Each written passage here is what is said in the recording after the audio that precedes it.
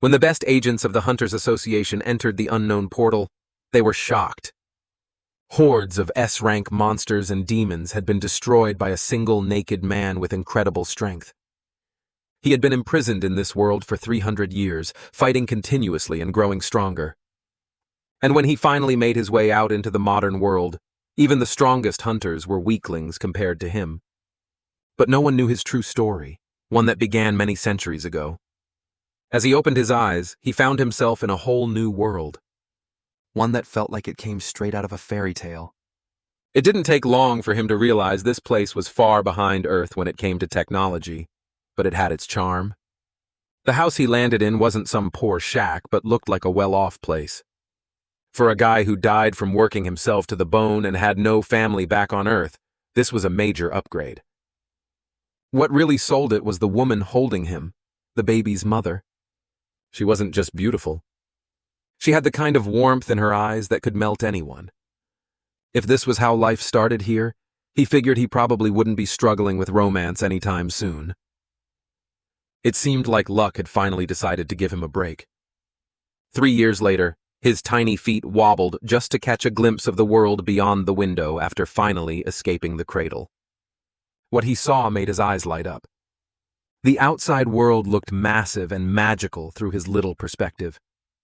But just as he was soaking it all in, the maid caught him red-handed, and his short-lived adventure came to an end. Not long after, he started piecing things together and realized his family wasn't just wealthy. They were actually part of the Grand Duchy, pretty well known across the kingdom. Turns out this little guy was no ordinary kid. He was the son of none other than the Grand Duke Drayonia of the Kingdom of Lionheart. Basically royalty. 8 years later, Lion stepped up his game and began training in swordsmanship, dreaming of becoming a knight of the kingdom. He couldn't help but wonder if things like ki or aura were part of the deal. His mentor, Sir Gothic, a legendary holy knight straight from the royal palace, took on the role of his master. Gothic was honored to train the son of Dragonia. But to Leyon, turning 14 felt more like entering a nightmare. Gothic was a beast in human skin, completely unfazed, no matter how hard Leyon tried during their spars.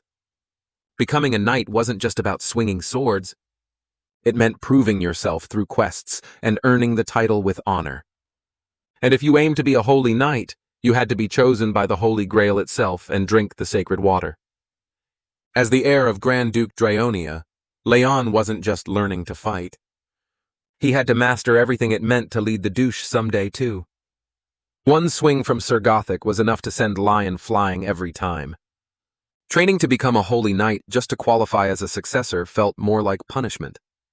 And more than once he found himself asking the gods to save him from this mess. Though he has no faith in him, by the time he hit 16, soaked in a thunderstorm and out on the road, he finally accepted his quest to earn the goddess's blessing.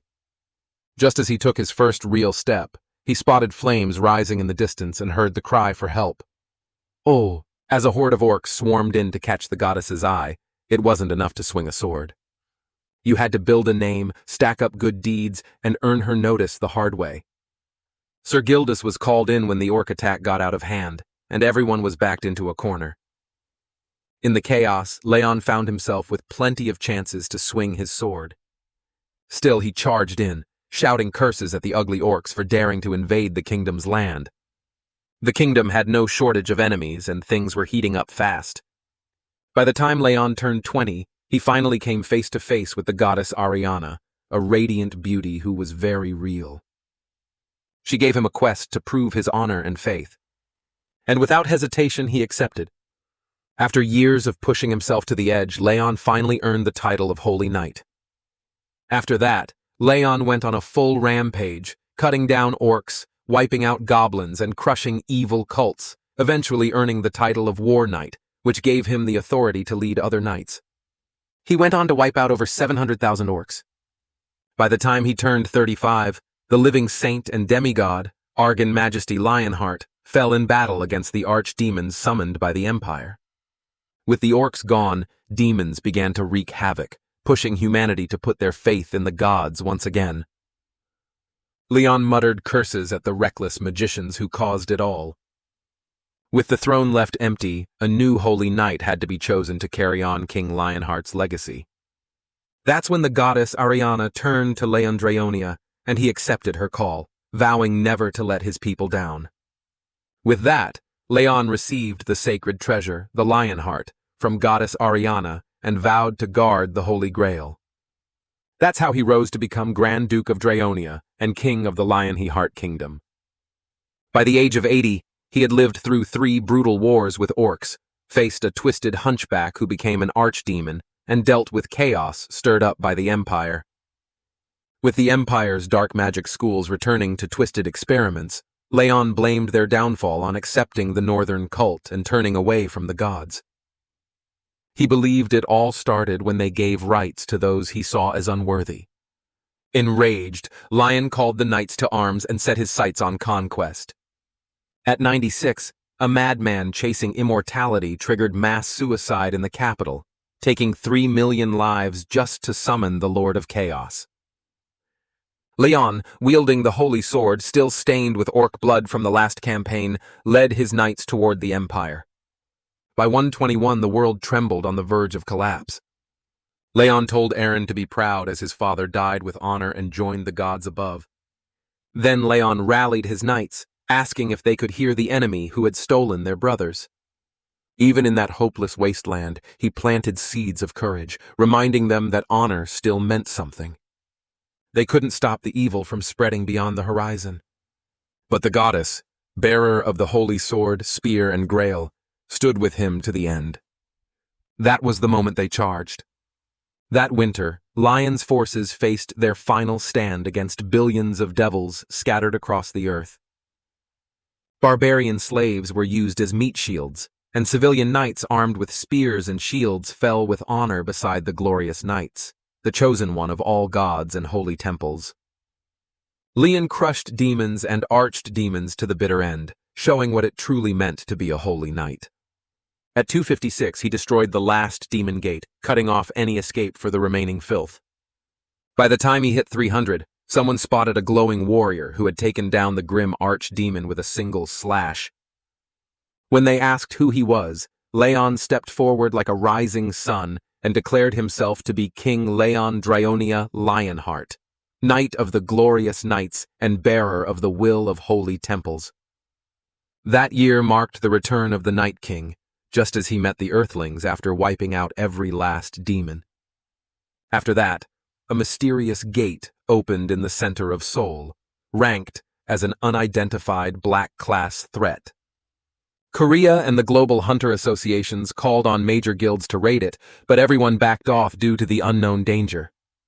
The government ended up assigning the Korean Hunter Association to go in first, basically sending them to their deaths. Inside, Associate Manager Hanhar's first sight was a completely naked man, and she couldn't stop thinking about it. Head Manager Kim Jin-soo snapped her out of it with a cup of coffee. She shared how nobody believed her story, but Jin-soo expected as much. A black-ranked demon gate, a great devil, and yet somehow they all came out alive. It felt like a miracle thanks to that one man. Hanhari questioned Lion, claiming he survived inside the gate as a survivor of the other world. Turns out some people had made it out of the gate realms before. Over the last 30 years, these gates had a pattern, a dying world or one already destroyed. Sometimes survivors return from the demon realm with insane strength still intact, which is why the government does its best to support and scout them. Hanhari sees the potential and knows Lion something else. Jin-soo stunned too. That A-rank hunters risk their lives against high-ranking demons. Yet Lion took one down in a single blow. The kind of monster that makes even Shranks tremble was nothing to him. Still, Jin-soo is a bit uneasy about the cultural gap as Leyon acts like full-blown royalty. Hanhari brushes it off, thinking he's probably a good guy. But as soon as they arrive, they witness Leyon yelling at the workers, breaking reinforced glass that even monsters can't crack. So much for being a nice guy. This beast clearly has a serious superiority complex. About 15 minutes earlier in the interrogation room, Leyon was feeling out of place. He remembered being a guy in his 20s who died from overwork, only to reincarnate into another world, become a king and knight, rule for over a century, and spend 200 years slaying demons. Now back on Earth, he's glad he still recalls bits of this place. He decides to keep his original identity quiet. After all, a legendary Night King sounds way better than some overworked office guy. Leyon isn't letting go of the royal attitude either. The bald agent struggles to handle him, but Leyon assumes he's either a government yes-man or just someone trying to stay respectful. When the agent brings up the Black Gate and Leyon's demon-slaying spree, Leyon corrects him, proudly saying he wiped out all evil species and upheld knightly honor. He then demands that the agent act as his secretary to record his grand tale. Baldy plays along under the excuse of cultural difference, so he agrees. Leyon hints that royalty deserves better treatment, basically saying he's hungry, and the guy rushes off to handle it. More than anything, Leyon wants to know what's happened to the world while he was gone. Baldy starts explaining how it all began 30 years ago when the gates suddenly opened across the world, flooding it with monsters and demons. After heavy losses, people figured out each gate had a theme, and if left alone, the dungeon inside would burst, unleashing chaos. Just as he shifts the topic to food, Leyon's deep in thought, comparing Earth's gates and quests to his own world's fall from a demon invasion. It felt like some kind of trial to strengthen humanity. Then the meal arrives, and Leyon is nearly overwhelmed by the smell of rich bone broth cooked for hours, seasoned just right, with crunchy kimchi on the side.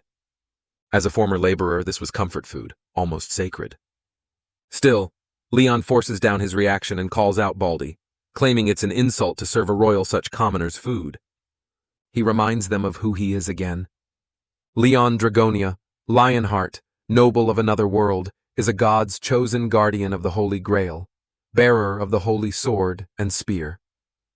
He is a slayer of millions of demons, the lord of chaos, malice, and the living history of the 300-year war.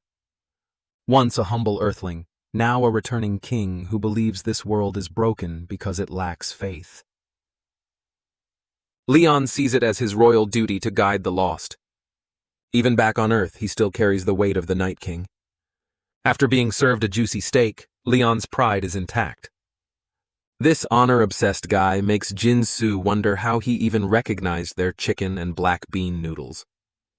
Hanhari is just relieved he's enjoying a T-bone steak with a bottle of red wine from 1993. Jin-Soo signals Hari to take the lead with questioning, but she's clearly freaked out and struggles with Leyon's old-school way of speaking. Jin-Soo, slightly annoyed, starts to suspect Leyon might actually be into Hari, especially since he called her brave earlier and didn't kick her out. Hari, a bit hesitant, peeks into His Majesty's room and politely asks if she can interrupt. Lion, wiping his mouth, recognizes the swordswoman from earlier and invites her to sit, which warms her heart. She asks if he enjoyed the meal, and Lion acknowledges the sincerity and skill of the chef, assuring her that his frustration wasn't about the food. It was more about their lack of respect in treating a king properly. He gently explains that how they treat foreign royalty reflects the status of their nation. Hari, nervous, realizes how disrespectful she's been. Leyon lets it slide, confirming her name is Hari, and also learns that demons are terrorizing the Earth. Hari reveals that her mission is to recruit Lion into the South Korean Hunter Association and their country. She formally asks if King Leyon would consider joining the association. Lion understands that the intelligence war of the 21st century is about scouting survivors for one's country, no matter the promises made. He knows he must fight if he stays, but a king cannot serve in another nation's military. So Leyon decides to form his own knight's order here in this world. Harry nods, understanding his decision. She didn't have much to argue with. Later, Jin-Soo comments that it's a good thing Leyon isn't swayed by another country or guild. Harry can't believe that an association tied to the government has to bow down to someone like him. Hari, fired up, blasts the large guilds for using their money and power to buy off survivors. Just as Jin-Soo is about to spill something about the Phoenix Guild, the floor shakes. They suddenly receive an alert about a dungeon break at the Hanam Plains. If a dungeon breaks near the granary, the demonic outbreak could disrupt food production. Hari knows that S-rank hunter Lee Yongwan from the Phoenix Guild is capable of taking down an orange-colored gate. Jingsu is sure these jerks are up to something. Leon, overhearing it all, realizes these guys are in trouble. When the dungeon break happens, Leon bets it'll damage the crops by infecting them, so he decides to take action in a place that isn't under Diara's control.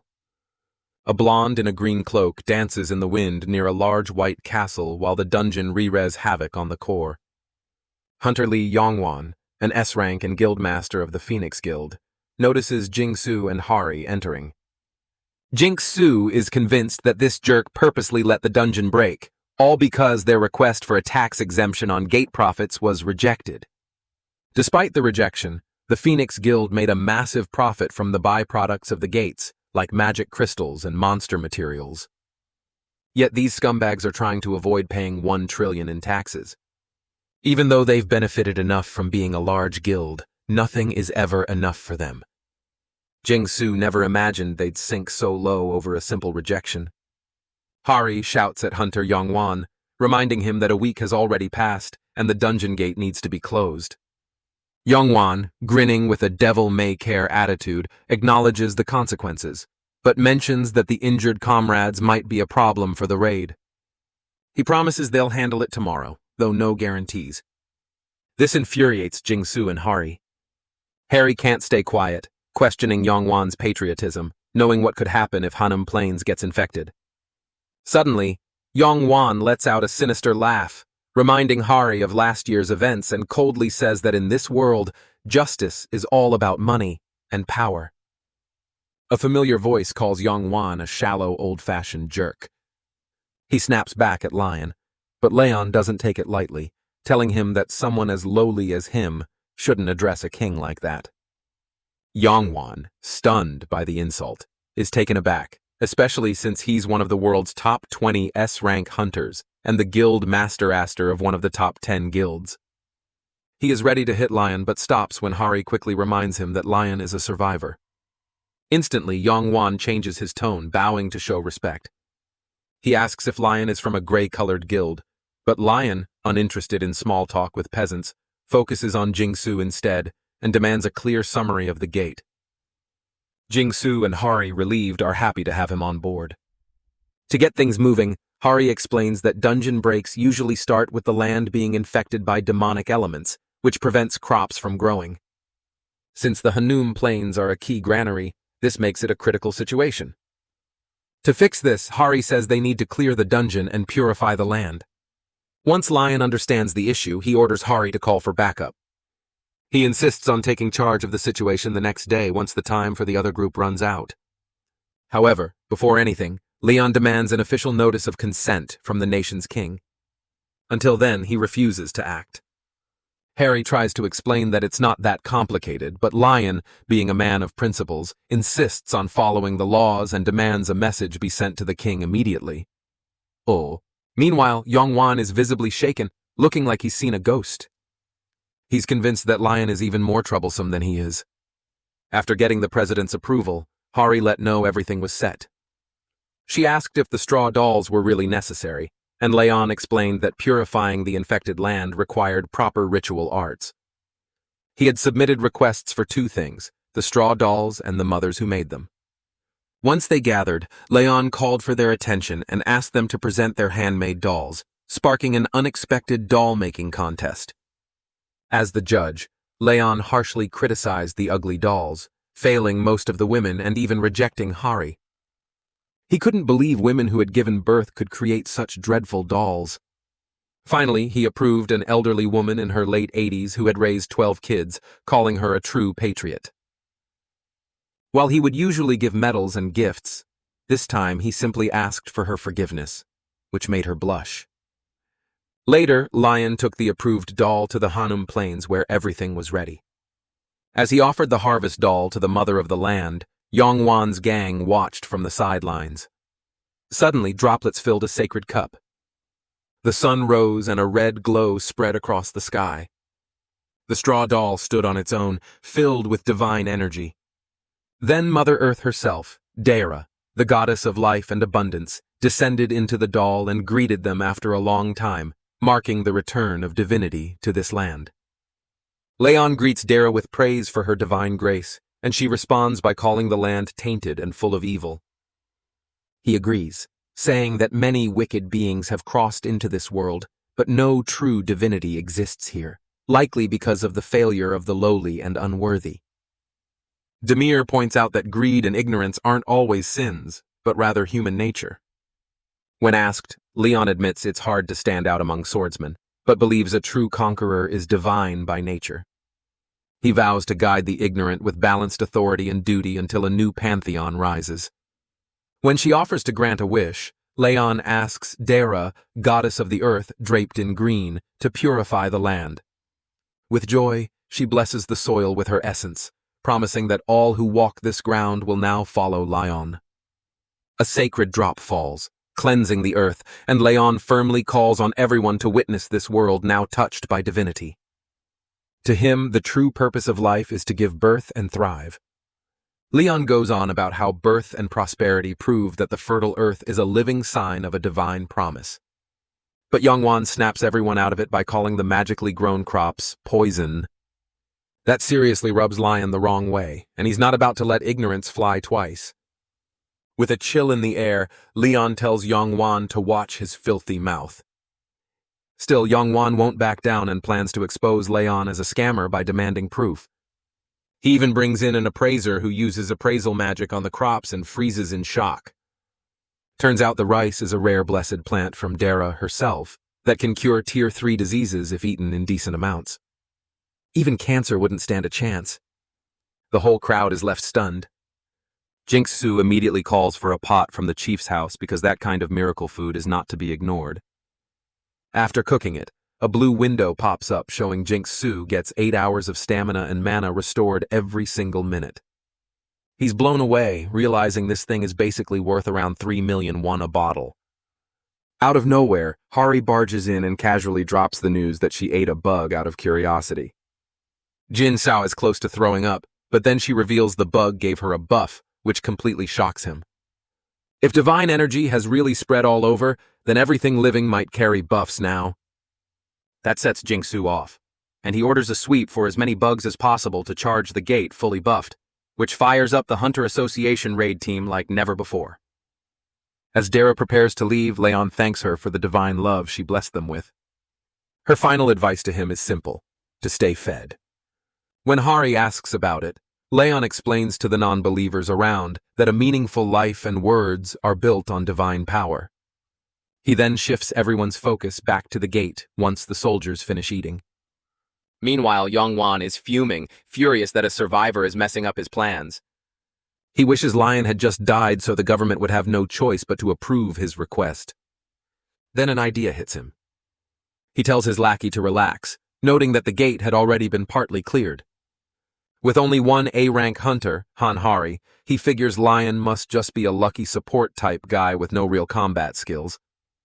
In Yongwan's mind, there's no way they can beat the monster inside with just basic moves. Leyon leads his earthly troops into the gate and quickly picks up the fact that these gates only close when the final boss is defeated or the main quest is cleared. He actually likes the setup.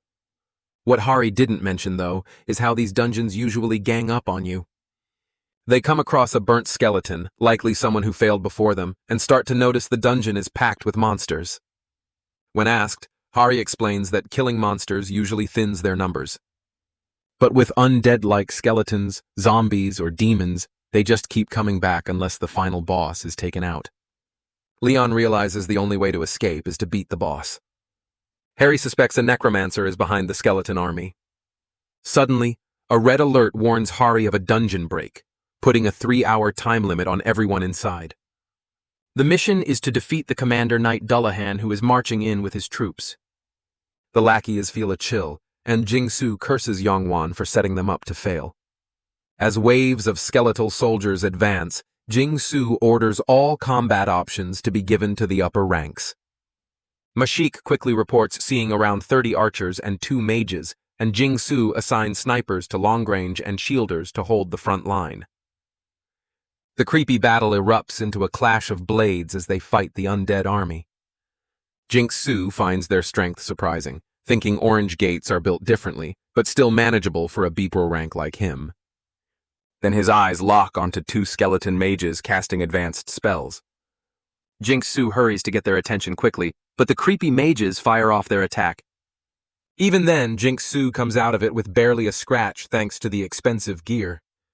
Just as the smoke clears, the final boss, Dullahan, makes a badass entrance on his horse, catching Jing-Su off guard. One blow and Jing-Su is slammed right into the wall. Harry gets worried and her lackey thinks it's the best time to call in reserve forces for help. Jing-Su sees the great sword picking up speed in Dullahan's hands. After realizing how bad the situation is, Hari seeks help from the king of Lionheart, the same man who once defeated a great demon. Leyon, the so-called king, believes a small battle like this is beneath him. Instead, he tells Hari to earn her honor, saying it's pathetic to make him deal with a pile of bones or expect the goddess to step in. That definitely rubs her the wrong way.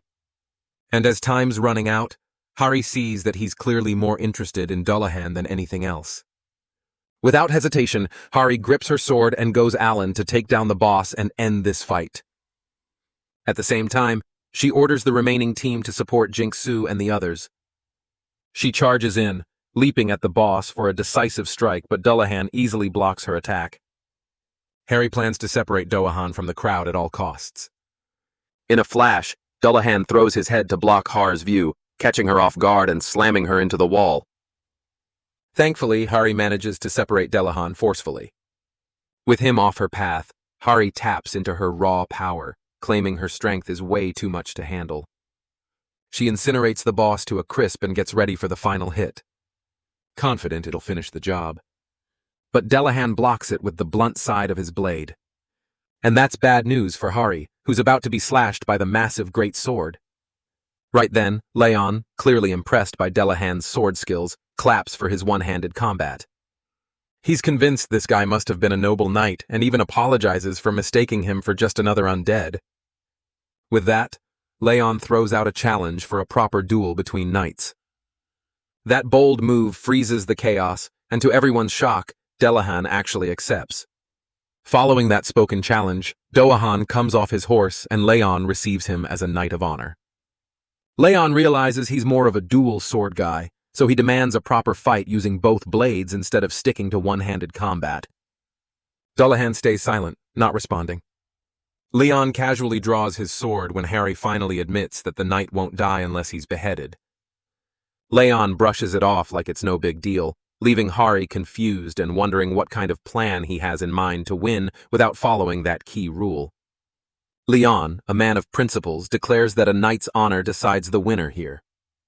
After stepping onto the field, he introduces himself as the first knight of the goddess of light and justice, Archduke of Draonia, and lion-hearted king of Lionheart, officially sanctioning the duel. Dullahan skips the formalities and dives straight into battle. With barely a move, Lion blocks his attack one-handed like it's nothing, causing Dullahan to lose his balance. With a single blow, Leyon tosses him aside. Dullahan tries a quick strike from up close, but Leyon reads his steps like a book and counters instantly, catching everyone off guard. Hari's amazed, and Jing-Su asks if she caught what happened. Only Hari seems to understand the flow of the fight. Leyon shifted the weight by tying the sword guard just as the blade made contact, followed by a perfect crosscut that most wouldn't even dare to try. It's been ages since Dullahan faced a true knight in a proper duel. And even though he knows this might just be a trick to avoid more chaos, he can't help but admire Leyon's upright stance and the seasoned look of a warrior who's seen countless battles. Leyon braces to take the next hit, but ends up blocking and knocking Dullahan back for the third time. He calmly asks if Dullahan still wants to go on, while Dullahan sees him as the very image of a noble knight. Deep down, he refuses to use necromancy against the King of Knights. The only thing running through his mind is the desire to fight this man the proper knightly way without shortcuts. Somewhere along the way, Dullahan had forgotten how to face true knights, like back in the days when he roamed the world with honor. By the 10th strike, Dullahan's sword flies into the air, and Leyon calmly acknowledges the precision of his technique. He asks if Dullahan remembers his past life, and Dullahan, thrilled, feels like this night just reminded him of his once glorious days. After countless battles fought without honor, Ending his cursed journey like this feels right. Leyon smiles, proud to see the fallen knight regain his dignity. With Dahan kneeling, Leyon quietly prays for his soul to rest or for the goddess of light to guide him to paradise. He hopes they meet again someday in the banquet hall of the gods. As Dahan fades, his human face looks finally at peace. Outside the gate, Jinx Su is stunned that Leyon kept his word and ended it with a duel. Everyone, including Hari, is shaken by the divine power that wiped out the undead so cleanly. Harry knows Leyon could have finished it earlier with one blow, but Leon explains Dullahan would have died a necromancer. Instead, he let him pass as a knight because honor comes from action, and action is born from will. With that, Leyon goes to claim his reward, only to find Dullahan's sword and cape. Jinx Su nearly faints when Lion smashes the crystal lute, but Leon shrugs it off, saying it was nothing more than a chaos machine. Hanim Gate has officially been cleared. Har's face was the very image of horror with deep eye bags marking Leyon's 4th day on Earth. So much has gone down and Har's completely drained.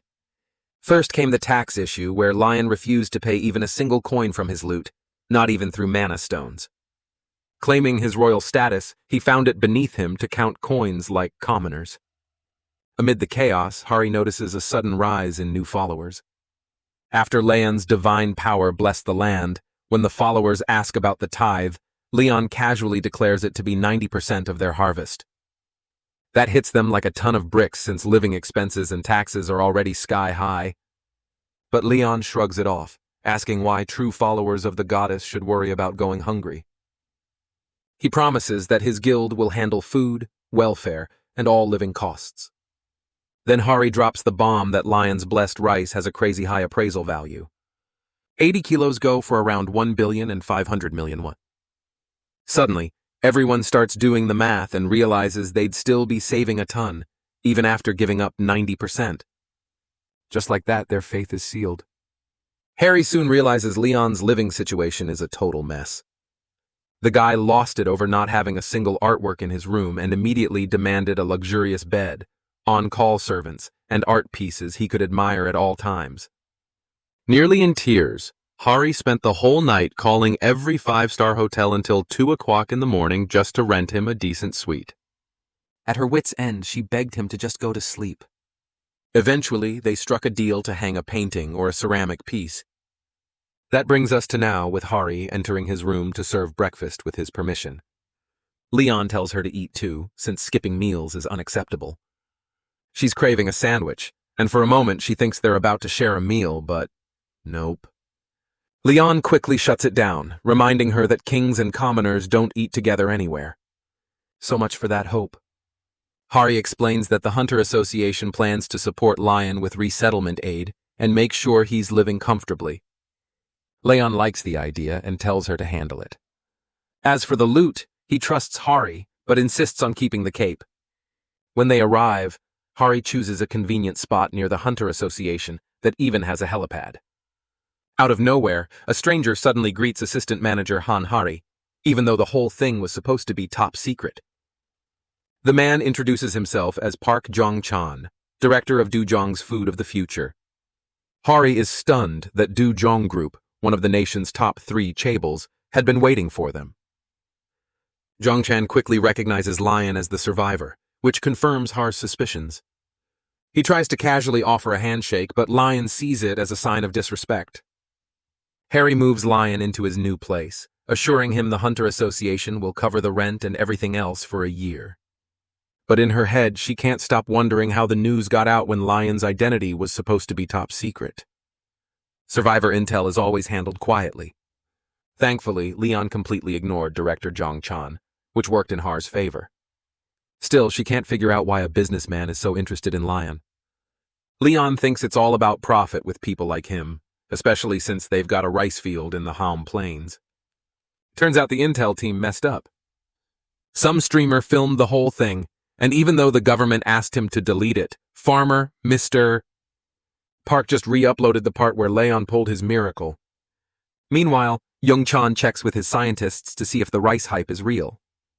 He wants to know if the effects on rats work on humans, too. His assistant says they reached out to the field owner and apparently after eating the rice, even a dying dog recovered. Whole illnesses, chronic and acute, major and minor, all were cured and the entire village got healthy. There's no human testing yet, but the results clearly show the rice works. Zhongchan could have had it all if it weren't for that wannabe survivor, Lion. He can't believe that arrogant guy had the nerve to call the director of Du Yung Group just a merchant. His secretary says the rice's potential is off the charts, so they've got to get their hands on it. Even if Lion's looking down on them, Yongchan's not backing off. He's planning to meet Lion face to face and show him who he's messing with. To him, Leon's probably just another survivor who thinks this world is paradise. But Yongchan has a plan to crush him with good old cultural shock.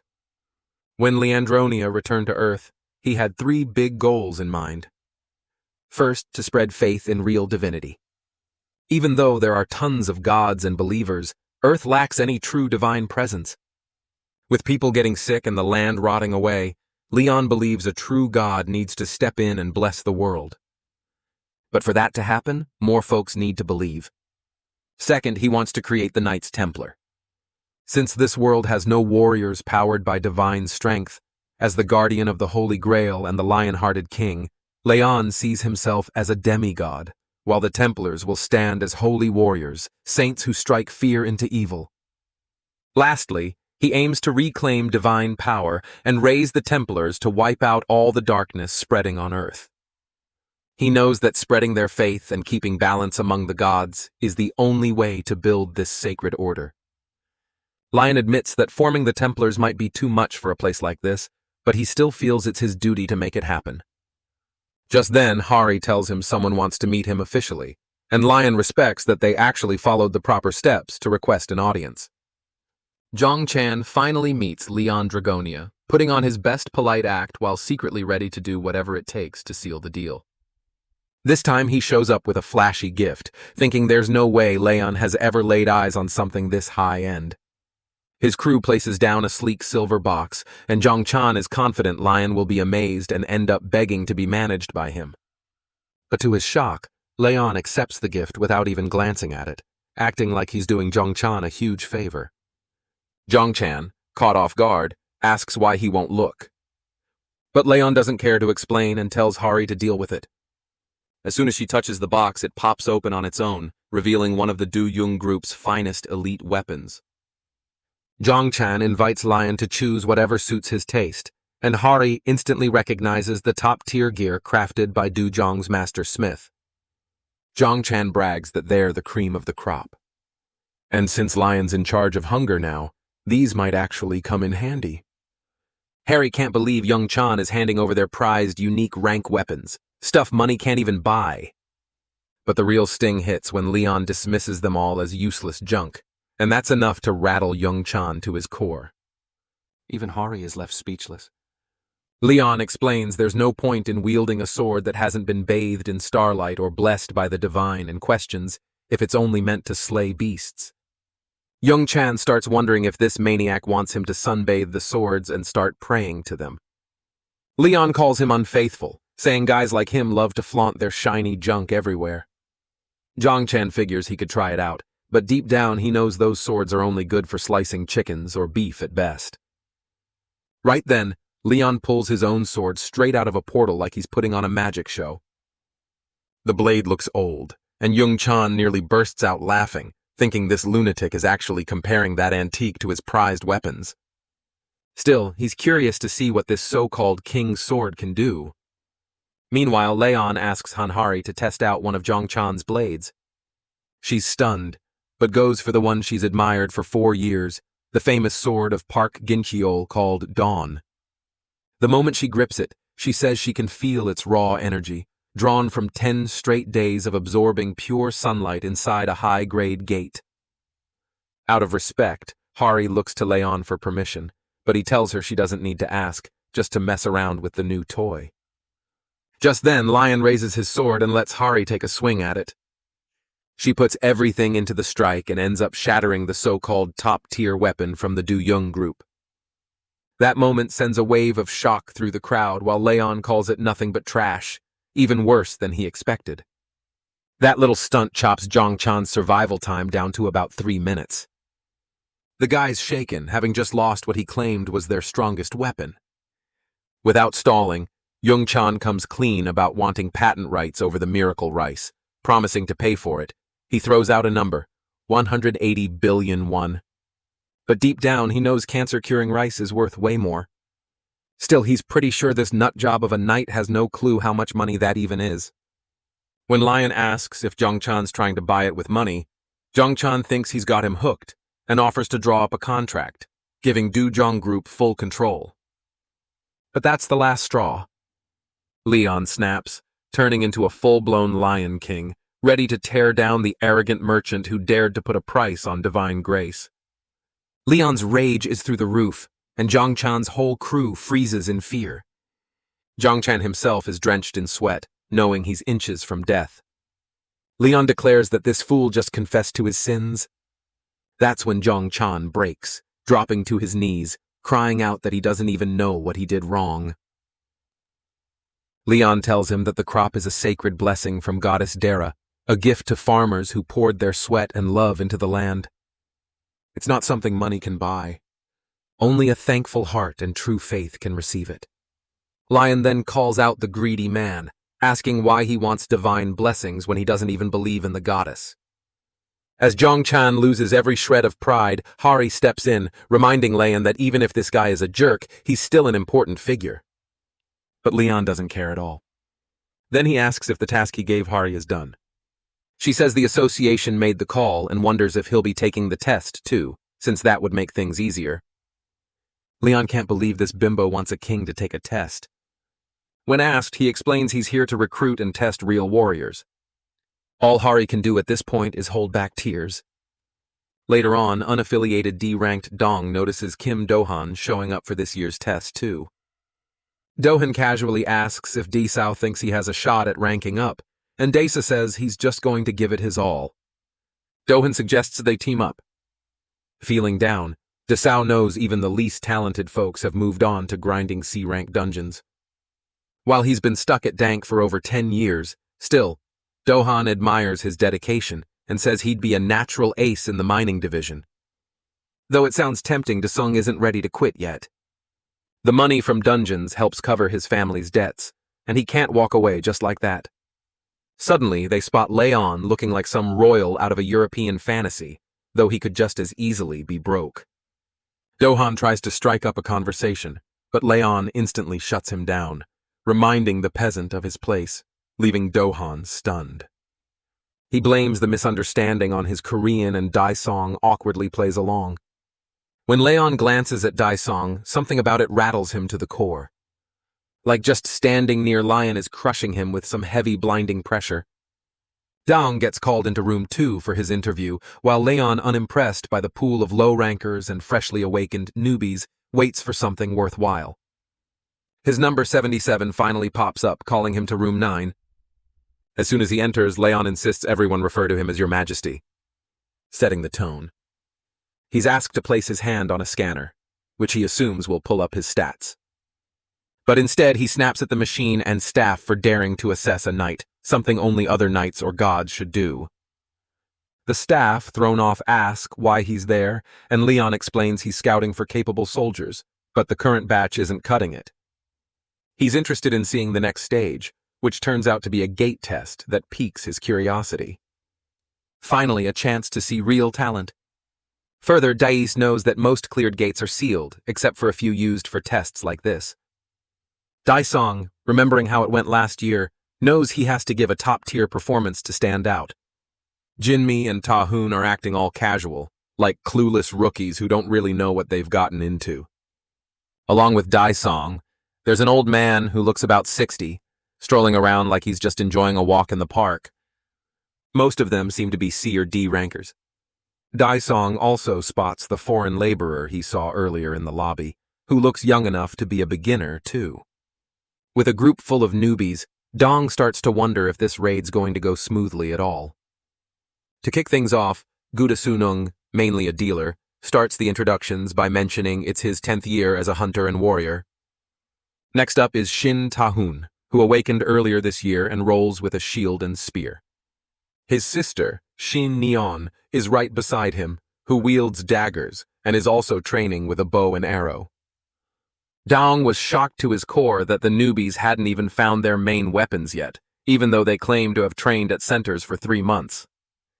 Then there's the old man, Oh Gang, who is in his 5th year and using gauntlets. He recently quit this after awakening with so little experience and a weapon that can't make up for his age. It's a weak setup. Finally, Dong asks the foreign laborer if he can speak Korean. Leon straight up says he won't be fighting and can't use a sword made for slaying dragons just to kill chickens. After hearing him out, Daesung is stunned to realize this guy speaks fluent Korean. The test involves hunting 50 kobolds, and during the mission, a null might surface. The judges confirm that if things get too risky, they'll step in, but otherwise, everyone's expected to give their best. Daesung is already stressed, especially thinking about how Leyon showed up with no weapons. Back then, Neon kindly offered her bow and arrows, but that wannabe king took it as a huge insult. Even when she said he could return them afterward, Leon lost it, yelling that long-range weapons disgrace a knight's honor and are for cowards. Without a second thought, he chucked the bow in full rage. Back in the present, Daesung is a nervous wreck. Convinced this test is heading for disaster, he suggests a spot he thinks is ideal for kobold hunting, and the group just hands him the lead, going with his plan without complaint. Tahoon also points out that at the edge of the terrain, there's a settlement that could have a bunch of NLEs. Desao doesn't think their team is equipped for that kind of fight since a small group like theirs could easily get boxed in.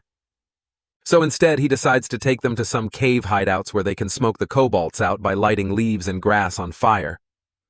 He sees it as an easy way to take them down. Tahoon compliments his experience, and Desao feels a strange boost of confidence, remembering all the guides he read and the training he did, dreaming of the day he'd enter a top-ranked gate. But in reality, this is still his first one, and he knows he has to move up this time because Dank isn't cutting it. Suddenly, Desao notices Tahoon shaking like a leaf and spots a couple of kobolds creeping up to the cave entrance. Without a second thought, he steps up and tells Tahoon to block with his shield. One clean hit and Tahoon starts to feel pumped, thinking he can totally take these dumb monsters down. Turns out he's good at blocking straight in attacks, but the guy gets a little too confident and doesn't see the kobold leaping right at him. He's seconds away from getting his face torn up by those nasty teeth. Desao quickly shouts to everyone that these kobolds are fast and tricky. Meanwhile, the old man and the others are handling things like pros, taking down kobolds one after another, which helps Daesung calm down a bit. Once the last few are cleared out, Daesa gives props to the team and Tahoon apologizes for messing up. Desao lets it slide since Neon took down 2 on her own and no one got hurt thanks to the old guy. Even though the guy was pretty nervous at the start, things turned out way better than expected. Well, everything except that one foreign guy with the royalty complex. So, Dong finally calls Leon out, asking why he didn't lift a finger. The judge awkwardly says he'll make a note of it in the records, which just annoys everyone, but they decide to press on and soon make it to the cave. Once they arrive, Dong sticks to his plan and tells the group to light the fire to kick things off. But then Leon pushes his buttons by asking if that's really the best he's got, which is a lot coming from someone who hasn't done anything. Dong defends his strategy, saying he's used it 3 times before and it always worked. Leon isn't buying it, though, questioning why he's relying on so little experience. That gets Dong so mad that the vein on his forehead nearly explodes as he sparks the fire. Once the trap is set, Daesa warns everyone that the kobolds are coming and tells them to get into position. As expected, the kobolds rush in like wild animals, and the hunters unleash their attacks all at once. Desao feels like a genius, thinking his plan is foolproof, and that between these kobolds and the few nulls they'll knock down in the plains, they'll clear the test easily.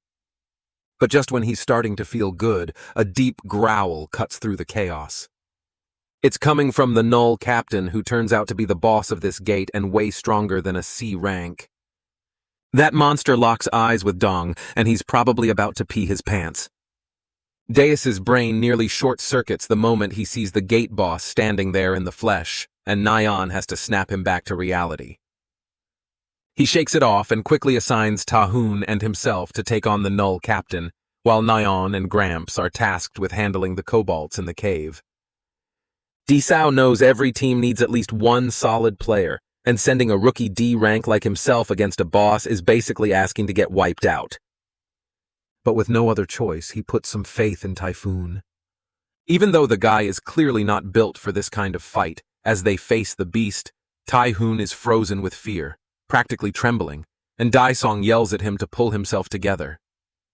Though he gets it, the thing in front of them is a pure nightmare. Tong starts to panic, thinking Typhoon's totally lost it and won't even be able to lift his shield in time. Just then, Typhoon stumbles and hits the ground, looking like he's about to become Cobalt's meal plan. Meanwhile, one of the judges quietly wonders when Lion's finally going to step in. Without wasting another second, Daesao grabs the shield and charges straight at the boss, yelling for Typhoon to fall back. Just as that monster is about to crush Typhoon, Dong blocks the hit, using every ounce of strength in his shield. The blow rattles through him, and the beast looks even more pissed now. Another attack's coming fast, and Tong's not sure if he can block it again, or if this is where it all ends. He's convinced they might have had a shot if Typhoon hadn't messed up so bad. Now death feels way too close. But out of nowhere, Leyon shows up like some uninvited guest, catching the Null Captain's blade between two fingers like it's nothing, and casually tells Daesung to try again since his first move wasn't half bad. Dong's left speechless, frozen by the sight of this foreign guy stopping a Heil beast with his bare hand. Leon calmly tells him to lift his shield and go another round with the Null Captain. He even questions why Daesung can't beat it again if he managed to hold his ground the first time. Daesao's completely thrown off by it all. Lion tells Dong once again to get up, block the Cobalt's attack, and hit back. Daesung tries to remind this insane guy that they're neck-deep in danger. But Leon clearly isn't the type to repeat himself. He's not the kind who takes no for an answer, and ignoring him after witnessing what he can do is just asking for trouble. Leon says a Templar passing down teachings to a basic foot soldier is a rare thing, and Daesao is left wondering how many generations it's been since that kind of thing happened. One thing Daesao knows for sure is that staying alive is priority number one. Out of nowhere, the Cobalt growls at Lion, and he starts thinking this dumb rabbit really must have a death wish or something. Lion glares at the ugly creature, and it starts trembling like a leaf. The fight again breaks out, and Dong notices how its strength is enough to yank his shield away. Leon yells at Dong for using the shield on an opponent way stronger than him. Lion tells him to stop just defending and instead look for an opening, warning that the creature isn't some mindless brute, but a beast that learns as it fights. While Daesong's still trying to figure out how to deal with it, Leon suddenly kicks him in the knee and yells at him to never take his eyes off the enemy. That moment snaps Daesong back and he realizes just how close to death he was. If he had taken that last hit head-on, he would have been done for. Leon keeps pushing him to tap into his potential, which honestly freaks Daesao out. He's always seen himself as a washed-out dank with zero skills or talent. He's not buying the whole potential speech like it's just going to show up out of thin air because some weirdo said so. But still, something shifts in him. He starts to feel this strange spark, like maybe he can actually take this monster on. And right when the creature lunges to strike, Daesung doesn't flinch. He believes even for a second that he can pull this off. He puts everything he's got into blocking the blow. And somehow it works. Even he's stunned that he managed to break through like that. But it's way too soon to celebrate because right after that, the Cobalt smacks Daesong in the face and tosses him aside like trash. Lion sighs and questions why Daesong still can't see the bigger picture, pointing out that he's still stuck at D rank even after all this time.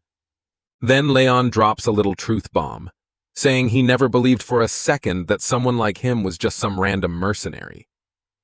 Meanwhile, the guy in the hat finally reveals himself by taking off his mask. As it turns out, he's actually the president of the Korean Hunter Association, Oh Kang-yuk. He admits it all felt kind of pointless in the end. Kang-yuk asks Lion if he found what he was looking for in there, and Lion says he's at least got his eye on one potential soldier candidate. Kang-yuk seems a little uneasy, wondering if Lion's planning to go hunt overseas, especially after seeing him casually destroy a C-rank boss like it was nothing. But Leon corrects him, saying that the creature wasn't even worth calling a toy. Then Kang Hyuk switches gears and offers to back Lion up if he ever wants to start his own guild. He points out that if Lion's planning to build something from scratch, getting famous is the fastest way to make it happen. And in this day and age, there aren't many shortcuts to fame. That's when Kang Hyuk brings up a red gate that opened up in Changju after a raid failed miserably. It's been left unclear for over a year now. Inside that gate lies the Jewel of Wisdom. But to get to it or destroy it, one has to face the boss of the red gate, the Yog Spinner. At Chungju Sports Complex Gate, the first team from the KPPP Guild kicked off their raid. Hyung and his crew stumble upon a modern civilization that looks way more advanced than anything on Earth. One of the girls thinks it actually looks pretty cool. With all the talk of fantasy and murmur worlds, Guildmaster Hyung figures it's not too crazy to believe a futuristic world could exist too. One of his lackeys even says it feels kind of like something out of cyberpunk. Thinking it through, Hyung decides they should probably go over the plan again, starting with how they organize the party. Hoyle believes the team is solid and ready to take on a few strong enemies if needed. After scoping things out, Hung points to a nearby building to use as their base camp since it offers a solid high point for surveillance. Hoy confirms he hasn't picked up anything suspicious so far. As for Jagged Spinner, Hyung brings up that he's supposed to be the boss here, but no sign of him anywhere. It's hard to believe a whole city this big doesn't have a single monster or person hanging around. In a way, Hung thinks it's kind of a blessing not to have some mind-melting evil army or random resistance crew breathing down their necks. Right after that, Hung calls out the KP crew for not having enough info on Jagged Spinner.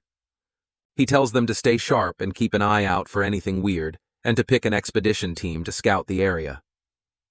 But before they can even make a move, a beam comes out of nowhere and blasts Hyung's head into pieces. Hoyle stands there in complete shock, watching Hansu Hyung die in the most brutal way possible. The rest of the crew is frozen, horrified as their guildmaster's head shatters like glass. That sneak attack sends everyone diving for cover, trying to avoid getting turned into ashes. Out of nowhere, fire arrows start raining from the ceiling, lighting the ground on fire. Everyone's running like hell. Hoy realizes that if even an A-rank tanker like Hansu Hyung couldn't dodge it, then whatever they're up against is something way beyond their level. It straight up feels like a death trap. One of the girls spots movement at 3 o'clock but can't tell how far it is because of all the dust and sand in the air. Ho Yan, the vice guildmaster of KP, steps up and calls for a retreat before the whole place caves in. As for Hung's body, Hoy says they'll come back for it later after regrouping because something about this place just feels seriously wrong. Hoy tells Hyeri to check out the exit, and she heads there confidently, saying she won't detect anything dangerous and that it's safe. But out of nowhere, she suddenly freezes, feeling a weird itch in her throat, then leaps straight into an invisible web made of razor-thin blades. Hoyle and the others are horrified, watching helplessly as Hyeri is shredded right in front of them. He can't even tell when those wires were set up. Without wasting time, he shouts at his crew to cut through all the wires and get out of there fast. Hyal tells them to coat their weapons in mana to slice through. Deep down, he's freaking out, wondering if there's just one enemy or more, and how long they've been stalking them. While the crew works on clearing the wires, a robot zooms in on them with its lens, ready to strike. One hit wipes out Hoyle's team in an instant, leaving Nim wrecked. He screams for the enemy to come out already, furious and desperate. That's when the robot finally drops in front of him, and it all clicks. This thing is Jagged Spinner. A voice comes through the robot, teasing that if Hoy had something like this, he'd never run out of ammo and could fight non-stop. Hoy is fuming, absolutely losing it over the fact that this lunatic wiped out his entire crew just to prove a point. At that moment, Jagged Spinner pulls out a glowing rope and lashes it toward Hai, aiming to end him for good, claiming it's all to protect the city. Over at Chungju Gate, the first raid team of KPPP hunters had 58 members, and not a single one made it out alive. The gate boss has now been bumped up to red level and everything is on hold indefinitely. Later on, the second raid team decides not to set foot into the city to avoid running into Jagged Spinner. Meanwhile, the third raid team is fully focused on getting their hands on the Jewel of Wisdom, and any other spoils. The white-haired guy boldly declares that the 60 billion won will go to the second team's guild. With everything settled, they head into the Changju Sports Complex gate. This gate access has been granted to one of Korea's top 10 guilds, the Golden Lion, led by Guildmaster Hwang Gum-cho, an S rank, and Vice Guildmaster Hang Yeon-ha, an A rank, along with 47 more members. Aside from them, the Magic Tower has sent Guild Taesung, who's close to S rank, with a squad of 48 mercenaries.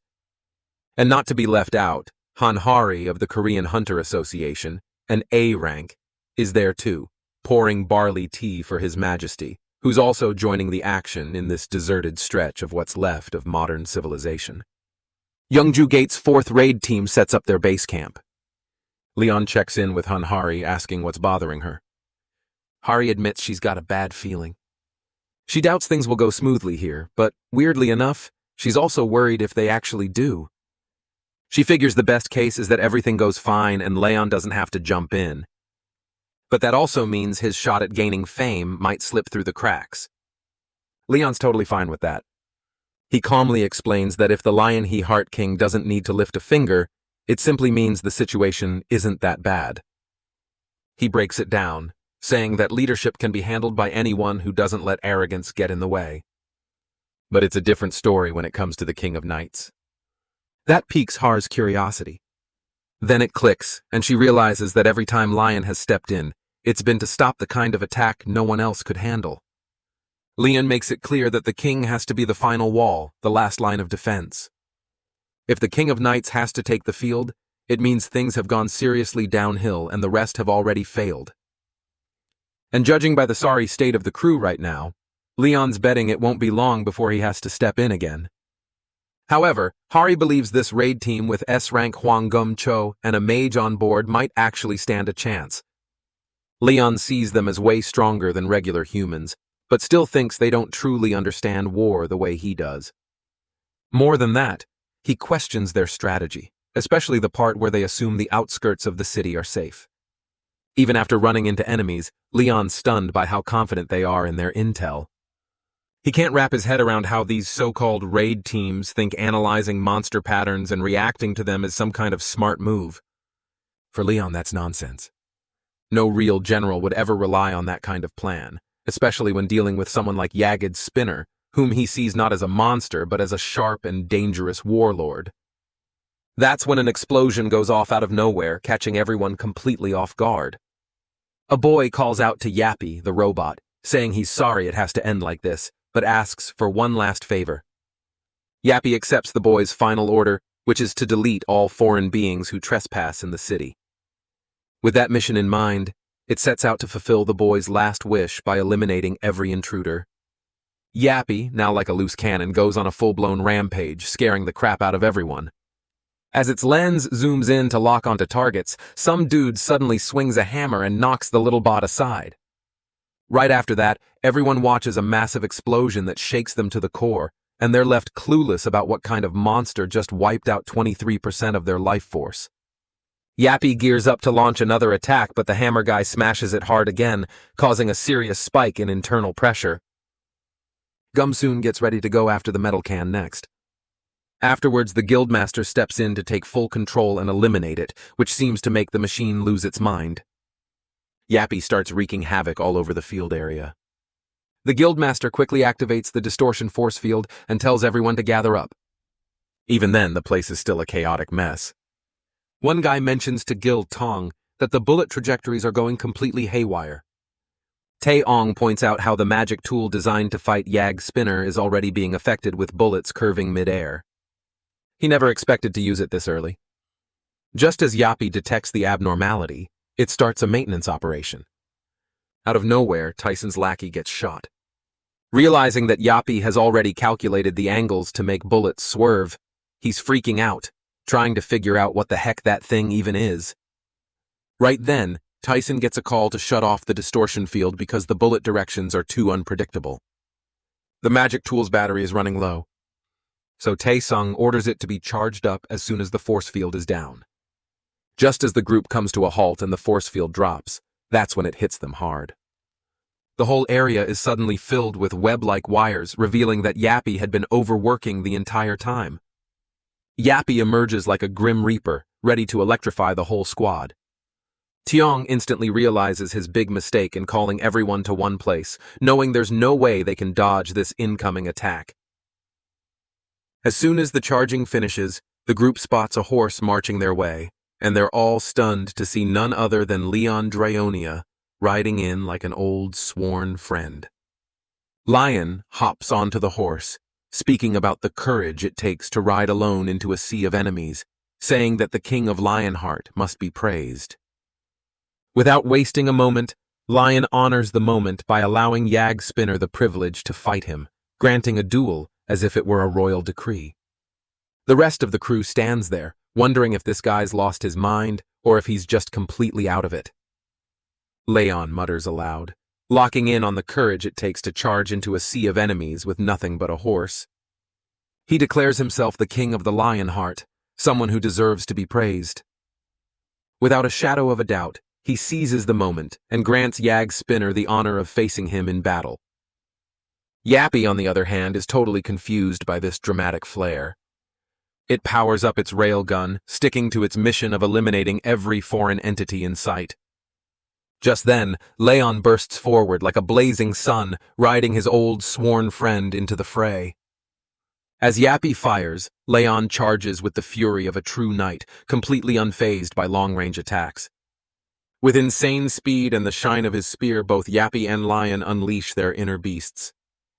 Suddenly, a massive explosion sends debris flying through the air as Yappy takes a devastating hit. In that moment, Yag Spinner's high-functioning AI completely crashes. Turns out, Yappy had no logical explanation for the phenomenon happening right in front of its sensors. Apparently, Yag's machine had already analyzed the entire scene, noting that Lion's weapon looked outdated and joust-like, but it was fast enough to grab its attention. Still, the machine calculated that the impact would be minimal based on Lion's mass. Yappy marked the threat level as 0, figuring the railgun could easily take Leyon out with a single shot and wasn't even worth the effort. That was how the machine's logic played out. 3 seconds earlier, Leyon's shout created a thin barrier, a pattern unlike anything previously recorded. 2 seconds before impact, the system predicted a direct hit from the railgun bullet and estimated the shockwave alone would be enough to eliminate the target, even if the shot was blocked. 1 second before impact, the bullet was deflected. There was no clash or proper block, just a smooth deflection pulled off effortlessly, like breathing using a skill passed down by the Knights Templar. Leyon saw it as a miracle only humanity's strongest warriors could wield, enforcing divine law through the blessing of the arrow shield, a power that repelled every attack in its path. The machine couldn't comprehend what had just happened and suffered a serious malfunction with its internal systems spiraling into chaos. In that moment, it recalculated Leyon's threat level to the maximum, level 5. The machine slammed into the ground in a desperate and pitiful retreat. Even now, Yappy echoes the boy's final wish to never let anyone reach this place, no matter the cost. With most of its system failing and its balance completely wrecked, Yappy locks onto Lion as a level 5 threat and kicks off emergency modulation to counter the new weapon. Suddenly, Yappy hears Jog's voice thanking him for everything he's done, and Yappy's modulation for counterattack finishes loading. Right in the heart of the city, over in Block 8 of Cheongju Sports Complex, a guy standing about 250 meters across the street spots part of a machine gun. He quickly orders the long-range dealers to move into the nearby building across from Yagid Spinner, while the rest of the team holds their position. But as he turns the corner, he's hit with the gruesome sight of a full-on bloodbath. Flesh and bones shredded everywhere by tangled wires. It drains the color from his face instantly, like he's staring at a ghost. Then out of nowhere he feels something clingy brush against him. He spins around to strike, heart pounding, but there's absolutely nothing there. Still, the guy's drenched in sweat, absolutely sure he felt something breathing down his neck. That's when a web of piercing blades slices through him in seconds, tearing him apart and ending his story right there. Yappy seals the wind by wiping out 5 foreign entities. But one crybaby somehow stays camouflaged until the second he watches his boss get torn to bits, and that freaks him out enough to bolt. Yappy chases him all the way to the cemetery where the guy drops to his knees, begging for his life. Just then, Yappy recalls a memory of the boy saying he wanted to be buried in the cemetery like everyone else, so he could become part of the city forever, and he hoped Yappy would protect the place. That memory hits hard, and suddenly Yappy's reasoning system shuts down as his priorities shift after locking eyes with the crybaby. The guy's left wondering if the little robot just decided to let him go or what, as Yappy silently lifts off into the sky without saying a word. Moments later, Tiong shows up and walks over to the kid while the crybaby nervously mutters that the metal spider must have been too tired to finish him off and just ran away. The crybaby explains how Yappy's face said it all, like it knew there was no shot at winning. Maybe because it caught sight of Tiong coming this way. That pretty much proves the machine has its limits too. But what really bugs Tyson is how the cemetery in this city is way cleaner than everything else around. Meanwhile, Yappy calculates its chance of success at 92% and ends up deciding to retreat, putting the protection of citizens first, even if they're already dead. Tiss and the others can't stand the creepy vibe of this place. At the same time, Yappy logs 49 targets still active with both the level 5 and level 3 threats in good health, while the chance of taking down the level 1 threat is only 35%. So, the battle kicks off again. That's when someone notices Yappy quietly tucked away trying to repair itself and calls it out asking if it had fun playing with commoners, and that someone turns out to be none other than Lion himself. As it turns out, Lion lives and breathes chivalry. And it's no exaggeration to call him the embodiment of it. With that smug face, the King of Lionheart despises cowardly ambushers more than anything and craves a fair fight that's fought head-on. So Lion boldly asks Yappy if it's ready for battle. Yappy gets instantly alarmed by the unexpected visitor in its territory. It's obvious that the opponent has no reason to play fair. But Leyon isn't one to toss aside his knightly morals. Chivalry fuels his will, and that unbreakable will is what powers Lion's strength, making him the chosen one. Leon bets a machine can't possibly grasp the concept of honor. With 480 bullets left and all other equipment in check, Yappy goes straight for the trigger and fires at the arrogant jerk.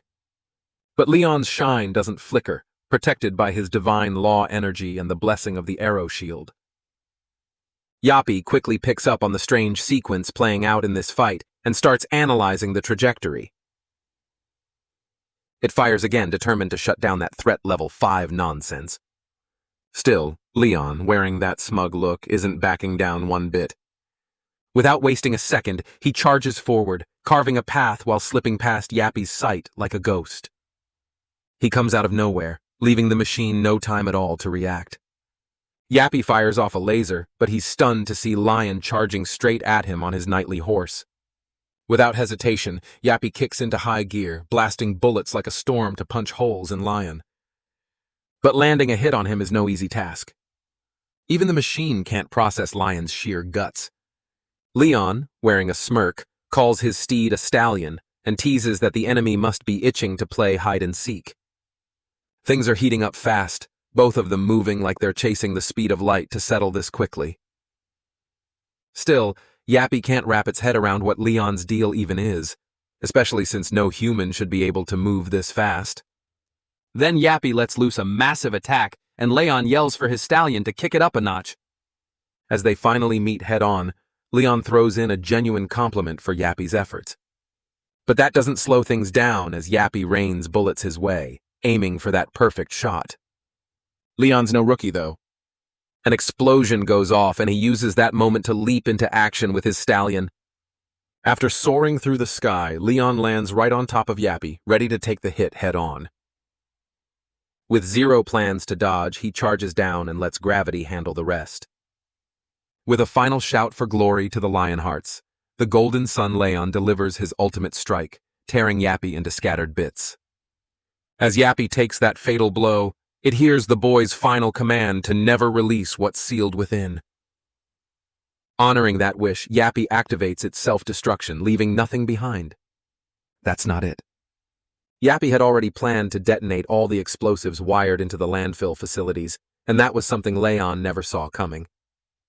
Out of nowhere, the biggest blast hit the center. When JS-10-253 opened its eyes, it was lying inside a storage container, the air thick with the smell of oil.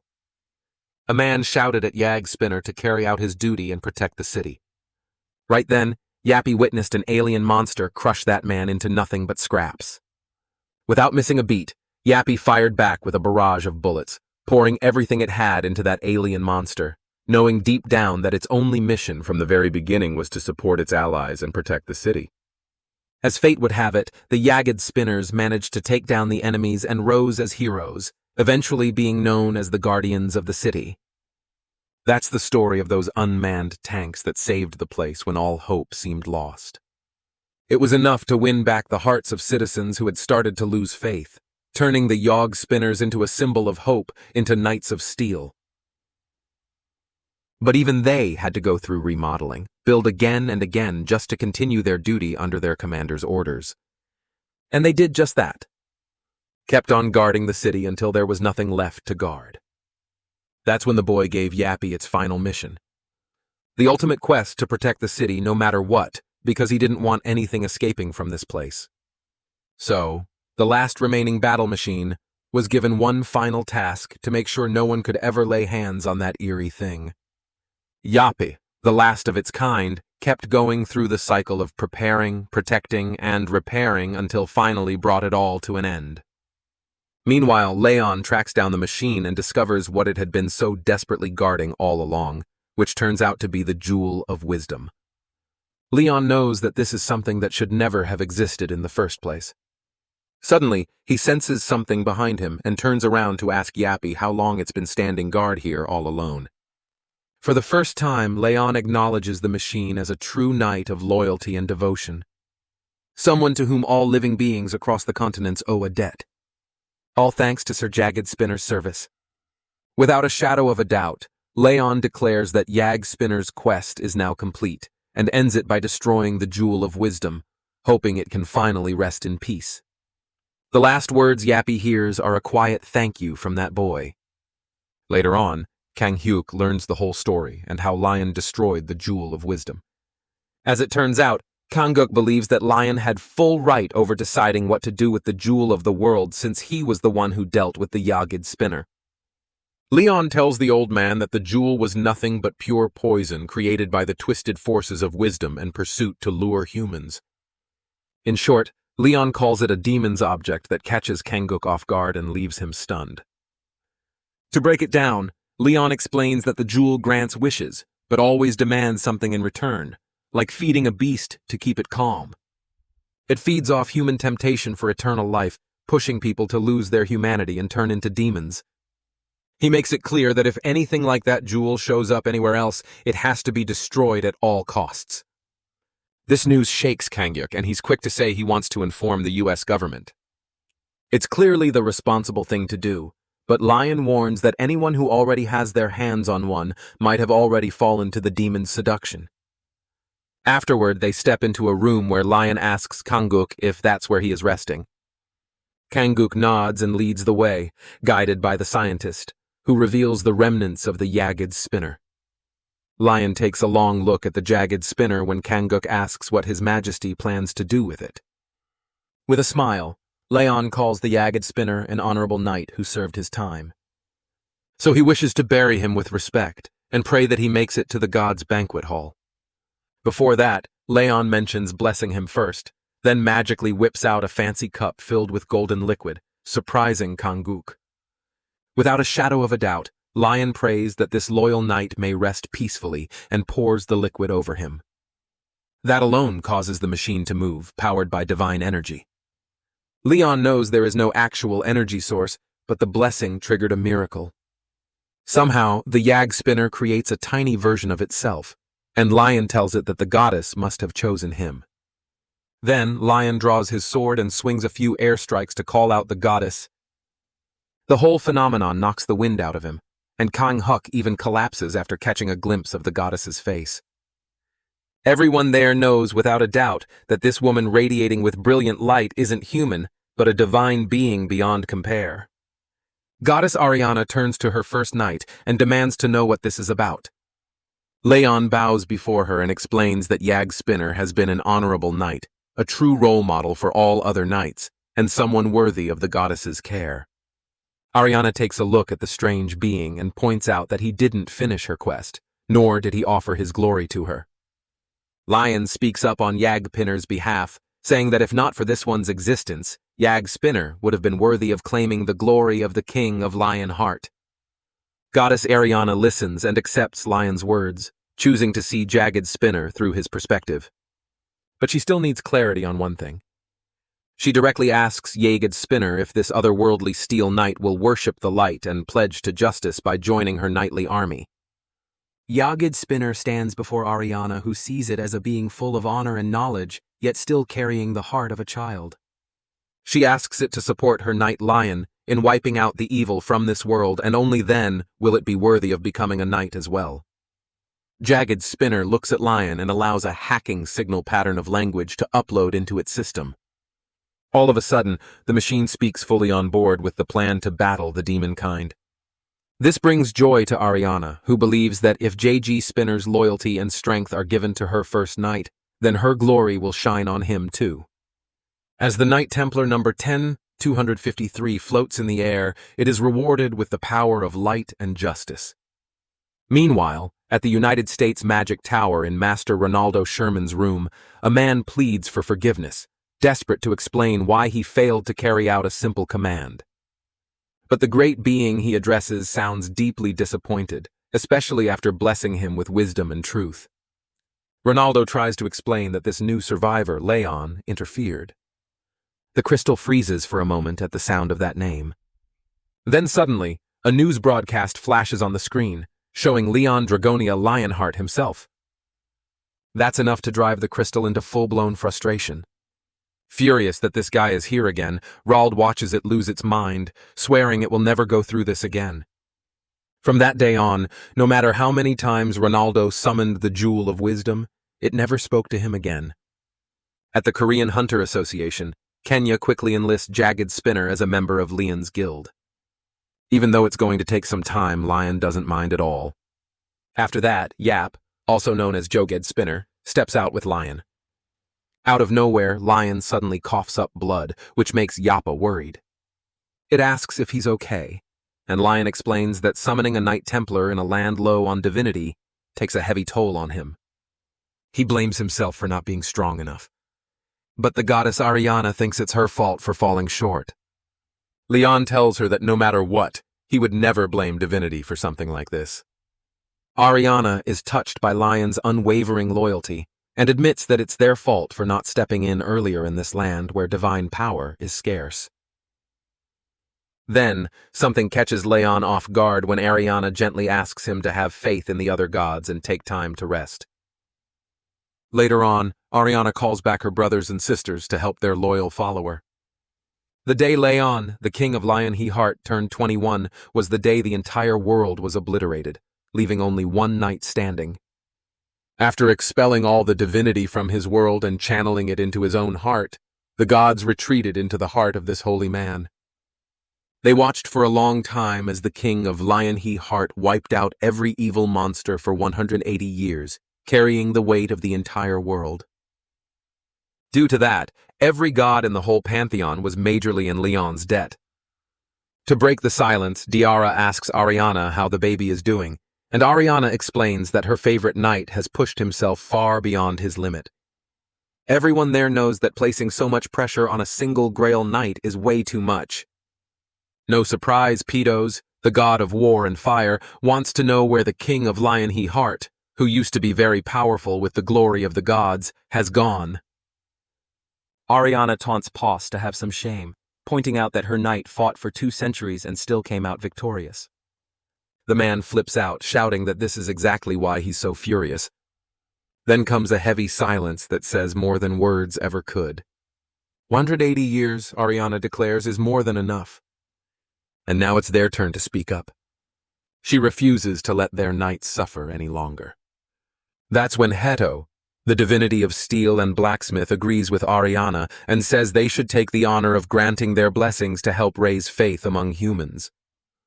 Hedo adds that, thanks to intel from Diara's followers, they can even use this thing called the internet to their advantage and start showering divine miracles onto the world. Poe raises the question of why their knight, being an earthling, didn't come up with this idea himself.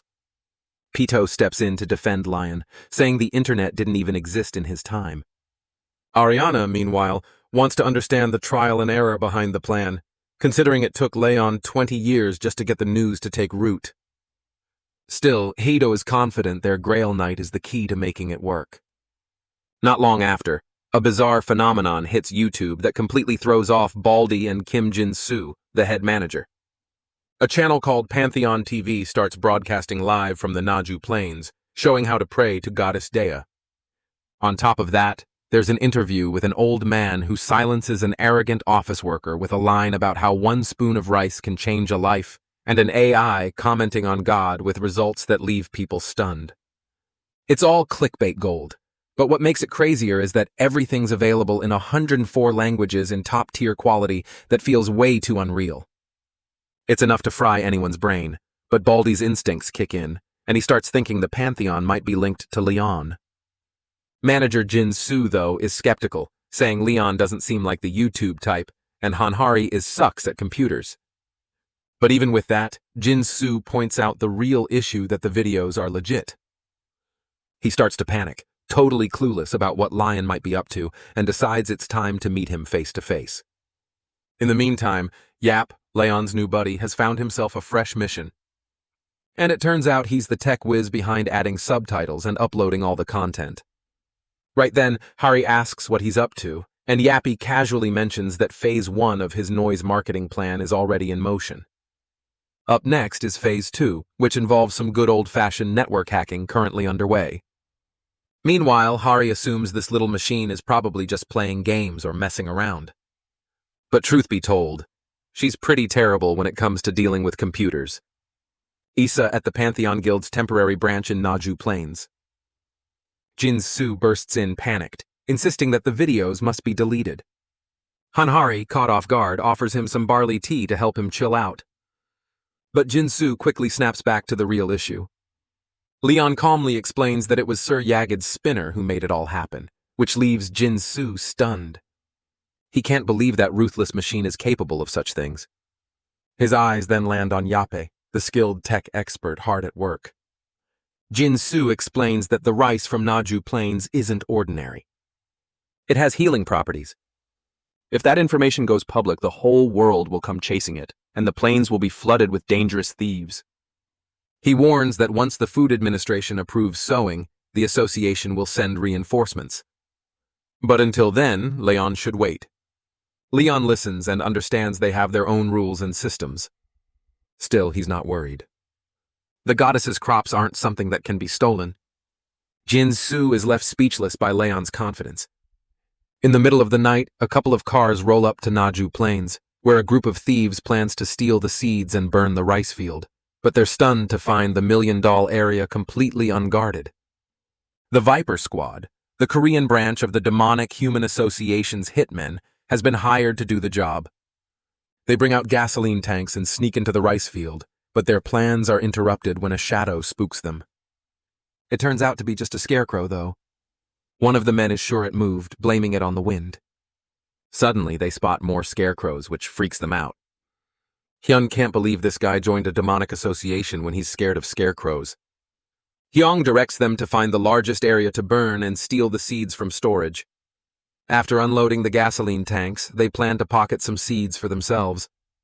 That's when Hyung notices Mansu, Duan, and Ginte are missing, and the scarecrows are too close for comfort when they should be far away. Suddenly, Hyung notices a scarecrow behind him, grinning stupidly. It's enough to freak him out, so he slashes it in half, shouting that these monsters are moving. All the scarecrows, with their cartoonish expressions, start creeping toward them, and the Viper Squad is left confused, wondering where these things came from since there wasn't a dungeon break.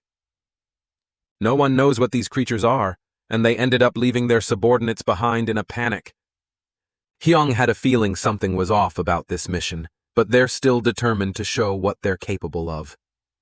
Just then, one of Hung's lackeys points out the silo ahead, and they cheer, eager to load up as much rice as they can. If the story is true, this could make them go from rags to riches. As soon as Hun steps toward the silo, he gets blown back, scaring everyone else. They're all clueless about who set up the mines in front of the storage. Suddenly, Yappy appears out of nowhere after detecting a foreign presence in the area. The thieves quickly realize it's Yagid Spinner from Changju Gate. Yap, now on high alert, takes charge of removing the intruders. By morning, all the thieves are tied up and dumped in a corner stacked beside the doctrines of life and fertility. The documents detail the first harvest, which must be offered to the goddess along with songs of praise. The rules include no skipping meals, even when busy, and setting up scarecrows with hats and clothes. At the bottom of the rules, a note states the most important rule: thieves will die. The Viper Squad has been successfully arrested. After the Viper Squad got arrested, the value of Pantheon and Blessed Rice shot up like crazy. Yap, the incarnation of algorithm, really pulled a big one there. After that, Leon Dragonia went all out promoting Pantheon to boost rice circulation. There was a small hiccup where Lion insulted some reporters for not showing enough respect, but instead of backfiring, it made the entire internet catch fire with talk about Pantheon. Later on, Lion finally takes a breather and starts thinking about how the gods are fitting into modern society way better than he is. Out of nowhere, Hari comes rushing up to him with some wild news. A single pack of rice just got sold for 230 million. That totally throws Leon off. He thinks it should actually be more affordable and starts worrying about how regular folks are supposed to afford something like that, even if the market decides the price. So, he makes it clear that divine blessings should be shared equally. He even remembers reaching out to the president about spreading the god's favor to farmers, but the guy insisted on staying neutral when it comes to religion. Still, Leon managed to gather enough faith to power up the Lionheart. Anyway, Hanhari still worries whether the Yellow Gate will be okay, even though she managed to win the bid for it, just like His Majesty wanted. But the idea of raiding that gate with the party he chose feels almost impossible. With a calm smile, Leon just says he's curious to see what happens next. Later on, Guang runs into team manager Kim Do-han, and it turns out the president of the Hunter Association sent a message to all the struggling hunters, calling them to gather here. Dung starts wondering what's going on after seeing a bunch of DNC rankers show up. Then Hanhari arrives on the scene, the A-ranked mage swordsman who set the highest record since last year's draft. Right after her, Leon Dragonia appears, and Dias is completely stunned to see him again. He always knew Leon was something else, like someone from another world, but he still has no idea what's about to go down. Then, after welcoming everyone, Lion steps up and addresses the whole group. He gets straight to the point, saying the reason he invited them all is because he's on the hunt for soldiers to join his guild, Pantheon. Anyone who proves themselves and makes it through the training will be accepted into his military. Dong is caught off guard, realizing Lion is actually building a military force, not just gathering regular guild members. Lion then moves things along and announces the entrance test, which is to clear the Yellow Gate at Samjon Station. That immediately sets off alarm bells among the hunters since most see it as a straight-up suicide mission. But honestly, that kind of reaction is expected. The color of a gate shows its rank and difficulty. Black, red, and orange are the toughest, followed by yellow, green, and blue. Desao remembers that his very first test was at a blue gate in Seoul Station. So for a hunter ranked C or D, facing a yellow gate is basically a death sentence. Baldy tries to calm the low-rank crowd, assuring them they're good enough to walk away from this test. Frustrated and angry, people start heading for the exit, hoping to catch a nap after what they feel was a waste of time. Sooner or later, the whole field clears out, leaving only a few still standing. Then Leon points to the guy with the afro and asks why he chose to stay. The afro guy, freaking out inside, stammers that he thought there might be some meaning to it. Some had no reason to stay, and some stayed for their friends. Suddenly, Leon turns to Desao and asks why he chose to stay. Desao, knowing this guild is led by an S-rank hunter, wants to seize the opportunity. He shouts that he stayed because he believes Lion wouldn't let anyone die. Lion appreciates that attitude. He reiterates his goal of gathering soldiers, emphasizing that their duty is to obey a knight's orders without question. He wants them all to trust in the knight's honor and power. Desung, drenched in sweat, hears Lion's wish to listen only to him. Leyon signals everyone to get ready as they're heading into the gate soon. At the yellow rank gate in Samjan Station, all the recruits are suited up in heavy, high-quality gear. Desung figures the suits are rare rank, and Dohan knows hunters ranked C or D could never afford them. What really stuns Dohan is seeing Lion enter without any armor or equipment.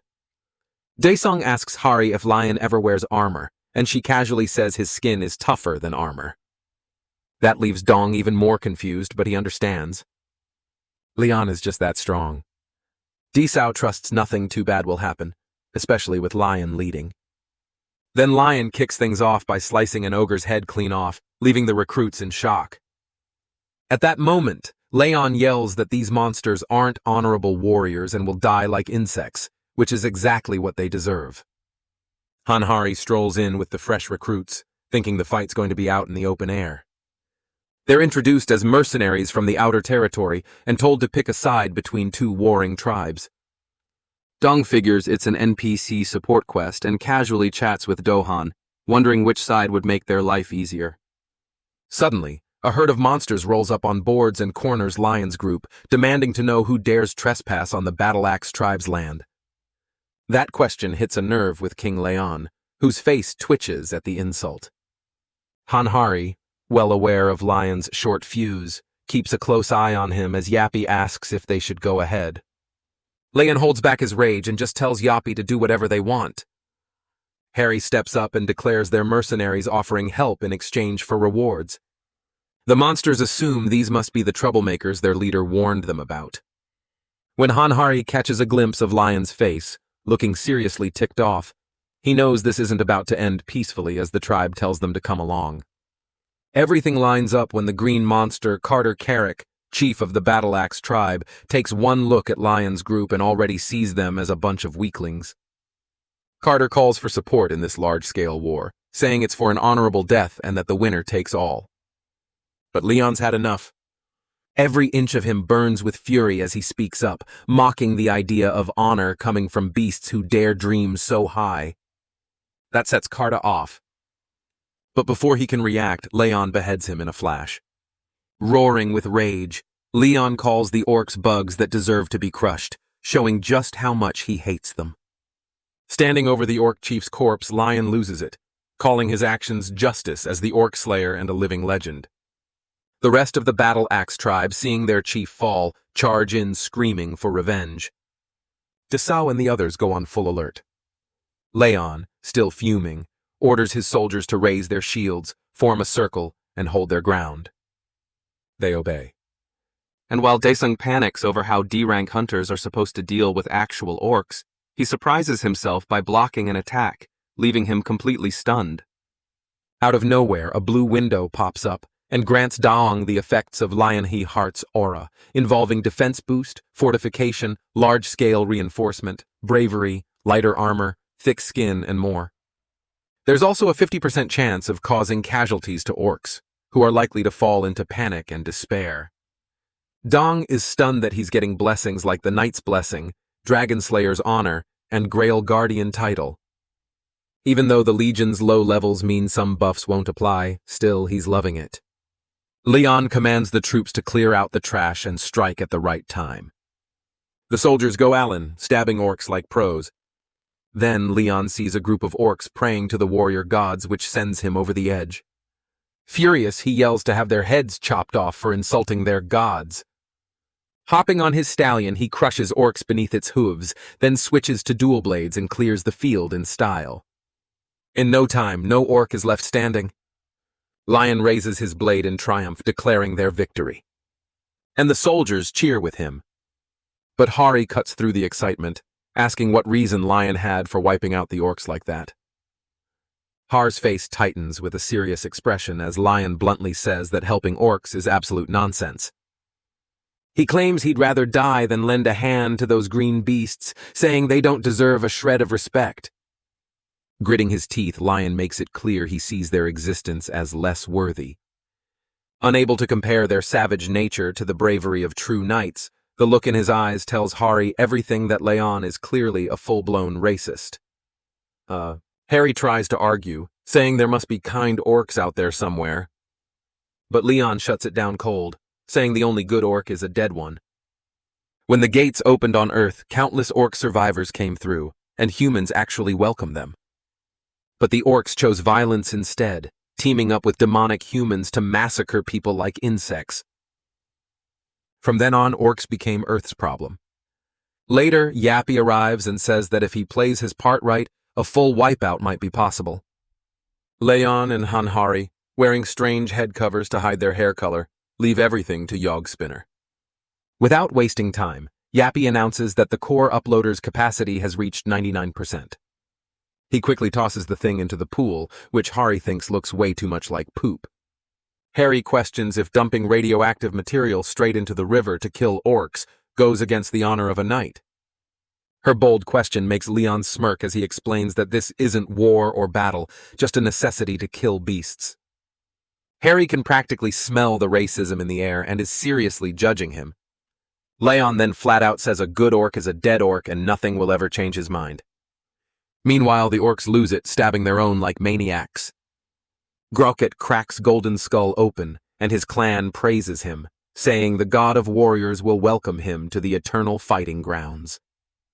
They even raise their drinks in celebration, mumbling about Gothic sipping his victory. Afterward, a giant orc drinks from the river but instantly feels something's off. The water tastes prickly and itchy. He blames the blood in the river, unaware of the truth. In a flash, the orc drops to the ground, clutching his chest and screaming for a witch doctor. He's not alone. Every orc around him is collapsing. None of them has seen a curse or poison like this before. Out of nowhere, Leyon shows up, claiming his twisted sense of honor, and launches the orc into the air, wiping out every last one of them. Just as the next order is issued to kill them all, a huge number of soldiers ambush the area, wiping out the remaining orcs.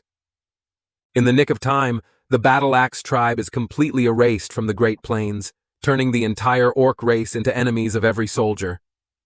The new command is clear. Slaughter all orcs in the hidden quest field. Lion is thrilled to finally land a better quest. Just as he's about to rally his soldiers with a speech about justice and honor, an orc suddenly speaks up, blaming Lion for poisoning the river. The orc snaps, calling Leyon a coward who dares to label himself a warrior. Leon is stunned, jaw hanging, unable to believe a beast would talk about honor. Just looking at it disgusts him enough to make him want to gouge out his eyes. But instead, he offers the orc the chance to end himself. That's all it takes for the orc to explode in rage, releasing a muddy aura and shouting that Gothic will never forgive Lion. Lion notices the orc is carrying chains, which sparks his interest. He goes to strike, but it's too late. The orc lifts Grokar's body, offering it in sacrifice, and with glowing strings wrapping around him gains Grokar's right eye and right arm. A hidden quest unlocks right then and there. Without a doubt, Lion and his party now have a new objective to eliminate Gothic, the enchantment god orc. Now, Leon faces a strange anomaly as Grokar's eye seems determined to end his life, unleashing a laser-like strike that engulfs everything in smoke. The eye speaks, mentioning a being similar to Gothic protecting Lion, and asks the name of his god. This question infuriates Lion to no end. With a roar of anger, he activates his divine law blessing of the arrow shield, charging forward in full rage, demanding to know how a beast like Goro can even think to compare himself to a god just because he's a captain of mere beasts. Leon's muscles are on fire as he rushes in, not willing to tolerate this nonsense any longer. Gothic, wielding the great eye, attempts to crush Leon with his fist, but a single strike from Leon slashes through Gokrok's hand, causing the orc to scream in agony. Confused and in pain, Gokrok can't understand why he felt it when his original body wasn't even harmed. That's when he realizes Lion is holding the Holy Sword of Radiance and is none other than the orc executioner and a demon slayer. Grok remembers that Lion is the sole survivor of the nightmarish world and is struck with fear. Deciding to retreat for now, he curses Leon and vows to make the orc pay for this reckless move. As he leaves his summoner to fight alone, Leon watches as Gokrok retreats, knowing that's the best he can expect from a god dealing with trash like them. The orc is practically crying in Leon's presence, but he hasn't given up on avenging his comrades. However, Lions had enough of this nonsense and quickly beheads the orc, stating that beasts like them aren't meant to stay alive. After clearing out all the hidden quests, the Orc Hunter and War Knight's Men-at-Arms titles are granted to all participants. The Orc Hunter title boosts damage by 30%, while fighting alongside a War Knight gives 20% more physical attack resistance, a bonus typically reserved for tankers. Daisong and the others are stunned by their system upgrades. Suddenly, Leyon yells his orders to gather the loot, which is the right of the victor. The soldiers hurry to search for great-ranked warrior and advanced warrior equipment, as well as anything from the witch doctors. Amid all the chaos, Hari asks Lion what they should do with the amputated arm of the self-proclaimed god, the divine orc, witch doctor. Suddenly, Yappy plays Heto's message, detecting a surge of mana from the beast's amputated arm. Heto orders Lion to drain all that mana using the Holy Grail, promising to grant him powers. Without wasting any time, Leyon directs the fancy cup to the giant hand and sucks out all the mana. After absorbing it, Lion senses a similar divine power and realizes how much God enjoys the beast's worship. However, their hatred for other species is what makes Lion repulsed, pushing him to extinguish this evil from the world. Out of nowhere, Ariana arrives thanks to the beast's mana, making her descent easier. She mentions that this power can help her recover a sacred item, and Pos is eager to choose the holy sword for it. Ariana leaves the decision up to Leyon. Of the 4 options, Leyon firmly decides to power up the Holy Grail instead, since the Holy Sword's power would be too much. His wish is granted, and the Holy Grail powers up. Just then, Hari rushes over to Leyon, eager to show him something interesting, though she can't figure out where Yap went. Suddenly, a commotion grabs Lion's attention, and he spots Yap on high alert, already wrapping someone up tight. This man is freaking out, all tied up as he sees a bunch of soldiers advancing toward him. Not only that, but he's cursing Jagged Spinner for wrapping him in ropes. Soon Leyon casually steps in, and the guy accuses Yappy of attacking him. Leyon threatens to sever his tongue if he refers to Yapape inappropriately, which stuns the man. Jagged Spinner quickly rats him out, revealing that he's a loot thief. The thief tries to excuse himself, calling it a misunderstanding. But Leyon, disgusted, decides to let Hari check his stuff. Hari, with a judgmental gaze, quickly scans his belongings and finds the great orc warrior's heart, the most valuable loot from the orc gate. Hari asks why, when loot swindling is such a serious crime, the thief insists it's all a misunderstanding. Leyon doesn't listen to his excuses and slices his arm, stating that his laws and common sense are different from their world. In the King of the Lionheart's military, that's how things will be. He then asks if anyone has a problem with his rules to speak now or forever hold their peace. It's clear that Lion has set a rule. Anyone who steals will have their hands sliced off, and that's the law of the Lionheart Kingdom. Though the people of modern Earth find Leon's laws a bit harsh to accept, the benefits, like amazing buffs and upgrades, are too great to pass up. Not to mention, they're quick to side with Lion, knowing that his strict laws will create a fair environment in the lawless place within the gate. Just then, Guao respectfully requests that Lion allow the thief to retrieve his arm and put it back. Leon replies that it would defeat the purpose of his punishment. Still, Dan points out that their lives follow different ideals, and since the rules are only being revealed now, it feels unfair to blame the thief. He wants to give the thief a chance, and Lion considers this a reasonable request.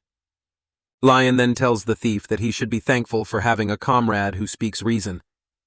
With that, he pours the Holy Grail on the thief's severed arm, which instantly regenerates. Dong, witnessing this miracle, realizes that an S rank could replace the amputated arm, but regenerating it is on a whole different level. Such combat power and healing ability are far beyond an S rank. Dessa wonders if a single person is capable of this much. Leon, the Man of Radiance, feels disgusted by the thief and tells him to get out of his sight. For now, he's willing to let it slide out of respect for their world's laws, but he makes it clear that the thief has lost his right here. Tears well up in the thief's eyes as he thanks Lion for another chance. Lion then asks anyone who wants to stay to join his military, and those who don't can take their share of the loot and leave. After some thought, the soldiers don't give off the vibe of sore losers, and many decide to stay. Desao wants in, and Lion, seeing their potential, is ready to launch their training program. He tells everyone to grab their loot because they're leaving. The soldiers, filled with excitement, are on cloud 9. Meanwhile, Hari asks Lion what his plans are next. Lion shares that he's decided on physical training. Under the scorching sun at the Pantheon, a group of people gathers near a building. Dohan asks if Dong went inside a gate, and Don admits he was itching to do something at least. Dohan suggests taking breaks too, and their casual chat continues until Hanhari grabs their attention. She announces the arrival of Leon Draonia and Sir Jagged Spinner. As Leon arrives, he congratulates those who passed the simple test. He points out there's a bit of a gap in their performance, but assures them it can all be improved with effort. Desao is surprised to hear Lion call the orc test a simple one. Lion then explains that they've faced all kinds of problems, and their bodies will be key moving forward. So, he announces the start of strict physical training based on the training manual from his kingdom's standing army.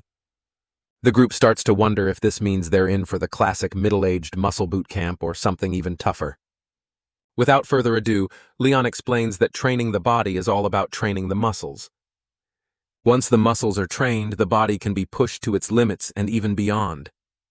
He openly shares that the Standing Army's training manual was created by none other than Sir Gratis, the Grail Knight and Giant Slayer.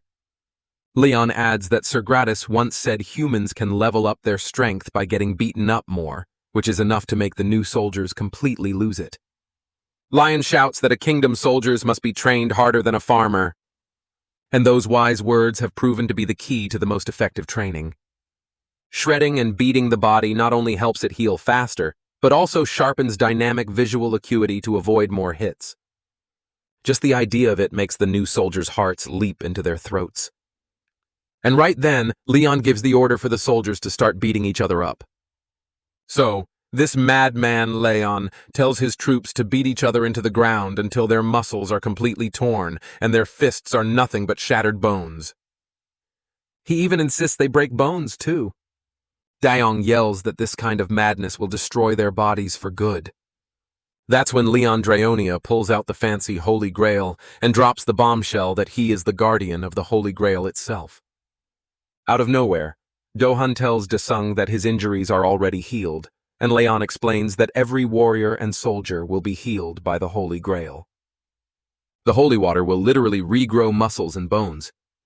Without a second thought, Leon sets a timer for 5 hours and orders everyone to break anything and everything in their path. There are no teams, no allies, just fists and kicks flying from every direction. It's a total free-for-all, and if even one person comes out without a scratch after 5 hours, Leon swears he'll be the one to beat them down himself. With that said, he puts Yappy in charge and casually walks out. The soldiers are absolutely stunned when they realize their physical training manual is basically just one giant beatdown against a crowd of people. A few nervous laughs slip out, trying to hide the panic bubbling inside everyone. Then, out of nowhere, Sir Jagged Spinner fires a laser shot to scare the life out of them and get things moving. It's a loud, clear message to start fighting and let the chaos begin. On top of that, he warns that the armed forces will step in if they don't follow Lion's orders. Without wasting a second, the soldiers dive into the madness, throwing bone-crushing kicks and gut-wrenching punches left and right. Even when they're injured, they're desperate to smash each other's faces in just to survive the training. In the middle of the chaos, Desung is in complete shock and thinks everyone's lost their minds, only to get punched in the face by someone out of nowhere. At that moment, it becomes clear what life looks like for Leon's future knights. At 9 o'clock in the morning, they go through Gratis's standing army training called the Steel Skin Project. Then at 12 o'clock noon, it's lunchtime, which consists of nothing but water, salt, and sugar, all served by Leon, Hari, and Yape. The soldiers are horrified to hear it, but the manual says it's just enough to keep them alive through the brutal training. Once they're close to becoming real soldiers, that's when they'll finally get proper food. At 1 o'clock in the afternoon, it's time for tactical training, where a team of 5 has to stop Leon charging at them on his stallion. By 9 at night, all that's left is sleep to recover their energy. Desao can't help but feel like this whole thing is straight out of hell. Luckily, Har's warm and steady care helps keep things under control. Still, the hunters have no clue that all of this has been part of Leon's plan, even as they sit there eating. Later, Dyson's training picks back up in the field, and he's fired up with a fresh wave of motivation.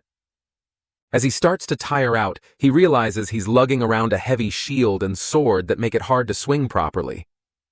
The stances feel stiff and awkward, so he focuses on stabbing to make it easier. That's when Lion suddenly appears and calls him out for doing it all wrong. He tells Desao to fix his posture and try stabbing again. Dong shifts his stance and gives it another shot, but Lion still isn't impressed. After a few more attempts, Lion points out that Dong keeps dropping his shield whenever he stabs, which leaves him open. On top of that, he reminds Desung that he needs to protect his ally's right shoulder. Lion advises him not to lower the shield so much that it blocks his own vision. When asked, Leon explains that a poorly positioned shield creates a gap, giving monsters an easy opening to strike. That's when Daisong hesitantly asks if Lion's strategy is to have soldiers block enemies with shields, while knights charge in to finish them off. Leon simply replies, "Hammer and anvil," meaning that's his method, and it's not up for debate. But Daiyong isn't fully convinced and says that tactic might not work against monsters.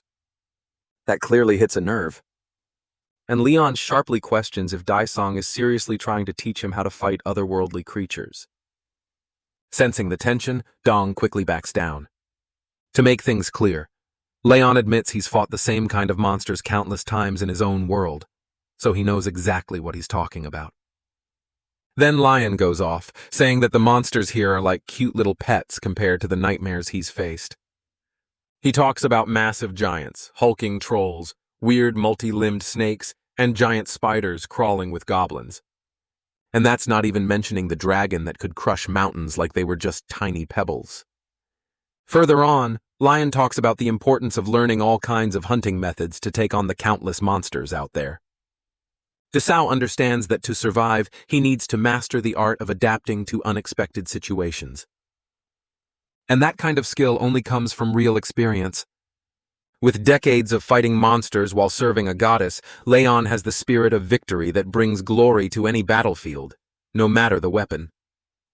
That's exactly why he's taken this chance to train soldiers into well-rounded fighters, which is a must if they want to become true knights. To sharpen their survival skills, Leon says they need to be the best at least one talent. But Desa deep down wants to go beyond just one skill. When asked about it, he says someone like him, a peasant, can't dream of becoming a knight. Leon corrects him right away, saying that knights aren't just nobles or aristocrats. They are people who willingly walk a path of hardship with a noble mission. A knight is someone who chooses to protect others, stand up for what's right, and has the courage to keep going no matter what. They are the ones who swear eternal loyalty to the goddess and the people. Anyone can be a knight if they have the guts and the heart to take on that sacred promise. At the very least, Lion says he'd totally respect anyone who has that much courage and determination. Dying feels a bit of prejudice lift off his shoulders as his desire to become a knight starts to feel a little more real. Meanwhile, over at the United States Magic Tower, Master Reynolds is pleased to see the ancient crystal finally back in working condition. As usual, the crystal demands offerings in exchange for wisdom and truth. But this time, Riold notices something odd. A slight change in its voice. The crystal suddenly demands that Reynold enchant it with a space jump spell so it can launch itself into space in case things go south. That's when the crystal reveals how much it hates the idea of being anywhere near that monster Lion, claiming it wouldn't have even shown up if it had known Leon was around.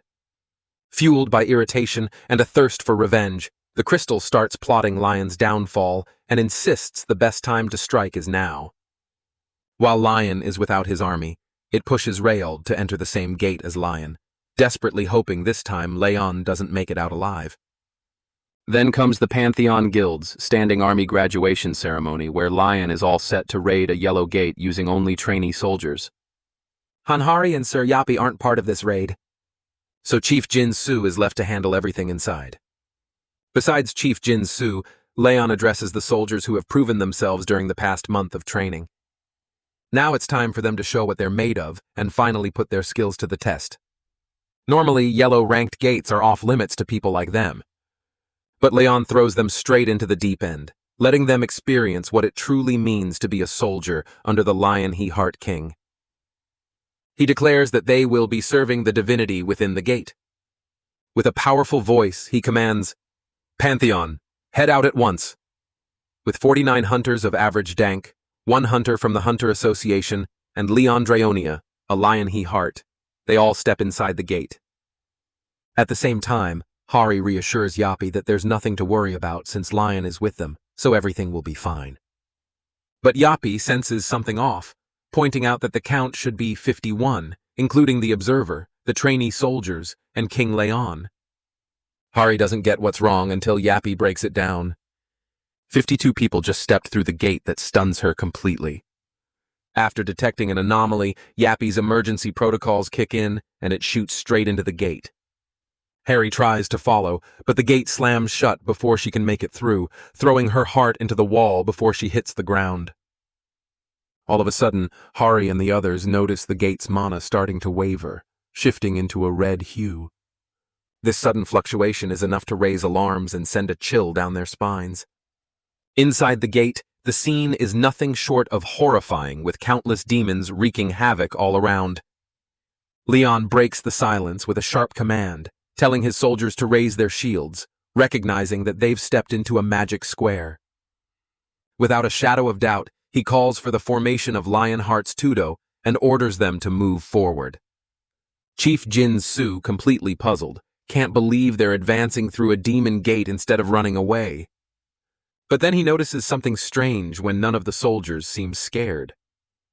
Curious, he checks the effects of Lionheart's aura, and it absolutely stuns him. His jaw practically hits the floor as he realizes this boost goes way beyond commander level and is affecting the entire group. Right then, a pack of demons charges straight at the Tudo formation. Leon's command to raise shields echoes out, and the soldiers block the incoming horde like total pros. Jin Su is shaken to his core, watching these recruits hold back demons with pure willpower, especially when even a BB rank would have a hard time against a bloodhound. It makes him wonder what kind of training they went through in the past 4 weeks. Leon then orders them to step forward, push the enemy, and go for the counterattack. He tells them to strike at any opening without giving the demons a chance to fight back.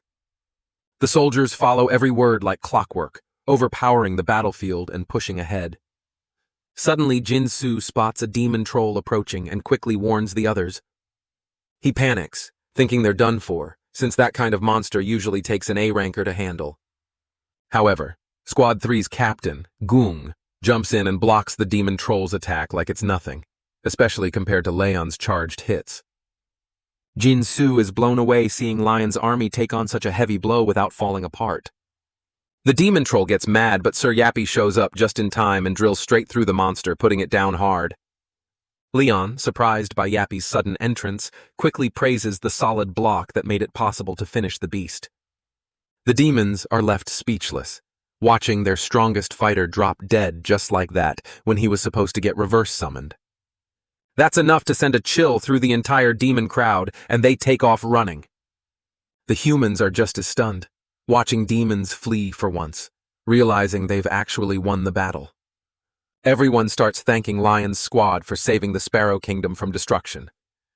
Turns out their real mission was to stop the Demon King's invasion within 1 week. This shocking bit about the Demon King being involved makes the soldiers question things, since the yellow gates are not supposed to work like that. Then, out of nowhere, Leon's lackey drops a bomb, saying the yellow gate, their way out, has vanished. Lion keeps the group calm even as Yapi reports that a foreign invasion has been detected. Demanding answers. Leon turns to Daesong, who steps up and explains that they're stuck in a fluctuating gate, where the gate's difficulty suddenly spikes without warning. There's no clear exit until the gate is completely cleared, and Lion starts to suspect this isn't just a random event. Still, he sticks to the plan of raiding the gate. Dyson warns there's a high chance they'll run into Demon Kings, But Lion reminds him that he is the king of Lionheart, who has already slain 2 demon kings and more than 30 great demons.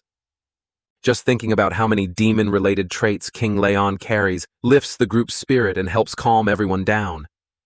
Deep down, though, Leyon isn't sure if he has enough divinity left to guarantee a win against another demon king. But as a knight, he knows he has to be the hope they can depend on in this crisis. Meanwhile, the crystal lets out a twisted laugh, saying Leyon has gotten weak like any ordinary human. Rield asks if it's time for his descent, but the crystal shuts him up quickly. It then reveals that the demons of mating desires have been working for 100 years on something built specifically to wipe out Leon Dragonia for good. So, the Sparrow Kingdom, known for its peaceful ways and proud of its long history that spans over 1,000 years, suddenly found itself in a dangerously tight spot. The demons kept invading non-stop. In the end, only the palace was left standing with just a handful of survivors embracing the last ray of hope. Dying explains that each gate has its own theme and different backdrop, but this one comes with a time limit. Normally, dungeon breaks happen because monsters are left alone for too long inside a gate. But in the case of timed quests, the gate closes once certain conditions are fulfilled. That aside, Leyon has a change of heart and asks for Jin Su's permission to let him and Yappy step in. Jin Su, staying calm, gives his full approval, mentioning that the president has already considered the worst-case scenario. On top of that, Lion brings up the topic of hidden quests, which completely stuns Dez. When asked, Lion openly shares his desire to kill the Demon King. Later, Leon realizes that the demonic energy from the demonic troll is far too weak to maintain a proper connection with Pantheon. Just moments later, Ariana checks in on her favorite knight and asks if he felt it too. Leon confirms he sensed a different kind of energy inside the gate. Ariana says that because Leon is still alive, the creepy energy didn't hit too hard, but it has slowly started to spread through the world. She describes the power as overwhelming, something even she failed to notice earlier. She guesses it might be the Demon King at a Lord-level power, though it's strange that the energy source isn't stronger. Ariana also shares a message from one of Pantheon's deities. Plo wants to inspect this world, likely because something isn't right. Ariana requests energy to make her descent possible, and Leon already knows what to do next. The carriage arrives at the palace where head butler Farco welcomes King Leyon and his servants, ready to serve them in the best way possible. He then shows them inside where Leyon admires the king's great sense of art. Varco mentions that the Sparrow Palace tells the story of their long history as a kingdom from the first Queen Fiora to today's Queen Beatrice. Dohan realizes it's a matriarchal society with only the queen serving the kingdom. Lion immediately turns around and gives Dong and Dohan a sharp look, reminding them that peasants should never gossip about royals like that. He quickly apologizes to Farco for their behavior, explaining that the urgency made him pick mannerless buffoons. Farco is calm about it and leads them to the presence chamber where the queen eagerly awaits. As they enter, Lion's face shows he's all business. As he continues forward, all eyes are on him, and Chancellor Duke Aram addresses him, asking if he contributed to their battle against the demons. He's quick to announce Leyon as the knight due to his accomplishments in the last battle. However, Lion interrupts the Duke and heads toward the Queen to speak with her directly. Suddenly, an old man steps in and stops Lion in his tracks, saying that no matter how great his achievements are, they still wouldn't make him worthy of approaching the Queen as an outsider. Daesong, Jin Su, and Dohan notice the Chancellor yelling at Lion, and they start wondering if Lion is about to lose his cool. Meanwhile, Lion is clearly struggling to hold it in. So he turns to the Queen and boldly declares himself the king of the Lionheart Kingdom, Leon Dragonia. The Chancellor takes note of what he sees as rude behavior and immediately calls for his capture. But Lion doesn't waste a second. He grabs the Duke by the neck and twists it in pure disgust. Such a neck twist is enough to bring Duke Archeum to his knees. The old man in armor is ticked off and demands a proper explanation. Dong can tell Leon is getting real close to losing his cool, while the Queen's guards draw their swords on him. Lion glares at the Duke and asks how long he plans to keep pretending, thinking he can fool the eyes of the king of Lionheart. Then, in a blink, Lion smells the foul stench of a demon coming from the Duke. Suddenly, the Duke flashes a creepy smile and starts shedding his skin, revealing his true form. He's not alone either. Several others begin tearing out of their human disguises too. The entire court is horrified, but Lion snaps, yelling at the panicking crowd to get a grip. Without wasting a second, he orders his squad to assemble and fight. Then, with just the tips of his fingers, he stops a blade mid-air and slices the demon down in one swift move. The old man is left in shock, unable to believe those monsters were hiding right under their noses all along. Meanwhile, the demons start creeping everyone out, so the old man jumps into action and slashes them in half, shouting that the demons have infiltrated the castle walls. He orders everyone not to let a single one escape alive. After a few minutes of chaos, the whole area is cleared out, and Leyon turns his focus back to the queen. But the old man steps in again, blocking Leyon and reminding him that his loyalty lies only with the queen. Leon's not having it, though. He brushes past the old man, knocking his blade aside like it's nothing. As a king himself, just like their queen, Leyon declares that he has the right to make judgments and decisions, telling the old man to remember his place. The old bones finally come clean, admitting that the queen isn't in the right state of mind to make sound decisions. After the chancellor's fall, he claims the authority, and Leyon agrees to it without fuss. Then Leyon brings up how the evil energy has deeply corrupted the castle, and how the cleansing needs to happen faster than expected. When questioned, Leyon simply says a king never lies and demands command over the soldiers along with the authority to eliminate the evil now that the queen is powerless. Later at the central square of the Sparrow Kingdom, Leyon gathers the shaken survivors and casually drops the bomb that he's now fully in charge. After introducing himself as Leon Draonia Lionheart, he tells everyone that many among them have already been possessed by demons. He's certain that the demons have been planning a revolution and secretly infiltrated the castle to make it happen. Leon's got this built-in radar that can sniff out possessed freaks, and he's more than ready to show everyone just how it works. He yanks two people from the crowd and throws down a bold challenge. Anyone claiming they're not evil, not corrupted, or not some sneaky little heathen has to step into the flames to prove their innocence. To prove he means business, Leyon tosses the two in himself, sending shockwaves through the crowd. The soldier boy burns to a crisp, but the girl stands tall in the fire like it's nothing. Leyon calmly explains that the sacred flames only burn those who are truly evil.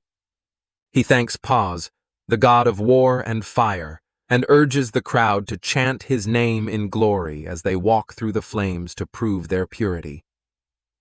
When the crowd starts showing hesitation and doubt, Leyon snaps, yelling at them to get into the flames already. He warns them that if they're all corrupted, he won't hesitate to cut them down. Panicked, the people rush into the fire, revealing the stinky demons hiding in plain sight. The demons snarl that Leyon won't die peacefully under their watch. But they clearly underestimated his temper. Leyon loses it, raging at the filthy worms for feeding off human emotions and pretending to be soldiers. No way is Leon Draonia letting that slide. His fury boils over as he swears to make them scream in pain. That's when the demons realize they've picked the absolute wrong guy to mess with.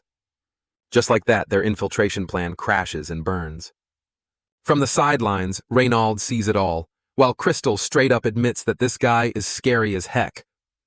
At the altar, Leyon stands tall before the people of the Sparrow Kingdom, with a ferocious demon tied up beside him, urging everyone not to fear.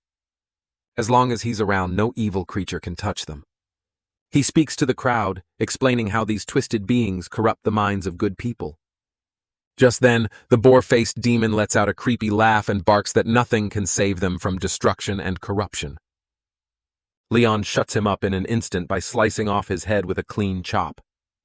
He goes on to explain how giving in to temptation and fear lets evil run wild, which ends up causing starvation, sickness, delayed marriages, gambling losses, and broken families.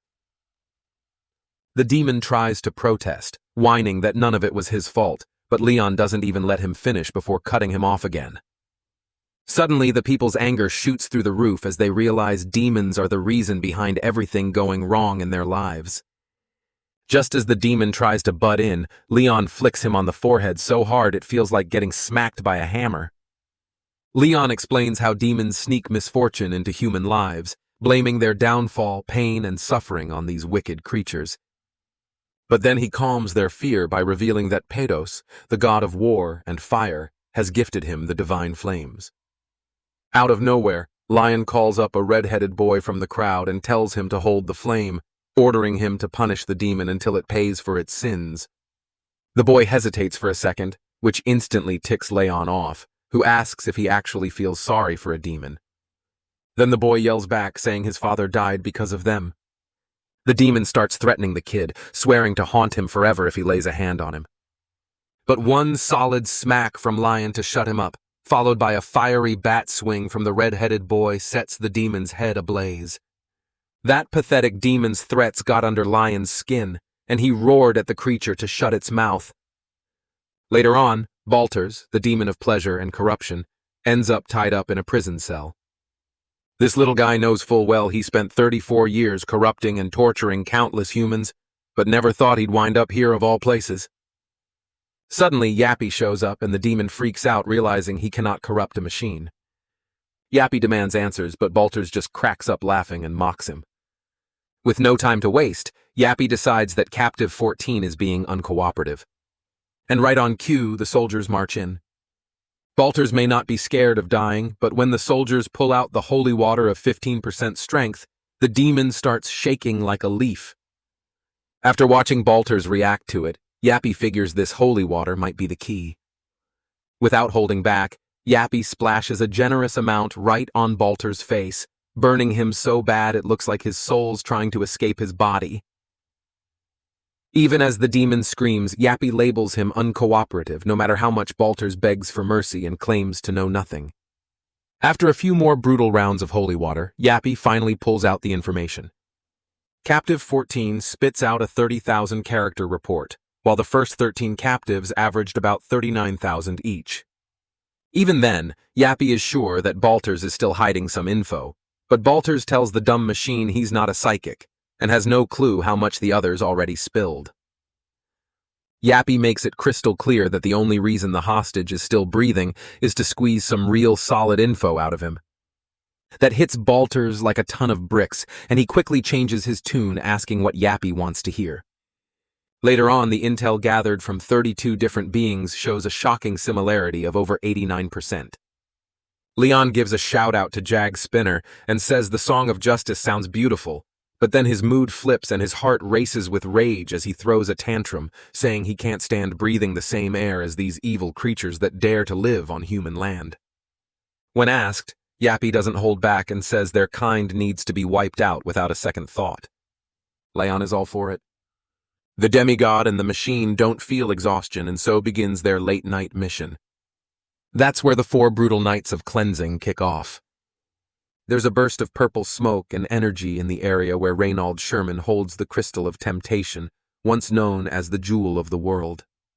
Alongside him, a couple of prostitutes end up nearby, and the crystal quickly warns Reynold to hold his horses since it's easy for a mortal to get corrupted in a place like this. Reynold listens and keeps himself in check, then runs into a 6-armed guy who looks like he's about to unleash pure fear. Reynold gets overwhelmed by the sudden wave of dense energy in the air, and the crystal warns him not to look at the crown. Eventually, Reynold comes face to face with the great demon of pleasure and corruption. Androgen, a creature with no common sense and not a shred of backbone. This goblin, riding high on a sudden wave of success, gets an offer that even the crystal can't turn down. The demonic beast completely loses it over the deal. Screaming in frustration and rage, it yells at the crystal, reminding it that their lord and the great demons are already dead. Androgen reminds the crystal that it's nowhere near his level. Androgen says they died out long ago, so the crystal should drop the arrogance. He's certain the crystal's lord fell during the Great Ascension 180 years ago, just like his own. The crystal knows it well, as those were brutal times down there. A trip down memory lane 180 years ago.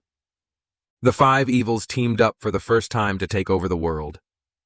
But that move backfired hard, turning their lives into a nightmare with 3 of the demon lords dying brutally. Now even the demons who remember are already running in fear of Lion. With his clothes in tatters and temper flaring, Leyon charges in like a furious beast ready to settle the score. And that alone is enough to make demons piss their pants. Over 10 million demons were wiped out. The crystal admits he's one of the few survivors from that heaven-like place. Androgen asks if the crystal really knows what went down back then, but the crystal fires back, accusing him of giving in to his instincts and reminding him of the offer that couldn't be rejected.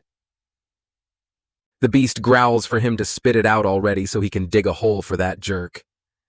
The crystal brings up Androgen's latest order from the most distinguished great demon.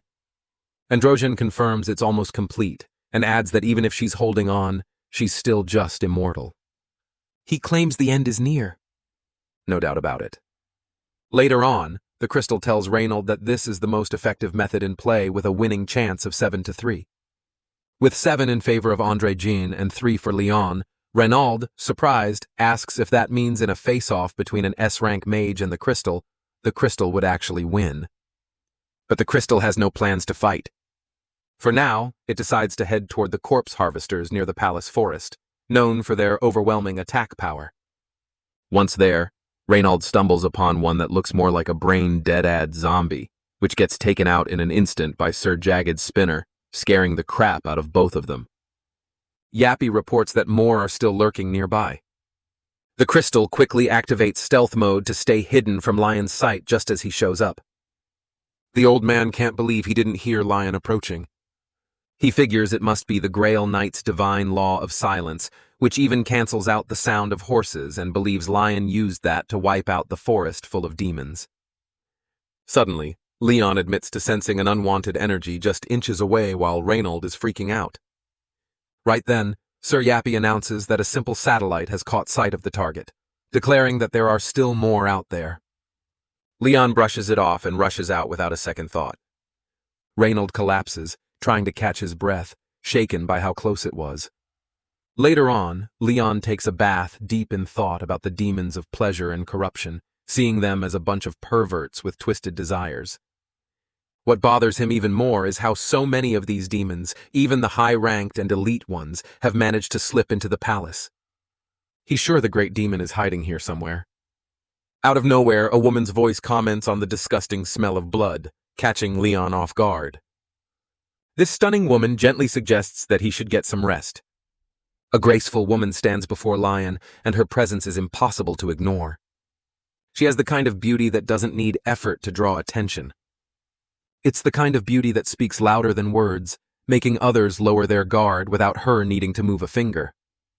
Leyon realizes she's not just beautiful, but dangerously enchanting, the sort of person who pulls others in so gently that they don't even notice the fall until it's too late. After that, she introduces herself as Beatrix Allier Sparrow, the queen of a small kingdom, to which Leyon responds, stating his name and title as the King of Lionheart. In that moment, Leyon understands just how dangerous her presence is. Not because she means harm, but because even someone like him didn't notice her influence until now. Beatrice then tells him not to be so guarded, explaining she's only here to meet the man who saved her kingdom. Still, Leyon knows this isn't the right moment for such a meeting, and something feels off. The timing, the setting, nothing about it feels right for a noble lady like Beatrice to visit him. After that, Beatrice quietly reveals that she's being watched, and that the general and his knights, while pretending to serve her, are actually keeping her imprisoned and monitoring her every move. Leyon finds it hard to believe, especially since the general didn't seem like the type to betray his ruler, but Beatrice is desperate and insists there's no time to explain everything. She then asks Lion for a favor to kill the general and his knights, and in return, she promises to give him the entire kingdom. Beatrice also urges him to check the underground floors of the castle, hinting that something important is hidden there. Her request adds a layer of tension to Lion, and he decides to acknowledge the matter. Leyon discovers that the general is hiding underground. That night, the general suddenly knocks and enters Lion's bedroom, apologizing for disturbing him at such a late hour. Leyon scolds him for barging into a king's room without warning, but the general insists the situation is urgent. Later, Leyon mentions he met the queen, expecting a reaction, but the general remains calm and says Beatrice often wanders out at night. Leyon becomes frustrated and points out how careless it is to leave royalty unguarded while demons are everywhere. The general calmly insists demons don't attack at night, but Leyon knows that's a lie. The demons have never cared about day or night, and he senses something is off. The general's calmness and denial only raise more suspicion in Leyon's mind, making it feel like he already knows too much and is trying to hide something. The general quietly leaves, but something feels off. The queen had claimed she was being kept prisoner, yet the general acts like nothing is happening. His calm reaction doesn't match the situation, which makes Leyon uneasy, and it seems like there's a hidden truth in this castle. To uncover it, Leyon decides to explore the underground levels himself. At the same time, Sir Spinny appears from the window behind, and Leyon asks for his assistance. Meanwhile, things grow worse outside the castle. Dark forces gather near the walls, loud, wild, and ready to attack. Their leader promises rewards to anyone who storms the walls first. The enemies scream and rush forward, hungry for destruction, wanting to ruin everything and spread pain and corruption wherever they go. Suddenly, a spear appears, moving fast through the air. It seems like it's part of Leyon's anger, made to hurt and frighten. The sharp tip shines brightly, ready to cause harm. As it flies toward its target, everyone feels its power and the fear it brings. After that, Leyon appears, overwhelmed by anger, and looks at the beings around him. His emotions are intense, and he feels like he's speaking to creatures who don't understand the true meaning of life and death. He wonders how living beings who have never known death can possibly comprehend what he's about to teach them. He calls them insects, beings driven only by their instincts and desires. Leyon continues revealing his identity as the king of Lionheart and vows to show them the evils of the world. He believes it is his responsibility as a representative of the pantheon to teach these beings the true value of life, something they clearly don't understand. As he speaks, Leyon's anger rises and he declares that fear will now be a part of their existence. He promises that they will face the terror of their own souls and feel a fear they've never known before. In his position of power, Leyon has decided it's time for these dirty souls to learn the lesson he has for them. General Ricardo shows up when no one expects him, especially during an ongoing battle. Someone nearby wonders why he's here now when the fight isn't over yet. But Ricardo doesn't seem worried. He trusts that the outsider will handle things. Instead, Ricardo focuses on something more serious, the seal, and checks if it's still holding. The answer comes back, yes, it's working. After that, Ricardo stays calm and reminds them that the wait is almost over. With just a little more patience, the anger and pain that have built up over 100 years will finally reach their end. As Ricardo speaks, Sir Spin watches him from above. Carrying a weight that hints at something deeper connected to what lies ahead, the monsters walk in a line, their hands tied with ropes like handcuffs. They move slowly, one after another, under tight control. As they march, one of them trips and falls to the ground. The soldier warns him to be careful, showing how weak and tired he has become. Meanwhile, a girl among them shifts closer to the hunter. Her hands are tied too, but her eyes hold a different kind of look. She softly leans in and tries to get his attention. She asks him to untie her, speaking gently and pretending to be innocent. Her tone changes as she hints that if he helps her, she'll do something good in return. It's clear she's trying to seduce him. Right after she tries to tempt him, a strange energy suddenly spreads through the air, and the force called corruption resistance activates. In that moment, everything changes. The hunter looks at the girl again and realizes that her soft and sweet act quickly fades. Under the effect of the force, she no longer seems harmless. Her presence now feels twisted, dark, and wrong, more like a monster than a person. The energy around her is cold and unnatural.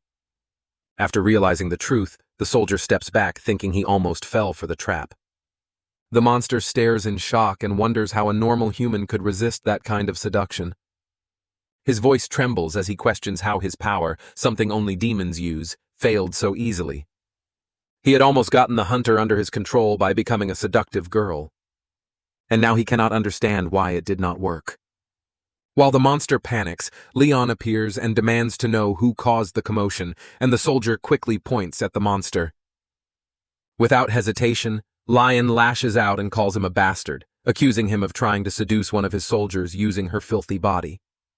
The monster begs for forgiveness, but Leyon refuses to listen and shouts that someone as low and disgusting as him has no right to speak. The monster apologizes again and again, but Leyon shows no mercy and tells him that he does not need his answer and makes it clear that the monster has no worth in his eyes. The other monsters watching are shocked and realize that Lion is scarier than a demon. One of the soldiers tells Lion that something feels off. The battle has ended and victory belongs to them, yet the atmosphere feels strangely quiet. The people, instead of cheering or celebrating, seem distant, and their reactions are cold, almost empty, as if the wind means little to them. He explains that even a weak demon can easily seduce a human and twist them with corruption. The war against demons never truly ends. It only shifts and continues in different forms. Because of this, only the strongest, those who truly understand the cost, feel any joy in the victory. This is the reality of a demon war, never ending and draining. To keep fear alive and remind the people of what they fight against, an order is given that the citizens must be the ones to hang the demons. They must see the twisted souls of their enemies fade right before their eyes. Only then will they understand the danger. The command is clear and the reply comes quickly with obedience. Yet Leyon and his soldiers return with victory and notice a huge castle standing tall in the distance. It looks strange and heavy as if it does not belong there. Leyon reminds them that there is no one who will welcome them. As they walk closer to the entrance, the feeling becomes more serious. And when they reach the front gates, two guards quickly step forward and raise their hands, showing that no one can go inside. The message is simple. This place is not for them, not even for heroes returning from war. After breaking through the castle gate, Leyon leads his soldiers inside without hesitation. The heavy doors fall apart behind them, and their footsteps echo on the stone floor as they move deeper into the castle. Each hallway they pass feels more silent than the last. The deeper they go, the stronger the feeling grows that something important is hidden here. Something no one wanted them to find. As they continue inside, someone suddenly calls out in surprise, telling the others to come take a look, and what they find makes them pause. A hidden room lies beneath the castle, something completely unexpected. And Lion points toward a bed placed strangely in the center of the space. It does not feel like just a room. It feels like a secret. Leyon wonders if this could be the hidden truth the Queen once mentioned. The setup makes it clear that something is being kept out of sight. Leyon steps forward, deciding they can check for themselves. And when they enter the room, they all see a figure lying on the bed. A woman is resting there, quiet and still, yet incredibly beautiful. And the silence turns heavy as they realize this is no ordinary discovery. Her beauty is unreal, almost otherworldly. And the air around her carries a strange, dark energy.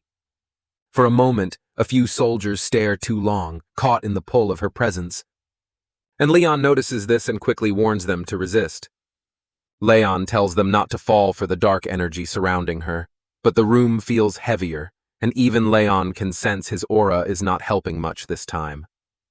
Realizing that, Leyon decides to handle it himself directly and without delay.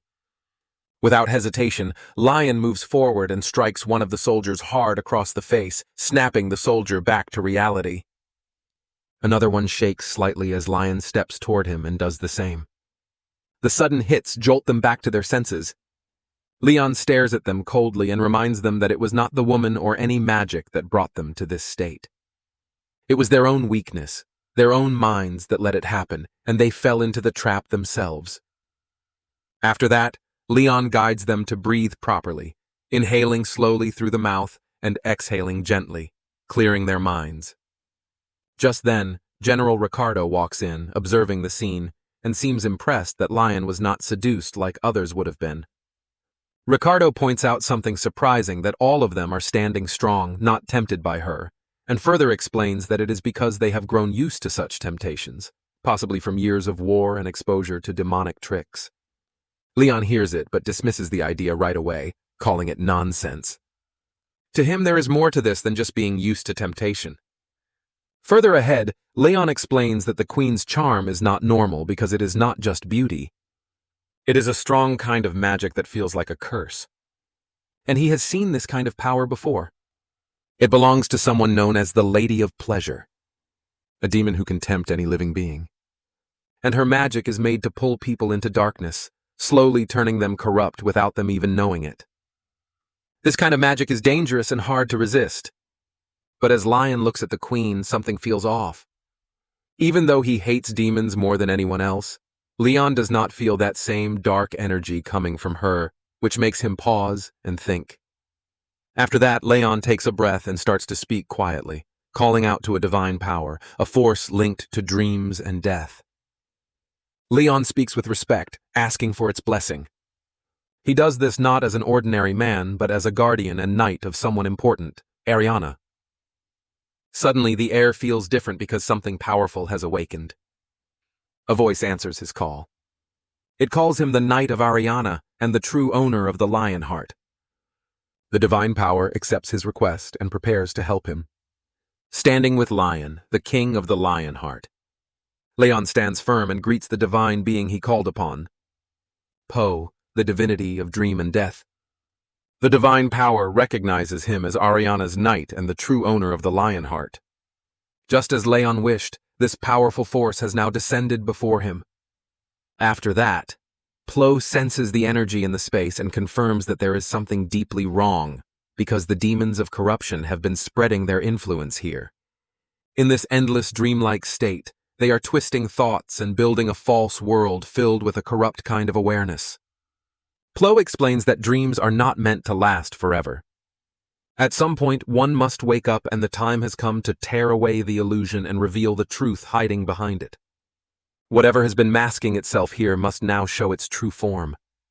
PL strikes a lamp-like object above, and the blast hits Ricardo. Instantly, a dark energy bursts out from him. It is a hidden demon soul that had been buried deep inside. Everyone watches in shock as the twisted spirit separates from Ricardo's body. PL's power reveals the truth and forces the darkness out.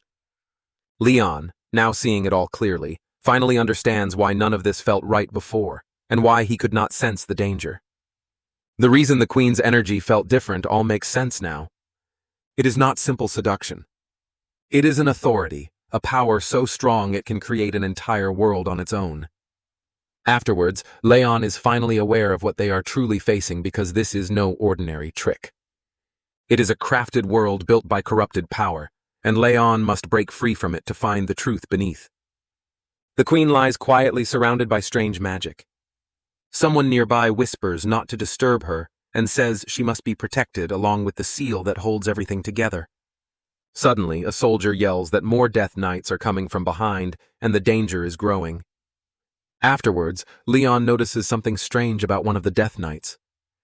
Unlike the others, this one does not feel wild or filled with anger. It seems calm, not fully corrupted, and that makes Lion realize something important.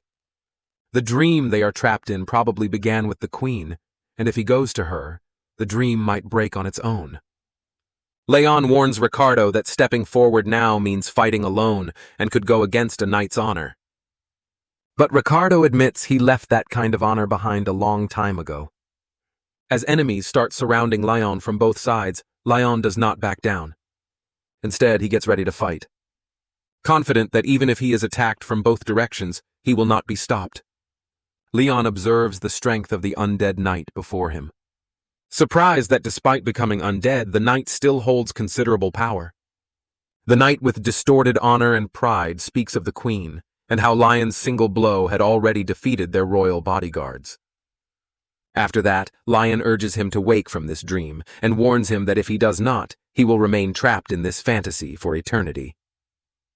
As Leyon processes the knight's words, he has a strange feeling that while many have betrayed their oaths, the apostles have stayed loyal. And this creates doubt in Leon's mind.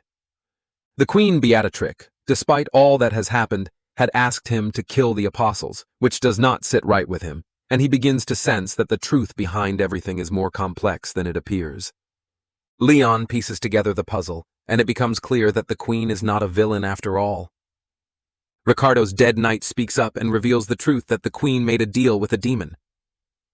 The knight explains that the Queen, despite her bravery, was forced into this pact, and she agreed to harbor the essence of corruption and relive the kingdom's collapse for 100 years. But in exchange, the demon promised to spare her and her people as long as they were not corrupted by its power. The kingdom was already on the edge of destruction, and the Queen Beatrix had no choice but to accept. Even though she knew it was a trap set by the demon, she had no other option but to make the deal, hoping to save her people from an even worse fate. The Queen Beatrix, 5 years into her pact with the demon, begins to feel both the power and the heavy burden of her decision. At first, Beatrix feels strangely refreshed by the deal. But soon, she starts to see the horrific consequences as the corruption begins to spread, causing more people to lose their minds and turn violent. They also become obsessed with the twisted pleasures the demon offers. During the day, Beatrix watches helplessly as demons kill her people. And at night, the corrupted ones whisper to her, feeding her guilt and despair. After all of this, Beatrix starts to wonder if she made the right choice, feeling the crushing weight of her actions. In the beginning, the deal had seemed manageable, but she soon realizes the true nature of the demon's trap. The demon's power is tricky and full of lies, and there is no way out of the agreement. If anyone tries to escape the deal by committing suicide, they are doomed to become lost spirits in the afterlife.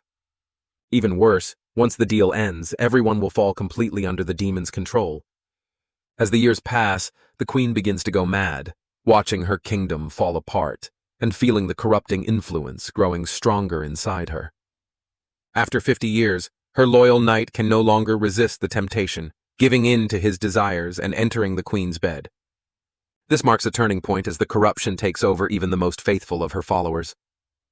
After that, General Ricardo realizes that no one can resist the seductive power of the deal, and everyone is now trapped in the corruption. Ricardo feels the weight of the situation and comes to a painful decision. To protect the Queen and save her from further suffering, they must end their lives. Even though committing suicide would mean breaking the contract and becoming lost spirits, wandering the netherworld forever, Ricardo believes it is the only way to protect her.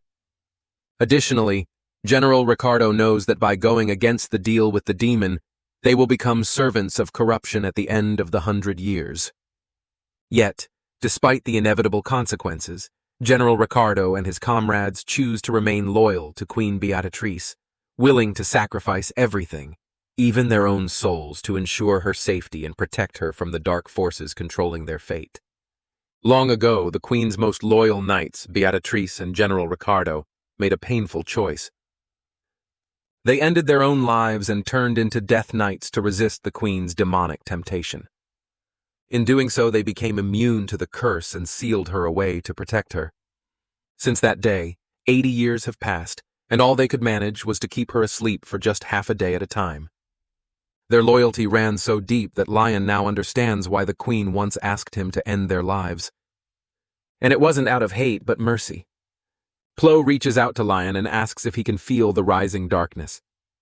Lion senses the heavy energy around him and realizes the demons are awakening, preparing himself for the battle ahead. With urgency, Lion calls upon his soldiers and commands the warriors of the Lionheart to awaken. Moments later, Lion's soldiers slowly wake up as his voice calls them. They've been asleep for a long time, but now it's time to fight again. One by one, they stand up, ready to do their duty. Suddenly, a strange and scary voice echoes through the air, signaling the arrival of the demon. He looks calm and confident, like he's been waiting for this moment and wants to finish what he started.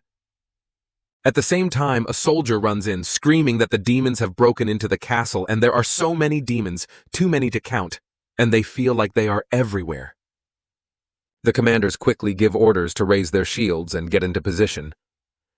The knights are scared, but they prepare to fight. The knights are scared, but they trust Leyon because Lion told them to hold their ground, and he would handle the rest. The battle begins, and the demons are strange. They laugh while fighting and use a weird power that turns pain into something they enjoy. It's creepy and confusing, but they keep attacking without stopping. Even though things are scary, the knights stay strong because they remember why they're here. They're fighting to protect their home and believe that Lion will lead them to victory. As the battle grows more intense, Lion calls out for Stallion, his trusted companion. The soldiers are struggling because of the number of enemies swarming the castle grounds. Their shields are up, but even that doesn't feel like enough. Still, they hold on to hope, trusting that if they can endure just a little longer, Leyon will turn the tide. One soldier looks around in panic, searching for their king, but Lion isn't visible, and doubt starts to creep in. For a moment, they think it's all over. The enemies are demons of pleasure. They aren't strong in one-on-one fights, but their real power comes from the way they affect others. Their abilities weaken willpower, making them hard to resist. Leyon knows this trick well because it's a tactic often used by powerful demons of pleasure. Overwhelming with numbers, distracting the mind, and dulling the body's strength. Leyon realizes he needs more power to fight back because his current strength isn't enough to break through the buff protecting the enemies. There's hesitation in his heart, unsure if he can manage it in time, but he shakes off the doubt. This has to end, and he knows it must be done. Leyon shouts for everyone to charge. And with his voice leading the way, the soldiers push forward. Suddenly, General Ricardo wakes up from the long dream, and the illusions fade. He realizes the nightmare is over. Ricardo remembers everything and rises, finally free from the curse. Leyon notices that Ricardo still holds on to his loyalty to the Queen deep in his heart, and that loyalty hasn't faded. Leyon acknowledges it because that kind of faith is how it should be.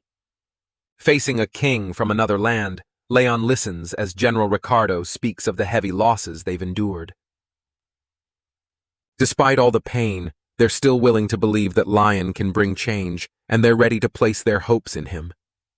Lion makes a silent promise to carry their expectations and prove their trust wasn't misplaced. In that moment, Leyon stands as more than just a warrior. He becomes a symbol of hope. Leyon then calls out to the divinity of war and fire. Even when the world had fallen to demons and the gods were forced to retreat into his heart, Leyon remained firm. Now, in this moment, when everything feels like it could fall apart again, Lion asks for strength. He carries not only the will of hunters, but also the hopes of the Queen's loyal knights, refusing to let the darkness win. Leyon refuses to step back because he knows that without his strength, the fire of hope will vanish. Still, he chooses to carry the weight just as he always has, deciding to stay at the front and protect everyone until they're strong enough to move forward without him. Through every difficulty, Leyon keeps going, aiming for something better, even if the path is hard. Leyon, the Lionheart, steps forward and calls upon the power of Pedos, the divinity of war and fire, asking for flames of battle to burn away the evil surrounding them. As the most skilled horseman of his god, he rides with purpose and honors his duty. The battle intensifies, and then a majestic beast appears. It's not just any animal, but a legendary golden lion glowing with incredible energy. The lion moves forward with pride and strength, and on its back there's a perfectly crafted seat, as if made just for Lion. Lion thanks his fallen comrade and asks Stallion to rest. Taking command, Lion urges his allies to follow him, vowing to lead them to victory. Despite the danger ahead, Lion charges alone into the front lines, fearless and determined. The enemies try to strike him down, but Leyon lashes back with fierce confidence, mocking their ignorance by telling them they don't even understand the might of cavalry. And he's about to show them exactly what that means. Leyon charges forward with determination. And for him, moving into battle means more than just running. It means holding a sword and a spear, ready to fight with all his strength. As Leyon moves, a powerful energy surrounds him, and a skill called Strongest Attacker activates, making him even harder to stop. The demons panic because no matter how hard they try, they can't slow Leyon down for even a second. In fear, Androgen shouts to fire the magic cannons. Explosions light up the battlefield, but Leyon doesn't back down. Instead, he yells that using long-range attacks shows no honor, and real courage is fighting up close. At that moment, a divine blessing spreads across his army. Arrow nullification activates, making them immune to the arrows and magic flying toward them. The Death Knights are shielded by divine power and continue to push forward. The battlefield starts to shift as Lion's allies receive more support. Their charge power increases and their attacks grow stronger while the enemy's defenses weaken. Fire glows from their swords as the Pedo's horsemen strengthen everyone with flames. Curses spread through the enemy's side, weakening all nearby demons. Their strength, defense, and even their connection to divine power begin to fade. The androgen demon rushes at Lion, screaming, but Lion keeps moving forward because his mission is clear to lead his army and bring victory. After that, the androgen demon becomes injured and looks around in confusion because Leyon, the warrior they fear, has disappeared without a trace, and his powerful presence, which once dominated the battlefield, is suddenly gone. Because of this, the demons grow restless, shouting at one another in panic, unsure of what to do. Leyon orders them to hold their ground for just one more minute. And although it seems like such a short time, everything feels different now. The androgen demon realizes that the knights of the once fallen kingdom are no longer weak. They stand tall, stronger than anyone expected. Then Lion returns and the demons realize that 1 minute wasn't about time. It was about giving Lion just enough space to prepare for the final strike. The androgen demon recognizes him and is shocked to realize that this is the same man who killed the mighty demon Dothradon. That demon, known for his massive size and twisted power, had been destroyed by Lion just like the others who had fallen to his blade. The demon forces begin to feel the weight of their situation because Lion isn't just another knight. He is a storm moving with fierce strength. Leyon tells the androgen demon that he'll meet the same fate as the others soon. And the only difference is that this one just has more limbs for Lion to tear apart. The androgen demon roars back and swears he'll kill Lion no matter what, charging in with everything he's got. But Lion doesn't flinch. He points out the truth that the androgen demon isn't even fighting with his own strength. Instead, he's depending on magic. And that's why they're all so weak. None of them have real power of their own. The androgen demon throws attack after attack, but Leyon deflects all of them with ease. As the final strike fails, the androgen demon realizes it's damaged beyond repair. Leyon repeats his words more serious than ever, saying he's going to tear all of the demon's limbs apart, just like he promised. Suddenly, the atmosphere changes and a strange and terrifying energy spreads across the battlefield. As the demon activates a powerful skill, Crown of Desire, it forces any living being nearby to give in to their deepest, wildest instincts, and no one can resist it. One of the knights nearby senses the danger and shouts out a warning, believing that the king of the Lionheart is facing something deadly. The androgen demon stares in shock, unable to understand how Leyon escapes the illusion of desire because that magic should have worked. It traps every living being in their deepest temptations. Yet, Lion stands unaffected. Leyon explains that even the powerful Lady of Pleasure failed to tempt him. So, a lesser demon like this one has no chance. Panic sets in and the androgen demon starts doubting everything. It doesn't make sense because every living thing should have some kind of desire and something feels wrong. The fear grows and the demon realizes the only option left is to run. He yells at the others to stop Lion, begging for backup, but it's too late. Leyon moves fast and the demon's back is left wide open. Lion takes the chance, landing a sharp, clean strike. The androgen demon tries to accuse Lion, calling him a coward and shouting that a divine being must have interfered in their fight. But his words hold no weight at this point because fear already shows who truly lost. The androgen demon also accuses the knights of breaking the rules of fairness, claiming that a duel should be sacred, untouched by outside interference. Lion agrees, saying that in any proper battle, honor matters and a true duel should never be interrupted. But this isn't a duel. Leyon reminds them that demons like these, filled with corruption and cruelty, don't deserve honor. And what's happening here is not a battle between equals. It's a complete extermination. The androgen demon tries to twist the words, calling Leyon a racist because he's desperate, outmatched, and running out of arguments. But none of it matters. Finally, the demon of pleasure and corruption, androgen, falls. And just like that, another piece of evil is wiped from the world. In the beginning, the kingdom is full of peace. People live happily with plenty of food and no fear. Everything feels safe and calm, and no one thinks anything could go wrong. Queen Beatrice, a wise mage, rules with care, watching over her people and trying to protect their peaceful lives. For a while, everything seems fine. Even when small threats appear, the kingdom wins each time, which gives everyone hope. But deep inside, Beatrice has a feeling, and she knows something bigger and more dangerous is coming. She understands that the evil beings from beyond won't stay away forever. Soon her worries come true when the demons start invading and the early victories fade. The hope people once held on to begins to disappear, and the peace they thought would last forever starts to slip away. Eventually, Beatrix discovers the terrible truth that these demons don't stay dead. Even after being defeated, they rise again, and that changes everything. Beatrice realizes that this war was never winnable. And no matter how many times they succeed or how many demons they kill, those creatures just keep coming back, making it feel hopeless and unfair. As destruction gets closer, something unexpected happens. A demon approaches the queen with a deal. He offers her a chance. Take in the essence of corruption and relive the downfall of her kingdom over 100 years. If Beatrice can resist becoming fully corrupted during that time, the demons will stop invading the world. It sounds impossible and dangerous, but Beatrice doesn't even ask how she's supposed to believe such a promise. Deep down, she knows it might be a trap, but it's the only option she has left. With no other way to protect the people she loves, Beatrice agrees and accepts the deal, hoping that somehow, someday, she can bring everything back to how it used to be. And so, the downfall of the Sparrow Kingdom begins. The once glorious land slowly slips into a cycle of pleasure and corruption.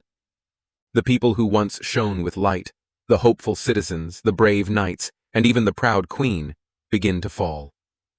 Darkness spreads, and those who give in to evil never return to who they once were. Among them, a knight eventually loses control, letting his desires win, and crosses a line no one thought possible. He enters the queen's room, driven by temptation. Realizing what he's done, he begs for forgiveness. But the damage is already done. The kingdom's general Ricardo, unable to watch the corruption grow further, makes a painful decision. He seals the queen away in the underground chambers to protect her from herself and the world. Then, General Ricardo takes his own life, choosing to remain behind as a ghostly guardian bound by guilt. Years pass and regret eats away at him as Ricardo blames himself for everything. Though he knows how it ends, Ricardo is forced to watch the tragedy repeat over and over. Moreover, he knows that the damage was caused by their own choices, and now it's too late to undo it. He wishes for this nightmare to end. As the battle ends, Lion's eyes fall on a strange crown and weapon, ones that had once belonged to the defeated demon. Spinner walks over, takes a closer look, and taps the weapon lightly, explaining that it's made of strong metal and could be useful. But Lion explains that there's a problem. It's been corrupted and evil clings to it. Worse, it seems to trap souls inside. Sir Spin then offers to destroy it, and Leyon, trusting his judgment, leaves it in his hands. After that, Goddess PL calls Lion from behind. Leyon turns to the goddess holding out the crown taken from the fallen enemy, telling her it might be too tainted, something unfit for her eyes. Still, Goddess PL gently nods, saying it's okay and that she wants to see it. As she looks at the crown, it seems familiar to her, and she explains that this crown is shared by all evils of pleasure. She adds that it is soaked in wickedness because of its ability to lure the innocent into false dreams, especially the young, which is sickening. It's a weapon built on lies and temptation. The goddess PL examines the crown more closely and senses that something might still be extracted from it. Maybe a trace of energy or a hidden truth. Leyon admits that he was planning to destroy it anyway because he sees no value in keeping such a cursed object. After listening to Lion, Goddess Poles wants it. She's willing to let him have it. Further ahead, Goddess Plow thanks Leyon, acknowledging the effort he's made and offers him kind words, saying that the Pantheon is proud of what he has done and the honor and glory he has achieved through his battle. Leyon doesn't take the praise to heart and simply says it was something he had to do.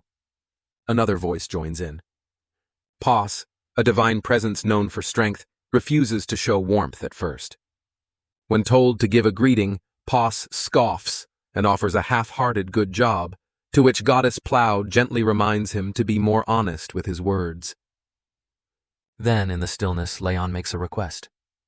He asks Pos to do something meaningful, to take the souls of the fallen, guide them to peace, and bring their spirits to a place where they can finally rest.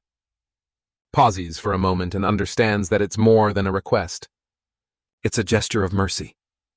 Pos, the god of battle, speaks with cold certainty and says, "These souls have been cast out from the natural cycle of life and death. They don't belong anywhere now, not even in paradise." Another divine voice speaks up, the goddess of death herself. She reminds Pados that the cycle of life and death is her domain, not his, and it isn't his place to decide who deserves a second chance. To which Pados questions what kind of divinity would allow the undead to enter a place meant for peace and rest. Afterward, Goddess PL agrees, saying softly that what he says might be true. The Goddess PL turns to Lion, calling him by his full name, Leyon Lionheart, and declares that those who have defied death must be punished because escaping the natural order isn't something the heavens can overlook. Suddenly, the queen, Beatrice, steps forward and simply asks the goddess to forgive them. Beatrice doesn't argue or demand anything. She knows she's risking disrespect, but Beatrice bows her head and speaks as the failed ruler of a fallen kingdom. She pleads humbly and asks the goddess of death to reconsider. The goddess Po pauses, taking in the weight of their words, and speaks to the loyal knights, telling them that no god in the pantheon will accept their souls into paradise. The laws of divinity have no place for those who have lived past their time. Still, despite everything, their noble actions shine through the darkness. In the end, the goddess admits that their good deeds outweigh the wrongs. Moved by the knights' unwavering loyalty and Lion's heartfelt plea, the goddess Po acknowledges that their loyalty has touched even the divine. And because the king of the Lionheart personally asked for their sake, she cannot ignore it. To the goddess, there is no greater sign of approval. With that, Goddess Po promises to cleanse their stained souls and grant them a second chance at life. However, the goddess turns to Beatrice with a condition. She offers the fallen queen a path forward, a way to bring peace to her knights. She asks Beatrice to become her priestess and stand by Lion, helping him spread faith because it's the only way to restore the afterlife she governs. Once it's active again, she promises the souls of Beatrix's knights will have a chance at reincarnation. Beatrice doesn't hesitate and agrees, ready to serve once more if it means her people can find peace. After the divine discussion, Leyon calmly asks for a damage report. The response is somber as most of the injured are recovering thanks to the sacred grail, but 6 have already lost their lives. The weight of loss settles over the field against the never-ending tide of demons. Only 6 lives lost is seen as a small mercy, but each life still matters. The fallen are not forgotten. Leyon stands with solemn resolve, offering a prayer for those who gave their lives and calls upon the divine powers of Pados and fire, asking them to guide the souls of the fallen. If those warriors carry any sins, Leyon hopes they are washed away. More than anything, Leyon wants their courage to be honored and their strength to be remembered. Leyon imagines them now, feasting beside the gods, their bravery rewarded in the afterlife. Still, duty remains. Afterward, he orders a list of the deceased to be compiled so their families can be informed and their memories preserved. The gods themselves will remember this sacrifice. As Lion and the others prepare to leave the battlefield, a divine gate opens, the way to the gods' paradise, but the system halts their passage. One by one, it denies entry. The souls do not meet the requirements because of too little faith, not enough honor, or not yet being ready for paradise. Then the impossible happens because the king of the Lionheart speaks a blessing. His words carry the weight of something divine. With that single act, the gates recognize the souls and they open wide. The fallen, now wrapped in honor, finally pass into paradise. The Hunter Association sends out every available hunter to confront a sudden and dangerous fluctuating gate, something unlike anything they've seen before. As the days pass, fear grows. And then after a week inside the gate, the hunters finally return. The crowd feels relief as the announcement is made that the gate has been cleared and there are survivors. After that, the news is rushed to the higher-ups. President Wang Hyuk of the association officially recognizes Beatrice as one of the survivors. While he expresses sorrow for those who didn't make it, Kang Hook also pays his respects, hoping the fallen hunters may rest in peace. In the aftermath, the president reviews footage captured by Sir Spin. The Red Gate had contained a powerful demon, and it's clear now that the battle could have ended much worse. Despite the danger, it's a miracle that more lives weren't lost. Afterwards, Lion plans to visit the families of the deceased by himself. When asked if he'll go alone, Leyon calmly states that those hunters were his soldiers, and visiting their families is the least he can do. Though President Kang Hyuk warns him that the experience might not be pleasant, Leon stands firm. He understands the grief and anger that the families might carry, and Leon hopes that hearing the truth from him will offer them some comfort. Leon then turns to Kang Hook with a new directive, asking the association president to release the video footage and gather more hunters. The reason is clear. The demon threat isn't over. Lion warns that the demons will soon begin invading this world, and they need to prepare. For that, they'll need soldiers and knights ready for battle. Kanguk understands, and without delay, he promises to create a detailed schedule and plan, assuring Leon he'll send it over as soon as it's prepared. Inside the Pantheon building, Lion sits in silence and realizes that the demon movements are suspicious. Each one more troubling than the last, and something doesn't feel right. He knows this isn't just a minor threat. It's different and urgent help is needed. Unlike before, Leon doesn't plan to send anyone else. This time he decides to go himself because he can't sit back and watch from a distance. As Lion arrives, the guards and holy servants welcome him with deep respect, calling him the greatest Grail Guardian. Anjak, a high-ranking soul within Paradise, steps forward. Leon asks how life in Paradise has been treating him, and Anjak responds that it's been peaceful, all thanks to Lion's protection. Lion's eyes move across familiar faces. Sir Gildas, Sir Antok, and all former warriors and companions. They look healthy and radiant in this peaceful realm. Further ahead, Lion compliments their condition, and one of them chuckles, saying they would have come here sooner had they known how nice it would be. Leon scolds him and reminds him not to joke about such things, especially in a place where so many gave their lives for peace. Leon meets Argon, the former king of the Lionheart. Although Leon apologizes for disturbing his peace, Argon reassures him it's no trouble, as they are connected by the same spirit and duty. Leon asks about any new souls, and Argon mentions it's been 180 years since any arrived, but those who did are being treated well. Relieved, Leon quickly shares his true purpose. He needs to meet the gods of the Pantheon as the situation is urgent, and he seeks their guidance. Understanding the gravity of the matter, Argon offers his help and tells Lion they must travel to the forest to meet the gods. He also lends Lion his trusted horse Pelion for the journey. As Lion prepares to leave, he reflects on the future, knowing that one day when his duty is done, he'll run freely through these fields alongside Stallion. But for now he must keep moving forward, carrying the burden until the next one is ready. Leon arrives at the forest, deep within the paradise of the dead, where the ancient sages reside. The trees whisper his name, recognizing him not only as a visitor, but as the rightful lord of Draonia and bearer of the holy relics. Despite the weight of his titles, Leon enters humbly and apologizes for stepping into their sacred ground. The sages greet him with quiet respect, seeing him not just as a king, but as a protector whose actions have earned the gratitude of all living things, even the gods. The forest, alive with ancient magic, welcomes him. Leon seeks out the youngest sage, Gunnar, a long-trusted friend. When Gunnar appears, they share a moment of silence, a wordless bond of old friendship. Gunnar asks why Lion is here, and Lion explains he needs something important. Gunnar's seedling. Not for power or glory, but for a reason only Lion knows, one likely tied to the survival of the world he's sworn to protect. Leyon reminds Gunrar of an old truth. When he first came to the paradise of the dead, Gunrar hadn't planted a seedling like others do before passing on, skipping a tradition. Perhaps because Lion never intended to stay long. Now sensing Lion's urgency, Gunnar listens as Leyon explains that Earth is under attack with demons beginning their invasion.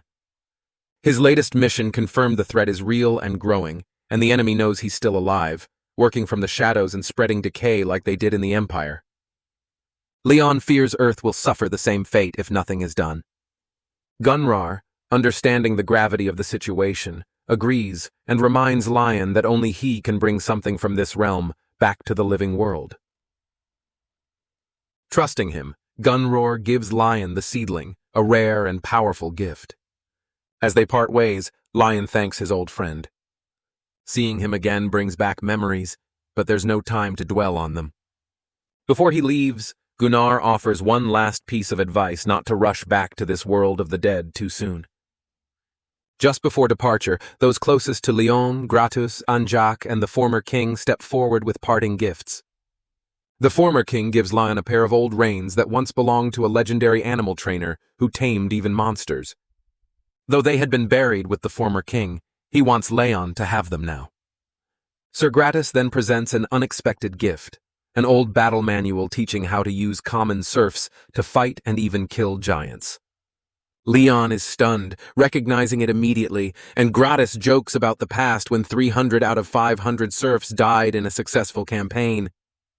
Finally, Anjak offers a holy relic that once belonged to a saint. Though hesitant, Leyon accepts it, knowing it's a gesture of trust and protection until his sacred sword is reborn. Anjak reminds him that no one would question his authority as the chosen agent of the Pantheon. Leyon accepts the gifts with gratitude, promising to honor them all. Each item represents more than just power. They're symbols of loyalty, shared history, and faith in the journey ahead. He then approaches Beatrix's door and respectfully asks if he's allowed to enter. Amused by his formality, Beatrice teases him for being too serious before smiling and inviting him in. After entering Queen Beatrix's room, Leyon apologizes for not having a more suitable place for her. He feels it's unfair for a queen from a fallen nation to be treated this way and hopes she can forgive his lack of hospitality. Beatrice reassures him not to worry, but Leyon notices the aura around her, the divinity within her struggling to push back the corruption, unable to fully erase it. For now, a delicate balance is needed, and Beatrice quietly accepts it. She offers a farewell drink to honor the fallen knights. A small gesture, but the best she can do at the moment. As they sit together, Leyon asks how Beatrix is adjusting to this new world. She admits she needs more time because everything feels so different from her homeland. Leyon advises her not to rush the adjustment and encourages her to stay true to her determination, creating her own path wherever she is. A king, he says, must follow their own rule of virtue, and all criminals must follow the king's way. Beatrice comments that his words sound like the mindset of an invader, but Leyon gently corrects her, explaining that it's something different. He says that harming the world out of selfish desire is the act of an individual, but helping the people and teaching them is the true enlightenment of the king of the Lionheart. Beatrice listens and realizes it must take such a mindset to fight demons for hundreds of years. She also understands that Lion's enemies are not just demons, but something even greater. Leyon nods and reveals that he's following a divine quest given to him by the gods. He offers Beatrix a place by his side, inviting the Queen of the Sparrow Kingdom to join him on his journey. Beatrice feels deeply indebted to Lion for saving her kingdom. Knowing she can't turn away from his offer, she agrees and adds one request. She asks Lion to teach her how to eliminate Ki, the archdemon of pleasure, a creature she clearly despises.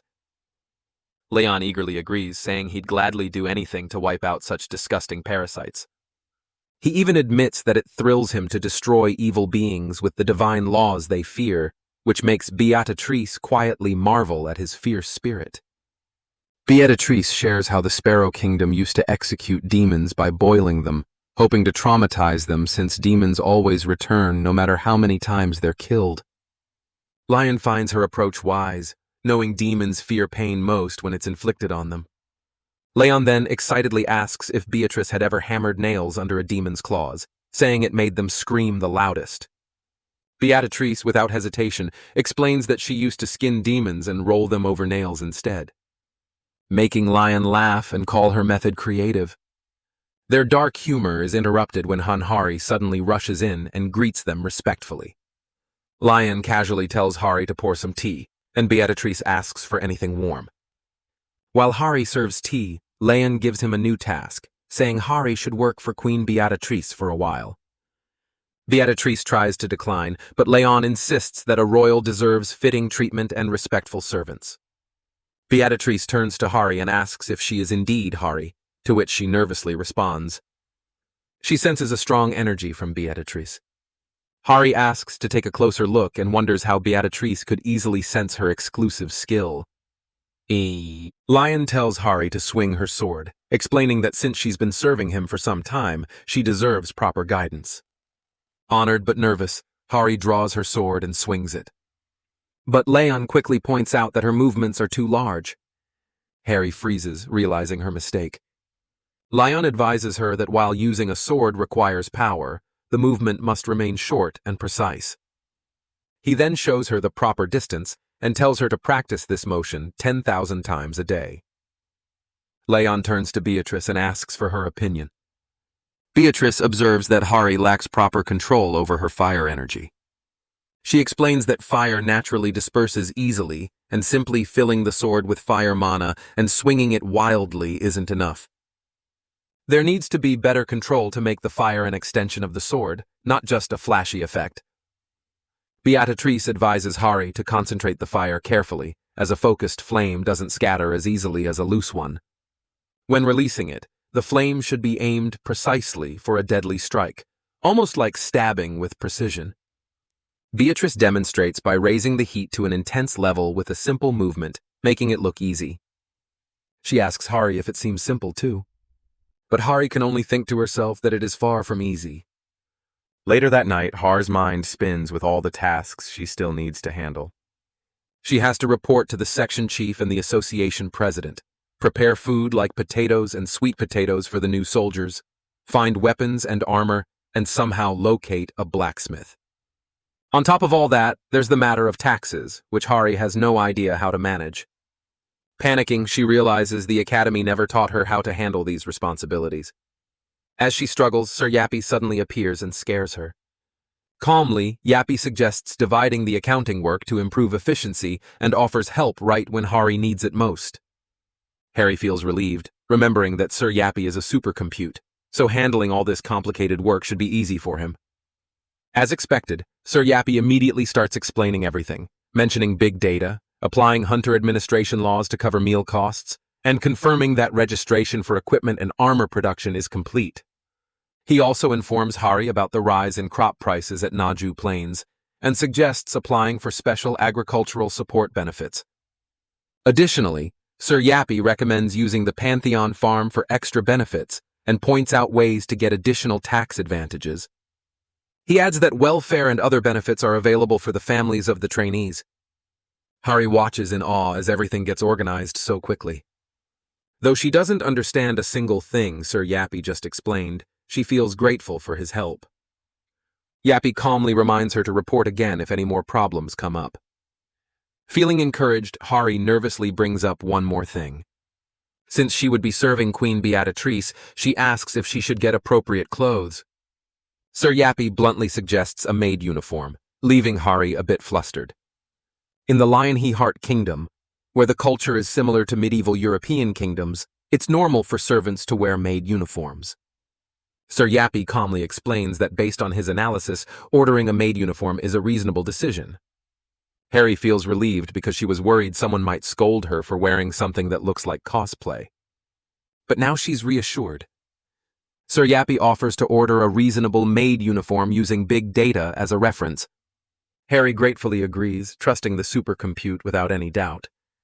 However, what Hari doesn't realize is that the big data Sir Yappy uses is actually compiled from online fashion trends. Without understanding the real-world context, Sir Yappy ends up purchasing the most popular item, a flashy, heavily censored rainbow magic girl ribbon, made stocking set known for comments like, "Boyfriends love it," and promises to wear it often. Innocently relying on big data leads to a serious mistake, leaving Hari completely unaware of the strange influence behind modern online shopping trends. At Hunter Academy, Kim Juk, a top student, notices the large crowd and comments that more people showed up than he expected. Nearby, Han Suho, another top student from Class A, agrees and recalls what happened a few days ago. It all started when Lion visited the academy. Instead of looking for regular soldiers, he announced that he was there to find seedlings of knights. Moreover, Lion offered to teach them not only swordsmanship, spearmanship, and horsemanship, but also theology.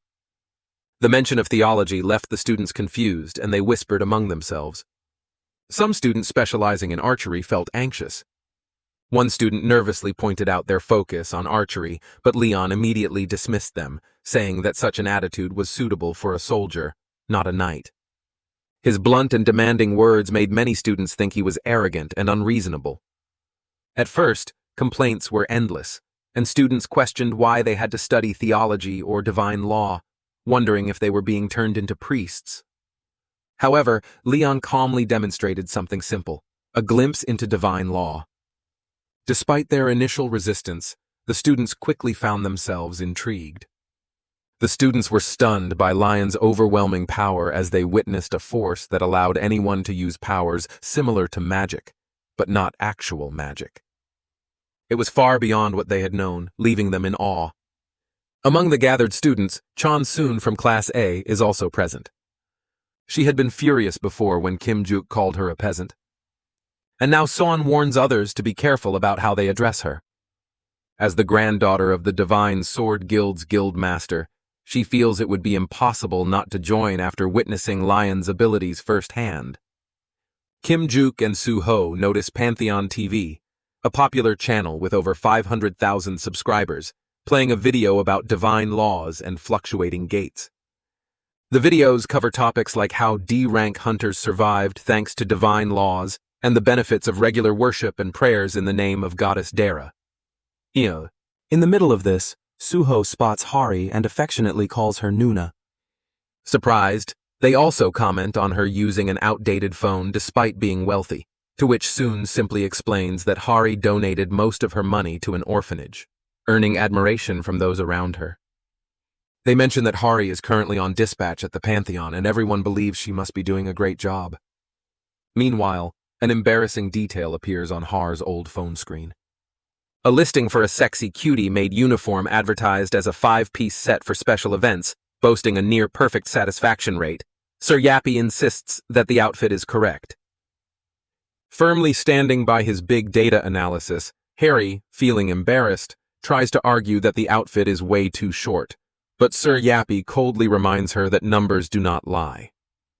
And with a dependability rate of 999%, Sir Yappy questions whether Hari is doubting the integrity of big data itself. Panicking, Harry tries to hide when she hears familiar voices approaching. Realizing that guests are arriving soon, she tells Sir Yappy to hold off on greeting them, but it's too late. Harry steps out awkwardly to greet the incoming guests and hoping to somehow smooth things over. However, the guests freeze, shocked at the sight of her outfit. Suho stares, barely able to process what Harry is wearing, and confused and concerned, asks what is going on. Harry tries to explain that it's not by choice, but Sir Yappy coldly interrupts, questioning if organic beings dare distrust big data. As Hari struggles, Sir Yappy tugs at the skirt to adjust it, making the situation even more chaotic. Lion soon arrives and stares at Har's outfit in disbelief. He demands to know what she is wearing. Embarrassed beyond words, Hari tries to explain, but Lion cuts her off sharply, ordering her to change immediately and scolding her for appearing so indecent. Harry quietly obeys Leon's furious order, promising to change immediately. Meanwhile, Sir Yappy announces that it's trainee food time and that salt water must be distributed. Hari can only sigh as the situation spirals out of control. The reunion with her respected juniors turns into an utter disaster. Meanwhile, on Jeju Island, a red gate looms. After a long and tiring journey, the Golden Lion Guild, led by Hwang Gumcho, finally arrives. Gumchul jokes about how quickly they boarded a flight at the mention of money, calling out their own greed without shame. Hang reminds her sister that after the catastrophic losses at the Chiangju Gate, their guild's financial situation has been terrible, and they need to recover somehow, even if it means taking risky missions like this one. Alongside Hwang, about 40 other guild members are gathered, ready for the challenge. Suddenly, a familiar voice greets Hwang. Lai Yongwan appears. Hwang teases him lightly, recalling the government blackmail scandal that caused Li to vanish for a while. Hwang then asks if Li was specifically chosen for this dangerous mission. Li, however, responds coldly, saying that unlike Hwang, he hasn't experienced the death of any guildmates, a heavy reminder of how brutal their world has become. After that, Hwang brings up the real issue. He demands that the payment be split evenly, 50-50, to which Li immediately snaps, calling it complete nonsense. Li points out that Hwang obviously won't be doing as much of the heavy work, so an even split is ridiculous. Still, Hwang smoothly argues back, reminding Li that no one else would have bothered to help him and calling him hunter-trader Nim. Clearly taking a dig at Li's reputation. Li's patience snaps and he warns Hwang not to cross the line. In the end, Li offers a 6-4 split, absolutely refusing to go any lower. Hwang laughs it off and cheekily tells Li to treat them all to a meal, but Li curses and refuses, telling him to buy his own damn food. Watching the childish behavior of both, Gumcho can only sigh in disappointment as they act more like kids than professional hunters. Hayuri suddenly sneaks up from behind, causing Gumcho to jump in surprise. Gumshell quickly scolds her, asking her to make some noise when walking around so she doesn't scare him again. However, Yuri just tells Gumchil to speak more politely. Despite the tension, the gathered hunters know this is an important moment. With 3 S-rank hunters and 1 hunter almost at S-rank, they've assembled just in time, right before a dungeon break. Given their strength, they are confident that clearing a lower black S-rank gate should be possible.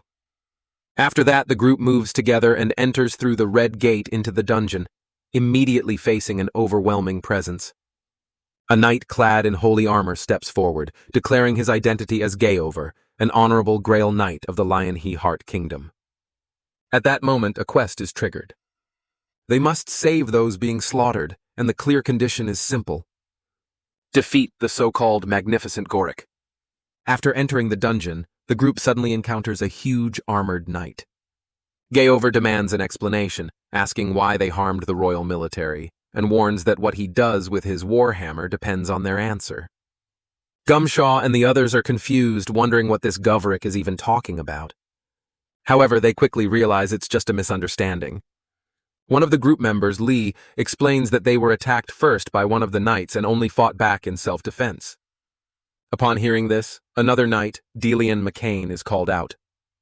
Geovic scolds Dion harshly, reminding him that his impatience could bring ruin and accusing him of staining the goddess's name with reckless behavior. Delian apologizes shamefully. Gay then apologizes to Gumshiel's group for the misunderstanding caused by Delian's actions. To which Lee replies politely, relieved the misunderstanding is cleared. However, internally, Lee thinks Joe is much easier to deal with than expected, and feels that resolving things will now be simple. Though the misunderstanding about who attacked first is cleared, Gale still insists on punishment, coldly declaring that since 6 royal soldiers were killed, it is only fair to take 60 heads in return. His logic is brutal and one-sided, revealing how harsh and rigid the kingdom's military rules are. Meanwhile, the scene shifts as Hari and the others arrive at a different location, the soldier training grounds. At first glance, it looks simple and rural, lacking modern facilities or comforts like medical lounges. Kim Jack notices that even in the cafeteria, the trainees are only drinking plain water instead of eating proper meals.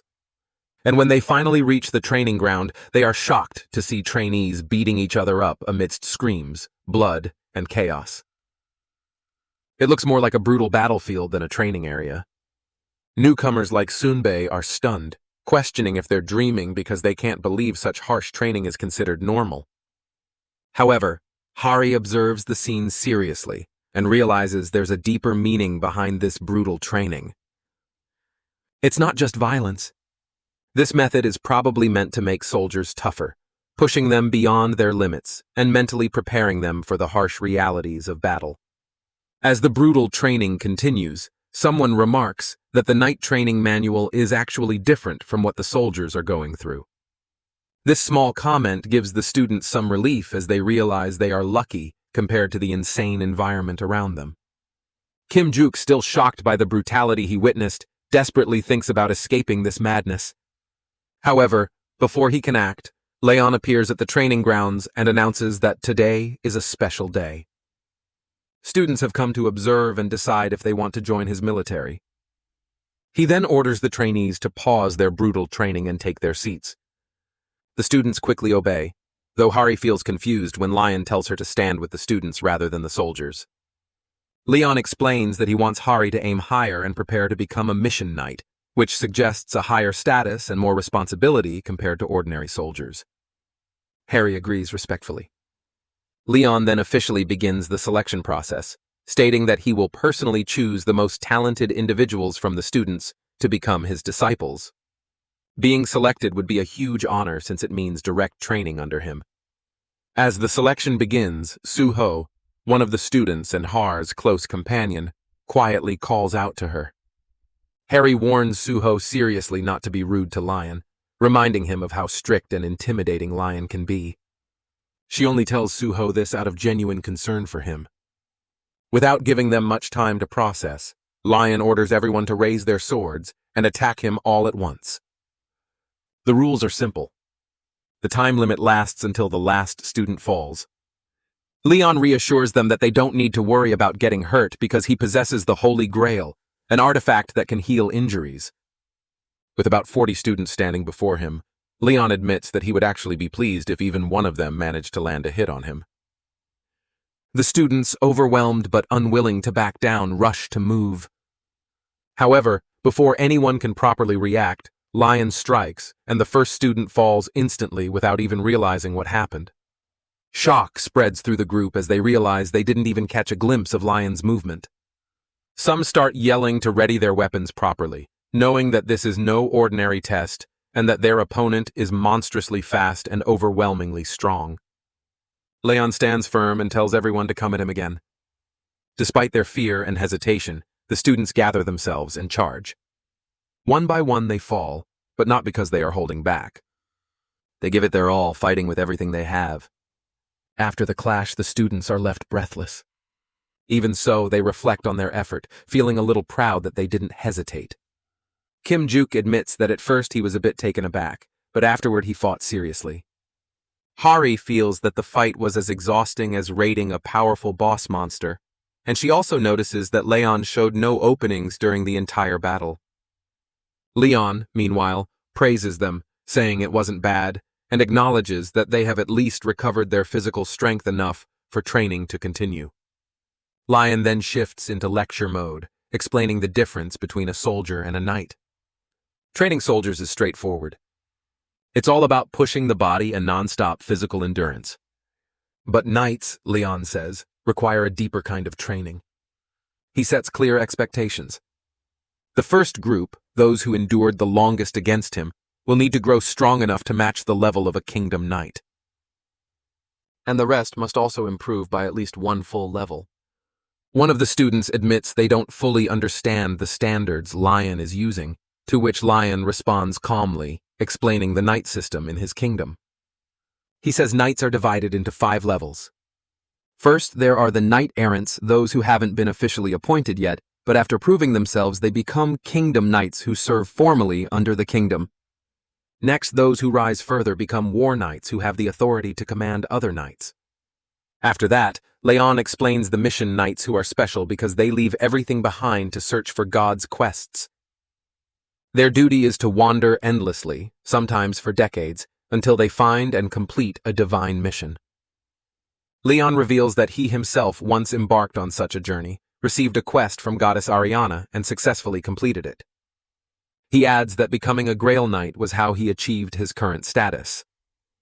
When someone asks if a Grail Knight is the highest level, Leon agrees, but provides more detail. He explains that beyond a regular Grail Knight, there is the Grail Guardian, a special title given to the one Grail Knight who succeeds the king of Lionheart. Trying to claim this title isn't just about seeking honor. It's like challenging Lion's kingship. Leon warns seriously that anyone who dares challenge it will be killed on the spot. He adds that right now is the only chance anyone would have since his power has weakened, making him closer to a normal Grail Knight than a full-strength Grail Guardian. Even with that, the students are stunned, wondering how this could be considered weakened, given how overwhelming Lion still seems. One student nervously asks how strong a Grail Knight truly is, to which Leon pauses before admitting that it would be hard for them to even grasp. Gumshell slowly wakes up, holding her head as pain rushes through it. Her mind feels heavy, and she wonders why she was even unconscious in the first place. No matter how hard she tries, nothing about what happened earlier comes to mind. As she slowly gets up, she notices a girl standing nearby, her calm presence surprising her. The girl introduces herself as Hildir from the Woodsling tribe and mentions that she protected them from the kingdom's soldiers. Gumchil is confused by the word hero, clearly having no memory of doing anything like that. Before she can ask more, a familiar voice echoes nearby and a man joins them, saying his sister appears alive and unharmed. It's Huang Gumcho, who has just returned after shaking off enemies. However, Gumchil admits that her memory is completely blank. As the group talks, Hang wonders how much Gumcho actually remembers, to which she pauses for a moment and shares the only image still stuck in her head. The ground torn apart and broken. Hang listens, still trying to make sense of the situation as Gumul's mind remains foggy. But the conversation starts to piece things together. The mention of a lost day's memories catches her attention, and she wonders how she could have forgotten everything. She also hears Huang explain that the spell failed. They barely managed to escape, and a relentless monster had chased them. The mention of the Woodsling tribe helping them gives Gumshell a brief moment of clarity. Gumshell learns that during the battle she was struck by a hammer, teetering on the edge of death for 2 whole days. Stunned, she asks about the healers, but they couldn't help because of a curse placed by Jovi, the Grail Knight. The curse prevented anyone from healing, turning the powers of recovery into something destructive, which leaves Gumshell in disbelief. Her eyes then fall on the unfamiliar markings spread across her skin. They feel strange at first, but Hildur calmly explains that they're part of a healing spell etched to support her recovery. Each symbol holds meaning, tied to an ancient method practiced by the local tribes. Gumshaw later examines them more closely, quietly noting how they almost look cool despite everything. As she pushes herself upright, her sibling gently checks if she can stand, because a meeting is about to begin, and everyone is expected to join. Afterward, the tribal chief, Beldi, steps forward and speaks with a serious voice. He explains that for years the Crown's army has attacked their people, calling them heretics. Many were killed in terrible ways, and some were even skinned. Even after all that, the tribes refused to give in. Moreover, 3 whole tribes were destroyed along the way, but they kept fighting.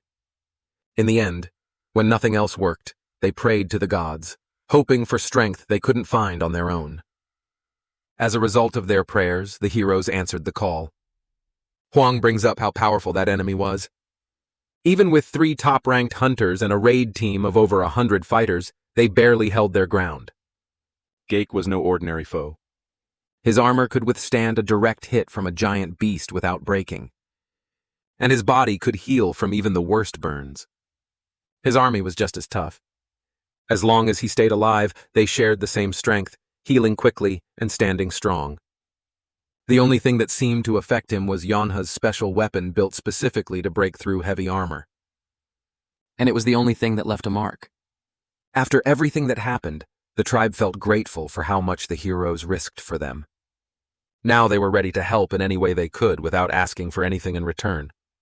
Meanwhile, the scene shifts when one of the cadets suddenly shouts in surprise after seeing a real horse for the first time. This takes place at June Ranch on Jeju Island. After finishing their basic training and tests, the Academy cadets are brought here by Lion as part of their next learning step. The peaceful ranch is a big change from what they're used to. For some, even something simple like seeing a horse feels special. Soon after, Leyon arrives at the ranch and people greet him with respect. Leyon takes a quick look around and quietly says the horses look decent. Not bad, just good enough. He thanks the ranch staff for arranging everything on such short notice and gets straight to the point. He's here to find a war. The staff seem excited and honored to help, proudly mentioning that their horses come from famous racing bloodlines and are known for their strength and speed. Leyon listens calmly and responds with a brief comment, saying that a horse's true worth depends on its sire, the one it came from. He then turns to the cadets and speaks seriously, explaining that for a knight, a horse isn't just for riding, it's a lifelong partner. It's important to build a connection and move as one, both in battle and beyond. Leyon tells them to walk around and choose a horse they feel drawn to try forming a bond before riding it. The cadets get excited, cheering with energy and promising to give their best effort. As they take in the large field, Beatrice quietly notes how many horses there are, almost overwhelmed by the sight. Leyon thanks the queen for meeting him on such short notice, and she responds kindly, saying it would have been rude to say no. Lion then asks if he can assist Beatrice in any way, and she agrees with a gentle smile, happy to share the moment. At the center of the ranch, they look over the horses. Beatrice gives a brief nod, saying they look pretty decent. Leyon then turns and offers her a ride, to which Beatrice agrees right away and asks for a recommendation. Lion points toward a black horse nearby, suggesting she try that one. With a smile, Beatrice accepts and moves toward it. Leyon then turns to Hari and tells her to choose a horse as well. Surprised, Hari nervously points to a white one, unsure if it's the right choice. Before she can finish, Lion steps in and suggests a strong-looking yellow horse instead, one with a sturdy build that would be a better match. Hari quietly agrees. And as she looks at it up close, the horse seems even more charming than expected. As Hari calmly watches, Leyon steps forward, gently pushing her away and telling her to move aside before quickly going to Beatrice, asking her to assist her. Hari finds this a bit mean. Suddenly, someone shouts in a panic, calling out to Lion. He turns with a calm expression, wondering why there's so much noise as even the horses start getting restless. Out of breath, the person explains that it's an emergency call from the president of the association. Leyon nods and tells him to connect the call. A voice comes through the line and the man greets him respectfully, introducing himself as, "Okay." Lion gets straight to the point and asks what's going on. Kanguk hesitates for a moment before explaining that there's going to be a dungeon break soon and asking for Lion's help. Lion sharply replies, reminding him that it's not his job to clean up the association's problems and that he didn't come all this way to fix their messes. Kanguk understands and says he didn't call just for that. He thought this particular case might interest Lion.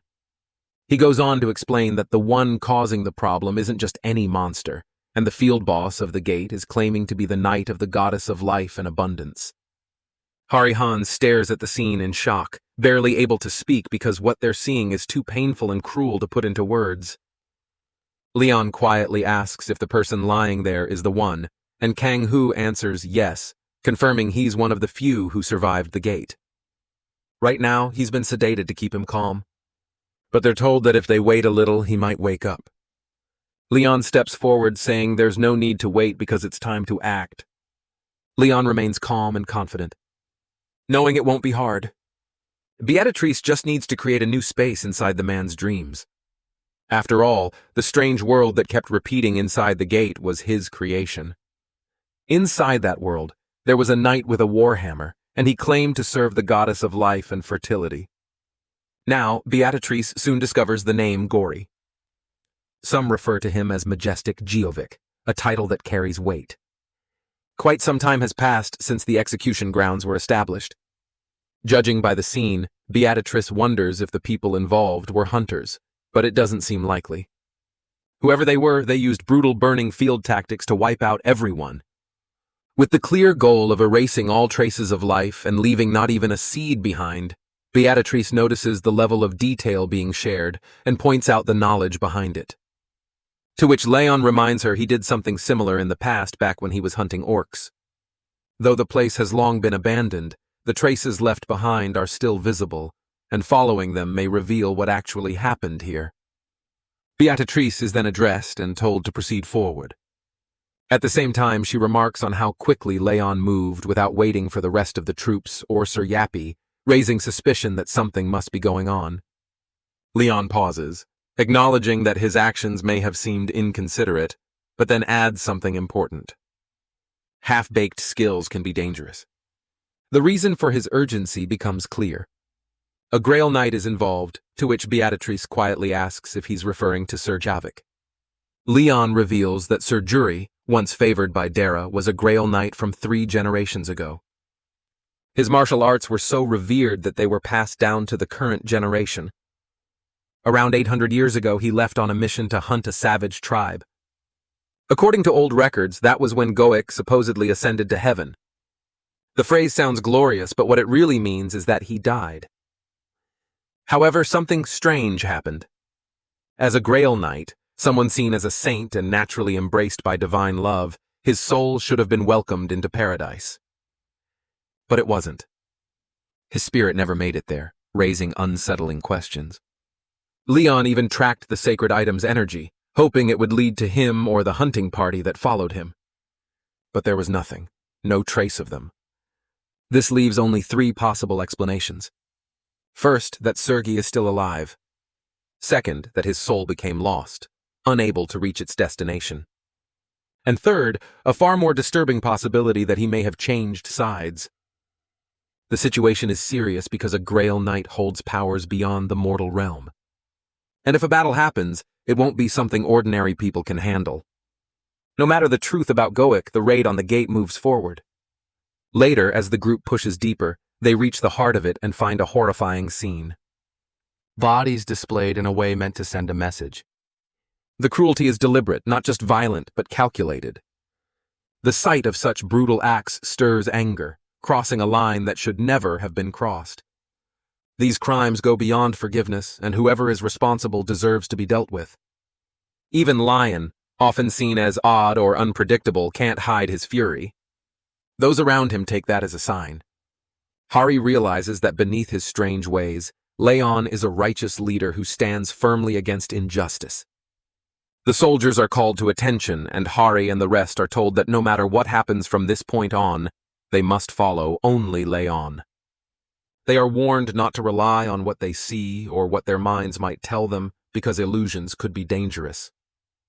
Everyone agrees without hesitation, rallying behind their king. Time is running short, and there's no room to waste because the enemy is near. Their presence is already starting to stir chaos with wild, violent screams ringing out. Whoever is waiting up ahead isn't holding back. They want total destruction and aren't planning to leave anyone alive. Harry shouts and breaks the tension when she spots a nearby village under attack. Worse, the enemies are brutally charging at innocent people, and the scene is both cruel and hard to watch. Realizing what's happening, the group is filled with rage, but none more than Lion. He doesn't hesitate for a second. His fury explodes as he shouts at the top of his lungs, calling the attackers vermin, and without waiting for backup, he races forward on his horse. His soldiers call after him, stunned as they've seen him like this before, especially during the orc massacre. When innocent lives are at stake, Leyon can't hold back and charges straight into danger, driven by pure anger and a strong sense of justice. The others struggle to keep up because he's already far ahead, moving too fast to follow. Harry suddenly remembers the orc battle, and it clicks for her. There's a deep reason behind this anger. Then, out of nowhere, Lion screams for the honor of Lionheart, and the soldiers watch in shock as he swerves hard with his sword raised. The only problem is that Lion is charging in the wrong direction. Harry stands frozen for a moment, unsure of what she's seeing. Leyon looks furious, his voice cold and sharp as he calls everyone insects. He doesn't want to listen or explain anything. He just locks onto his next target and pushes his stallion to charge forward. Everyone around Lion freezes because something feels off. And instead of striking down enemies, Lion turns his attention to the very soldiers he was supposed to protect. Whispers break out, and no one can understand why Leyon is doing this. But deep down, Hari knows something's wrong because Leyon isn't acting like himself. Hari clenches her fists, her heart pounding because if no one does anything, more people will get hurt. Without wasting another second, she decides she has to stop Lion. Hari hears someone call her name and pauses her steps. Beatrice tells her to trust Leon, saying there's always a reason behind his actions. Hari hesitates, still unsure, but Beatrix's words leave her thinking. She quietly wonders if that could really be true. Up ahead, Leon continues fighting fiercely, calling the enemies garbage as he slashes through them. Leon has already set new records, completely lost in battle. Hari questions if Leon's just fighting out of anger, but Beatrice shrugs, admitting Leon tends to get overly excited. They finally agree that there's nothing they can do now to stop him. Even though they witnessed something brutal, they chose not to interfere. Not because they lacked justice, but because the people being attacked weren't real. These villagers are just fakes. NPCs created from old memories inside the gate. Only a few here are true survivors. The rest are illusions meant to mimic the past. The monsters and NPCs inside the gate aren't real beings. They're just leftover memories, shadows from events that happened long ago. So whether they're killed in battle or even publicly executed, it doesn't count as a real sin. Leon charges through them, shouting that he won't let a single one survive, determined to make them all suffer. Then a knight steps forward and bows, respectfully, greeting the Grail Knight, the one known as the Living Saint. Leon tells him to rise, reminding him they're still in the middle of a battlefield. The knight introduces himself as Toskata Vendelik, the brother of the Lord of Vendelik and a member of the Labanine Dawn Knights. Vendelik. The city is located near Lanquil. Toskata nods, adding that he was the only one in his family whose skills as a knight were truly recognized. He hadn't started his pilgrimage yet, but planned to after this mission. Leon responds quietly, saying he doesn't recall ever hearing the name Toskata Vendelik. And if Toskata had truly become a Grail Knight, they would have met in paradise. That can only mean one thing. Either he failed his sacred mission or he died somewhere during this raid. Lion looks around at the knights standing before him, but doesn't recognize a single face. These were once proud warriors, yet none of their names seem to have survived in history. Lion introduces himself confidently. Leon Drayonia, Lionheart, the ruler of Drayonia and the chosen bearer of the Lionheart, a title given to him by the goddess of light and justice, Ariana. Tossa steps back, clearly shaken by the holy presence Lion gives off, wondering if this is some kind of joke. But Leon remains firm, saying no true knight would dare to lie about being the Lionheart's king. Lion realizes that back in their time, the king of the Lionheart must have been someone else. Still, Toskata nods and decides to trust him. Leon then turns to all of them and confirms that these knights came to raid the barbarians. Lion points out the war knight among them and checks again that the Grail Knight is blessed with the power of life and fertility, to which the knights respond without hesitation that it is Sir Jo. Leon insists that he must meet Sir Joik right away, his tone urgent and leaving no room for delay. The group explains that Sir Joik should be and is tasked with hunting down the remaining survivors. The mention of skinning and the strange events around them make it clear something is deeply wrong. Sir Joik isn't just patrolling. He's heading straight into battle, ready to wipe out what they call the barbarian tribes. And with that, Leon understands that something's about to go terribly wrong. It's soon revealed that the Grail Knight will face an unexpected incident during this war. Before long, the enemy appears and their leader shows up in person. The gate's classification is labeled red, and the danger feels closer to a black grade gate, but they believe it's manageable. This means the different local tribes, who normally wouldn't work together, have decided to unite because they've been constantly attacked by the knights. These raids forced them to put aside their differences and fight as one. However, despite their alliance, the knights still have more soldiers and resources than all the tribes combined. As the warriors prepare, the effects of the blessings and seals take hold. Mir's Molar boosts their ability to pierce through defenses. The White Tiger's seal sharpens their speed and focus, and the iron bear's fur grants them raw strength and tougher skin. Finally, the black eagle's claw lowers enemy resistance and grants wind protection. Now, fully empowered, they step into a fight that may be more than just another raid, and it could be the turning point of everything. Gaover explains that the powerful seals he carries were granted through worship of the beast gods honored by the local tribes. And these seals enhance his abilities, proof of his strength and divine favor. Despite this, a familiar group of mercenaries appears, having survived a previous encounter with him only because he showed mercy. Now they've returned not to beg, but to challenge him, and their goal is clear, to close the gate. And for that, they must defeat Gorich. After this, Gori remains calm and offers them a single chance to surrender their weapons and leave. He warns them that they haven't committed any great sin worth dying for, but the mercenaries stand firm. One of them throws his words back, questioning how someone who skins people alive and spares neither children nor elders can talk about sin or justice, to which Gorich declares that he feels no shame or regret for what he's done. In his eyes, everything he's done is right. Governor stands firm, declaring that everything he has done is righteous. In his view, he has committed no wrong, and those who oppose him have crossed a line that cannot be ignored.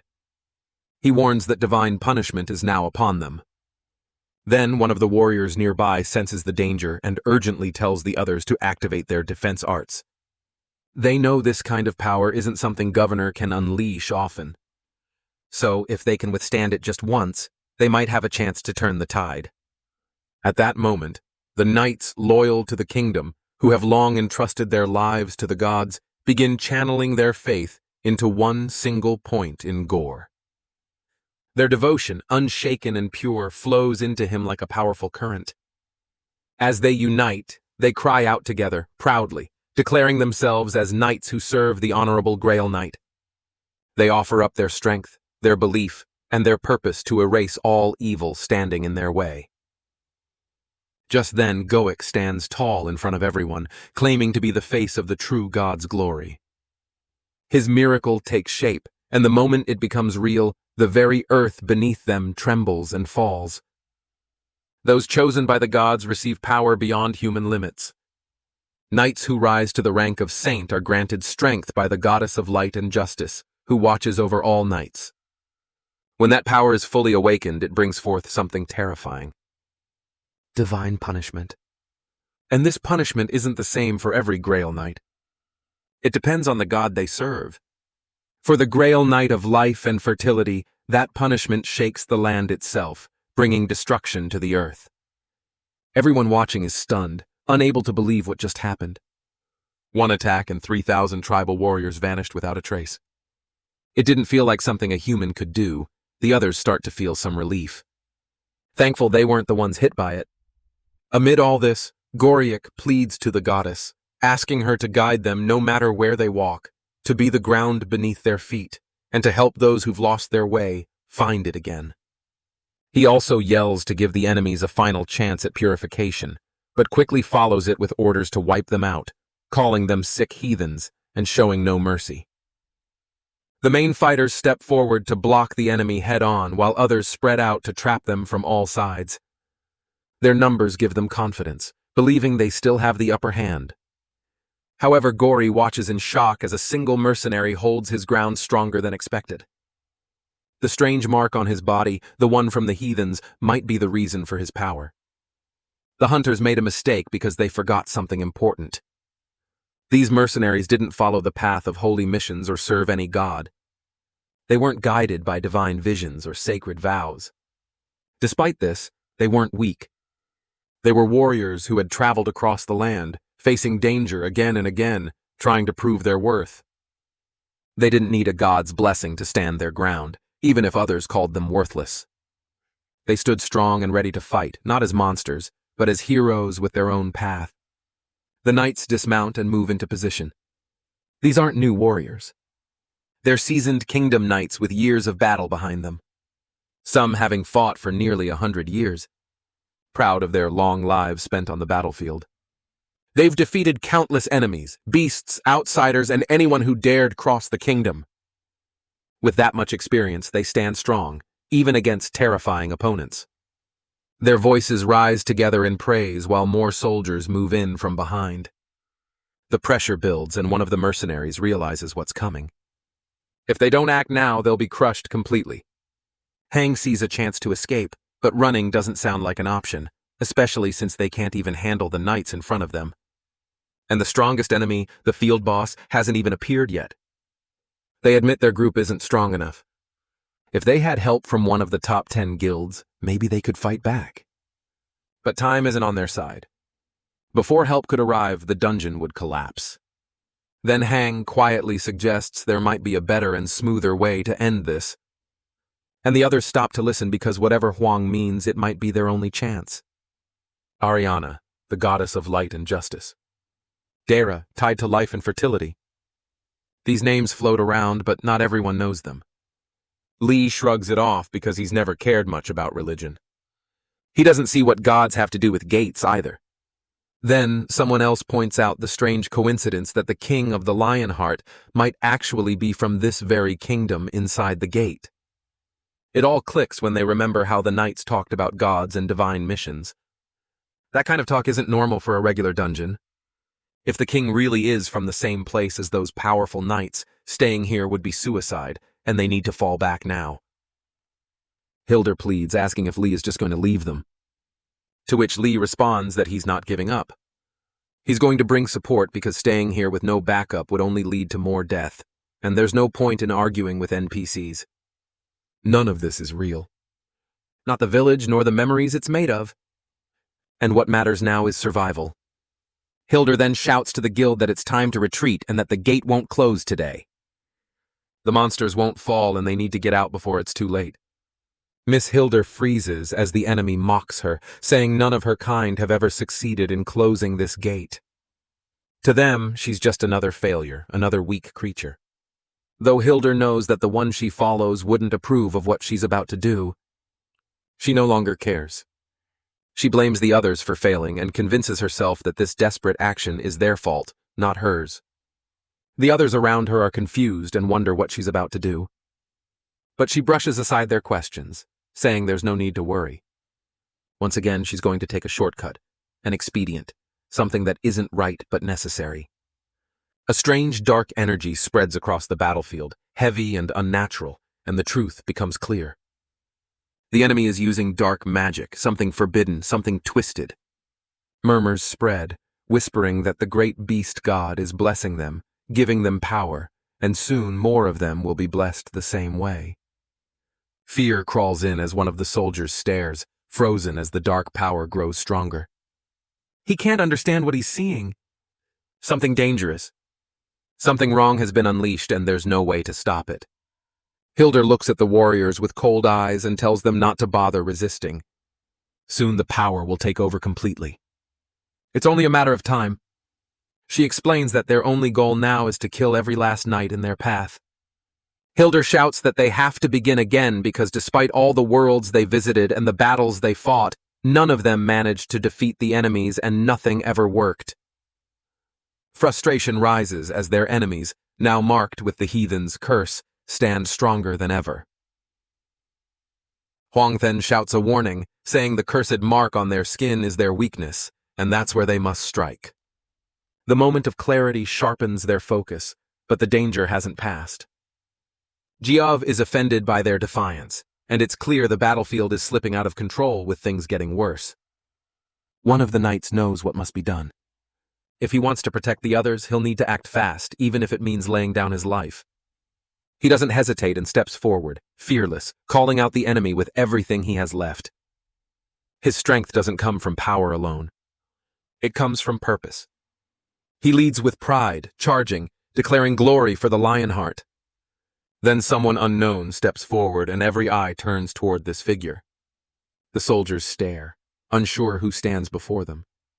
He introduces himself as the king of the Lionheart, Leon Dragonia Lionheart. The reigns once belonged to Argon Majesty Lionheart, a former king known for his strength and honor.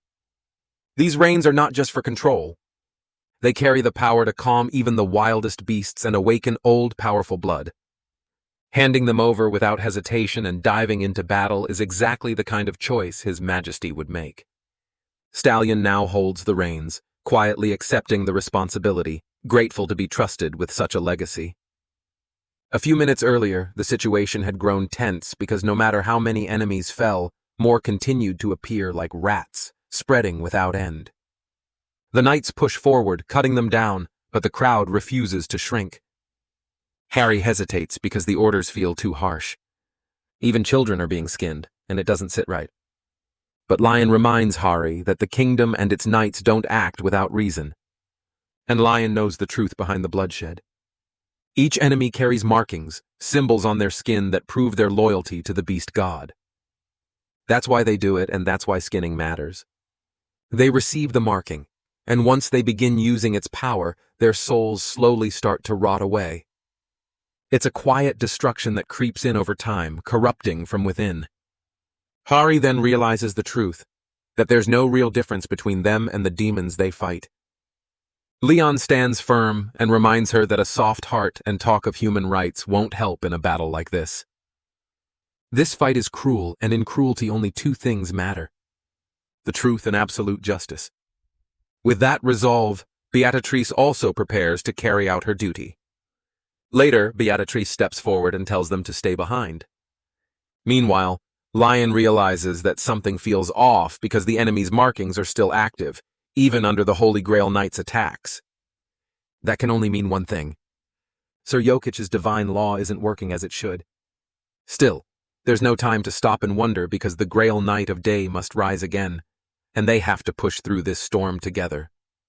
Leon steps forward with firm resolve, declaring that the first thing they must do is break the bond between the enemy forces because there's no room for hesitation, and severing that connection is the key.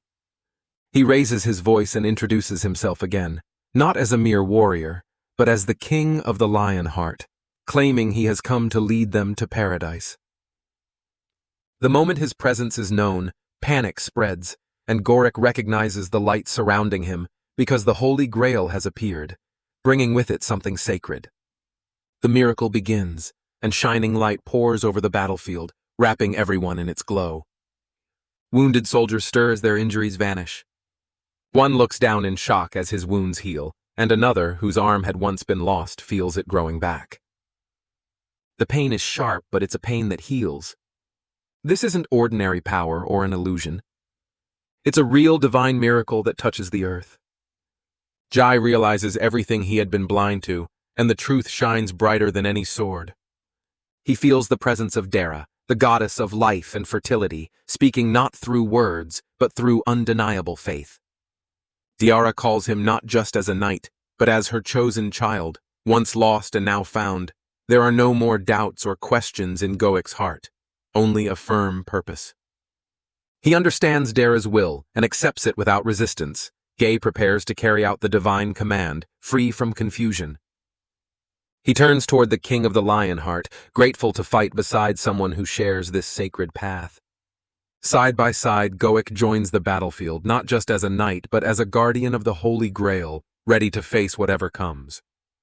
All the dead beasts start moving, slowly, gathering in one spot, like something is pulling them together, and it becomes clear that a host is being formed. Something massive and dangerous. The knights feel the pressure building, and things are only getting worse. Among the enemies stands a twisted knight, half holy warrior, half something else, bound by a corrupted soul. Facing someone like that is already hard, but now something even darker begins to rise. A servant of the Iron Bear begins a dark ritual, sacrificing captured souls to unleash the beast god's anger. The monster responds with a loud roar and charges straight at Lionheart, ready to tear him apart. But Lionheart stands firm. He doesn't back down, reaching deep into ancient power, and his vision comes true as Death Eye appears, slicing through the chaos. The pain hits him hard, but he refuses to fall. Leon's courage lights a fire in the others, and the knights around him feel it. Now is the moment. They must rise and stand together. They must destroy those who've covered the world in darkness.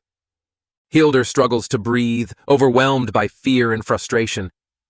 As monsters keep coming without pause, fighting even one Grail Knight like Gothic was already too much, and now things have taken a turn for the worse. Even the dead aren't left in peace, and the enemies laugh, saying the bodies will feed the soil. No one knows where the king of the Lionheart came from, or how the strange woman fits into all of this. While running, Hildur finds a glowing stone. It's a mon, a new source of strong energy made from monster hunts inside the gates. But something doesn't feel right. The amount of mana collected here is way too high. Like hundreds of thousands or maybe millions of monsters have been killed. A chilling thought crosses her mind. Then, Hoo steps in and explains to Hildur that this gate might be caught in a loop, repeating the same events over and over again. Hildur realizes that she's not a demon, but her power feels just as dark. Pauses, realizing something strange. Hildur isn't fooled. She knows she isn't just an NPC, and that changes everything. Senses Hildur's power, a kind she doesn't like, but she doesn't waste anything and notices her enemies. Even now, she's turning Hildur into her servant through sheer force. The spell Hoo uses feels more like domination than magic, and it's hard to watch. Later, Hildur trembles, confused in pain, calling her monsters useless, as if she's done this many times before, and mocks Hoo, asking if she even remembers who her true master is. Hildur stands frozen, whispering a prayer to the gods, but it's too late. Smiles coldly, claiming the slave is hers now. Anger boils over as Hildur's slave, calling her a cursed being, promises to tear Hildur apart. But something deeper stirs beneath the surface, because the gate they're trapped in isn't just any battlefield. It belongs to the beast god. The worst part is that if the other beast gods begin to descend even partially, it won't just be the warriors in danger. The entire gate, the world around them, could collapse under their power. And this is far worse than anyone imagined. Leyon speaks with calm certainty, mentioning how the 11th king of the Lionheart often talked about Gothic and the other knights. Hearing that name stirs something in Gothic, who becomes confused and wonders if Lion actually met him. Leyon gently nods and reveals that the 11th king now rests in the paradise of the gods. Harry steps in, asking Jovi if he remembers anything, any clue at all. Geo tries, but nothing comes to mind, and all he knows is the mission. Raid the barbarians, and that's the only purpose driving him. Hari then turns to the others, urging them to understand what must be done. She tells them the truth they've been avoiding. Gothic and the other knights cannot leave this gate. They aren't free warriors. They're bound, just characters locked in this cursed place, repeating the same fate again and again. To finally close this gate for good, they must face Gore and take him down. Gay is proud of never having lost a single battle. Not even once after all this time. Leyon quietly agrees, because if Jovi had ever tasted defeat, they wouldn't be standing together now. Suddenly, a monstrous enemy screams Leyon's name and threatens to rip him apart piece by piece. And the battlefield shakes. Leyon wonders if there is any way to stop the beast god's incarnation from descending. Hildur laughs cruelly, saying there's no stopping it now and that the gate is already collapsing. The beast gods plan to unleash everything they have to destroy it. Leyon hears this but doesn't step back because he knows what must be done, and the knights who fought with him deserve better than to be left behind. Lion chooses to fight no matter how dangerous the path may be. Beatrice tries to warn him, saying a direct fight may be too risky. But Leyon has made up his mind, because if they run now and a dungeon break happens, the monsters will escape into the world, and that's a danger far worse than anything inside this gate. Leyon stands firm, determined to fight, but Gothic interrupts, saying there's still a way to close the gate. He reveals the truth that the gate will only close when he falls, and his defeat is the key. As a knight bound to this realm, his end will seal the gate for good. Though his body trembles, his will does not. He urges the others to retreat and live on, telling Leyon to save his strength for battles beyond this fading world, and that there's no point in wasting lives on ground that is about to vanish. Gyrich turns to the other knights, his brothers and sisters in arms, saying the final battle is here, and with the king of the Lionheart at their side, representing the god's radiant glory, they must rise one last time. They will offer themselves up in sacrifice, not out of despair, but to secure the future of those who still breathe. They choose to fall so others can rise. Leyon stands silent for a moment, overwhelmed by the weight of loyalty shown before him. Because Gorik's sacrifice leaves him with a burden that feels heavier than any blade or shield. Yet it's one he vows to carry with pride. Geo isn't done just yet and asks Leyon for one final favor, just a bit more time. Jay overcloses his eyes and prays, calling out to Goddess Dara, pleading for a blessing, a final gift before he fades. He lifts his hammer, pouring his remaining strength into it. He is chosen by the goddess and loyal to the Lionheart. Gothic transfers every drop of power he holds into the weapon. He offers it to Lion, not as a tool of destruction, but as a symbol of trust and legacy. Until someone worthy appears, Lion must carry this hammer forward, to which Leyon admits that no one may ever wield it as Gothic once did. Still, Gove believes in the king, and fighting beside Lion was an honor he will carry to the end. After that, Governor turns to his cavalry one last time and issues his final command to protect the king until every last one of them falls. His knights raise their heads with pride, answering without hesitation. Their lives were honorable, and their mission is clear. They shout one last blessing before retreating, their faith unshaken even in the face of the end. Further ahead, Gothic stands tall and reminds the world who he is. Not just a warrior, but a legend carved from countless battles. He's slain over 10,000 enemies with his own hands, faced more than 5 million through the tides of war, and never once faltered. He remembers standing against 300,000 orcs, holding the motherland's line when no one else could. He recalls the victory over the mighty ogre chief, where hope seemed lost, but courage pulled them through. Through every battle, the goddesses Dara and Ariana stood by his side. And the god Pos found joy in their strength and spirit. Gaover is not just a knight. He is the Grail Knight of life and fertility. And with his final cry, he calls his brothers and sisters to rise once more. Today they march toward death, not with fear, but with honor. And they die for justice, for the future, and for the name they carry. As they charge forward, their hearts burn with glory. Because behind them, the Lionheart blazes bright. Harry feels heavy, unable to walk away. Even after Leyon tells her to leave, she can't bring herself to turn her back. Harry wants to witness their final stand to honor them with her presence, to which Leon doesn't push her because if she wants to stay, then she stays.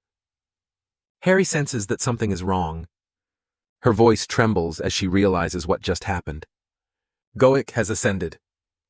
After this, Leon vows that the beast they worship, the god they bow to, will face the cruelest end. The Grail Knights begin to retreat, their purpose temporarily fulfilled. And now the divine laws must take form and force results, no matter the cost. Moreover, the final words spoken by Goy echo louder than any war cry. His sacrifice, his loyalty, and his strength mark this day. Lion silently promises to carry those words forward. What Joik believed in will not fade. His justice will be realized not just in spirit, but through the king's next actions. Leon feels really tired, but it's different from the exhaustion of battle. Back when he fought and defeated countless demons, he never felt this heavy. Now something inside him aches. And as time passes, Leon starts to understand why. It's not the fights that wear him down. It's the fear. The fear of losing the people he cares about again. Because that kind of loss is harder than any wound. What scares him even more is the thought of walking into a future where he has to fight alone. Still, Leon knows this is a path he must walk by himself. And this weight isn't something he can hand over to anyone else. Some burdens are meant only for the one chosen to carry them. Just then, a voice calls out to him, and Hari finds him.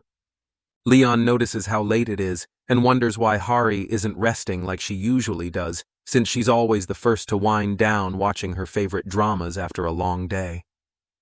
But tonight, she's still here, holding a sword and standing as if waiting for something. Harry stammers, trying to explain herself. She says it's not sudden, but everything they've been through lately has stirred something inside her. The battles, the sacrifices, the weight of the truth, they've changed her. It's made Hari feel like she can't waste any more time, like she needs to be stronger, not just for herself, but for everyone. Leyon tells Hari to raise her sword because he wants to see the strength she has. She straightens, both nervous and proud, but responds in her usual formal tone, still speaking as she always has. Leyon quietly sighs and wonders when she'll stop talking like that. He raises his sword with ease and tells her to prepare, which she quickly does, gripping her weapon tightly. But the moment his blade swings, she stumbles back, shaken by the force of his strike. Leyon doesn't hold back and points out her mistake right away. Her arms are too low. If they fall below the belly button, she loses speed, just a fraction at first, but enough to make a difference. If they're even lower, her movements slow down drastically. Harry nods quickly, absorbing every word. After that, Lion steps in again, and reminds Hari it's not just about the arms or the sword, because defense comes from the whole body. One foot steps back, weight grounded. She tightens her grip and tries again, this time with more control. Harry manages to block the next strike and blurts out that she notices Leon's movements are wider than necessary. Leyon doesn't get upset, but tells her he's mentioned this before. It's not about big motions. What matters is being fast and precise, because every second, every step, and every swing must count. Leyon then questions her reasoning, asking why she thinks creating an opening for the enemy is ever a good idea. Harry hesitates, thinking it might be to use her abilities more effectively. Leyon becomes frustrated because that's not what matters. Victory doesn't come from just using skills efficiently. If she ends up dead in the process, then what's the point? Harry believes Lion would expect her to give up her life if necessary, thinking that was the noble path, something done for the sake of honor or glory. Leyon immediately shuts that idea down, saying he sees no value in sacrificing oneself without purpose. Later, Leyon challenges her, asking if she even has someone in her life worth dedicating that sacrifice to. If there's no one, then following the path of those who do becomes meaningless. The weight of his questions settles over her and she looks down. Leyon tells Hari to take a break. After this, Hari turns away slowly, carrying the weight of the conversation with her. Harry starts to notice that Lion hasn't been himself lately because his energy seems lower than usual, which worries her. Yappy explains that Lion's body is reacting strangely due to pressure, though his words are hard to understand. Later, when Hari asks him to say it in a simpler way, Yappy just says it's stress, and Leyon needs to relax. This makes Hari wonder what Leyon might enjoy during his free time. And Yappy suggests that living beings often feel better through entertainment, especially games, because games help ease the mind and bring joy during rest. Harry tries to picture Lion playing games, but it's hard to imagine. Still, she wants to try and find something Leyon might like. Harry asks Yappy for ideas, but he says choosing fun games for humans isn't really his job. Harry thinks Yappy could have just said he didn't know instead of making it sound so complicated. Suddenly, Hari feels like maybe Lion would enjoy something fun after all, and the idea lifts her mood a bit. As she keeps thinking, Yappy seems ready to explain more. After that, Yappy admits the plan made sense, but insists it was only a coincidence, saying no one can match the way he calculates things. Harry brushes it off playfully, not taking his words too seriously. But Yappy senses the teasing and doesn't like it, thinking a human shouldn't speak to him that way. Still, Hari stays relaxed and points out that she won in the end anyway. Goddess Ariana gently acknowledges the knight's willingness to step forward, saying it brings joy to the gods. However, she expresses concern for him because after fighting for 200 years without pause, Ariana believes Lion deserves something more, something that brings peace and comfort. She suggests that now is the time for him to enjoy the pleasures of life, like resting and healing. Leyon finds the word entertainment distant and unfamiliar. So Ariana explains that in this era, people have many ways to relax and enjoy themselves. While she's not sure what would truly suit him, she believes the most meaningful pleasures are timeless. Leyon wonders what kind of entertainment transcends time. And Ariana gives an unexpected answer, sharing intimacy with a woman. She speaks without shame, saying it's a natural way for humans to feel joy and release stress. Ariana even mentions the queen and the red-haired girl as possible choices.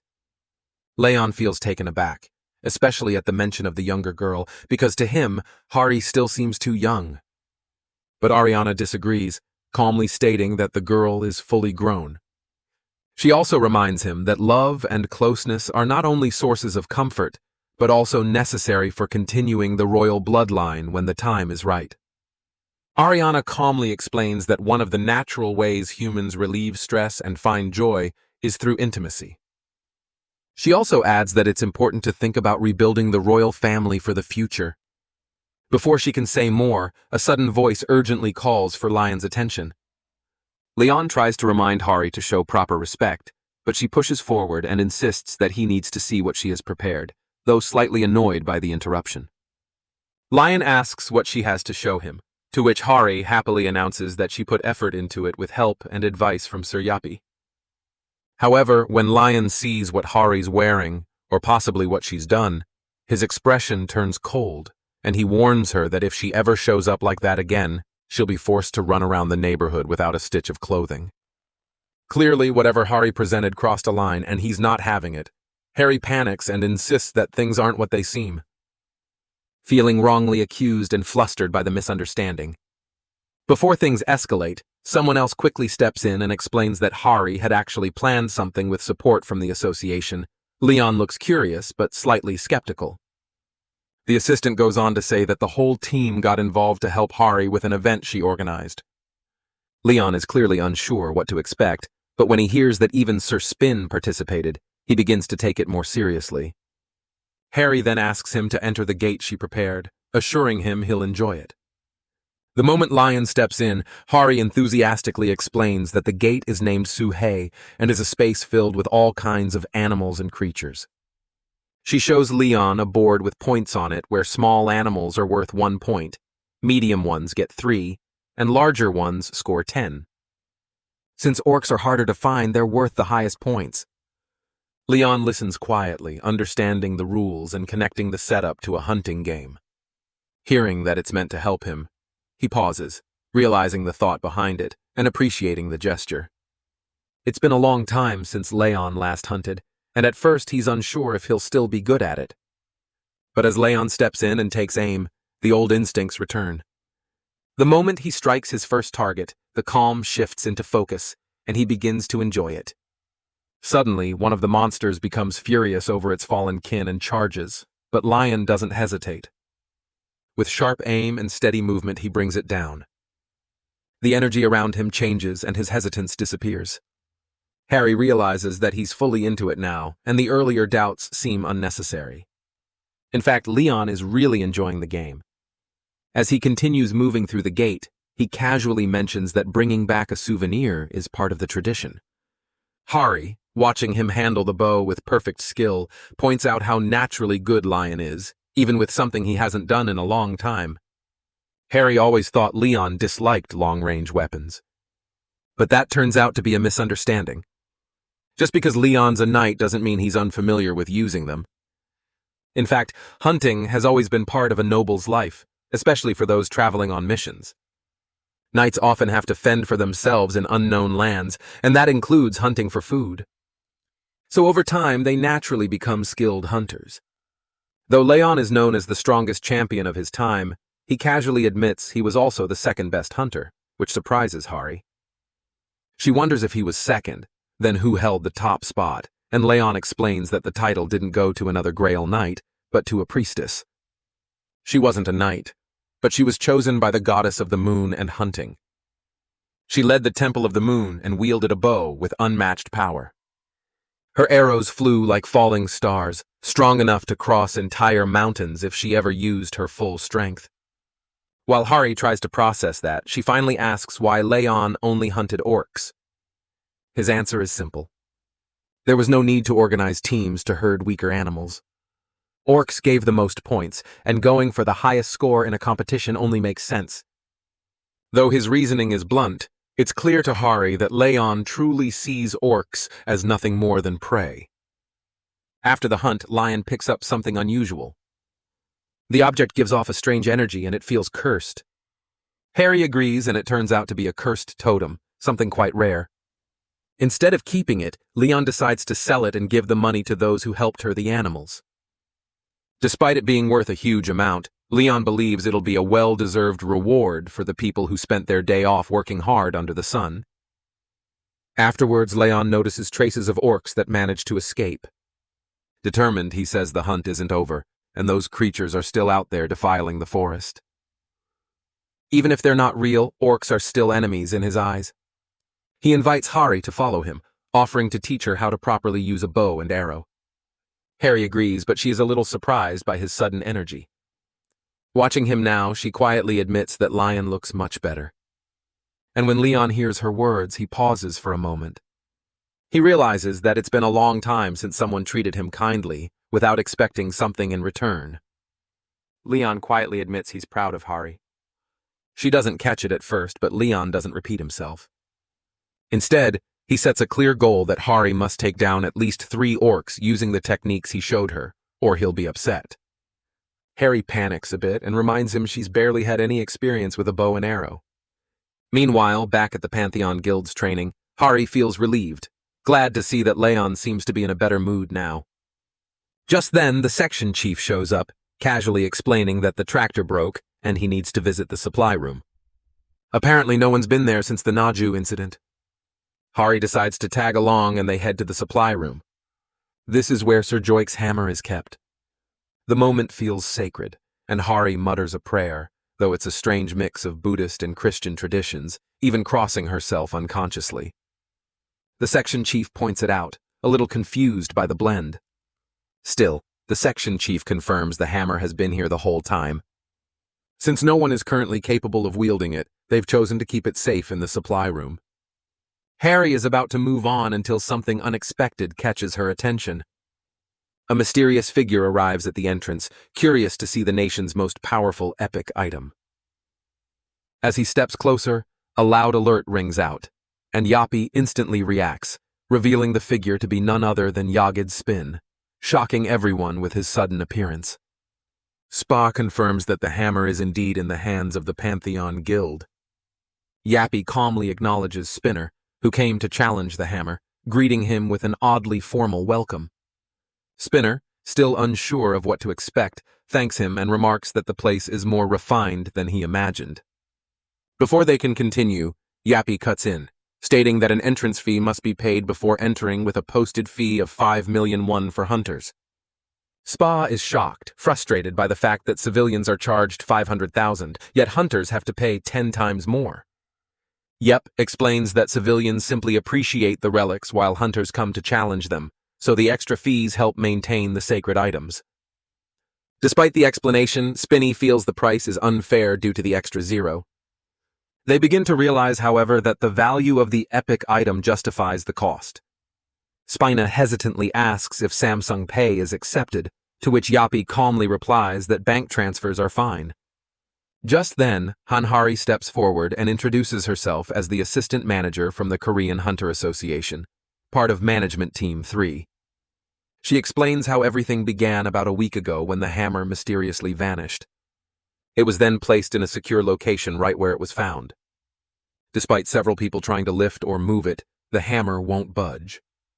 Suddenly the hammer shifts, its movement filled with intent as if trying to express something. It no longer feels like an ordinary object.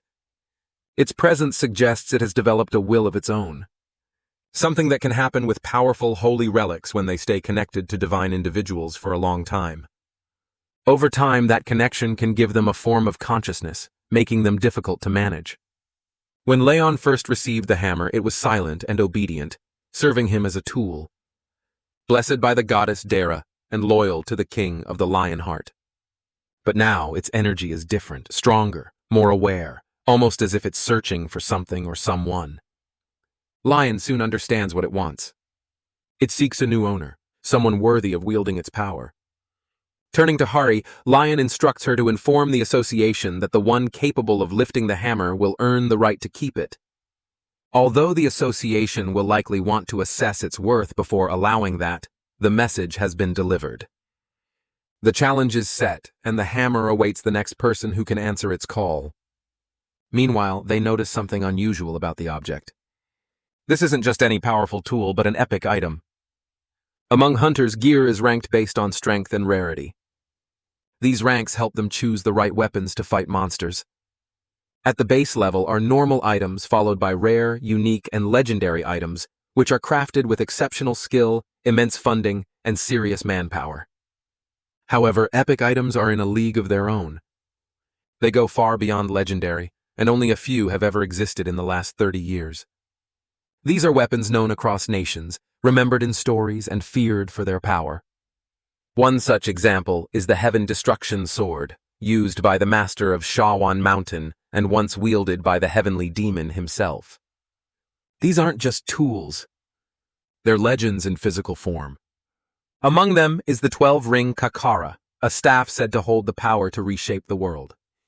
The Frost Queen's heart, still spreading the icy lands of Siberia, and the Wandering Demon Sword, lost since the Black Gate disaster in London, still drifting somewhere in the world. These items hold immense power, capable of turning the tide in even the most hopeless of battles. Now, right before them stands another item worthy of that rank, Gedrick's hammer. Despite the artifact's worth, Lion confirms his decision that anyone who manages to lift the hammer will become its rightful owner. Mr. Lai Chansu reacts in disbelief. Unable to understand how such a rare treasure could be given away so simply, he quickly pulls up the item stats to confirm the value. The hammer is divine, infused with the soul of Gedrick, a Grail Knight chosen by Daira, goddess of life and fertility. It holds the key of faith, granting divine energy directly from the goddess. It boosts vitality to the point of eliminating fatigue. And while standing on Earth, it increases defense power by 4 times, and healing abilities by 3-fold. Even allies gain massive boosts with double defense and significantly increased healing. One of its powers, the Saint's Painting, allows the wielder to activate divine laws depending on their faith and connection to holy energy. The details overwhelm Li Chansu because it's far more than just rare. It's a miracle in weapon form. Still, Lion doesn't budge and his decision stands firm. Leon tells him to spread the word to the association, and Li Chansu quietly asks if he can step away to make a call. The Hunter Association president picks up the call. His voice rises in shock because this is the nation's first ever epic ranked item. Across all of Asia, it would be only the 3rd of its kind. Naturally, this revelation draws a flood of challengers to the Pantheon Guild. The crowd gathers with curiosity, and people begin asking where the hammer is. But Hari quickly reminds them that with something so revered, proper respect is necessary. In this world, even items that belong to legends must be addressed with honor. It's not just a hammer. It's Sir Gothic legacy. Then a challenger steps forward, requesting to try his luck. But as he draws closer, he realizes that the aura surrounding the hammer is intense. And without even moving, it radiates overwhelming energy. Even without lifting a finger, the challenge falls to the ground. The hammer reacts harshly to those it deems unworthy, pushing them back with an invisible force. A hunter stumbles back and complains no one warned him about that. But the truth is, the hammer chooses on its own, and no one really understands the exact rules it follows. Then Kirik echoes around them, demanding a tithe and offering to the goddess tied to the holy relic. Confused hunters wonder if this is some kind of joke because they've already paid the entrance fee and now there's another demand. But someone in the group suddenly realizes the hammer is connected to the goddess and the tithe might be part of the test. He hands over 10 million won as an offering. Others stare at him in disbelief, calling him crazy for giving up so much money. The moment the tithe is accepted, something changes. The hammer, once unmoving, suddenly allows itself to be touched. Moreover, the hammer allows the hunter to grip it firmly, something he couldn't do just moments ago. The aura around it doesn't resist him this time, and the relic has acknowledged him. Tithes start pouring in as hunters rush to offer money, all hoping to lift the hammer and become its owner. Everyone pushes to the front, arguing over who was first or who paid more. Harry starts to feel unsure and whispers to Kittik that something doesn't feel right. She wonders if this is really how a holy relic should be treated. But Yappy standing with her ignores her doubts because to him, it's not disrespect, it's smart planning. Then the hammer reacts, rejecting a challenger and sending them flying.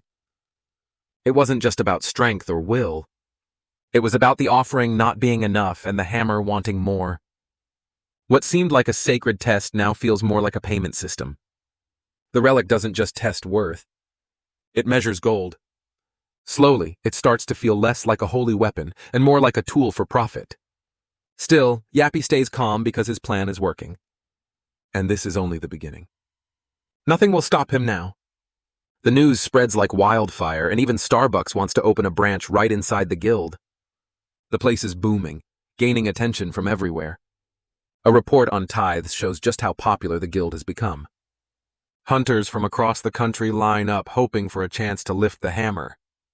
Some aren't even here for glory. They're here for miracles. A man cries out in relief as his decadal, long, ingrown toenail suddenly heals, and another feels his cavity varnish, all from the hammer's aura alone. The Pantheon's power draws crowds by the dozens. With every miracle, belief spreads further. But behind it all stands Yappy, working tirelessly. He doesn't rest. Instead, he gathers funds, goods, and every possible resource. Yappy isn't just chasing money. He's building something bigger. Fame, reputation, and miracles all feed into his goal. The Pantheon isn't just a place to him. It's a symbol. And everything he does, every coin he collects fuels the rise of this sacred facility. In the middle of it all, Harry stares, wondering what all of this has become. Because inside the Pantheon, a new chamber stands, marked as the high-intensity forging facility. Even with all its gleaming parts and heavy machinery, it's still considered the lowest-tier forge in Yappy's vast database. Built with Earth's limited metallurgy, it's the best he could manage for now. To the average eye, it still looks amazing. But Yappy doesn't sugarcoat things. He blames the impression on the simplicity of the organic mind, brushing off compliments without hesitation. Hari, full of hope, asks if Yappy could forge a sword. After all, he's the Grail Knight of the divinity of steel and blacksmithing. And that title sparks expectations. But Yappy declines. Not because of who asked, but because the forge isn't complete. It lacks the specialized facilities needed to work with adamantite. Without those upgrades, even a master like him can't proceed. Afterward, Hari understands, and Yappy turns away with a determined step to earn more money. A small forging facility opens, and Yappy finally gathers enough seed money to begin his plans. He sees himself as a righteous thief who takes from the greedy, not for selfish gain, but to build something greater. Recently, the global stock market has faced chaos. Powerful people are angry because the news isn't being twisted in their favor. Even after paying large sums to control the media, headlines go against their wishes, and their frustration grows. Behind the scenes, a ghost-like figure quietly ruins their plans. Just as they prepare to sell stocks for massive profits, this mysterious person steps in, grabs the earnings, and disappears without a trace. That person is Yappy. He moves through the cracks in the system, smartly, collecting wealth without being noticed. Now, Yappy focuses on food because in this age, it has become one of the world's biggest problems. Demonic energy has ruined much of the land, making farming difficult. While powerful nations acted fast during the early disasters, poor countries continue to suffer. Dungeon breaks happen almost daily in these regions, halting any chance of stable agriculture. As all of this unfolds, Yappy quietly watches and prepares for his next move. Knowing food will become the most valuable resource of all, Yappy begins buying up large areas of corrupted land across Eastern Europe and the Middle East. These lands, once considered useless, hold hidden value in his eyes. Yappy's first major step is targeting Heilongjiang's grain industry. After the Shanghai disaster 2 decades ago, Heilongjiang became one of the most damaged warlord nations. With land so tainted it's nearly impossible to farm. Still, Yappy invests in and purchases parts of the region's grain operations, spreading the faith of Dara, the goddess of life and fertility. This divine belief gradually cleanses the soil. Although the land doesn't heal as fast or on the same scale as Leyon's power, it slowly begins to recover. Soon, the ground becomes ready to grow sacred rice, corn, and other grains. Once ruined, this area now promises massive profits and steady food production. After this, Yappy plans for the Pantheon Guild to take full control of the food market. However, with food becoming power, he knows threats will come. Still, Yappy gathers information from around the world. Moreover, he sees how much is wasted on war and power struggles, especially as gates and monster threats rise everywhere. In his mind, any smart leader would avoid meaningless fights and focus on survival. Yappy declares that the land will rise again. Meanwhile, breaking news spreads across the screens that a coup d'etat has erupted in Gileen, and war begins. Amid this situation, Yappy moves calmly and pulls Hari aside, speaking only to her. He explains that he controls private equity, a growing method for managing wealth. Yappy doesn't ask for permission and announces that he will handle her finances. Hari is surprised and wonders if this is some kind of investment offer, to which Yappy corrects her, saying this isn't a request, but a professional intervention. She's amazed that he's active in the stock market, and he quickly points out that her financial situation is weak. Despite Har's pride in her savings, he reminds her that she only holds 15% of what A-rank hunters usually save, with most of her bonuses going straight to charity. Hari tries to justify herself, explaining she donates everything she doesn't need to the orphanage where she grew up. But Yappy doesn't criticize her kindness. He insists that proper financial planning will help her give even more. She tries to decline, but he argues that avoiding financial education is like giving up on life in this modern world. Yappy believes she should be thankful for his help. Hari agrees to let him manage 2 million won, but Yappy raises the number to 20 million and casually suggests she sell her semi-basement apartment in Seoul. Hari hesitates, unsure of how to respond, but deep down she trusts her. Yappy, hoping this isn't something shady. Yappy upgrades Har's status, moving her from a bronze to a silver member. He tells her it's a generous gesture, explaining that silver members now earn double returns compared to bronze. Excited by the promise of more profits, Hari shows interest in going even higher. Yappy tells her that if she brings in 5 new members, she'll be upgraded to gold, which promises triple the profit. Hari, only 20 and new to adult life, doesn't realize what she stepped into. She doesn't see the signs, and it's a classic pyramid scheme. But to her, it sounds like an amazing opportunity. What makes it worse is that people trust her kind nature. She reaches out to Suho, excited to share the deal, and he agrees without hesitation because he believes in her. With Hari unknowingly pulling others in, Yappy's scheme quickly gains traction. More people start joining, and the fake financial system builds momentum fast. Then, just as things seem to be booming, officials from the district court show up with a warning about asset confiscation. Confused and alarmed, Leyon turns, and there's Yappy casually responding with his usual Kirik. Yappy borrows a huge amount of money using the name of the Pantheon Guild, promising big profits and convincing everyone to invest, saying it's safe and will bring double or even triple returns. Trusting him, the guild members start putting in all their savings, with some even selling their homes or offering land as backup to get more money to invest. But things go wrong quickly as the money Yappy used for investing crashes and the fund hits rock bottom. All the money is gone. Hari cries because she lost everything, including her life savings of 87 million won. Another person says he used his wife's savings, and someone else shares that he had been saving for 5 years to buy a special medicine only to see it all wasted. Even Spinner, a high-ranking member, loses a shocking amount of over 87 billion won. Everyone is heartbroken, angry, and in shock. All of this happened because they trusted Yappy. Now the guild is deep in debt and people are left with nothing but regret. The money loss grows fast, with nearly 50 million won vanishing every hour. Overall, nearly 72% of their investments are gone. People are panicking, some screaming and crying over their money. Frustration fills the air as people grab anything they can from the guild, hoping to salvage something. One person rushes into storage and takes anything that looks valuable, trying to make up for the losses.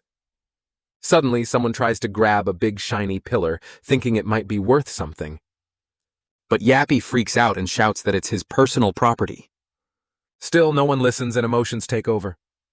Another person breaks down, yelling that they worked so hard to save that money. Chaos spreads as people shout, grab things, and blame each other. Yappy is held up in the air by someone demanding answers while the staff panic too. Hari feels sick from all the stress, and even the chief can't calm things down. In the middle of the madness, Yappy glares at the crowd, calling them inferior. Just then, Spinny steps in, hiccuping from frustration or maybe fear. Leyon then tells Sir Spinny to resolve this issue because he trusts his intelligence. Spa asks how much time Yappy needs, and Yappy replies that he'll handle everything by tomorrow. Spina agrees and takes it a step further, offering to act as a financial guarantor, covering Yappy's debts if necessary. He then orders Yappy to return to his duties. Yappy leaves with quiet urgency, and the others watch, unsure if it's even possible to fix this disaster in just one day. Back at the guild, alarms ring and an emergency protocol is triggered. There's no time for safety checks as the first prototype of a powerful exoskeleton armor is activated. The mission code is Fund Restoration. Meanwhile, far to the north in Heilongjiang, soldiers from the Gilin Republic Army are bored. Ruyo yawns while another complains that the enemy ran away instead of fighting. The monsters mock humans for being weak and clueless about honor. But now Ruyo only cares about eating well. They decide to wait before attacking the nearby region again. Their mood is twisted as they joke about making stew out of people, eager to plunder and destroy once more. Just as they prepare to move, something strange catches their eyes. Up in the sky, a glowing object streaks down like a meteor far away in a high-security U.S. defense room. Alarms ring, and the Divine Staff, a secret weapon stored in a satellite, is suddenly activated. Panic hits the defense minister because only 3 people should have access to the launch code. Yet someone's fired it. Both the White House and the Hunter HQ claim they have no idea how it happened. What's worse, the passcode to control the weapon changes every minute with 100 million possible combinations. Even if the best supercompute on Earth worked non-stop, it would need 13 years to crack it. Yet somehow, someone's already done it. Everyone is panicking as the situation worsens. The weapon has been activated, and there's no way to stop it now. The security code is too strong with more than 10 billion combinations, and no computer can break through it in time. Grizzly, another powerful system, is also activated and syncing with the Divine Staff. Both are set to strike the same place, the Gilin Republic. At the same time, a video appears showing a person claiming that Jeline has disturbed the peace of the U.S. Soon after, a Russian message follows, saying they won't ignore this and will support the U.S. It looks like a setup for war. Minister Julius, watching the footage, quietly admits it's fake and that the video isn't real, but it's already spreading. The damage is done and the world is now heading toward conflict because of a well-made lie. A deep fake video throws the world into chaos and no one knows who made it. But the damage is already done. General Ling Hang Kazak of the Gilin Republic watches everything and wonders how things got to this point. With their nation now among the strongest, all that's left seems to be endless war. His men panic, unsure of what to do, to which he suggests running with the leftover money and starting a new life far away, hoping to rebuild and grow stronger again. They laugh nervously and plan their escape, even thinking of hunting humans to grow their numbers. But just as they speak, an enemy locks onto them, targeting the orcs and demanding one thing, the return of stolen funds. The robot lands directly in front of the Ochre Kazakh in the Gilin Republic building, aiming its weapon right at him. Sir Yappy demands his funds back. Kazakh looks at the robot and says he doesn't know who it is, but it's certainly brave. One of the ochre charges at the robot, but it backs away, refraining from the attack. From the back, the robot activates assassination mode and starts shooting the ochres. As his companions fall, Kazakh quickly takes shelter behind the broken ceiling that landed when Yappy arrived. Another ochre tries to attack the robot, but Yappy activates a special modification, ultra-high bullet set, and focuses on the remaining ochres. With all weapons free to use, the robot begins bombarding the ochres.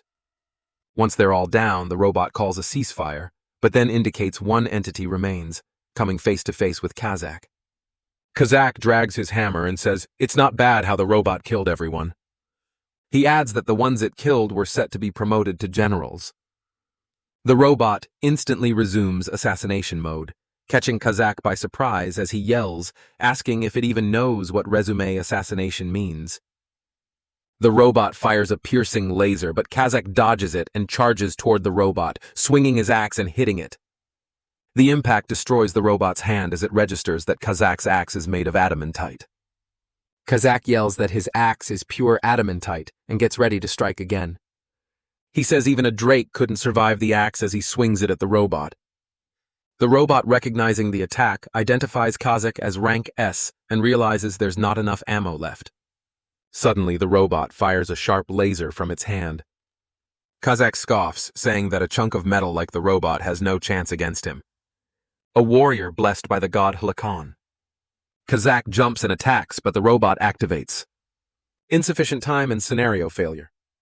Yappy catches Kazakh in strings, commenting that he's gathered helpful data from real-life battles, making big data even more perfect.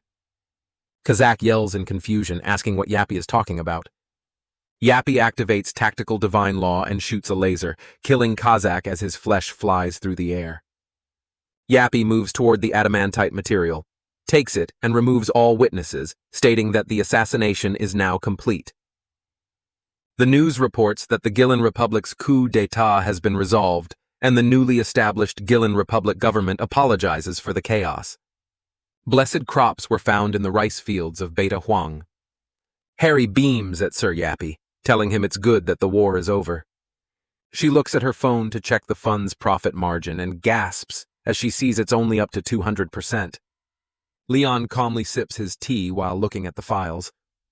He checks Suo's records and thinks about how his swordsmanship, shield techniques, spearmanship, and horse riding have improved. He wonders if it's time to connect Suho to the gods, though he'll need to prove his faith first. Leon thinks there's no time to waste, especially since the gods allowed a simplified process, so he needs to hurry. He moves to the second sheet to look at Kaon Soon's files. As he reads the information, which states that a knight should uphold the rule of virtue, he wonders if Soon has any greed and assumes that the reason she signed up is because of the divine laws. He thinks back to the old times and realizes she reminds him of someone. Just then, Lion hears something and notices that the hammer has moved. He stands up, curious about who could be behind it, and quickly heads toward the area. Hari asks where he's going, but Lion doesn't answer. He arrives at the site and smiles, saying that it's unexpected as he sees Daisong holding the hammer in his bare hands. In the empty fields near Naju Plains, everyone gathers around as Leon instructs. He announces that today is the day they welcome a new student. The students murmur in confusion, wondering why now. One student points out that most of the academy students should have already joined guilds. Some wonder who the new student could be. Leon continues explaining that the new student will train alongside them and aim to become a knight in the future. The new student stumbles onto the scene on a horse, struggling to control it. He nervously introduces himself as Good Desung, the first-generation student of Man-at-Arms, and says it's nice to meet everyone. Meanwhile, at the presidential building, a researcher informs the president that the Eastern Sea Fleet, 7 American fleets, and Japan's Maritime Self-Defense Force have all checked in. The president acknowledges the information and confirms that the Dragon Palace is real. A gate in the ocean called the Dragon Palace was discovered in Tokyo Bay 25 years ago. At the time, people believed gates only appeared on land, and there were no satellites to observe the oceans for gates. The Tokyo Bay Gate was ignored until a dungeon break caused the destruction of Tokyo. Nearby beaches were corrupted and ocean creatures turned into monsters. This incident became one of the worst gate disasters in history and led to international cooperation in raiding gates. The researcher informs the president that Hurricane Nabi, which had been heading toward the Pacific Ocean, has changed course and is now heading toward Oolong Island.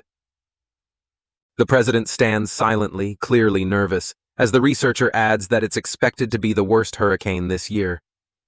The president looks at the screen and laments his bad luck. A reporter on the live broadcast announces that the hurricane is moving at 64.5 miles, about the same speed as hurricane in 2003, and that severe damage is expected on Oolong Island. The president turns to his assistant, ordering him to contact His Majesty Leon of the Panthan Guild. Half an hour later, the president faces Yongwan, asking if he's the first to arrive. The president acknowledges him and snickers, noting that the Yongwan guildmaster has changed a lot, mentioning that he used to ignore the draft. Yongwan scowls and questions why his guild is the priority draft candidate when there are better guilds out there. The president weakly smiles, stating that it's hard to find a guild as great as the Phoenix Guild. Yongwan turns away, saying they're still recovering from the damages of the Jeju Island incident. The president continues to smile, reassuring him that he's sure Yongwan is all better now. Yongwan's scowl deepens as he wonders why this old man is suddenly pushing his authority on him, suspecting it must have something to do with Lion. Yongwan asks directly, sure that they aren't sending his guild alone, and questions when his ace card will join. The president acts surprised, asking what ace card he's referring to, then responds, saying that His Majesty isn't someone a person like him can evaluate. This only angers Yongwan more. He moves toward his partner, saying that things aren't working out for them. To which the companion mocks him with a saying, "You reap what you sow." Yongwan thinks back to the night, asking him to take the horse, saying the horse would heed the king, and praying for him, asking the gods to bless him. The current Yongwan curses under his breath, feeling uneasy. Just then, the president's assistant announces the arrival of the VIP. Yongwan watches as the president straightens his dress shirt and sprays mouth freshener, taking him by surprise. The elevator opens, revealing Leyon with Hari and Jinsu on each side. The president bows, thanking him for gracing them with his presence. Leon smirks, then warns the president to have a good reason for calling him all the way there. The president tells him to follow and assures him he will explain the situation. After explaining the situation, Leon leans back, summarizing that a gate has appeared in the ocean, and the approaching hurricane is making it difficult to raid. The president adds that the US and Japan will help with the gate and the other guilds will be on standby just in case. He emphasizes that this is an opportunity to raise the honor of the king of the Lionheart, and asks Lion to showcase his heroic abilities. Lion smiles, appreciating that the president knows how to use his words. He responds that a king's value is heavy, and that he'll need to prepare a worthy tribute. The president asks if there's something Leon wants to, which Leon smirks and replies that a king does not count coins, and tells him to speak to Sir Spina about it. The president bows, thinking Lion has just given him an empty promise. Leon heads outside and tells Hari to bring the name list. Outside, he begins calling the names of those who will join the raid and asks Hari to write them down. He names the students, then moves on to the soldiers.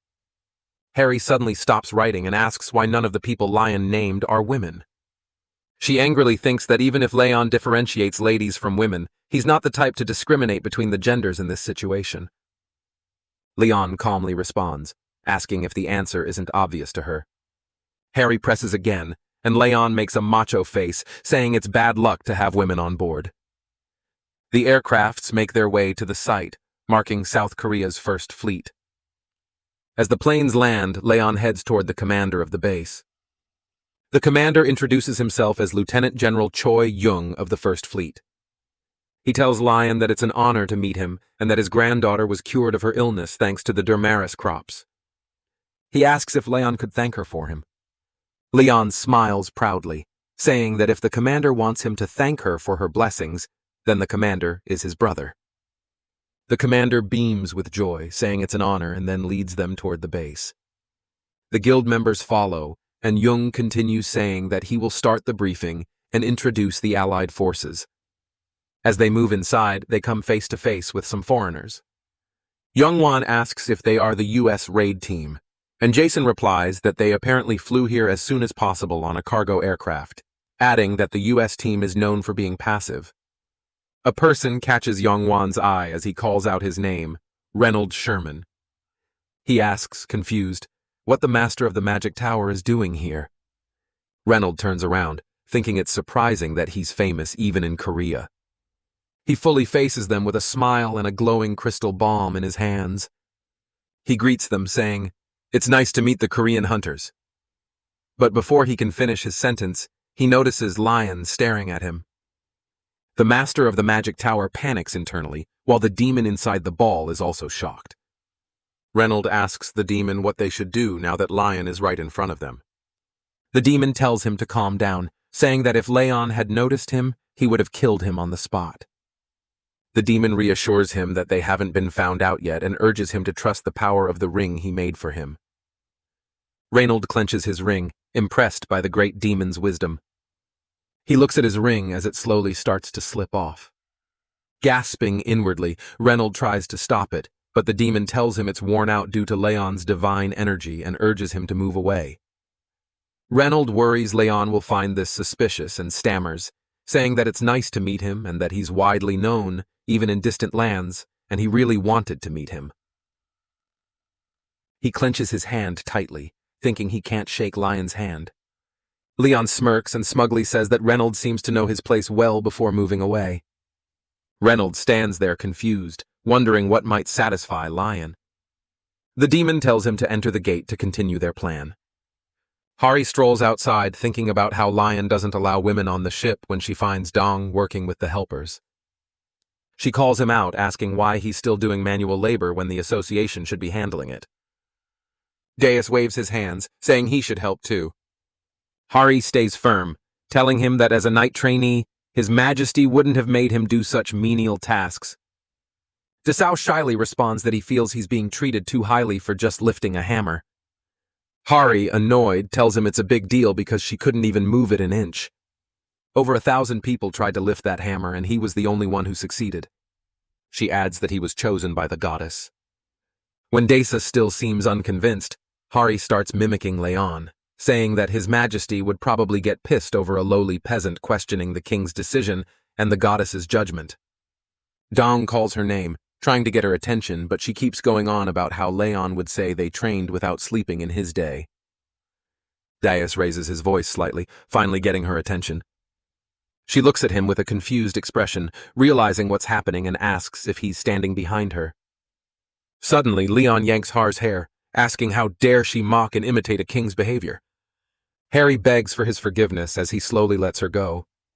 Leyon scowls, saying it's ridiculous that she's the one being blessed. Harry looks confused, so he continues, explaining that she's blessed by the divinity of the sea and waves, and Pama has decided to take her in as a saint.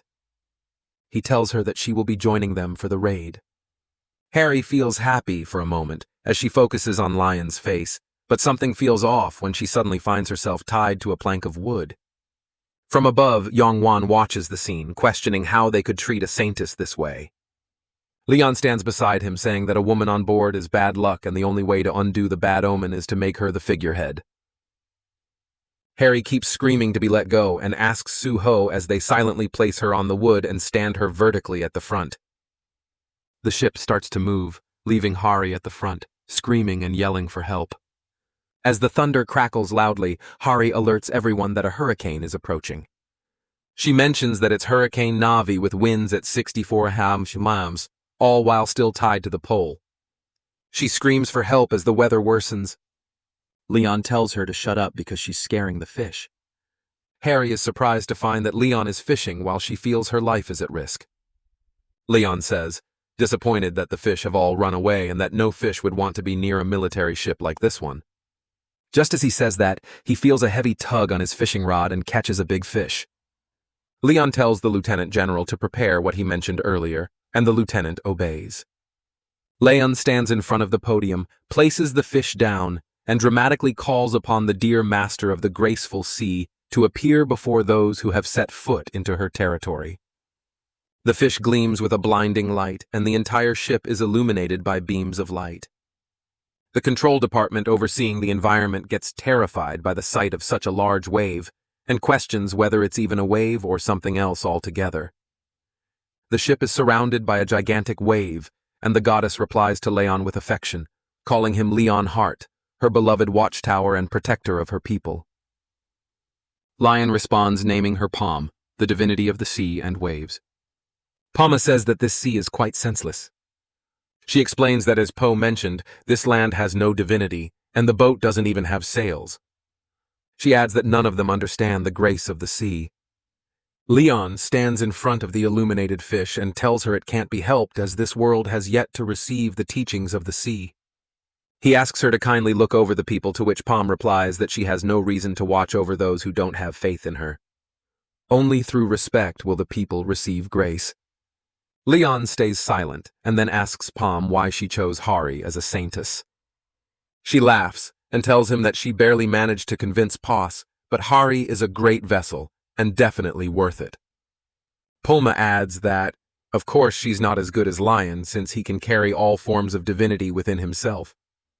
Leon replies that he did sense Har's fate was filled with misfortune and it seems he was right. The illuminated shark asks why he sees the blessing as a curse, and Leon replies that the attention of gods can be poisonous to a human who lacks faith. The goddess says she believes Lion will handle that matter. Pulma calls out to Saint Teshanhari. She tells her she will grant her authority over the waves and the blessing of water. She tells Hari to accept this with joy and to spread her teachings far. Hari gets excited and agrees, then asks if she's going to be untied from the pole. Now the fish responds that by sacrificing her saints, no wave will be able to surge through the boat and then leaves. Hari gets confused and terrified, thinking this might be her last moment. The people announce that a hurricane is approaching with a wave height of 10 millers and instruct everyone to get inside if they don't want to be swept away. Hari screams for help again, and Leon tells her she lacks faith. However, Palm still likes her, and he guesses that's why she decided to overlook her lack of faith. Hari screams that she doesn't need forgiveness and just wants to get down from there. Leon tells her to calm down and leave herself in the hands of great nature with a smug look on his face. He stretches his hands out and shouts that the endless nature will embrace her. Hari shouts that she wants to live. Leon asks her if she doesn't think it's strange that even though it's such a rough hurricane, none of the waves have come toward them. Hari thinks about it and realizes the boat hasn't been rocking and the waves disappear when they come close to the ship. Leon tells her that Palm has been using her as the saintist to pacify the waves. Since no one believes in him, he has no choice but to use the saintist as the medium. Hari is relieved to know that Leon didn't just tie her up because he's sexist. Suddenly the rope unravels and Hari slips down. Just then the entire ship rocks from the waves. Hari realizes it's because of her and hugs the pole, begging to be tied up again. Leon ties her up once more. Meanwhile, on the USA Arleigh Burke-class ship, Reynolds hovers over the railing and says the ship was about to flip over, but it stopped once they started following behind that ship. The demon tells him that the bastard used the authority of the sea and waves, and the ship blessed by that divinity will always witness a rich harvest and will never sink in storms. Reynolds thinks the demon is useless. Just then, the captain announces bad news. The Murasami-class ship that left from Sabo has capsized due to the hurricane and is currently being rescued. Reynolds says they've already lost 1/3 of their forces before anything even began. The demon tells him to focus on the gate as that's what really matters. The sailors announce they're entering the gate now and sending the raid teams in. Leon leads the boat as it gets close to entering the gate. Just then, a hurricane appears, taking the Pantheon Guild members and many others by force. Hari wakes up coughing up water and comes to her senses, searching for people. She thinks they were swept up into the tornado and starts looking for everyone else. She sees others lying around her and screams for everyone to wake up. Suho groans and tells Hari his head hurts. Hari checks on Suho as he asks what happened to them. She looks around wondering where is Lion and others. Suddenly, a voice replies, telling her to calm down and that everyone is safe. She looks around in surprise and shock. The voice tells her to look below. Nervously, she looks down and sees a turtle. The turtle speaks again, calling her saints, and says the sea has sent a messenger of sorts to help her. Suho kneels down as well, calling the turtle tiny. The turtle calls him impudent and says he should respect a divine creature.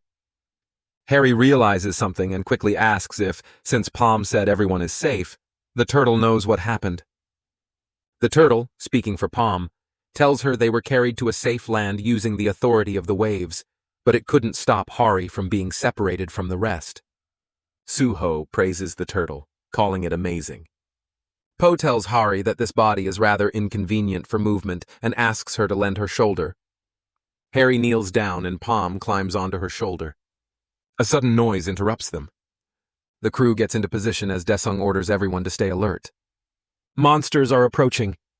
Someone yells at Hari to raise her shield.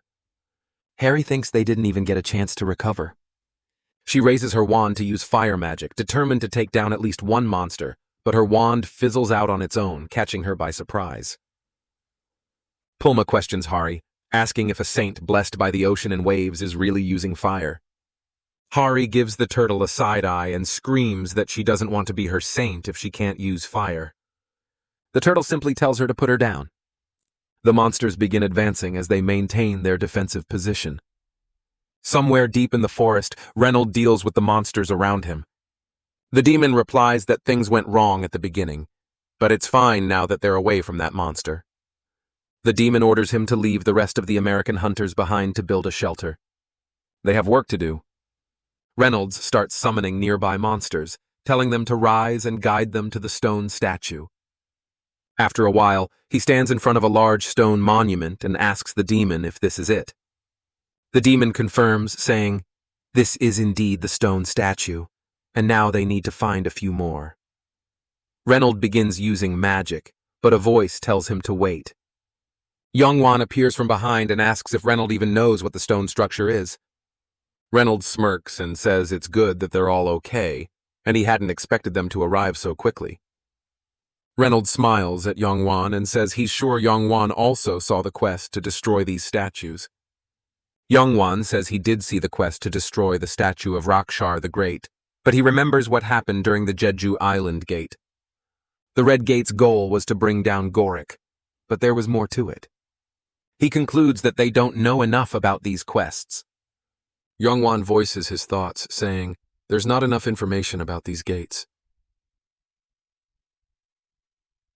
He asks if the statue is a trap, or they should look for what Rakhar actually is. Reynold pauses, considering it. It makes sense to approach it that way. The demon then orders him to fall back because he can't fight all of them right now.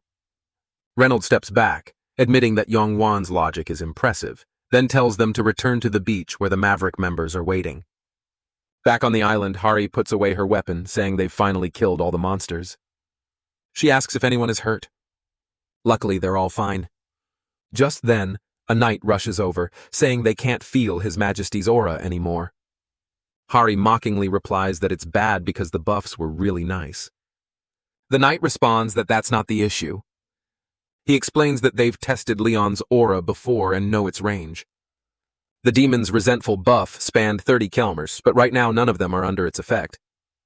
Harry realizes what this means. The island is larger than 30 kilometers in both length and width, and it's highly likely His Majesty isn't even on one of these islands. She turns to Palm for answers, but Palm says the connection seems to be cut off from her end as well. Hari and the others look concerned, wondering where Lion could be. Underwater in the dungeon, Leyon stands face to face with a monster. The monster says that it's about time he ended his long slumber. And after feasting on fish for 5 centuries, he's sick and tired of seafood. He charges toward Leyon, saying he's curious to see what the god's night tastes like. Sir Yappy starts booting the BIOS, but the device shows that the process failed because of unrecognizable materials. Sir Yappy finds himself in a cave surrounded by crab monsters. After trying several times, the result remains the same. He nervously questions the monsters, but the crabs just follow him everywhere. On the foreign island, Hari informs everyone that she couldn't find Kim, Dohan, and Jae Huck. Dyson replies that he hasn't seen Section Chief Kim either. Another knight wonders aloud that he didn't expect the trainees to go missing like that. Suho replies with determination that he's sure they are all fine, then nervously turns toward Hari, asking her if they will be all right. Hari gives him an encouraging smile and then turns towards the American knights, thanking them for their help earlier, saying they were able to bring down those monsters easily thanks to them. The blonde standing in front of them salutes Hari, greeting the Korean hunters and introducing himself as Mistral from the Maverick Guild. Hari introduces herself, then stops, realizing that the name Mistral sounds familiar. She carefully stares at his face, then screams that he's Alan Taylor, the S-rank hunter ranked 6th in the Maverick Guild. Alan coughs a little and meekly replies that there's no point in using the call sign if she's just going to call him by his real name. Harry instantly bows down, apologizing and saying she should be using the call sign instead. Alan rubs the back of his neck and assures her there's no need to apologize. The other Korean hunters also start recognizing Alan. One says he's seen him on YouTube and guesses even an S-rank hunter is here to help. Harry informs Alan that they didn't know he was part of the raid team. Alan turns his face away, saying maybe because they left in a hurry. Grasping the situation, Alan says it looks like their guildmaster has been separated from them and asks if they just need to find the missing people.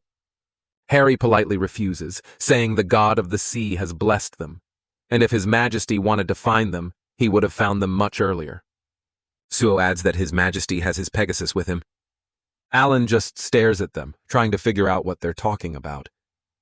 Before anyone can answer, a notification sounds, stating that the first wave is commencing. Harry asks in confusion if they're supposed to defeat a wave of monsters.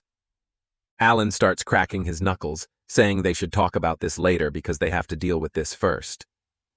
Just then, monsters from both land and water start emerging, and the notification board shows that they only have 3 minutes left.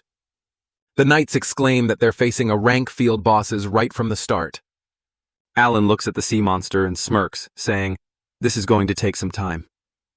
Hari and Alan both take their positions as Daesung orders the shield squad to block. The monster immediately attacks Dasao, but the shield protects him, though it leaves him in shock. He thinks they are much weaker now that they don't have His Majesty to buff them. The monster attacks again, knocking the knights to the ground. Harry calls out his name, asking if he's okay. Dong coughs and replies that they're fine, but Hari should keep fighting. Harry grits her teeth, thinking that if only she could use her Fury-type skills, this would be easy. She slashes at the monsters on land as she moves through them. She yells at Palm, asking if she's his Saint Tess. Shouldn't she get a super tsunami skill or something? Poe laughingly replies that she watches too much anime. Harry retorts, saying Palm is more like an anime character than she is. Just then, a spark hits the monster and kills it. Harry turns back to find Alan smiling at her, telling her not to get distracted. She meekly thanks him and fully turns around to find that Alan has already killed every monster. Alan calmly replies that the monsters weren't that strong for a ranks. Suho, along with another trainee, admires the fallen sea monster, saying that Alan is really strong. The other one adds that it's expected from America's best hunter guild. Alan looks at the upcoming monsters and suggests they should take care of the remaining ones since there aren't many left. They successfully clear the third wave. Yappy sits on a crab as it transports him. 36 hours have passed since Yappy was rescued by the crab monsters, who now obey him willingly. Yappy says the waves come at 12-hour intervals, and these crustacean monsters grow and multiply at an abnormal speed. Unlike most creatures that need time to obtain nutrients and expand their skeletal structure, these monsters are different. Kim Juk, rescued from the beach on the first day, calls him out, informing him that the system window has been created and none of the Rakshar statues have been destroyed. He opens his status window, questioning how he didn't know that survivors couldn't open their system window. Yappy confirms that sharing system information is crucial in this situation. Jae-hook, reading the quest, suggests that the goal is to destroy the statues. Yappy responds, explaining that the crab monsters have been at war with the other monsters for a long time, and the ones behind the waves are likely trying to destroy these statues. Jae-hook agrees, adding that the statues may indeed be the target. Yappy adds that this theory makes the most sense. Jae-hyuk then tells Yappy that many from the Kirk tribe have died, and asks if he thinks they can continue to stop the waves. Yappy shakes his head, saying it's impossible since the difficulty of the waves is increasing each time. At this rate, they will most likely lose during the 5th wave. He says they need weapons. Jae-hook imagines a crab holding a knife and wonders if they're supposed to do this.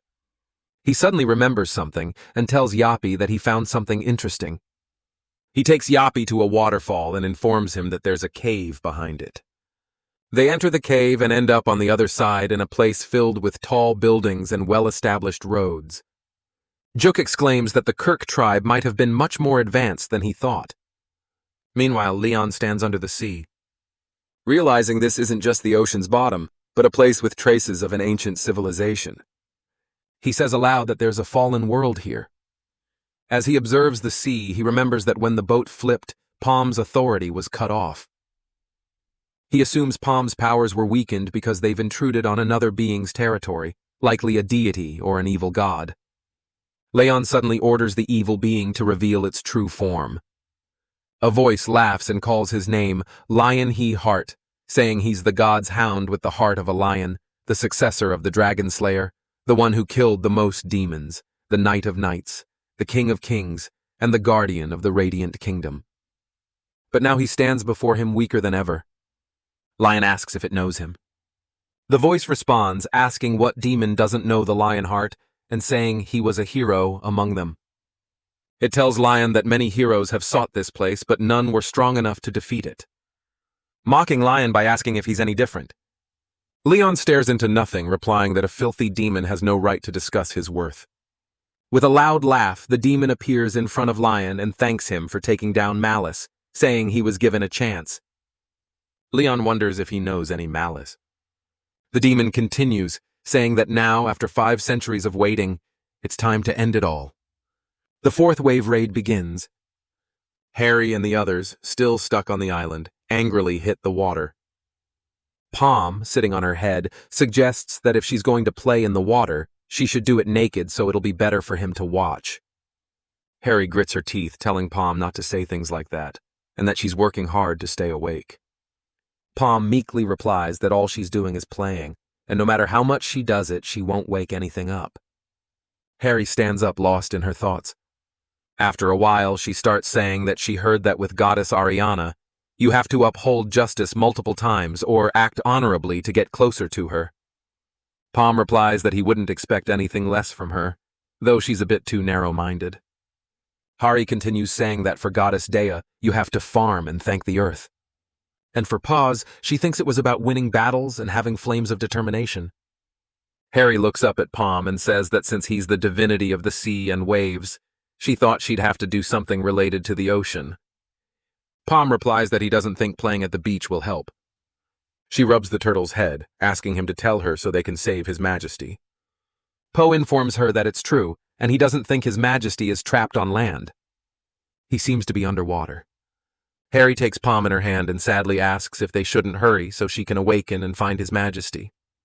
Palm agrees, which annoys Harry as she says it'll be over if Palm would just tell her how to awaken. She looks at the clueless turtle and thinks that she really can't tell what he's thinking at all. Palm looks up at Hari, calling her his saints, and tells her that it's easy for her to learn the creed of the sea and waves, as well as to build faith. He explains that the sea is a source of infinite life, and simply being thankful for that will help Hari gain more faith. However, he asks how she can think the path of a believer and a saint is the same, and how she can equate the knowledge of a knight with that of a soldier. Harry tries to understand and sighs, saying she'll try harder. Palm nods at her. Just then, Suho comes running toward her, calling her name. Panting, he tells Hari that they finally found the statue of Rakshar. Hari looks at him in surprise as Suho continues that it was the Maverick Guild who found Rakshar. Reynold watches Yongwan still staring at the statue and thinks they're still guarding it with determination. He wonders why they're doing something no one asked them to do. Yongwan looks at the statue as if it's the most interesting thing in the world. The demon replies to Reynold, saying that the Phoenix Guild seems to be doubting the quest. Reynold asks if they should destroy it in secret at night. The demon replies that it would make people suspicious of Reynold and assures him that the reason to destroy it will come soon enough. Minuteman from the Maverick Guild calls out to Yongwan, asking if they shouldn't destroy the statue. He says it's not bad to be cautious, but it's already been 3 days and this is the only statue around, so it must be the one they need to destroy for the quest. Yongwan stares at Minuteman now as Yuri whispers that she doesn't think they have any other choice. Yongwan silently agrees and signals Minuteman to come. He tells him they should destroy the statue now. Minuteman gathers his energy and punches the stone statue into pieces. A notification alerts them that the statue of Rakshar the Great has been destroyed and now only 2 statues remain to be destroyed. Minuteman smiles to himself, saying he knew he made the right choice. Finally, Yongan also accepts that they destroyed the right statue. Yuri comes closer to his ear and says they should start preparing. Yongwan asks if it's already time for another wave, mentioning that they spent more time here than he expected. They wait for a while, and then Yuri meekly replies that the wave isn't coming. Reynold approaches Yongwan with a smile, saying he thinks destroying the statue was the right call since the wave isn't coming. Yongwan grits his teeth in annoyance and says he's glad. Reynold suggests they summarize the situation and asks everyone to gather around. Once everyone is gathered, Reynold starts by assuming there are 3 statues spread across the island, but says they first need to find the other members. He asks why they don't destroy the statues as quickly as possible. Yongwan agrees and starts mapping out his idea on the ground with a stick.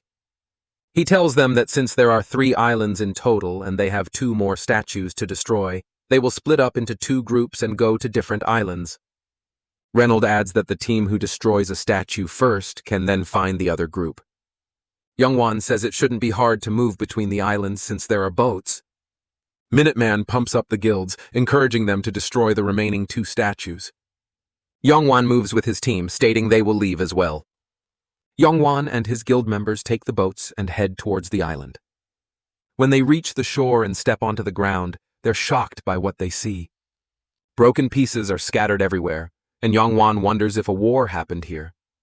He notices a cannon buried in the ground and realizes something is wrong, so he orders his guild to turn back, telling them that this island feels different. Just then, a sudden Kira alerts them. Young prepares a fire arrow as a robotic claw pierces the ground, revealing a robotic crab monster. Then 2 and soon an entire army. Someone from his guild mentions that the enemy has firearms. Yongwan, frustrated, asks why this island is so different.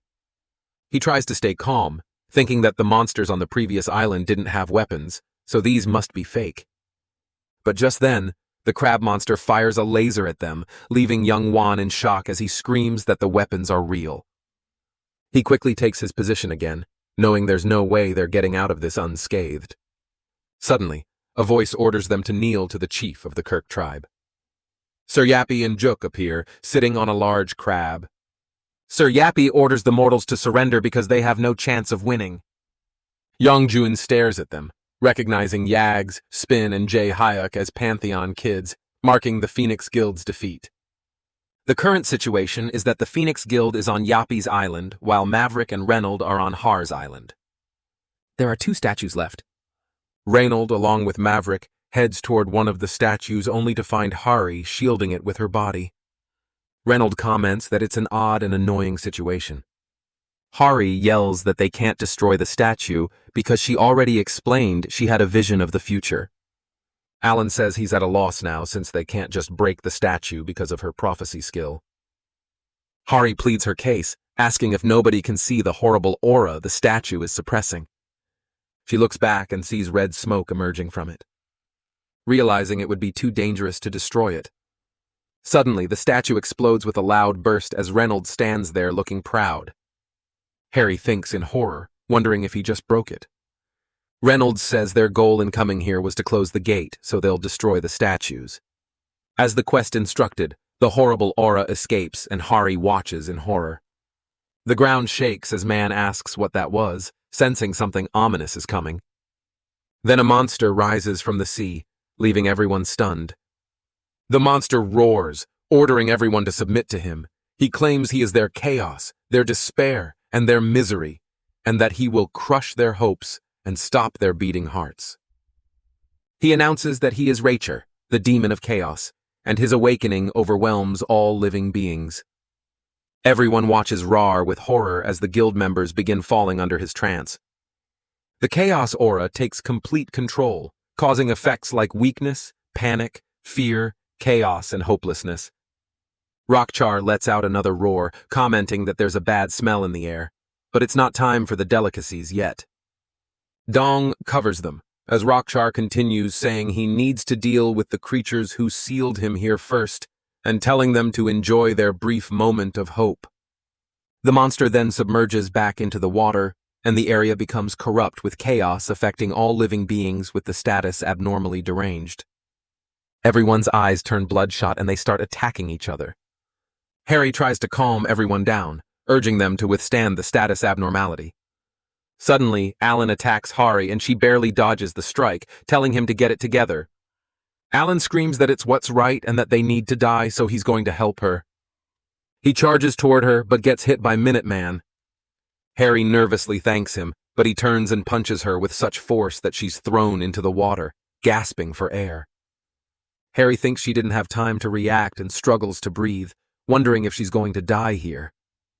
She remembers Gothic telling little Hari that her parents died saving the world, and that they were heroes, which was cool. He patted her head and promised that she would become a great person with honor. Hari struggles, wondering what good being a hunter of justice really brings, and questions what it matters if she's a god saintist when she's nowhere near as powerful as Sir Gothic, let alone his majesty. At least Sir Joy died with honor, doing something good with his sacrifice.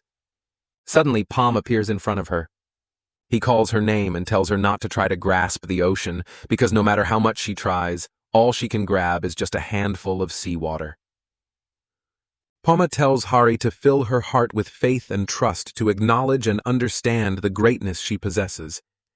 Hari has no idea what he's talking about, but he insists that she listen to the ocean. He tells her that if she didn't feel it before, she should feel it now. The flow of the ocean, the whispers of the coral reef, and the great song of the ocean. Palma kisses her on the forehead and calls her his mortal, telling her that if she truly wants to earn immortal powers, she shouldn't try to grab them. Infinity is something she wraps around herself. She is currently within infinity. A foreign glow surrounds her, and as she closes her eyes to relax, she suddenly opens them with a realization. She knows what she can do. She looks around for His Majesty and finds him instantly. She waves her hand, splitting the water into two. The divine law, sea splitting. The underground city comes into view, and she finally spots Lion standing. He turns around, sees her, and tells her to come toward him. Hari wakes up as Lion praises her, saying, "Well done." She quickly comes to her senses and lets out a scream. Leyon tells her to stay still. They're currently on Stallion, the Pegasus owned by Leyon. Hari asks if she was in the water, and Lion turns away, saying he's glad he didn't have to watch a saintess of water drown. Hari suddenly remembers the great monster Rakshar being resurrected, and how people went crazy trying to kill each other. Leyon acknowledges that he's aware and explains that no ordinary person can stay sane in the face of such great evil. He orders the Pegasus to land. As they reach the island, Lion pulls out his glass and announces his arrival. The king of Lionheart's aura creates resistance to the status abnormality, and people begin to regain their senses. Dong approaches Lion, relieved to see him and saying he's glad Leyon is fine. Lion praises Dong, saying he did well without him around. Dong informs him of the missing soldiers and trainees, mentioning that he heard they're okay thanks to Palm, but suggests Lion check on them. Lion reassures him, saying he can sense them, which brings Daisong relief. Leon orders everyone to get out of the gate and tells them that thanks to the Saint Tess's blessing, they should be able to walk on water if they just have faith. He instructs them to run toward the gate. Alan asks urgently what will happen to them. Leon tells him they are going to rescue as many survivors as they can and stall for time so they can escape. They try to leave, but the monster appears in front of them, calling them little parasites and saying, this is where they all were. He tells them he has long awaited this moment. He begins to build a fireball but stops sensing the aura of a Grail Knight as Yappy appears in front of him sitting on a crab.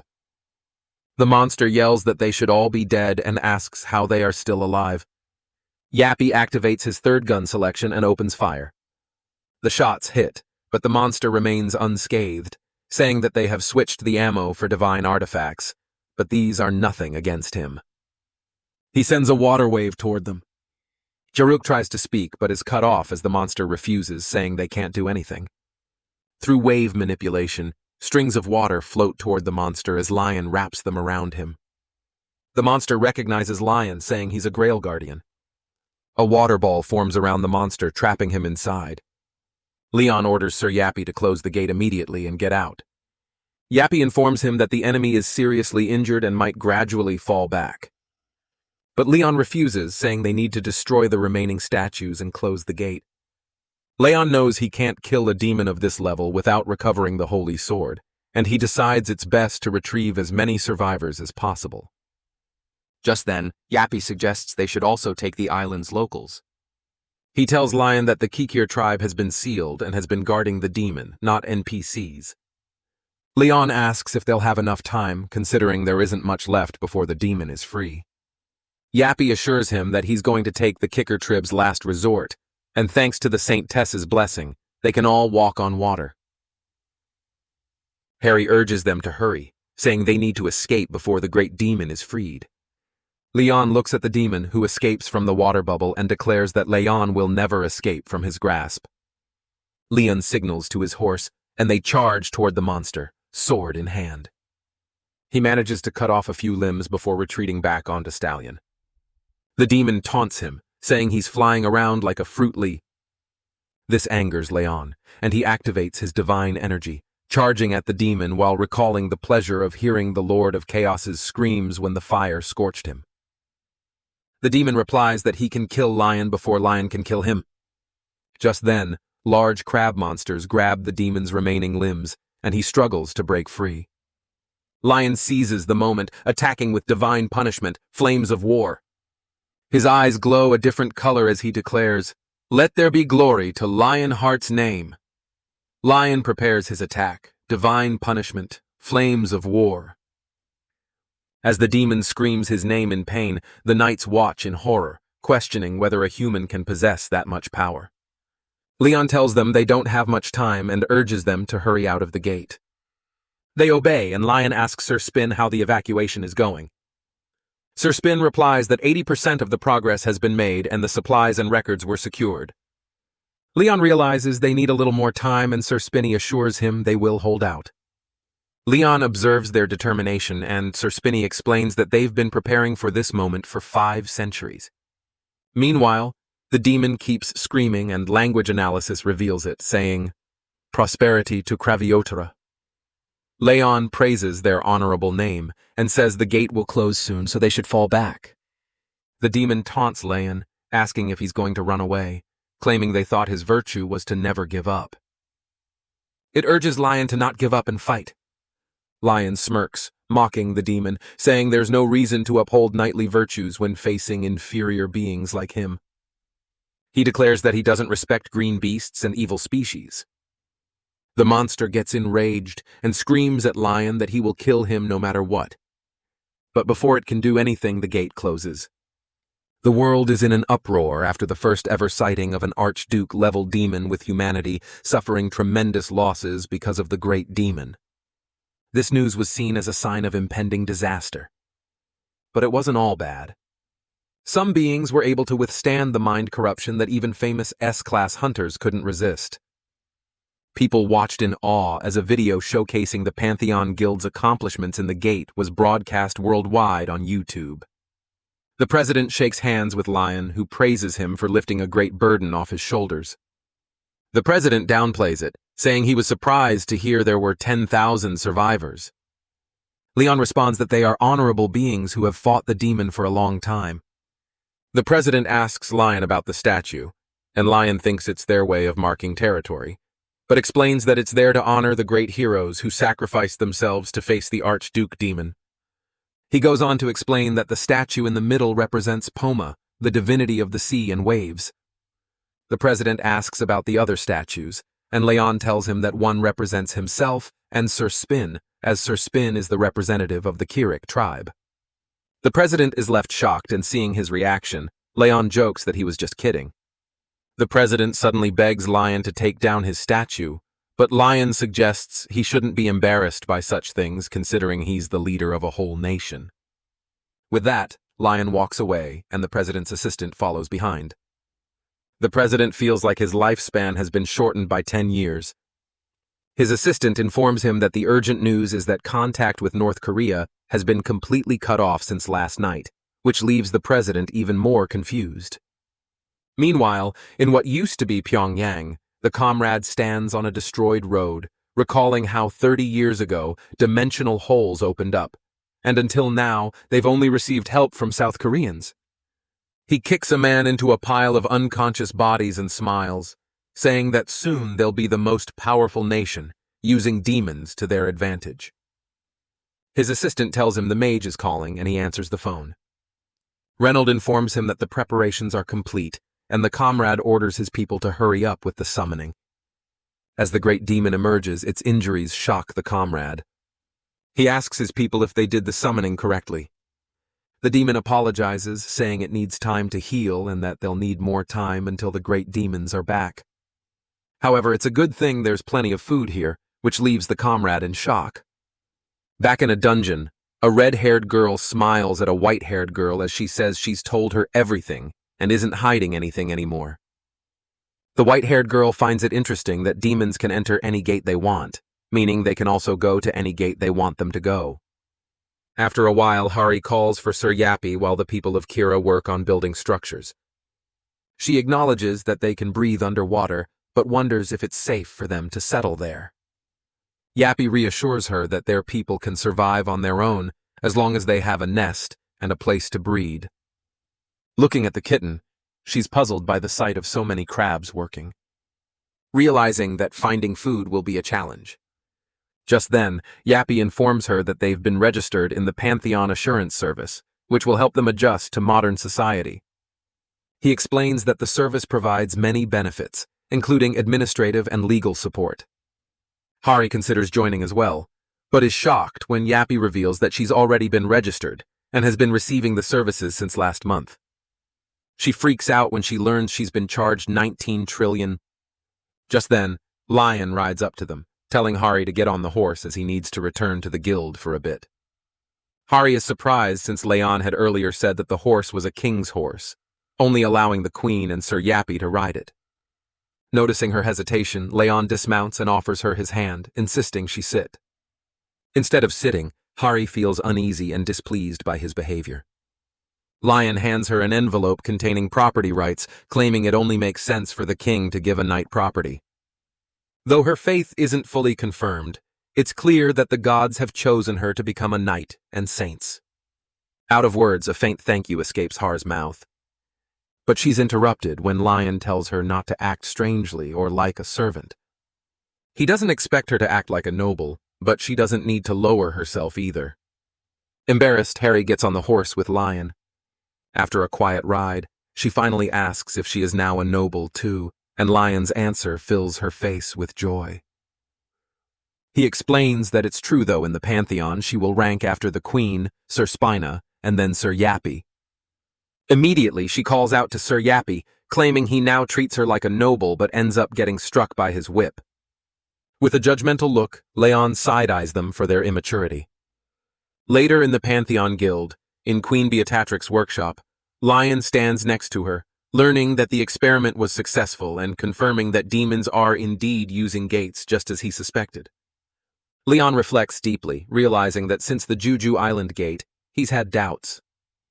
What seemed like a noble mission was actually about saving corrupted barbarians and defeating a righteous knight. This makes him see that the system and its quests aren't truly good. They're driven by evil forces trying to control the awakened. Leyon reveals to Beatrice that the earth is now tamed by mana stones and people won't give up on the quest, despite finding them strange due to financial or other reasons. With demons definitely stirring, he asks Beatrice if she can control the gates as well, since he's heard she can. To be specific, Beatrice can control the virtual spaces that have already fallen, but she would need a standard of evaluation to determine which gates have survivors and demons. Then, Beatrice smirks, suggesting that Lion use one of his holy relics as a beacon, which means she'll need a lot of mana stones. Lion likes the idea, but wonders where to get those mana stones, though he knows there are many places to find them. Word spreads quickly, and soon everyone is gathered to raid every gate in South Korea. Not long after, the Pantheon Guild appears in all corners of the Republic with 1,000 warriors, including 4th-rank warriors and knight trainees, plus 2,000 warriors from the Kirk tribe. They split into 20 teams, each heading to different gates across Korea. The Pantheon Guild's efficiency is remarkable. While most guilds raid 2 gates a month, this one clears over 20 in just 4 days. Meanwhile, the beasts are complaining to Lion for killing their leader since they thought he would help them. With a mocking smile, Leyon tells them that these inferior beasts copying human society is intolerable, and they will definitely be wiped out. As a result, a single guild takes control of the gates throughout the Republic of Korea. After clearing all the gates, Jin's eyes widened in shock as he saw tons of items lying in front of him. Yappy reveals that the classification is complete with the total value at 3 billion won, and the auction price expected to be around 7 billion won. These values will keep them all comfortable even after opening a gate. Leyon then turns around instructing that this time the gate clearing will be carried out by a small group of elite warriors. He also orders that all information regarding the operation is forbidden from being reported to anyone. Jin and Hari are commanded to keep this a secret from the association as well. As long as Lion isn't doing anything to harm the nation, everyone is fine with him. Lion then stands in the center of a magical array which begins to glow brightly. Using the sacred sword, Beatatric chants a spell to enter the coordinates. Everyone watches as energy streams gather, and just then an artificially created gate appears. This is unbelievable for everyone, but Lion is impressed, and Beatatrix smirks at the surprised looks on everyone's faces. Upon entering the gate, they find themselves on a battlefield where several warriors are already fighting. Su-ho helps Jae-huk while looking around in confusion at the surroundings.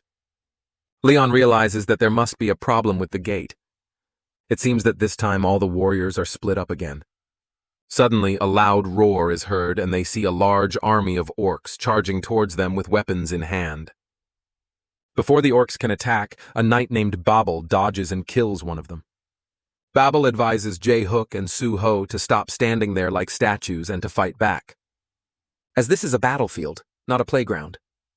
In respect, Babel kneels before Lion, though Lion quickly recognizes him as Valter's Orc Shredder, a company commander. Despite that, Leon demands to know more about this place. So, Babel explains that they are in the center of the Rhine Valley and were in the middle of transporting Syria's holy relic. Leon quickly realizes what's happening when his mind reflects on the situation.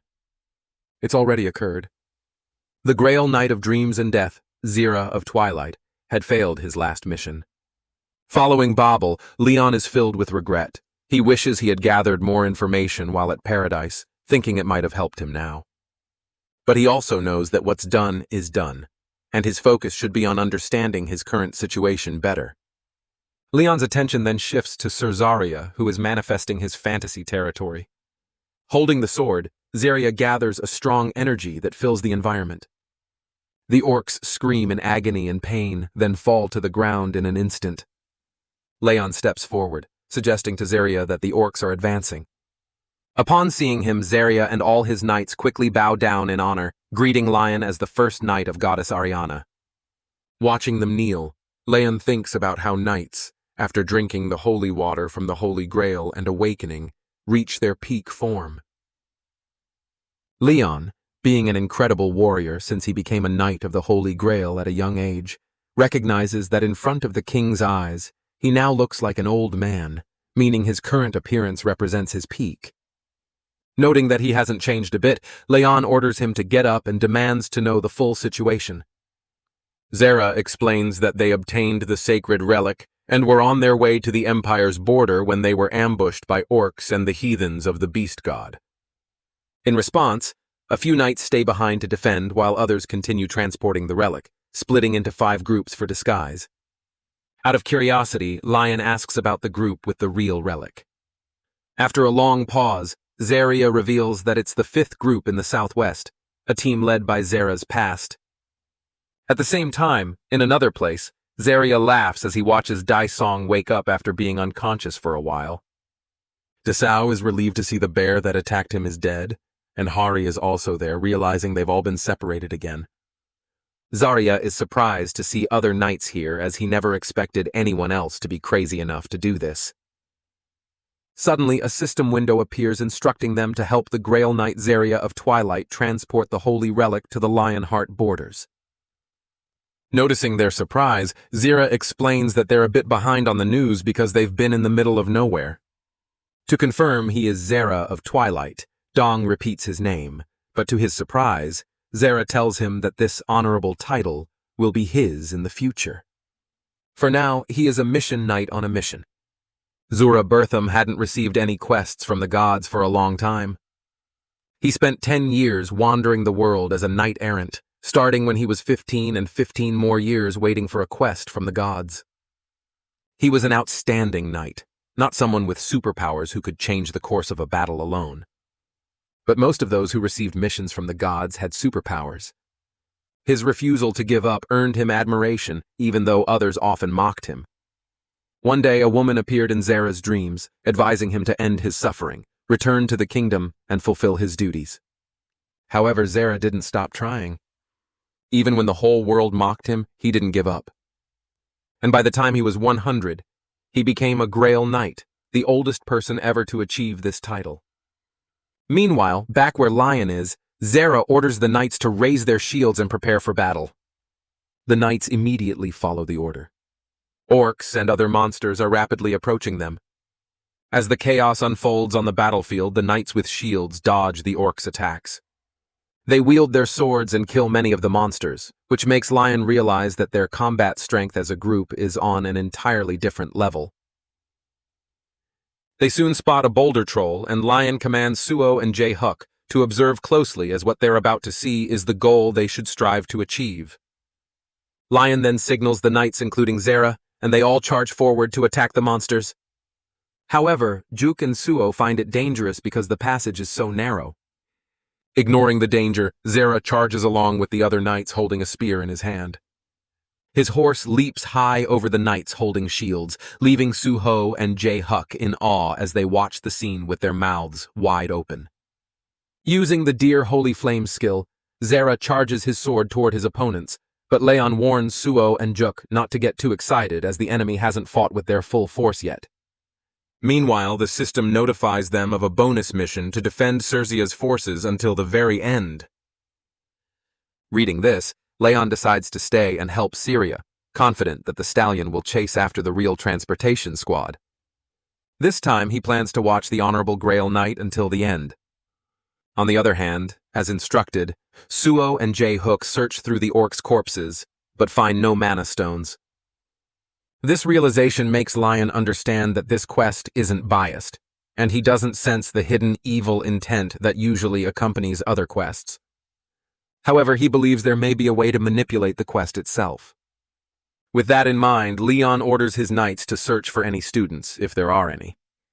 He's about to say something else when he suddenly feels a spear charging toward him. In a split second, he catches it with his hand and angrily breaks the spear, his face showing frustration at the beast for using a ranged weapon against him. Looking at the orc, Leon mocks it for being a disgusting, inferior beast. Full of rage, he orders Zarya to bring him the head of that beast no matter what happens. Zarya turns to the orcs, who looked down on the king, feeling honored to be the one to kill the beast that tried to insult the king. However, the orc looks down on him and starts laughing, but it doesn't have time to react as Zira, in the blink of an eye, is already behind it. Without wasting any time, Zara delivers a powerful blow with his staff to its head. The blow is so strong that it sends the orc crashing to the ground at high speed, surrounded by rubble. The immense power feels unreal to the beast. Yet, Zarya stands firm, demanding to know how it dared invade the territory of the heavens, where only the king should reign. In contrast, the beast has no regrets, threatening Zara for coming alone, claiming to have brought an entire army with it. Despite that, Zara remains unfazed and unconcerned about the army of trash. A sly smile crosses his face as a strange energy begins to envelop the surroundings. Before anyone can fully process it, Zara calls out to the goddess of dream and death, asking her to bring death upon the unfaithful. Behind him, a goddess appears, concentrating the same energy in her hand. And suddenly, many cuts appear on the orcs' bodies.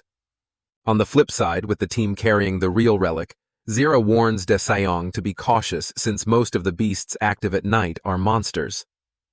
However, it's not safe right now. So Zara suggests they reach a nearby cave. With a heavy box of relics on his shoulders, Zira starts moving forward. Sweat beads on Stella's face as she doesn't want someone noble like him doing such labor, but Zara assures her that he's just a mission knight at the moment. Unclear about what he's talking about, they eventually reach the cave. Once inside, Zara uses divine energy to create a plant-like barrier at the entrance for their safety. After setting up camp, Stella hesitantly asks if it's okay for him to watch over the relic box for a while. His response shocks her. Zarya tells her to give him orders. As a kingdom knight has more authority than a mission knight, this leaves everyone confused because nothing makes sense to them. They have no idea about the connection between Zara's past and present. Seeing their confusion, Zara reveals that the goddess rewarded him. After his endless efforts, Pu granted him a power when he became a Grail Knight, allowing him to summon a clone of his past self into reality. The Zarya they're seeing now is 85, the age at which he received his quest from the gods. While he reminds them not to expect more power from him, he is nothing compared to the Grail Knight. Instantly, they hear a loud, frightening roar. Everyone stands up alert. Zarya, who was smiling moments ago, now looks serious, ordering everyone to stay quiet as the danger is very close. Dasao and Hari grab their weapons, ready to fight, but the sounds from above grow louder. Suddenly, the ceiling collapses. Zarya shouts for everyone to move out of the way. And in an instant, a demon's subordinate appears from above. To stop the monster, Zarya thrusts his sword into its gaping mouth, but the monster scratches his back, which is dangerous because its poison is lethal. Stella tries to help, but he orders them to retreat and get out as quickly as possible. Hearing the command, Hari rushes toward Dong, calling out to him, but her eyes widen in shock when she sees that Dong has a deep, poisonous wound on his arm and is struggling to get up. Hari quickly bandages Daong's arm, and he apologizes to her for letting her down, but she doesn't care about any of that. All she cares about is the poison in his wound. She feels guilty for not stopping it and tells Dong to wait for a moment. Then Hari takes her sword and walks towards Zara, who is still fighting the monster. Zara notices her approaching and shouts for her to stay back, warning her that it's too dangerous. He's shocked, however, as she walks forward with strong energy emanating from her sword.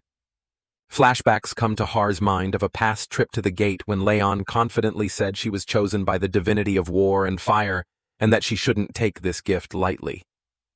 Lion had created a flame in his hand, explaining that divine foam flows like a sea current and will move according to her will. Remembering that, Hari swings her sword, focusing both water and fire energy into it. She releases an incredible strike, dealing significant damage to the giant monster. Zarya can't help but watch in disbelief. After defeating the monster, Zarya makes the antidote, but it's enough for only one person since the Empire's Dark Mage's Chimera was accidentally burned by Hari while fighting the monster. As soon as the antidote is ready, Da takes it, and Zira ensures the entrance is hidden better this time, so they won't be tracked, no matter how keen the monster's sense of smell is. At the same time, Zara collapses, feeling weak as the poison's after effects take hold from his own injury. Everyone gathers around him to help. But in a faint voice, Zara assures them that even if he dies, the version of him from the past will help them as his clone has been blessed by the Lady of Death, who even bestowed a gift upon it. As Zara takes his final breath, he instructs them to treat his other self as just another consumable item to get the relic to the king of the Lionheart. As he dies, he sees the Lady of Death consuming his soul. Meanwhile, the second version of Zara finishes dealing with the orcs, and Leyon praises his efficiency, realizing Zara had tried to lure their leader, but it didn't work. The orcs are surprisingly patient, and the fact that they didn't react to the provocation suggests the leader must be very charismatic. Leon's mind races with thoughts. He wonders if there's an orc champion. They're rare, chosen by the orc god, and they unite the orcs, sparking great wars. Although it's too early to judge, Leon suspects it could be an orc chief. Later, Zarya and Lion talk privately, and Lion reveals everything that has happened. Zora clenches his fists upon learning that he had already died and ascended to heaven. His hand trembles as he realizes Lion had fought the forces of evil alone for 2 centuries. Overcome with guilt, Zara begs Leon not to forgive him for his disloyalty, but Leon tells him not to apologize. From this, Zara concludes that if he was killed by an orc, the great chief is likely here. Leyon agrees that the champion chosen by the orc god is on this battlefield and he's here for an experiment with the loot being secondary. However, Leyon now has a new goal to stay by his friend's side until the very end. Later that night, in the orc camp, where the orcs are peacefully sleeping on the ground, Lion sets a fire. Orcs live like humans, eating, drinking, and sleeping, making them vulnerable to night ambushes since they rest during the night.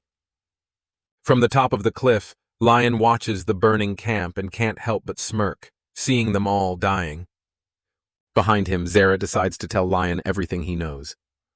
He believes that with the king's appearance, the history of his death has changed. If this gate can truly recreate the kingdom of that time perfectly, then the one who can match the power of the king of the Lionheart, the strongest Grail Knight, will definitely come. A few days later, a man in the orc camp screams in frustration, his face turning crimson as he struggles to understand how the opponents can attack them non-stop for 3 days. They have 10,000 orcs, yet they are being attacked day and night. What frustrates him the most is that only 2 of them, Zera and Leyon, are attacking and killing thousands of orcs. As he suggests to his subordinates that they must do something, an iron bear, dead and sliced, flies into their tent. It was the strongest and toughest of all the orcs. Just then, the champion of Helkin enters the tent, the one who killed the iron bear. In a fit of rage, it lifts the man by the throat, furious that the opening was supposed to happen yesterday. The man struggles, but realizes the champion might be stronger than a Grail Knight, having fought Grail Knights when he was younger. The champion of Hulken throws him to the ground and orders him to prepare the forces for an attack on the Grail Knights tomorrow. Both the champion of Hulken and the skunk's great warrior will join the attack. As the champion leaves the tent, the man thinks that with 2 champions of the orc gods on their side, they might just win the battle. Instantly, a loud explosive sound is heard. As the man and all the other beasts with the chief of Helen step outside, they spot a giant spear with a letter on it. This letter, which started in the Lionheart Kingdom, has been circulated every year. In the letter, a duel is proposed. So, the champion of Helen orders the man to accept it as he believes it will be the key to taking down the Grail Knight. Meanwhile, in another location, all the knights are thanking Beatrice and her subordinates for killing the monster and arriving just in time as things could have gone badly. One of the female knights concerned asks Beatrice about the whereabouts of Suho and Juke. Beatrice explains that their mission was to help Sir Zeria and the main squad. So, if the king isn't with them, it means he's with a different transport squad. In any case, Beatrice assures them not to worry about their friends. She also cast a tracking spell on everyone so they will see each other soon. While Beatrice believes Suho and Jae-hook are with the king, she senses that Desao and Hari are with a different squad. However, Sir Spinny is out of her range, which worries her. Meanwhile, Spinny is floating in space, measuring the pull of gravity and watching the gate launch a satellite. The device, which can only gather small bits of information, shows what seems like a planet, but it's just deep valleys and the hard line of an empire's border. Suddenly, the device picks up a strong signal. It's a knight from the Lionheart Kingdom. The knight looks directly at him, something Spin never expected. Taking off his helmet, the Lionheart knight angrily orders him to leave. On the battlefield, Leon's army stands facing an army of orcs and other monsters, all at a great distance. The orcs are marching toward them, roaring loudly. Jae-hook, feeling the tension, acknowledges that the orcs will attack soon, but Leon explains that this is necessary to analyze their forces and uncover the true story. If Lion and his team can hold their ground, the team transporting the relic will have it easier. Jae-hook, recalling past failures in relic transport, voices his concerns, but Lion is confident, knowing Beatrice and Spinny are there to handle things. With Lion's approval, Zera takes the lead. However, before he can even strike, the orcs start shouting in preparation, sensing that their Hulken is watching them. Everyone, including Lion, looks at the orcs with displeasure due to their loud behavior. Just then, Hulken's champion, Balbazar, enters the battlefield, arrogantly, declaring himself undefeatable and demanding to know who will fight him. Leon smirks, taunts Balbazar for being a frog in a well, and orders Zera to bring him the beast's head. Obeying the command, Zarya draws his sword and steps forward, declaring that Bazaar will be killed here. Not taking Zarya seriously, Balbazar strikes first, but Zarya dodges and taunts him back. Confident, Balbazar lands a powerful blow with his axe, splitting Zarya in two. Balbazar raises his axe in triumph while the knights watch in shock. But just then, Zarya's body transforms, radiating powerful energy. A sly smirk crosses his face as he mocks Balbazar for being a beast unworthy of comparison to humans. Using his divine skill fantasy domain, Zarya creates an illusion to make Balbazar think he has won. Closing the gap, Zarya prepares to strike with his aura of execution. But Balbazar grabs the blade of Zarya's sword before he can land the blow. Recognizing the divine power, Balbazar screams in envy and strikes back quickly with his huge axe, sending Zarya sprawling to the ground. As he is attacked, Zarya senses Hulken's power. Despite the injuries, Zarya manages to land on his feet, clutching the spot where he was wounded. Gathering every last bit of energy, he charges at Balbazar. They exchange blow after blow, each desperate to defeat the other, but Zarya struggles to keep up, taking more hits. Balbazar also suffers some damage, but throws Zarya to the ground by his collar, gritting his teeth. Zarya watches as the axe swings toward his head. In that instant, Balbazar strikes the ground with his axe, assuming Zarya is dead, while Leyon watches with a smirk, knowing killing Zarya is no easy feat. At the same time, Zarya rises, feeling ashamed. He had hoped to dedicate the victory to the king, but now he's failing miserably. Overcome by pain, he ties his hand to his sword's hilt, gets into a fighting stance, and charges at the beast. Balbazar stands calmly, waiting for Zarya to close the distance. As soon as Zarya gets close, Balbazar swings his axe and slices into Zarya's shoulder, taunting him for being a weak human. A while ago, before the orc subjugation, when Leyon was a war knight, he stood alongside the other knights and asked Zarya about his name. When Zarya introduced himself, Leyon recognized him, knowing he had been a royal knight for 50 years. Leyon then told him about taking down the orc champion.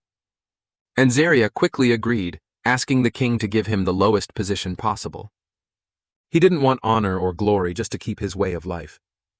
Back in the present, Zarya, recalling how Lion had approached him, coughs painfully, every inch of his body aching. Balbazar, thinking Zarya has given up, raises his axe for the final strike, but stops when he sees Zarya holding it firmly. Flashbacks of Lion offering his hand and calling Zarya a loyal warrior flood his mind. With a surge of energy, Zarya swings his sword, praying to the great lady who commands the end of all things to bless him, and instantly pierces Balbazar's heart, using the death-resistant skill of great divine law. Before Balbazar can understand where Zarya's power came from, he collapses dead. A minute of silence follows on the battlefield. Then Zarya raises his sword, pulling it out of Balbazar's body, signaling victory. Chaos erupts around them as Lion's forces celebrate, while the orc army is left disappointed in Balbazar. The battle isn't over, though, as Magar, the champion of the sorcerer god Gokrak, steps forward, challenging Zarya. Despite losing so much blood, Zarya decides to fight on for the king. As he takes a step forward, he stumbles, but is caught by Lion, who praises him for fighting so bravely. Leon assures him to rest and promises to watch over his end and bless it. Leon steps forward facing the crowd and pulls out all his relics. A golden light begins to shine from his body. And suddenly, the spirit of a giant lion appears behind him, flames rising around them. Meanwhile, Spinner, flying in space, looks down at the planet and detects movements. An uneasy alliance forms between the Empire and the Lionheart Kingdom. The squad carrying the sacred relics is moving according to plan, although 2 other teams have been wiped out. However, the guild members of Pantheon remain safe. At the same time, the number of orcs and heathens continues to rise. Spin notices something strange and quickly detaches from the shuttle. Shortly after, an explosion erupts, destroying the shuttle. Back on the battlefield, Lion has wiped out everything in his path. He turns to Zarya, revealing that he has a grail and, if needed, will accompany him to the ends of the world. Zarya collapses, urging Lion not to waste his time, but Lion asks him to accept the ascension ritual, Zarya pleads for him to reserve his divine powers, but Leyon assures him that the orcs and heathens will retreat, and he won't have to fight anymore unless it's to drive away the remaining enemies.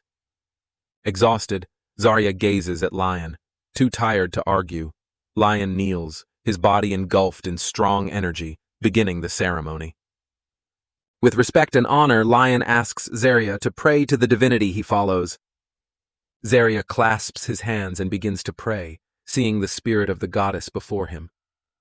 As he prays, taking his last breaths, Zarya prays for his king's territory to expand and for his worries to be erased. At the same time, Lion places his hand on Zarya's shoulder, praying to the goddess that Zarya may sip wine in her banquet halls and that his name will be remembered forever, promising that they will meet again in the banquet hall of the gods.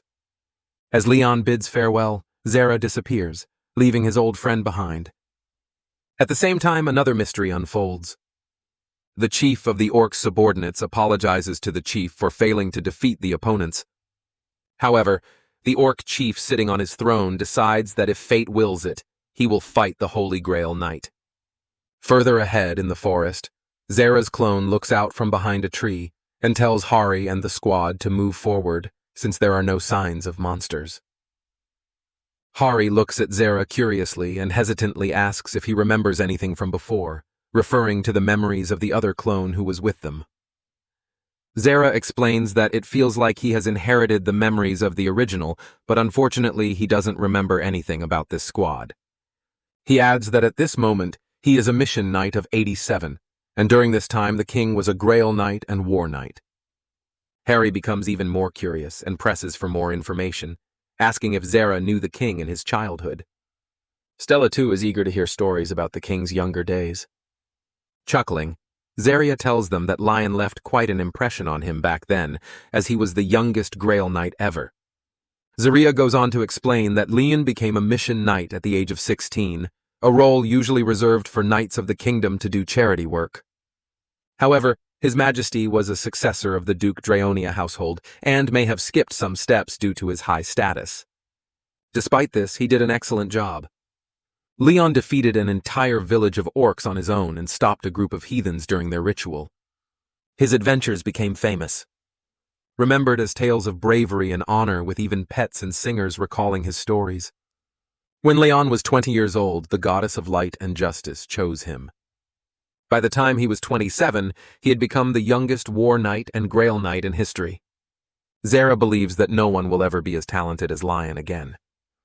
He then advises Hari to stay by Lion's side, as she will learn a lot from him.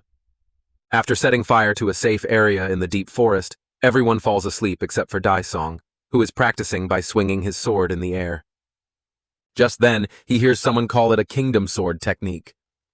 It's none other than Zarya, who has woken up because at his age he doesn't sleep much. He thought he'd come to help stand guard, but Daisong was training, so Zarya decides to assist him, which is a great honor for Daisong. They both take fighting stances in front of each other. Zarya suggests Dong dodge the attacks while he attacks. As soon as Daisong agrees, he notices a quick attack aimed at him. He tries to dodge it. Zarya instructs him to keep his two hands above his belly button. The sword is not just a weapon to swing, but also the fastest form of defense someone has. Daisong is clearly trying hard to counterattack, but Zarya's swordsmanship is so swift and accurate like a machine that it's hard to land a blow. Zarya begins delivering faster strikes, and with the final blow, he knocks the sword out of Daisong's hands, stopping his blade at Dasao's throat. Disappointed, Dasao admits that losing to Zarya motivates him since he's gotten the basics down, and praises Zarya for his speed, which encourages him a lot. Dasao sits next to Zarya and asks how he compares to Hari. Zarya reveals that Hari is incredibly powerful and can improve faster than anyone. Hearing that, Daisong starts doubting himself, feeling like he's never enough or good enough. This behavior reminds Zarya of his past self.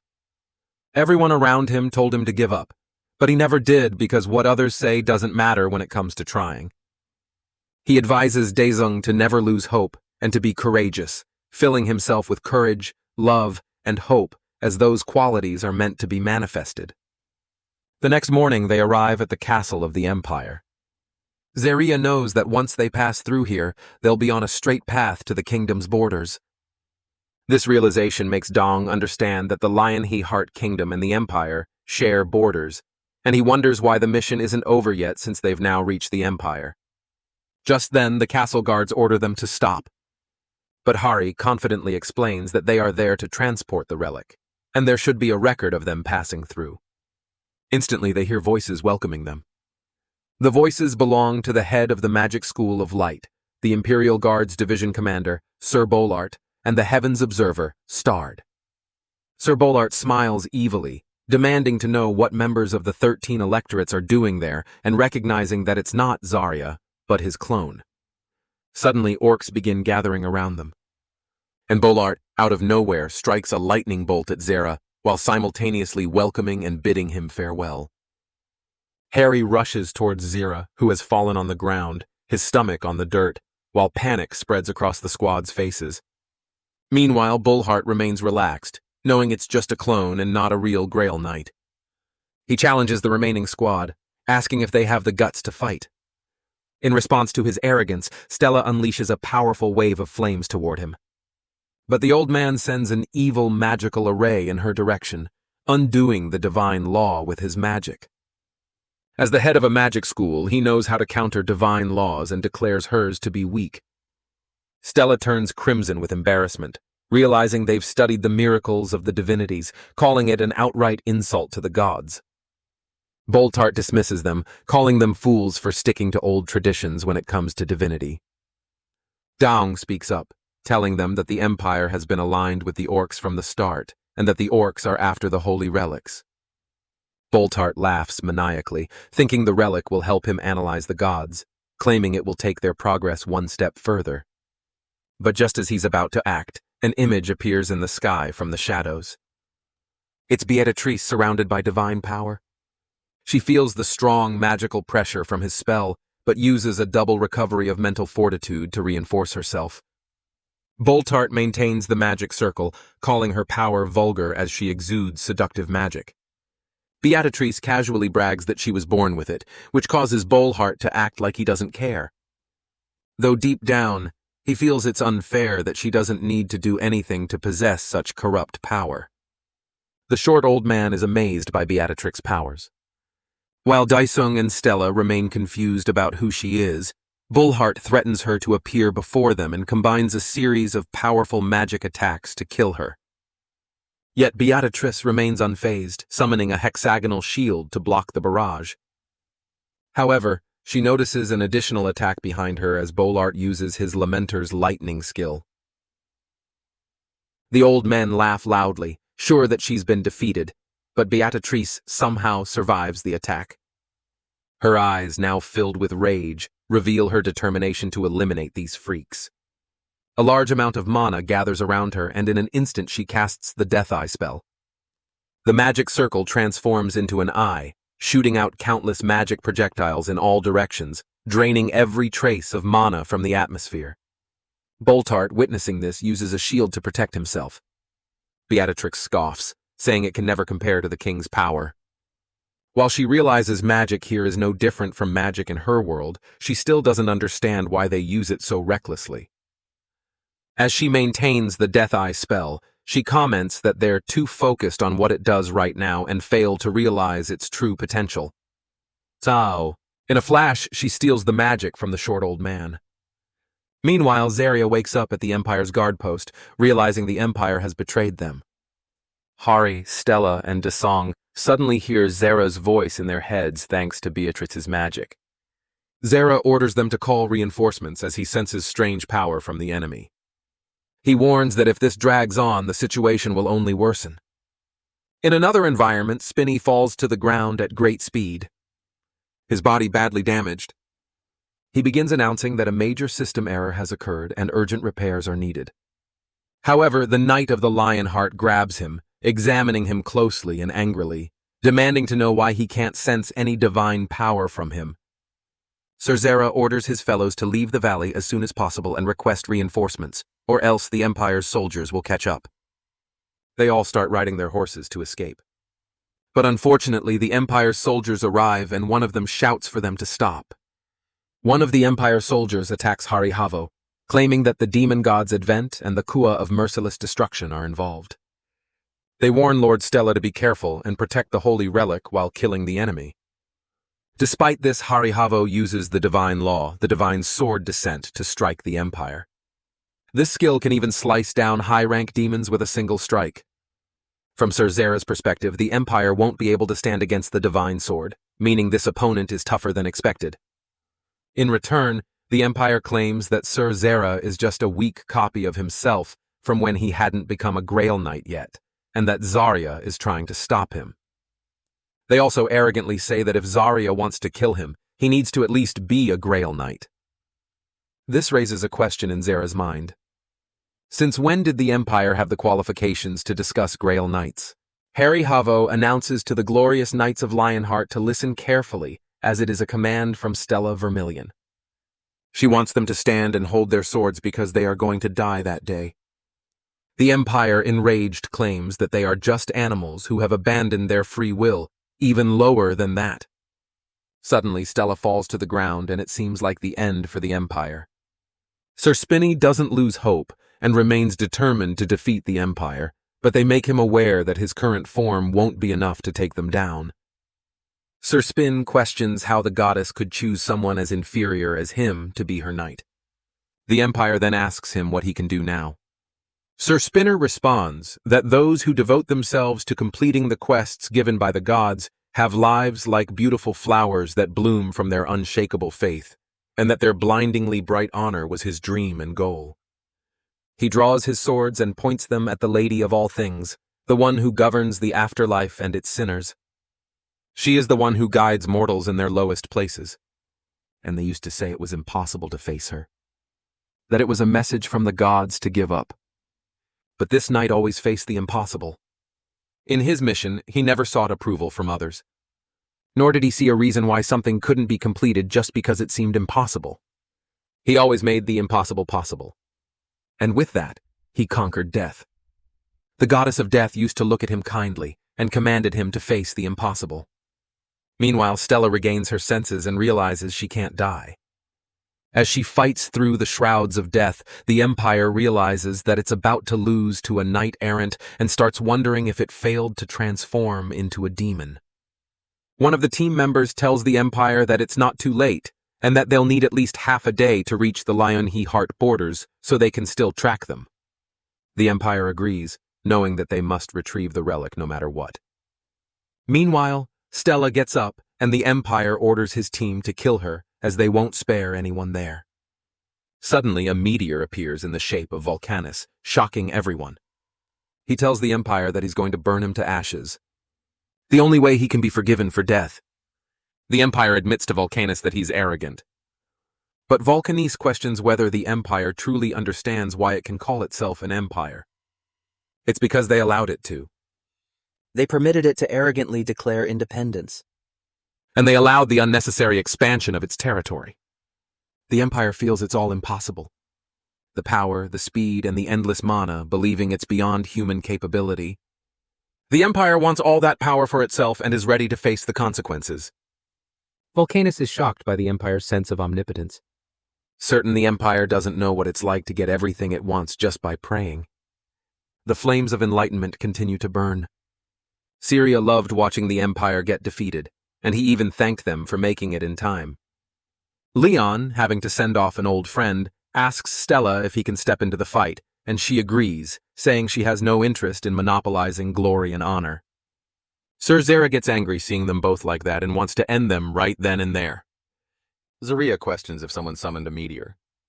Leyon feels it has nothing to do with them as Volcanus shows no mercy when it comes to evil. Zarya then questions why he's there, saying that it is the time of divine punishment, the flames of war. Volcanus arrives and greets the owner of the Lionheart. Beatrice reminds him that they need to get everyone together before the gate closes. While he had a lot to discuss with Volcanus, the situation was urgent, and he asks if Volcanus can give him something that symbolizes him. Volcanus hands over a dagger and leaves with Lion, realizing that Volcanus is not in the god's paradise but is still alive. Harry is happy to see His Majesty return and asks if he is all right. One of them hands over the holy relic to Lion, who also appreciates everyone for their hard work. He opens the relic box, and finally the last relic is in their hands. He then guides everyone to leave. Meanwhile, at the Naju Plains Pantheon Guild, Park Soo-jin gets out of her car, wondering what's so urgent that she's been called so suddenly. She feels like the Pantheon Guild has turned into a tourist spot. And how could anyone resist the offer of such an epic item?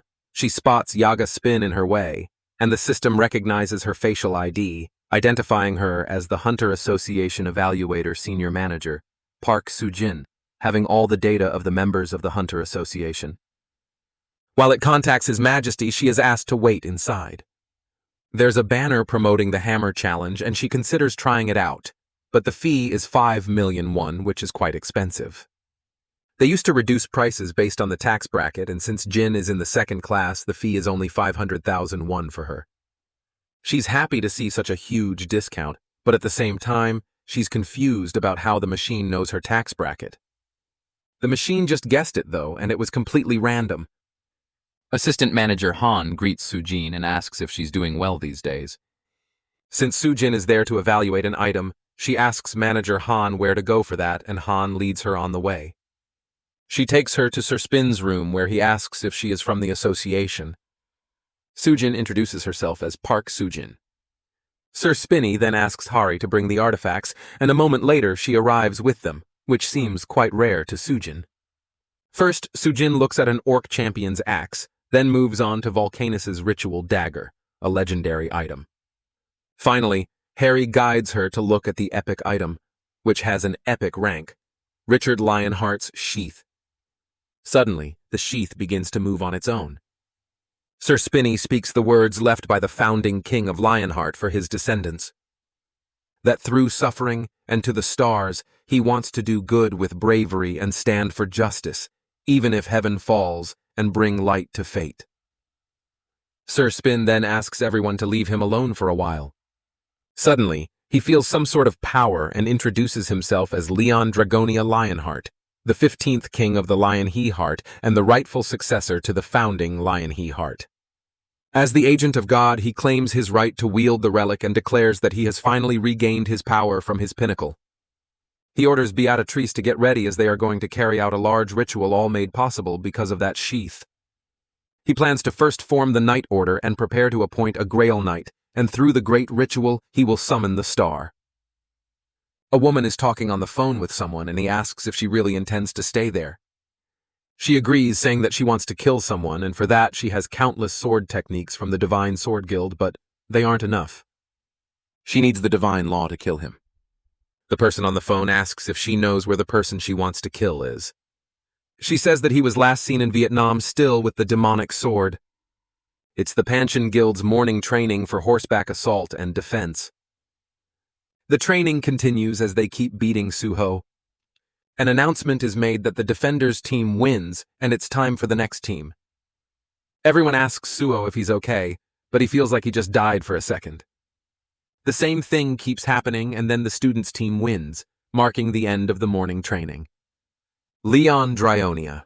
Lionheart makes an announcement that anyone who fails as an attacker must come forward, as the soldiers on foot are slower than them. He also tells everyone to prepare to charge again and try to use their mobility to their advantage. They all feel exhausted and have no strength left, thinking that the men-at-arms are surely determined to win. Meanwhile, they get some potatoes and sweet potatoes as snacks and discuss how long they have to survive on just sugar and salt water. They feel like they were better off when entering the gates, as they used to get proper food there. It's almost time for the induction ceremony, and everyone will get proper food after that, meaning they will be connected to the gods. Since they've been learning about the gods whenever they have time, they need to be able to use the divine law to become royal knights, and must choose the one they believe in the most. One of them thinks that for him it's surely going to be Ariana of Lights and Justice, as well as Pos. The three girls discuss Sir Yape, a Grail Knight of Heto, the divinity of steel and blacksmith, as one of them saw him conducting some kind of charged practical experiment. The last time they saw him, Suddenly, Sir Yappy appears on the screen and tells them that his ability is not to earn money, and his sound wave detector features cannot be compared to that of an organism. Student Kim Juk is asked to get changed and head to the entrance as the Guardian is visiting. In the Pantheon Guild's lobby, Kim Juk's mom is there. He asks her what brings her there and tells her to say whatever she wants quickly, since he's busy. His mom realizes he's just like his father. She questions why he requested to withdraw from their guild, but he refuses to tell her, feeling that it's none of her business. During their conversation, the man at the counter mentions that the guild is one of the top 10 in Korea, and says that Jae Huck will have a bright future if he joins. Leon questions the students about what sets the gods of the pantheon apart from the cults. One of them gets confused, wondering if it's sacrilege to compare the pantheon with the cults. Beatrice guesses that the gods of the pantheon actually exist. Leon asks if there is proof that the cult's god does not exist. Another student answers that as far as he knows, those gods don't perform miracles. Leon challenges him, asking if he thinks a god ceases to be a god just because they don't create miracles. He mentions how the goddess Dara appeared to them in the form of a scarecrow, and how many gods in the pantheon still have yet to show themselves. Leon asks him if he is saying those gods don't exist, and wants him to guarantee that. Jaeon-soon raises her hand and claims that the pantheon gods actually help them and are different from the cults because they respond to their prayers and make miracles happen. That's how they prove their existence. Lion asks her that since she serves the divinities of war and fire as well as justice and light, if she has received any answers from them, she assumes that her faith isn't enough. Leon tells them that they are all misunderstanding something. Suddenly, a thunderstorm forms in a cloudless sky. Leon senses that some of them will think it's proof that God exists. As gods are supposed to make one's wishes and prayers come true, Chon-soon thinks she prayed for rain, but not to avoid getting caught in it. So she feels like the god is protecting her from getting wet. Leon advises her not to negotiate with the gods as they are gods and not genie lamps. It's one's freedom to choose which god to believe in, whether from a pantheon or not. And even if they don't exist, their teachings are still valuable. He warns them to be aware of hypothetical followers who speak of rewards in exchange for faith, and encourages them not to keep faith with the expectation of receiving something in return. The goddess arrives and greets all the students, making them really excited as they can hear her voice. However, she tells them not to get too excited, as such enthusiasm will make it difficult for them in wars when they need to stay focused. Leon thinks they need a couple more new Grail Knights, since there are only 3 including him, and he feels that Hari Hivo has the highest chance of becoming one. A few days later, at the Pantheon Guild Naju Plains branch, some people from One Brilliance come and announce that one can only reach heaven by trusting in the dragon god, and anyone who doesn't believe will go to hell. Almost everyone starts shouting for the mercy of the dragon god to envelop them. 2 men discuss whether they're mad for shouting so loudly in front of the Pantheon Guild.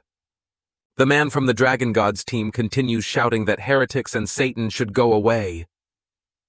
Sir Yappy arrives and questions them about what they're doing, as their noise level is way too high. He tells them to keep it down as they don't have permission to shout like that there. The machine then attacks everyone and tells them to get out. The men from One Brilliant stand in front of the Pantheon Guild, again holding apology signs. Sir Yappy tells them to leave and not come back. However, the men stand their ground and Sir Yappy starts hitting them, asking if they want to die. The main man runs away, cursing Sir Yappy, saying he's not running because he's scared, but because he's evil.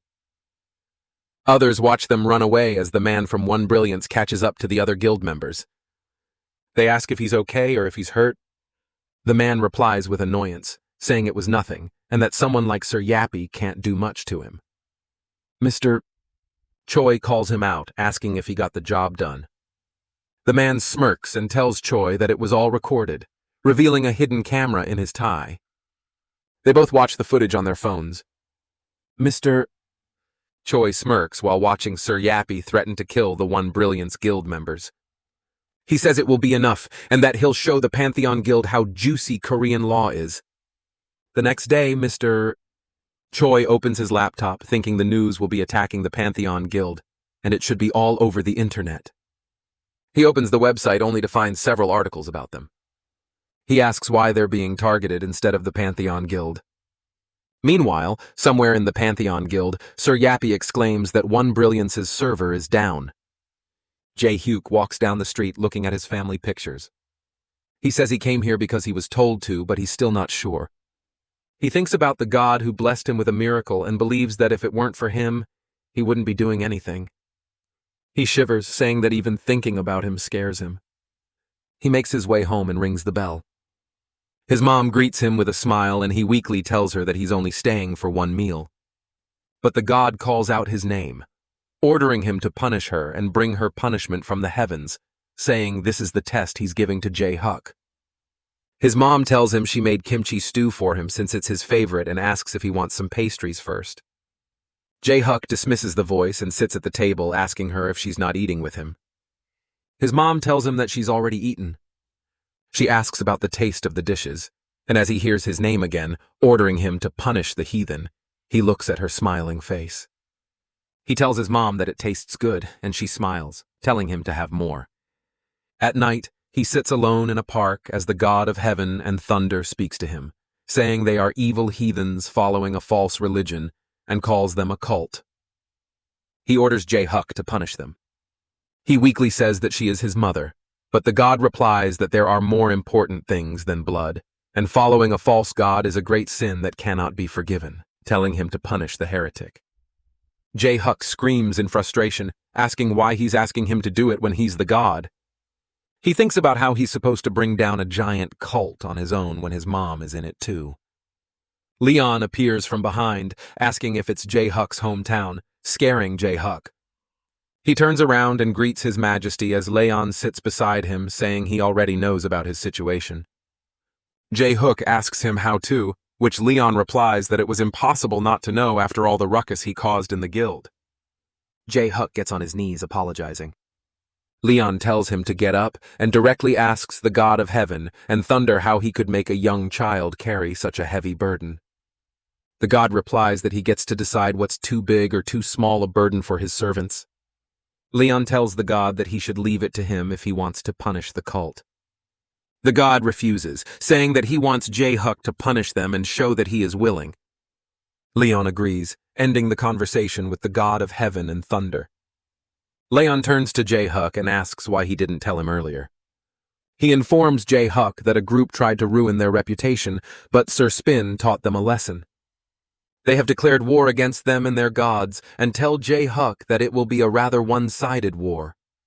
Jae-hyuk says no and asks what will happen to his mother. Leyon silences him, saying he's not a crazed man who will kill anyone, and tells Jae-hyuk that he's just going to teach them a lesson. Leyon gets up and smiles to himself, ordering Jae-hyuk to take him to their base. One Brilliance Master, Park Yong, was born in 1990 and experienced the Great Cataclysm at the age of 12. Back when the academy didn't exist yet, everyone just learned from experience. Yongshin became a famous A-rank hunter, and in the winter of 2014, he met God at the Samchuk Fluctuating Gate. He had lost all of his party members due to a sudden increase in difficulty. The system asked him if he wanted to be saved, and when he answered, the owner of the voice blessed him. That moment marked the creation of South Korea's 7th S-rank hunter. Yongin preaches to his audience, telling them that God exists and proves it every day. He encourages everyone to look upon the warriors of God who have been blessed and listen to the gospel when they enter the gate. The warrior happily informs everyone that at first the gate was just normal. But upon entering, his system did something abnormal. Originally, they were supposed to kill the boss and mine mana stones in the dungeon, but the system guided them to a treasure chest, which flipped his life upside down. The followers happily agree, claiming this is all God's blessing. The warrior exclaims that they all should believe in God. This happened often to the hunters of One Brilliance. Even the Hunter Association had to officially acknowledge that these miracles weren't random, but somehow related to One Brilliance, making it easy for them to expand their influence. Yong smiles as he hears his followers praising the dragon god. He starts by saying that not everything is as it seems and informs them about a hunter who raided gates to treat his sick mother only to be blessed with a cure-all herb. He also mentions a talentless hunter who was able to level up miraculously, and this happened to both of them after they proved their faith by donating money. Yongshin screams that their god sent them miracles because he was pleased with their faith. He preaches that by proving their faith, they too can receive blessings as they are all part of the same family. The followers praise their god. Yong's eyes then settle on Lion and Beatrice, who are sitting at the back, and he's shocked to see that the Pantheon Guild's leader is here too. Lion grits his teeth in anger, thinking about the cult and the parasites who exploit the poverty of the people to teach them false beliefs for their own profit. Yongshin smiles and announces that a very precious guest is here with them today, and that first-comers are supposed to be baptized. Calling Lion up to join him, Lion stands up and praises him for being bold enough to call a king toward himself. He confidently strides over, stands in front of Yongshin, and throws a huge pile of money at his feet. Yang asks what he's doing, and Leyon demands that he make a miracle happen since Yang said that miracles can be experienced through donations, so he's trying to negotiate with his god. Yongshin smiles, calling him rude for trying to test God's miracle. Leon asks if loyalty and devotion are enough to make it to heaven. Questioning if Yongshin is the one who decides who gets in, Yongshin grits his teeth and orders him to subjugate and obey the pastor, saying it's the rule of the gospel. Leon angrily asks how a servant of God can describe himself as an equal to his God, and calls his faith vulgar and shameful. Yongshin taunts Leon, acting as if Lion thinks he's better than him. He points at Lion, calling him a non-believer, a servant of demons, and says they must expel the demon from the holy abode of the dragon god. The crowd starts calling Leon a demon and demanding that he be kicked out. Jae-hyuk, who's sitting beside Beatrice, thinks that His Majesty will be able to handle this. Yong laughs and calls Leon sickening, just as another person from the back screams and calls Lion a demon. Juk remains seated and Beatrice covers her mouth in disbelief. Leon Dryonia. Lionheart as a king can withstand many things, but there are 3 things he will not tolerate. The first is when someone speaks badly about their parents, as it's an insult to the entire household. The second is insulting the gods, because how can mortals dare insult the gods? Leon turns around thinking about how a vulgar bastard, a cultist, dares to compare him, the king of the Lionheart, to a demon. The third thing comparing him to a demon. He screams, declaring that he should punish them all, now scaring the crowd. He pulls out his pendant, creating a spell, and declares that he will punish each one of them for their false beliefs and vulgarity. Yongshin looks at him, frightened. Lion says that the divine star will purify them all. Just then, an astronaut enjoying his meal notices a star heading toward Earth and thinks that this must be the end of the world. Leon takes out his pendant and lets Saint Xiax's divine relic guide the star, cursing that the demons will be destroyed. Yongshin wonders what Lion is doing. While the hunter from earlier thinks he's gone insane, Beatrice stands up, signaling Sir Yappy, who stands behind her. She raises her hand, activating her powers, and says it will be faster if everyone just sees it for themselves. As she breaks through the ceiling, leaving everyone in shock, Yong calls her crazy and asks why she did that. Leon casually tells him that he summoned a star. Yong insists that he's out of his senses. A shadow starts to appear above him, and he looks up to see a star with an estimated mass of 68 billion tons heading straight toward him. Leon has summoned Meteor Mickey. He signals Beatrice, who tells him she's ready, and they activate the divine power. She wraps the meteor with her power while Sir Yappy loads the property-changing divine ammo. The 3 of them charge toward the meteor, destroying it as Yong loses all color in his face. Even the system curses. Yong starts calling for his god, falls to his knees, covers his face, and finds the meteor stopped just inches from his eyes. He thinks, how is this possible? Leon calmly stands there, and Beatrice tells him it was amazing. Sir Yappy, after comparing it, informs them that it doesn't compare to any metal in the database. Lion walks toward Yongshin and asks if he's aware of his sins and how long he thought he could stay hidden in the shadows. Lion calls out to Kim Juk, asking him to come forward. He grabs Jae-Huk's shoulders and turns him toward Yongshin, saying that now he'll be able to see what kind of evil is possessing them. Jae-Huk is shocked when he sees a red, ugly demon stuck to Yongshan. As Yong keeps screaming that they're crossing the line, Lion tells him that this evil eats away at the human mind. It's a parasitic evil that attaches itself to people, waiting for the right moment to strike. Just then, Jae-Huk's mom calls out to him, and he looks to see the same demon feeding off her. He demands answers from His Majesty, and Lion informs him that it's the evil the god of heaven and thunder wishes to punish, and it's his duty. When Jae-Huk hesitates to hurt his mom, Lion advises him to trust in his god and be certain that things will turn out the way he wants them to. After a while, Jae-Huk raises his hand. It's a symbolic gesture at first, born from a wish. He closes his eyes and prays, asking that the miracle he creates only pierce through evil and begs God to forgive those who are sinless. The demon feeding off his mom begins to burn and she collapses to her knees, calling out for him. He runs to her and hugs her tightly as the demon burns away. His mother apologizes as he holds her close. Leyon praises Jae-Huk and thinks about how he was chosen by the god of heaven and thunder. Leon turns toward Yongshin and warns him, saying that he's next.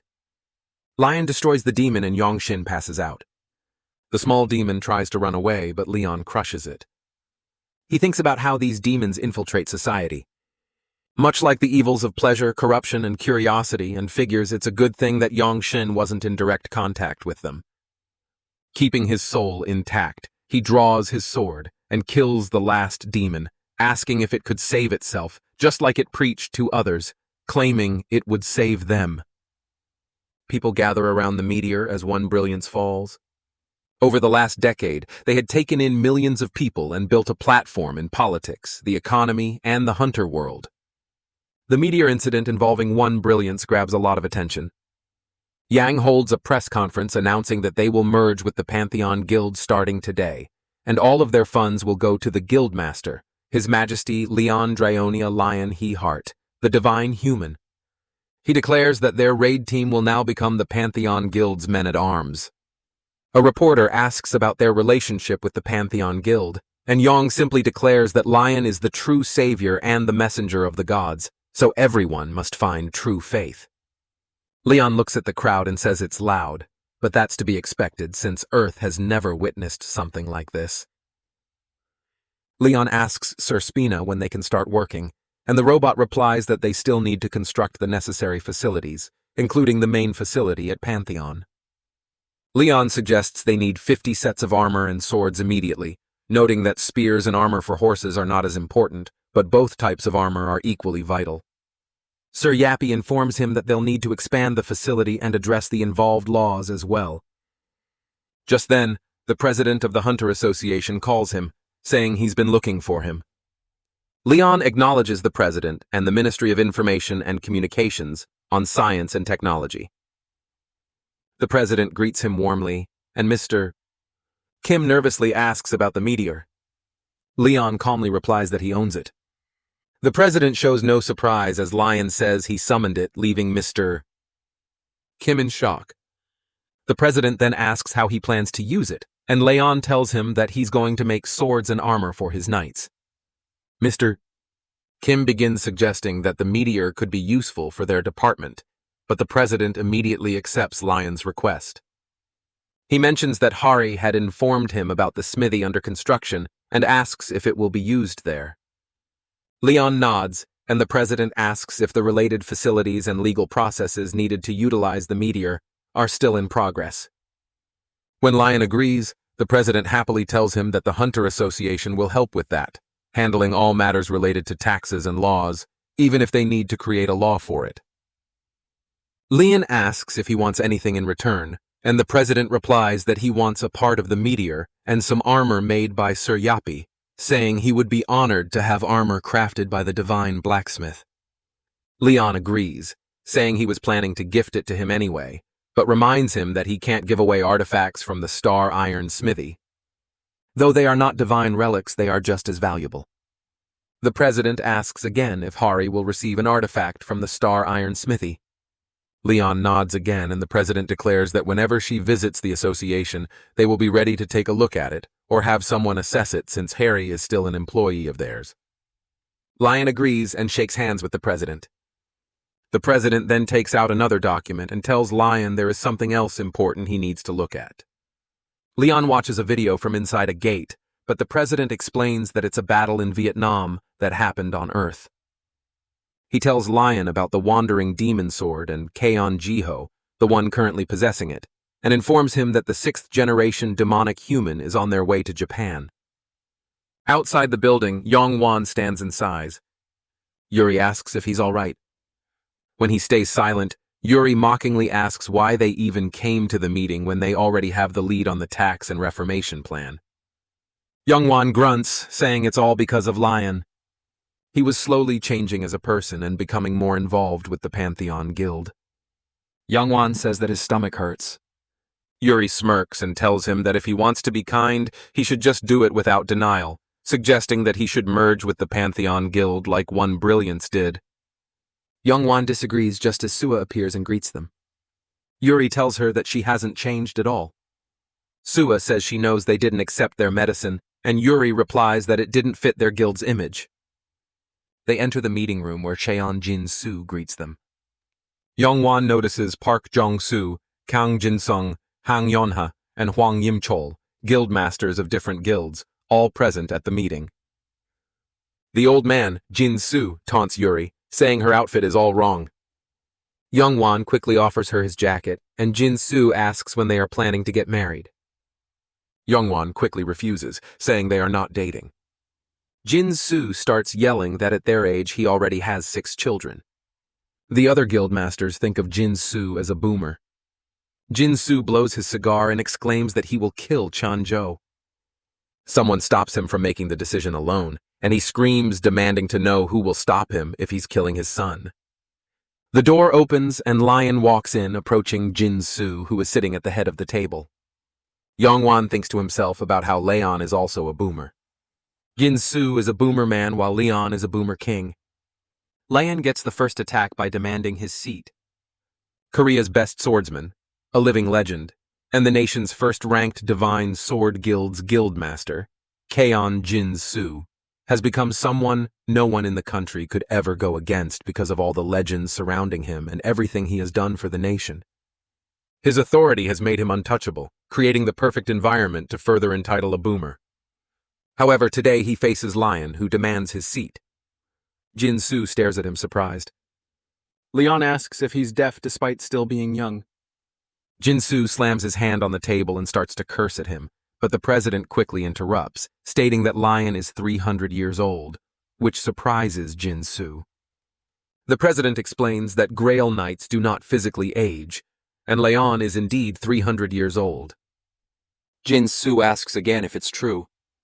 Leon meets his eyes sternly, and Jin-soo quickly gives up his seat. Yongwan thinks to himself that the boomer has been defeated. Leon asks for tea, and Yong comes running in, surprising the other guildmasters. Sua stares at Lion and says he's just as handsome as the rumors say, introducing herself. Yongshik scolds her for speaking before being spoken to, but Lion calmly orders that it's enough. He turns toward the president and says that his time is more valuable than gold. The president gets straight to the point and explains that 13 years ago, a black gate appeared in London. Because of the ridiculous difficulty of the Black Gate, no one was able to clear it. The European Union feared a repeat of the Shanghai disaster. They gathered an S-rank raid squad and tried to clear the gate. The raiding squad consisted of 24 ranks.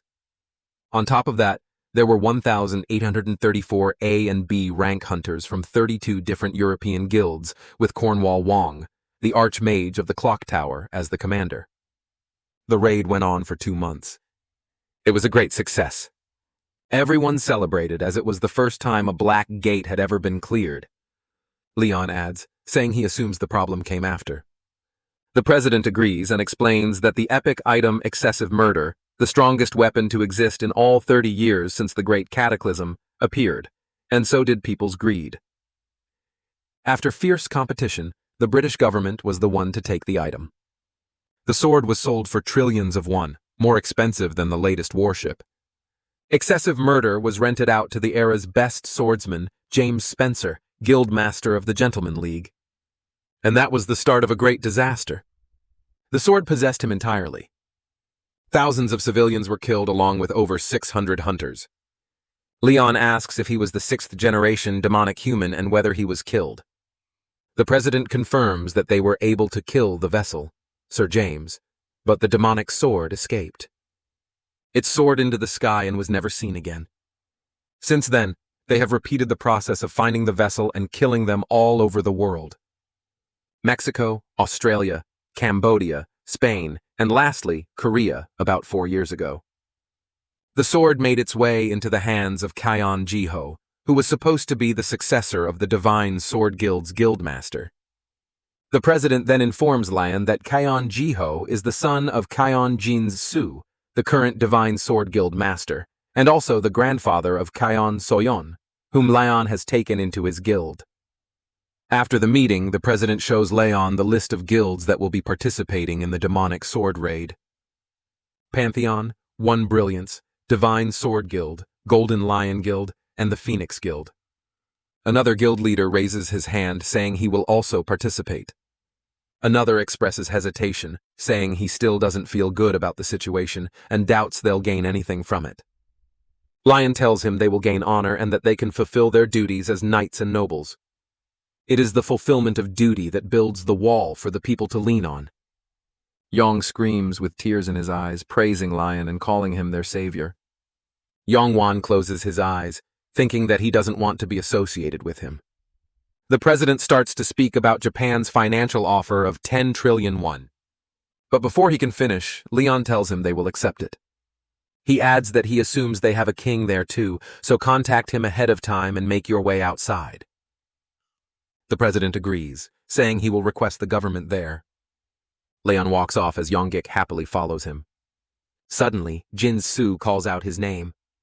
Lion turns in anger, but Jin-su quickly corrects himself, calling him His Majesty.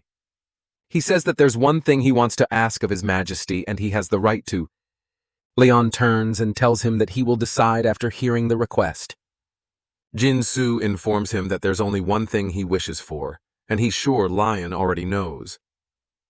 His granddaughter Chan-soon is in the Pantheon Guild. He asked him to leave her out of this raid. Chan-soon squirms around in her sleep as she starts having a nightmare where everything is ruined beyond repair. Her mom is begging her to run away as her dad pierces the sword in her and starts making his way towards Soyeon. She wakes up in a cold sweat. Sitting alone at the vending machine, she mutters that it's starting and that it's an opportunity. Just then, Ventarsis appears, saying it's insolent to think of this as an opportunity. She replies that it was this kind of negotiation. Ventarsis responds that he assumes Lion, his avenger, has taught her not to try negotiating with the divine. She tries to argue, but the god of revenge continues, saying that he was the one to respond to her insolent requests, and he's the only one willing to give her power despite her lack of faith. He tells her not to take fortune lightly, so asks if she offers something he wants. Will she be able to become a Grail Knight too? Ventarsis laughs and asks if she's comparing herself to his avenger. He tells her that her accomplishments are nothing compared to the king of the Lionhearts, and asks if she thinks she can substitute for his avenger. Soon realizes that Lion must have also borrowed powers from Ventarsis. He tells her that she is nothing right now, but he will help her with her revenge in exchange for her soul. And the moment her revenge is fulfilled, her soul will become his. Leon addresses the academy and its students, saying they will be part of the association's military, and orders the line to be called to collect their supplies. Juk asks Hari if Soon is going to be part of the mission because he heard that Jin-su was against this idea. Hari tells him that earlier when she asked His Majesty, he told her that it's not within his authority to step in. Just then, Leon calls their names out as Suho, Jae-huk, Hari, and Soon come forward. He starts saying that their accomplishments until now are as good as he expected, and praises Hari, saying that the gods admire those who are innocent. He adds that she has proven that her talent as well as her purity are worth the praise. Hari smiles as Lion shows her armor, sword, and spear. He tells her that it should help bring out the true power within her. She admires the armor, calling it beautiful. As Pidos and Palm come behind her, praising the armor as well. Pedos blesses the armor, saying to let Hari be the saint who burns the enemies with fire in this war. Pama blesses the armor, telling her to trust her body to the boundless sea and fill her heart with faith and trust. Yonggik and his followers all praise the gods. As Har's armor becomes of legendary rank, the other students comment on how the armor is worth billions and if it's even easy to give it a proper price. Lion moves toward Jae-huk as the god of heaven, and thunder calls his name, surprising him. He blesses his armor, saying that the light of power will always be with him, and he will become a judge who punishes evil alongside the king of the Lionheart, and his justice will protect him. His will remain unyielding even in the face of the corrupt and the fallen. Goddess Ariana blesses Suo, wishing that the light of immortality be with him in the dark. When it's Soon's turn, Lion tells her that her grandfather requested to take her out of this mission, and asks if she wishes the same. Soon tells him that she wants to be a part of this mission. Leon agrees and shows her armor. Ventaris begins a blessing, saying that he affirms her revenge and his gift will call forth the darkness of destruction. He adds that he will be the only one to grant her wishes. Lion takes the sword out as Ventarsis asks what he is doing. Leon smiles and says that he is just worried about the future of his disciple. Soon stares in wonder, questioning what His Majesty is doing. Lion separates the sword from the armor as the goddess Ariana starts blessing her, saying that the light will be her exit and instructing her to go towards the light. The sword glows so brightly that it is almost blinding. Ventarsis quickly questions what she is doing and asks if she is changing her mind now. Ariana says that she is simply granting the wish of her knight. The god of revenge moves towards Leon and calls him his avenger, saying that he is too soft on the humans and that it is sickening. Lion replies that he is the king among the humans. Ventarsis grins tauntingly and brings up the time Lion lost his daughter. Ariana gives him a stern look as Lion lowers his gaze. Ventarsis continues, saying that Lion is the successor to the king of the Lionheart, Andragonius, and that he should not forget that his founder found glory within the darkness. Leon replies that he has not forgotten, calling him the guardian of the founder. Ventarsis turns to Soyeon and tells her not to let dependence on the light make her stray from her goal, because revenge can only be achieved in the cold darkness, and he calls her his little avenger. Japan. Hunter Association President Kamiya Yasuda tells his assistant to bring the list of names of those who will be attending the raid. He laughs, saying that the Prime Minister must be getting anxious if he even wants to use the survivors from overseas. His assistant grins and says that the government has definitely lost its footing recently. Kamiya chuckles and says that it does not matter because this nation is basically his kingdom now. He asks if the Pantheon Guild is really that great. She admits that they are scary, but still nothing compared to their side. Even so, it is still a problem. Kamiya says that he heard there are Pantheon followers even here, that their marketing tactics are very effective, and there is strangely very little public outcry against them.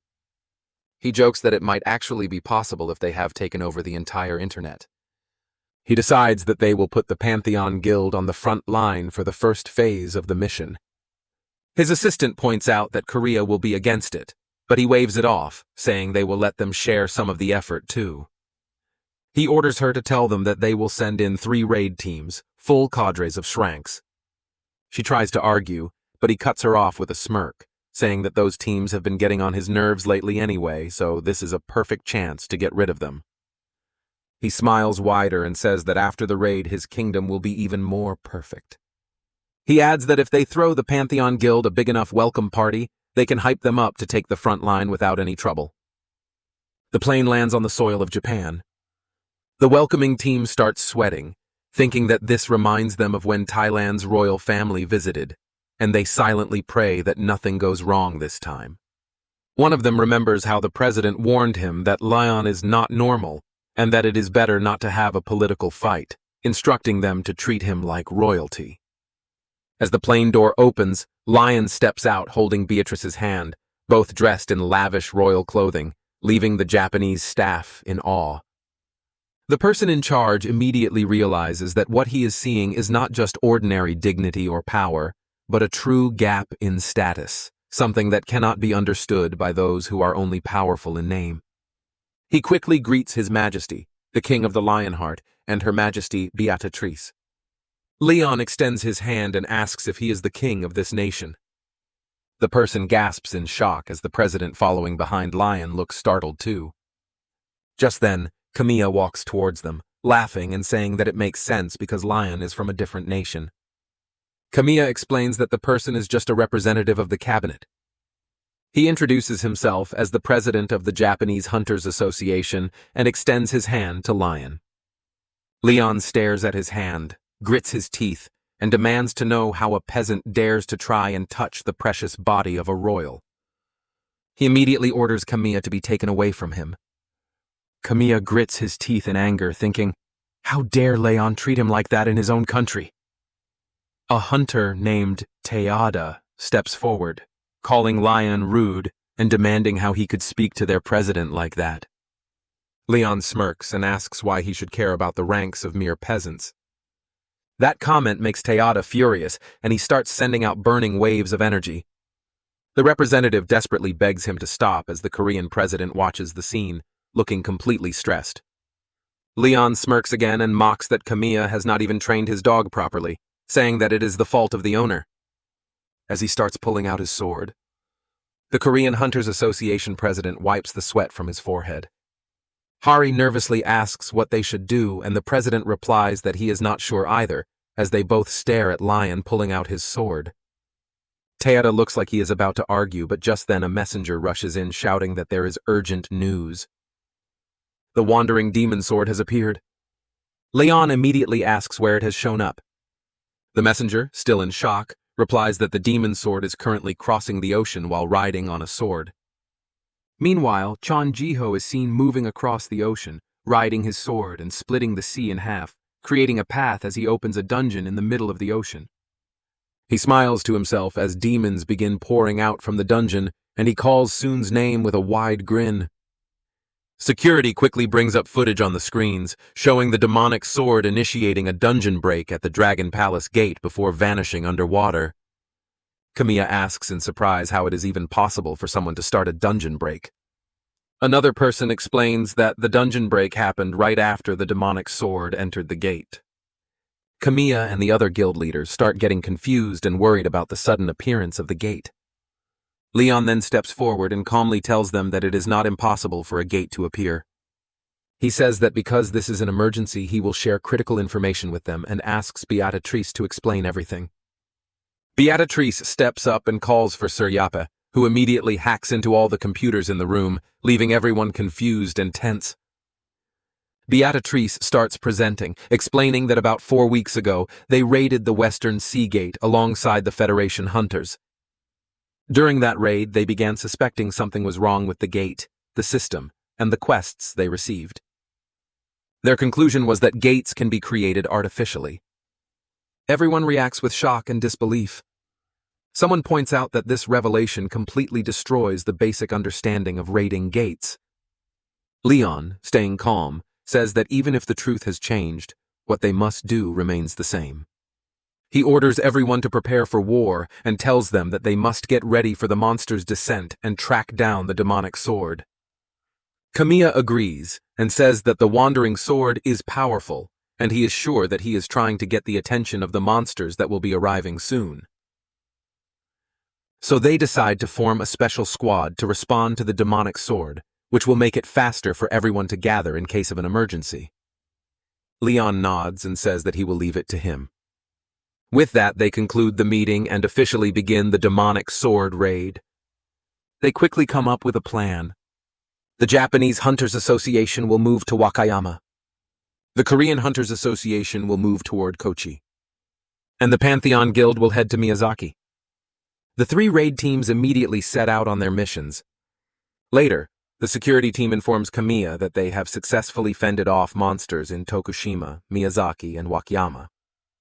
Camilla praises them, saying that the Koreans act fast and that it only took them 30 minutes.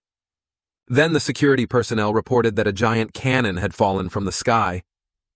Camilla looks at the report and contacts Teada asking for an update from Team 4.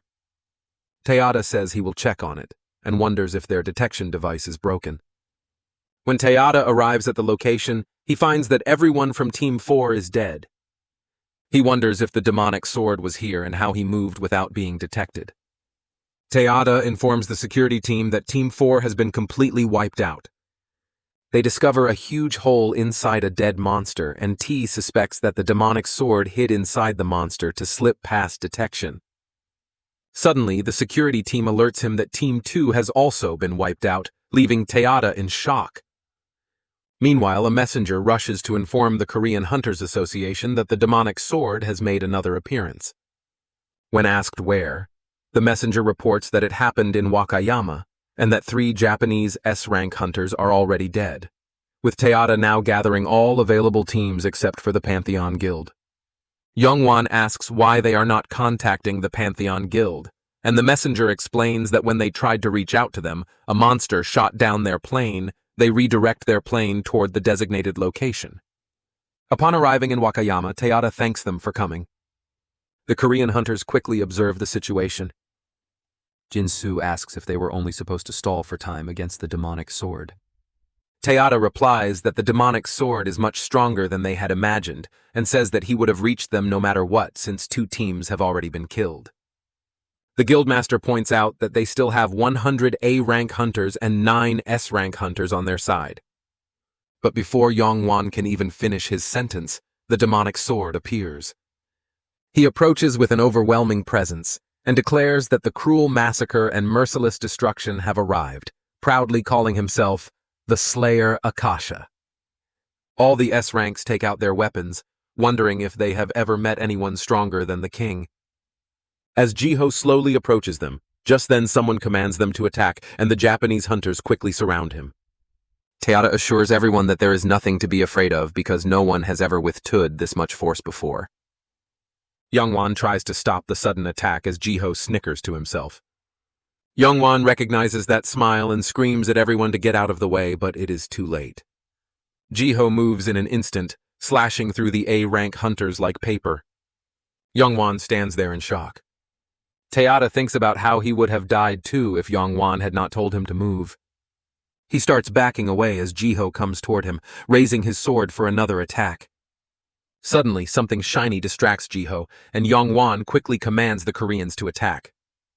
One of the Guildmasters tries to strike Jiho from behind, but Jiho easily dodges, leaving the Guildmaster frozen in shock. Jin-Soo laughs, calling them weak, when suddenly thousands of swords come rushing at them like a storm. The Korean Guildmaster quickly activates limitless swords. 1,000 swords, falling petals, trying to turn the tide. Jiho flashes through the air, aiming for another attack. But another wave of swords comes crashing down, taking more hunters out. Jin-Soo asks the Guildmaster if this is the same guy they fought last time. The Guildmaster replies that he had fought Jiho back in Ulsan, but he has definitely become stronger. One of the healers rushes to Teyata, panicking, trying to heal him, but she cries out that she cannot heal him, that something is wrong and it has never happened before. Youngwon checks the after effects and realizes that there are several debuffs stacking on them. He sighs deeply, thinking that this is not the only problem, and Ji might even be on par with the Archduke Demon Rakshar, or maybe even stronger. Jiho laughs coldly and orders them to stop worrying about anything else and focus on the attack because they must kill him here. Jin-Soo steps up to face Jae, and the demonic swordsman laughs again, saying that he knows Jin-Soo's face, and asks if he is a blood relative of the vessel. Jin-Soo glares at him and declares that he does not have a son like that. Jiho snickers and asks where his granddaughter is. Jin-Soo grits his teeth and replies that it is not Jiho's business to know because he is going to die by his hands tonight. The aircraft moves toward the war zone. Young says it is a good thing he had a private helicopter ready and wonders why they even need to be there considering who is involved in the fight right now. He looks up with a smile and asks Son if she is ready. Soon calmly replies that she was the one who wanted to come in the first place and asks if he had something he wanted to accomplish too since he sneaked in a helicopter. Young-shik exclaims that he is still begging for His Majesty's forgiveness. Just then, the helicopter shakes, and they look outside the window to see Jin-Soo and Jiho suspended in the air, their swords clashing against each other over and over. They keep attacking in the same pattern, locked in a deadly dance. Jiho smirks and suddenly summons Massacre Lord Akasha's sword, making his blade blaze a hot red. So immediately calls out to her grandpa. After a while, Yuri wakes up to find Yongwan checking if she is okay. She tries to remember what happened after the father and son's fight and tells Yongwan to stop shouting. As she looks up, she sees Jinsu hanging off of Jiho's hand while the other shranks are coughing and struggling to stand. Jiho laughs, saying it is not bad, despite Jinsu being old, but he had expected more force and honestly thought Jinsu should have died from that attack. It feels almost like someone is interfering. Just then, Soyeon jumps into the fight, her sword shimmering with the blessings of Ventarsis and Ariana, and she slashes the hand that was holding Jinsu. The system immediately declares that she has taken her revenge as a new surge of power rises inside her. Soon comes face to face with Jiho and thinks that she is strong enough to defeat him right now. Jiho just laughs, calling her an amateur, and attacks. Soon stands her ground and blocks his strike. Jiho acknowledges that her divine power is strong and says that countless comrades of his have met their deaths after encountering it, but she is neither a knight nor an orc. And with a single attack, he throws her back. He stands there looking down at her and says that she is nothing. Yong leads his people forward and orders them to protect Soon for the sake of the Lionheart. They charge at Jiho, but he turns and releases a blood-tinted wave. Shock flashes across Yong Shik's face as he and his comrades, along with Soon, are thrown back by the force. Jiho scoffs and says that even a dog tucks its tail when it sees a tiger. But these people are foolish because they are fighting an immortal. Young One suddenly starts laughing right in his face. He says it is kind of ridiculous because in front of the real man, they are all just mortals. He points towards the sky, and Jiho turns to see Lion arriving on his Pegasus, shining brightly like the sun. A long time ago there existed a world protected by gods, and in that world there were kingdoms blessed with knights. These knights were an annoyance to the immortal demons hiding in the shadows. The knights used divine laws, broke the laws of nature, and eliminated evil. And because of that, the demons decided to bring them down. 4 of the 7 lords were summoned, leading 6 archdukes and 87 great demons at the head of 10 million troops. They invaded the world of the gods. In the end, they succeeded and destroyed most of that world. The only forces left standing were the army of knights ready for their last battle, and the army of orcs who enjoyed the Great War like it was some grand festival and destroyed the East. At that time, Akasha had been dispatched to another world so he could not witness the end of the war. But now he will realize just how lucky he was back then. Jiho mocks him, saying that Lion has the right to call himself the hope of this world. Anger sparks in Lion's eyes as he says, "How dare he call him by his name?" Then he moves straight towards Jiho and punches him right in the face, sending him flying across the ground. All the guildmasters watch in shock as Teata wonders how Lion managed to knock out the Archduke demon with just a single punch. Soon rushes over to Jinsu and helps him up. Jiho smirks, saying that Lion is still just a mortal and starts creating all sorts of debuffs against him. Jinsu nervously thinks that even his majesty might not be able to win with this many debuffs stacked against him. Leon starts walking toward Jiho, every step carrying the weight of historical heritage, and begins to create even more powerful buffs. Jinsu watches in shock, realizing that Lion has something that normal demons and humans could never reach, that he is an overwhelmingly powerful legend. They come face to face as Jiho yells that he is the destruction of all life. But Lion calmly refuses, saying that he is the destruction of Jiho alone. They clash, fighting with everything they have. Meanwhile, in the blocked streets of Japan, all the cars are jammed together and people start causing a commotion, demanding to know when the roads will open again. The control team keeps assuring them that it will take a little more time. An impatient man worries because even the news is not giving any updates. He turns to his wife and says, maybe they should just walk.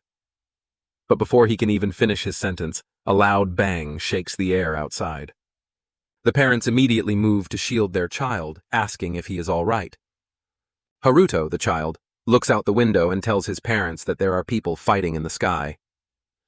The husband looks up and wonders if they are even human. Back in the city, the two powerful beings keep attacking each other, shaking the buildings around them and stirring panic through the streets. Jiho laughs and rushes toward Leyon to attack, but Leyon calmly activates Divine Sword Opening and declares that the Divine Sword of Extreme Radiance will never tolerate despair. When a quest is completed, 3 sacred items are received: armor, a magic spear, and the Holy Sword of Radiance. So, the question is, what is the Grail Guardian's holy sword? The Grail Guardian, the inheritor of the heart of the lion, became a demigod to protect the Holy Grail. However, the Lionheart King does not symbolize the power of the gods, but carries out their will. His sword is crafted by Heto, tempered with the flames of Pos, and infused with the light of Ariana along with many other blessings from the gods. Leon Lionheart attacks the monster with the holy sword, which shines as the pinnacle of light. The monster, caught off guard, questions how a mere human can hold so many gods within him. Wanting to finish him off before things get out of control, he unleashes his fury. But the glory of the lion is eternal. The immense energy bursting from Lion stuns the monster, causing rumbling chaos across the battlefield. Even so, the monster grins when he senses that Leyon has become much weaker than before. He quickly realizes it is because the land is not enriched with faith which fuels Leon's strength. Leyon, believing the monster to be the head of the cockroaches who is stubbornly hard to kill, gives a smug look and confronts him, saying that even though he is weaker, the monster is still not stronger than him. That is enough to strike a nerve in the monster, who throws a flurry of spells at Lion. However, it does not even make Lion flinch. In his blind sight, Leyon strikes with his blade, almost cutting into the monster's flesh, but the monster dodges just in time. The fight goes on as the monster asks Lion why he chooses to waste his limited divine power, but Leyon has had enough and stomps the monster's face into the ground. Suddenly, the rage of the monster's blood-tinted wave throws Lion aside. Even so, the monster feels he cannot defeat Lion alone, so he summons a number of beasts to help him in the battle. Leyon finds it disgraceful that this monster actually thinks a bunch of foolish beasts could help him win this fight. There is no way Leyon is letting him escape this time. While attacking with the beasts, the monster only needs a little more time to complete his demon transformation. He commands his monster troops to charge at Leyon, but out of the blue, Yappy locks onto the enemies and eliminates them with the charged particle cannon, catching the top demon completely off guard. Suddenly, Beatrice rolls in to provide support, helping to save up mana when it is needed most. Meanwhile, Hari and Beatrice arrive, itching to lend a hand to their majesty. The monster, seeing Lion's team, is shaken to the core. He remembers that it was only 4 months ago when he laid eyes on the king of Lionheart. So he cannot believe Lion managed to build an entire army in the blink of an eye. It is like Leon pulled it out of thin air. Without missing a beat, Leon Lionheart gives the order, rallying his team to hit the enemies with everything they have got. Beatrice confesses to Lion that the very thing they had feared ended up happening anyway. After seeing the sea of dead demon bodies, Beatrice feels a pang of sadness that the demon sword managed to slip through their fingers. Back then, the trainees, driven by high morale and a thirst for victory, managed to wipe out all the monsters the demon sword had summoned, but they still could not stop it from making a clean getaway. When Beatrice catches sight of Lion's sinister grin, she quickly asks if he has a backup plan in case Akasha escapes. Lion is already 1 step ahead, revealing that he has the massacring Lord Akasha's arm in his possession. He asks Beatrice if that is enough for her to summon a gate, and she is all in on the mischief, confidently assuring Leyon that it can definitely be done. Thanks to this, the demon will soon find out that home is no longer where the heart is. The pair of royalty crack up with a villainous laugh that echoes across the battlefield like a bad omen. Meanwhile, everyone is amazed by the arrangements, having never seen anything like it before. Harry seems really excited that day. While her friends Suho and Jae Hyuk feel their battle was impressive, so she must have gotten a lot of interview requests. Harry asks them if they have seen their majesty, and Soon outside, Soon knows it is not over yet, but Plo thinks she cannot handle it. Plo suggests that she is talented enough to defeat the one she seeks. Since his child once took the power of the Archduke Demon of Sloth, he can now pass that power on to her. Soon has already paid with her soul, leaving her with nothing else to offer Poe. But Poe asks for nothing in return if it means wiping out those sickening demons. Just then, Leon Lionheart arrives and warns Soon not to cross a river she cannot return from. Soon asks if Lion is telling her to give up or to take revenge, but Leon denies it. He explains that he's known as the Avenger by the divinity of revenge and that he's fought alone for about 2 centuries, overcoming the impossible. Amidst all this, Poe urges Soon to learn from Lion, a man who has avenged citizens, comrades, his nation, and even his world for nearly 2 centuries. That man had even managed to win against the impossible. No doubt Lion supports revenge. But Leon goes on to explain that while revenge may seem sweet, the road to it is cold. If revenge demands giving up everything, then it's not true revenge, and it will devour her soul. He warns her to be cautious and not take the consequences lightly, because even those who betray the divinities have their souls preserved. He tells her that the path she's considering will only lead to a great void in the end. In case of lacking, she must focus on her flaws instead of losing herself, declaring that the end of her revenge must begin with her smile. Leon then asks her who she really wants to take revenge on. Her father, who killed her mother and friends, or herself for being chosen by the demon sword. She comes clean and admits it's herself because she gave in to the temptation of the demon sword.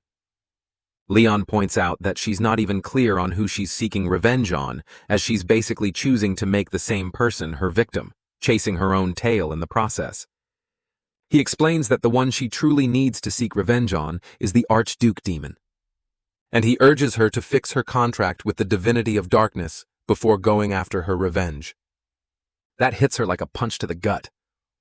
10 days later, the Demon Sword raid squad gets back together, and the group, including Kamiya, kicks up a fuss. They question why the Black Gate has to be opened in Japan, and demand that the Demon Sword be held accountable for the lives of their fallen comrades. However, more people end up siding with the Pantheon Guild. When they are supposed to be the building blocks of Japan's future, they cannot believe Pantheon would be willing to throw away their own nation's hunters just to line their pockets. This man is ready to make the Demon Sword pay for every life it has taken and to expose what Pantheon is really about.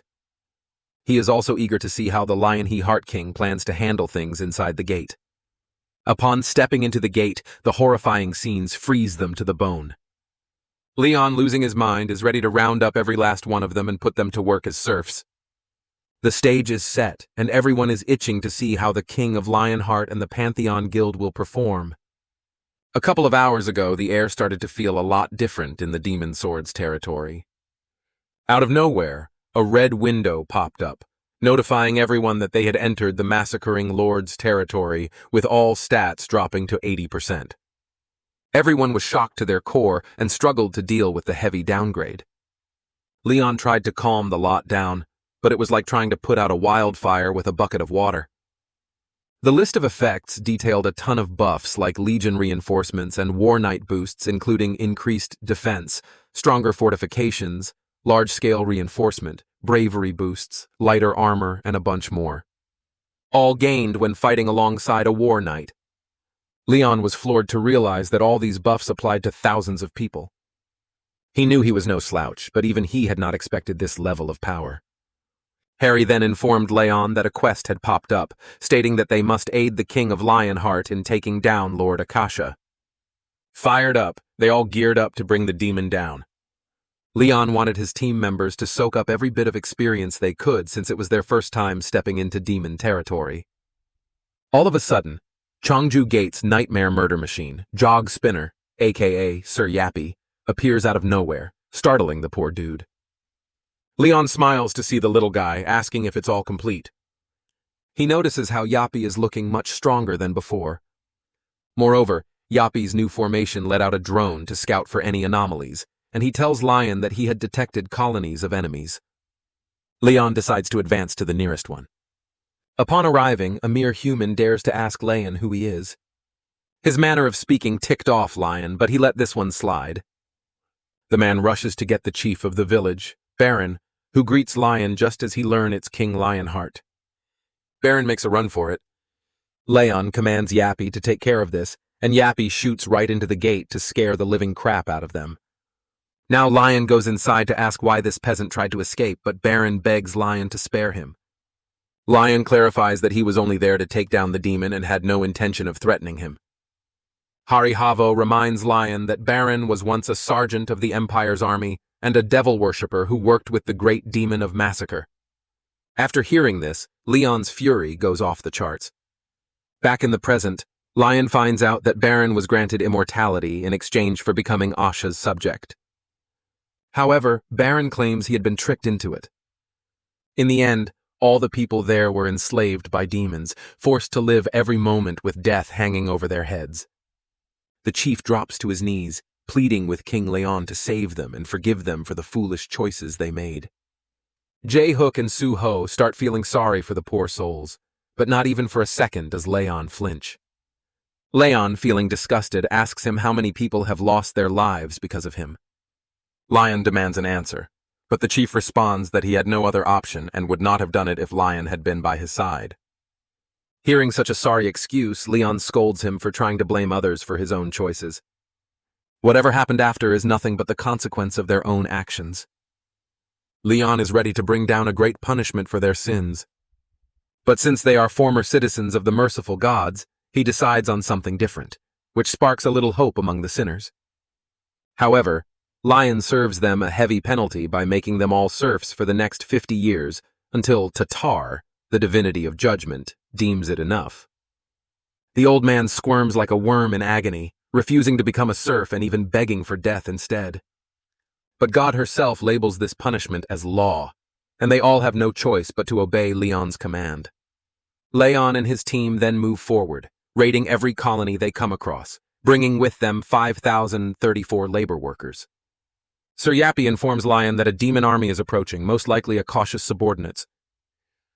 The group gets excited, finally getting a real fight where they can show off their buffs, but Leon has a different plan in mind, deciding to send the serfs to the front lines first. The newly made serfs are shocked to their bones when they hear Lion's new strategy to throw them onto the front lines.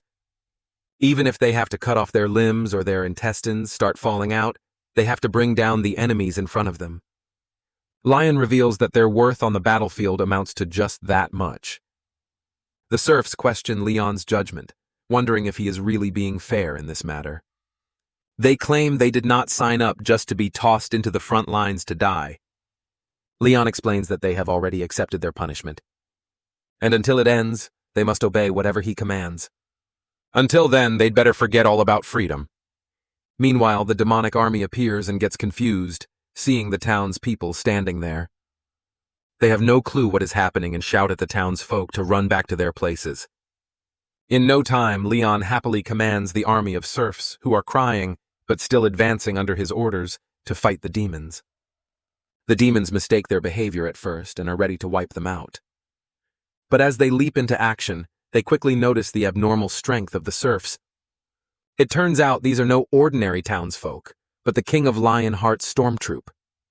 While the frontliners cause a huge commotion, Lion ambushes the demons from the back with his squad, and together they manage to wipe them all out. Baron can't believe he actually managed to live through that mess. Sir Yappy reported to Lion that 3,243 enemies had been wiped out and 300 hostages were captured. Leyon gave a nod of appreciation to Beatrice since her contribution had been massive in turning the tide. Beatrice, not one to miss an opportunity, suggested that Lion should hand over 30 demons from each rank, pointing out that the higher the rank, the sweeter the catch. She figured it was better to strike while the iron was hot and get her hands on the best of the bunch before anyone else could lay claim. But Leyon insists that the demons need to be wiped out for good. Beatrice tries to plant the idea in his head that keeping a few around would actually be good for her, giving her more chances to open demon gates down the line. That hits home, and after chewing it over for a moment, Leon warms up to the idea of hunting down even more demons. While they are at it, the black-haired guy shows up with a request, saying they need a few demons too, considering they have made sacrifices as well. Leon, turning down the request, asks if they can guarantee they will not fall for the demon's temptation. The guy is not too sure about that, but Leon ends up letting them have 3 demons that he personally mended. Then he peeks into the cage to pick out the best ones for the guys to mess with. Just as one puny demon starts running his mouth with empty threats, Lionheart's quick chop shuts him up real fast. Leon also warns them about the demon's manipulative temptations, but figures that his mending might tone it down a bit. He gives them 1 demon right away and says he will eliminate the rest 2 days after their return and mend the others properly. When they start planning to hit the fortress, the black-haired man asks if Lion is planning to throw the serfs onto the front lines again. He makes it clear that they have already lost quite a few, about 20. But the guy drops a bomb by revealing that they actually lost 900 in the last battle, knocking the wind right out of Leon. Leon quickly asks if he counted the serfs in that number too. And that is when the black-haired guy realizes that humanity's future is looking really bleak. Meanwhile, Lord Akasha gets news that his call for help went unanswered, since he no longer has the authority to command. He blames the orcs for losing their lord in the last battle, and complains that his healing is crawling because of Lionheart's attacks. On top of that, his body is glitching bad as the vessel is starting to gain consciousness. Now, Akasha is desperate for a genius-level vessel, and that is when Cheon Soon pops into his mind. Leon Lionheart asks Cheon Soon if she truly wants to save her father and take revenge the right way. She nods without a second thought, even if it means putting her life on the line. Leon pats her gently on the head and tells her to make sure she looks after herself too. On top of that, he hands her an earring. Not just any piece of jewelry, but a star iron artifact infused with the power of the dream divinity. It holds the strength to protect a person's mind. And Beatrice had crafted it specially as a gift for the trainees. Knowing how tough the battles ahead would be, Leon confesses to Seowan that if she fails, she will end up becoming a vessel for the demons, and then he will have no choice but to kill her. But Seowan is sure of herself and tells him she will not resent him, choosing to trust him just this once. Leon breaks down the gates and commands her to follow him. In a flash, he drives his golden blade straight into Lord Akasha's castle, scaring the daylights out of the demon. However, Akasha is over the moon to see Cheyenne Soyan standing there. Seeing her as his ticket to flipping the tables, he orders his minions to stall them for 5 minutes so he can snatch his new vessel. While Seowan is busy dealing with the minions outside, Akasha leaps at her from behind, holding the demonic sword. Cheon Seowan fiercely attacks the Archduke demon, demanding her father back. But Akasha has other plans. They clash in a heated battle until he manages to get hold of her. This freak is desperate to become his perfect self by using Seowan as his new vessel. Suddenly, Seowan hears her father's voice urging her to run, but Akasha sneers that it is too late for that now. In a flash, he takes over her, gaining full control of her body. He knows just how strong she could have gotten if left unchecked. Akasha feels the loss of his old essence, but is thrilled to have gained a brand new powerful body. Now he just wants to escape and power up again. But Lion is not about to let that happen and is ready to end everything right here, right now. Without wasting another breath, a ferocious battle erupts between Lion and Akasha. With Akasha loving every second of his new full of potential body, Akasha has all the sword techniques of the vessels she has possessed stored in her mind. She knows that Lion is just a human, but one with skills sharp enough to rival a demon. Leon bursts out laughing and tells Akasha that even after learning all those sword techniques, she has not mastered a single one, just as he expected from a parasite.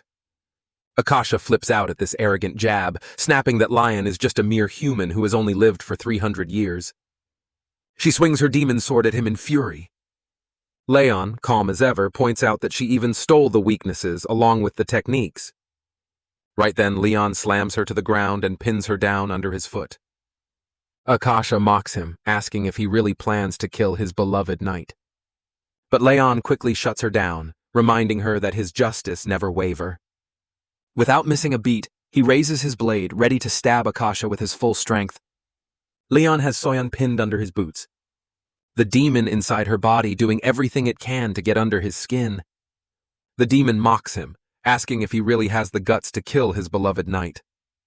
Leyon is speechless for a moment, but not once does his blade so much as tremble. The demon tries to flip the script and calls Lion the real monster. But Lion cuts that nonsense down without a second thought, declaring he is no monster. He is the king of the Lionheart. With those words, his energy surges, packing his sword in a full golden glow. And as he inches closer to stabbing both the demon and Soyeon, he changes course.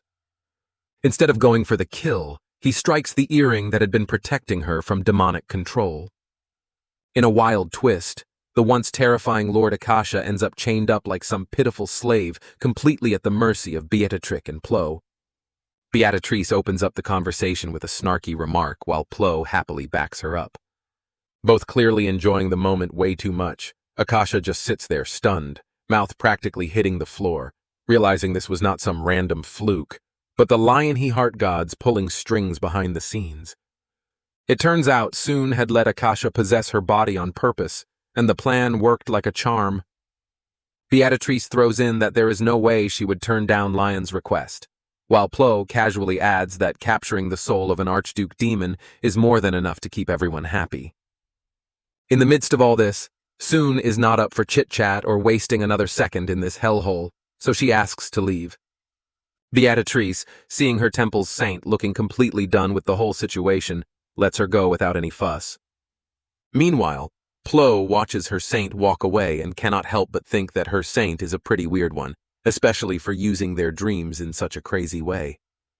Lord Akasha, on the other hand, is fuming like a rotten egg left in the sun, unable to stand being ignored. As a last resort, he screams at Soon to accept him, promising her ultimate power to destroy anything in her path, especially when she desires power so badly. Soon, unbothered, just throws him a pitiful side-eye before walking up and smashing a punch straight into his face, hard enough to leave a big dent. That is enough to make Beatrice proud. And Plo even throws in some praise about Soyeon finally getting more weight into her legs and back. From Akasha's point of view, though, Soon is practically worthless, which earns him a nasty kick straight to the head without any mercy. Later on, Soon finds herself beside her father's bed, falling asleep in the chair until she is woken up by the gentle pat of his hand on her head. Tears instantly well up in her eyes, and without thinking twice, she throws her arms around him in a tight hug, holding on like she never wants to let go. After that, Soon asks what her dad plans to do next. He says he wants to make up for everything he has done, even if he is not fully to blame, though the memories still stick with him like bad dreams. First, he plans to visit the Pantheon Guild to find a way to help himself heal. Soon does not really like the idea, but she blushes a little as she admits she was chosen by a divinity. She got permission to use divine authority in exchange for handing over the Archduke Demon's soul. Now she wants her dad to return to the guild and become the guild master while she helps the Pantheon Guild herself. Her dad gives her a look and asks if that is all or if she has something else to say. Soon blushes again, and her dad realizes his daughter has grown up more than he thought.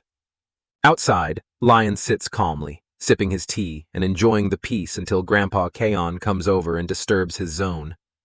When asked, the old man says he has been visiting the hospital for the past few days. He asks what brings Lion here. Leyon explains he had some errands, like checking if Soon's dad still carries soul imprints or traces of the former demonic human sword techniques. If he does, it will be a tough road purifying his soul, and Lion needs to see if it is something even he can handle. The old man worries about whether other demonic swordsmen's souls might still be lurking inside. Leon tells him there are no apostles left in this world to guide lost souls. After hearing how grim the situation is, the old man bows and thanks Leon for rescuing his son and granddaughter. Soon, promising he will do anything His Majesty asks in return. Lion simply says he would not mind an extra hand in wiping evil off the world. Grandpa Cheon is more than ready to swear brotherhood with Lion for the greater good, even offering to let Lion be the elder one. This stings Leon a little since the old man does not exactly hold a societal rank that fits being called his brother. Grandpa Cheon proudly claims he is from the 37th generation of the high-class Kaon family. Hearing that, Leon invites him to convert to their faith if he really wants to be his brother. Grandpa Qian agrees without a second thought, and even plans to bring other guild members along with him for conversion. However, Lion wants some time to think about the sword brotherhood part since the old bones are a tough nut to crack. Afterward, Grandpa Qian asks if Lion is planning to leave. Lion simply tells him to enjoy the reunion after 4 long years. A few moments later, Leyon feels a calling deep in his soul and knows it is time to use serfs to kill giants. Out in the forest, a bald-headed giant casually picks his nose while Leon's party watches in complete silence. While his crew stands there with eyes wide in shock, Leyon calmly estimates the big guy to be about 9 meters tall. Some days later, after defeating Lord Akasha, Hari and the other trainees were instantly promoted to become Lion's official knights of the kingdom and receive their first real mission. Leon assigns his newly minted lackey the task of defeating the giant using only serfs. Jae Huck from Leon's class tries to correct him, asking if the serfs are just meant to be a distraction for a real attack. However, that is not what Lion wants at all, as he specifically demands that they take down the big guy using only the serfs. That demand fries Jae Huck's brain even more when Lion calmly states that the literature claims it has happened before. By the look on their faces, Leon can only sigh, seeing how the Earthlings still cling to their old logic. To pave the way, Leon decides he will show them how it is done before their actual trial round, which only adds to everyone's growing worries. And just like that, they end up in the forest challenging the odds. Soho has his own concerns, thinking that the serfs are probably only around D-rank hunters at best. Right then, brave Serf Bill, trying to act all cocky, asks Lion how exactly they are supposed to pull this off. Leon, lost in thought, starts reading aloud from Sir Gotthic's theory. He explains that if a giant's health is about 3,000 and a serf with a dagger has an attack power of just 1, then if serfs strike 1,000 times, the giant would be harmed. With 2,000 strikes, it would make him bleed out, and 3,000 strikes would surely bring him down. Leon cannot help but let out a sly grin, knowing it is actually a pretty solid plan if you look at it the right way. If each serf manages to stab the giant at least 6 times, then the big guy is bound to hit the ground. Bill is left standing there like a fish out of water, completely stunned. Even now, Leon is busy calculating how 500 people might somehow stab 3,000 times in total. Although, if they cannot pull it off, it pretty much spells their doom. The people behind Leon are left speechless, realizing their so-called king might just be leading them straight to the slaughterhouse. Bill, for one, fully grasps that this is probably fate catching up to him after his 50-year plan to atone for his sins. Without a second thought, Bill charges like a madman at full speed, refusing to be Leon's plaything. Right then, Jae Huck notices a sudden 20% buff for all serfs.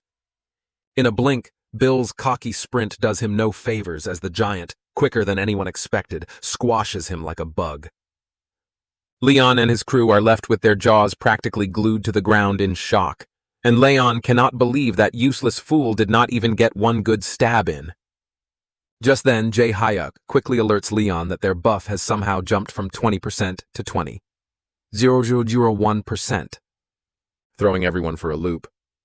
That is when Leon finally pieces it together and realizes that this so-called Bible's 20% buff is a sign that the giant has absorbed 200,000 units of blood. Leon lets out a madman's laughter after unlocking the mysterious power granted by Sir Gothic. When it comes time for explanations, Leon just signals the lot to either go die or kill the giant if they want to live. After some time, the group somehow manages to bring the giant crashing down, though a few of them end up losing their lives in the process. Still, this victory buffs the serfs with their attack power against giants, shooting up to 144%, and this buff is now permanent. Leon casually closes the book after witnessing the amazing spectacle, thinking that Sir Gothic must have poured blood, sweat, and tears into writing this masterpiece. No doubt Hari and Jae Hook are shocked down to their very souls, their jaws practically scraping the dirt. Hari, knowing about the 50-year repentance period given to the serfs, hesitantly asks if it is really right to push them toward meaningless deaths. Leon, without missing a beat, says that God must admire her innocence, which flusters her for a moment, but he then bluntly reveals that Lionheart's serfs are not in the same boat as normal humans. To convince her, Leon picks up an old serf and tortures him to confess the sins he committed back when he was still human. Without further ado, the old freak admits to having killed a man, raped his wife and daughter, devoured the meat off their corpses, and sacrificed them to demons. Leon even spices it up by asking which crime was the old man's favorite.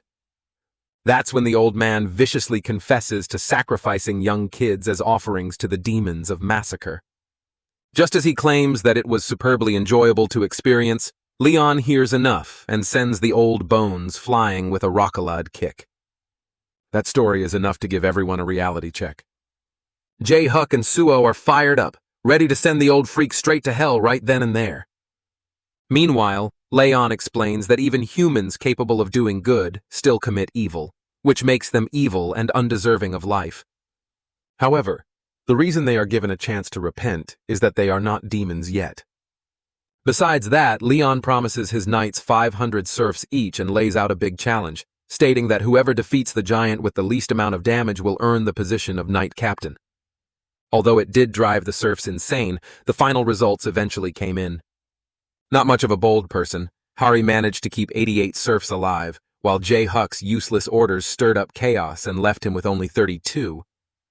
Next was Suho, but this mission clearly was not a good fit for him, and his blessing was not the right kind to command serfs anyway. Meanwhile, Soon pulled through with 154 serfs remaining. Out on the battlefield, Soon asked a young lad if he planned to take revenge on the person who died right in front of him. The poor guy was shaking like a leaf, while Po happily locked onto a revenge target, gathering souls to reinforce himself. Back in class, Leon looked pleased with the final results and officially appointed Chon Soon as the knight captain, praising her effective method of carrying out contracts of revenge to use the serfs. When asked, Leon said he was proud of her, which was enough to make Soon flash a real smile. Right then, Leon turned to Suho unexpectedly and explained that Sir Gothic had originally made up the serf challenge to cut down the number of serfs. But unfortunately, Suho's blessing of light was never meant to command them. But Leon, with a grin that could send shivers down your spine, is sure Suho has a real talent for leading the serfs straight into the lion's den. He's even ready to reward him with bonus serfs to keep things rolling. This completely throws Suho off balance. And just like that, Leon can't stop laughing for what feels like forever. At the Pantheon, Naju, Leon, alongside Dira Doll, is lost in thought, watching how the seedling from Gunnar isn't growing anymore. Dira pointed out that getting a Treeman seedling to grow in this unfamiliar place is no easy task. Leon wonders if the seedling's problem was the soil itself. Dira insisted the land had her blessing, but suggested the difference in divine power might be the problem. With that, Leon tries adding Lionheart's magic into the Treeman seedling. Dara figures it might have something to do with the properties involved. Leon's power, while plenty strong, just is not pure enough thanks to him juggling the power of too many divinities. Dira bets her Grail Knight could have pulled it off. But this time they are rolling the dice on luck. So Leon figures that catching a glimpse of his comrades in paradise might teach him something, but Dara is having none of it, and refuses to let Leon wander around the realm of the dead for too long. Leon is dead sure he can handle it, but Dara throws a curveball asking what he would do if Castile wanted to spend the night together, or if Zeria invited him to share a drink. Then she piles on, wondering what if Gillingham challenged him to a duel, or Roxley showed up asking him to settle an old score. She asks if Leon can really turn his back on all those precious memories. At first, it might seem like just a short visit, but 1 second late could stretch into much longer, and by the 3rd second, he might start feeling the pull to stay. So, it is something that should only happen when there is no other choice. Leon finally gets the picture. Suddenly, Beatrice spots Leon on his walk. After checking out the sapling, she asks what kind of power it holds. Leon explains that it is the sapling of his old friend, the sage of the woods, Gunnar. He says, Gunnar spends a lifetime preparing their seedling, and it eventually grows into a saint tree, which becomes the heart and soul of the forest. That is the one and only way the tree men bring new life into the world. Leyon also shares his wish for his friend's people to thrive in this land with the saint tree, acting as the cornerstone of the temple of man, the divinity of forest and tree. Goddess Day has no way of coming down and planting her feet here. When Beatrice asks about it, Leyon explains that if Deara were to descend with all her divine power, it would be strong enough to sweep most of the demons off the map. Beatrice's idea of divine strength was based on the size of faith. But Leyon says it actually depends more on the god itself. For example, the Lionheart within him is a saint tree that naturally produces divine power on its own. That is basically a foolproof demon repellent packed with the power to cleanse any corrupted creep that dares to get close, which is why no demon can approach the saint tree. Beatrice can tell right away that such power will be worth its weight in gold. That sparks an idea in her head, knowing demons love to lurk among humans. Soon after, everyone gathers around the field area, which is beautifully surrounded by glowing purple crystals. Leyon, holding the seedling in his hands, plants the sapling and leaves the rest to Beatrice.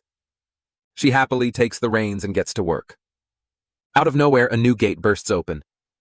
But this one has no color at all, just a void that is enough to make everyone freeze where they stand. Nobody has ever laid eyes on such a colorless gate brimming with that much raw energy. Then Beatrice warns Leyon not to take this lightly.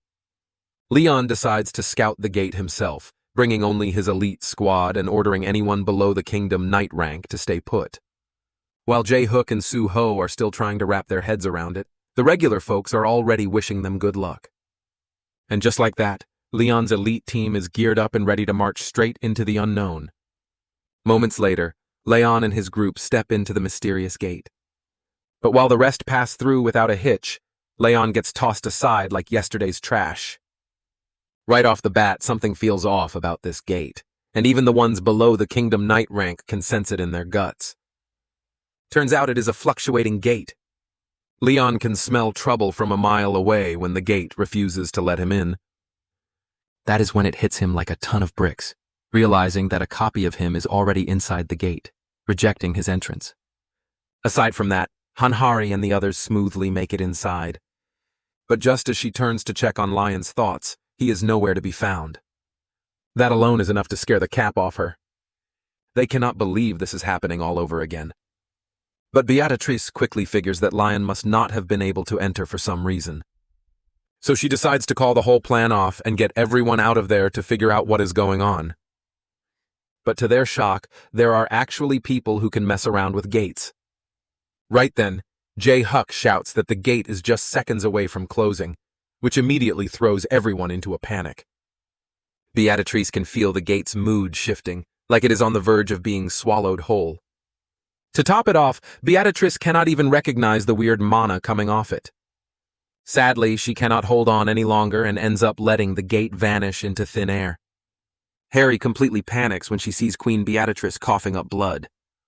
Turns out Beatrix's mana flow got reversed when she tried to control the gate. She quickly asks for Yappy's point of view, and he flat out confirms that the gate is gone. Jae-hook, stunned beyond belief, looks like he is about to glitch out after hearing the shocking news.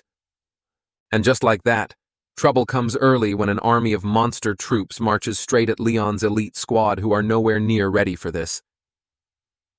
To make it worse, there are countless beasts and Yappy maps out 5,054 of them nearby.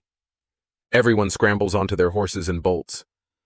Jae-hook checks on Beatrice, who admits she has burned through all her mana.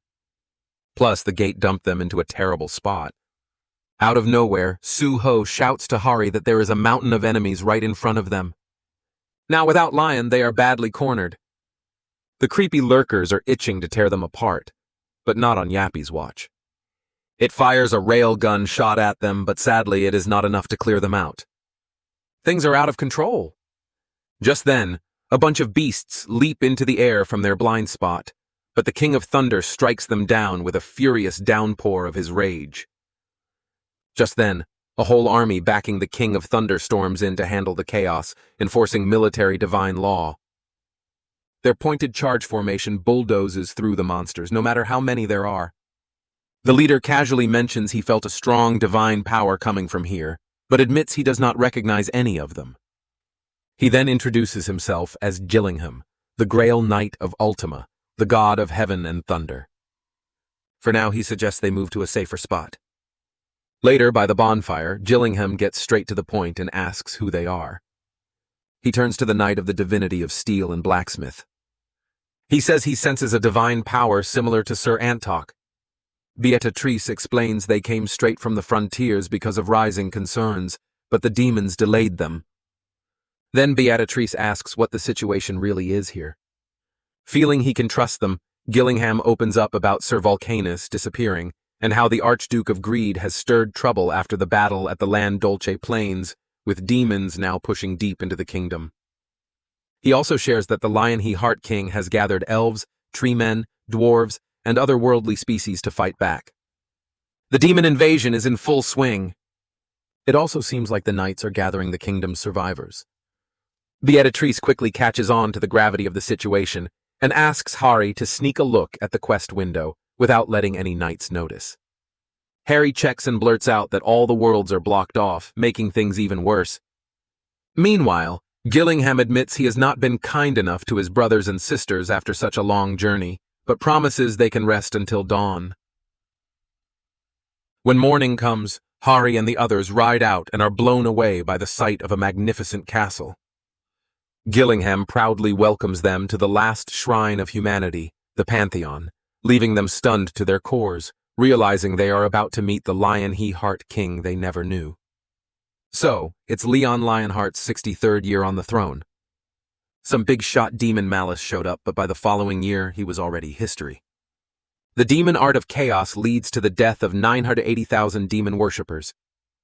With 130,000 soldiers, and the 13 electors of the Empire involved in the battle. Manon, the Grail Knight of the divinity of sea and waves, and Killian, the Grail Knight of the goddess of life and fertility, perish.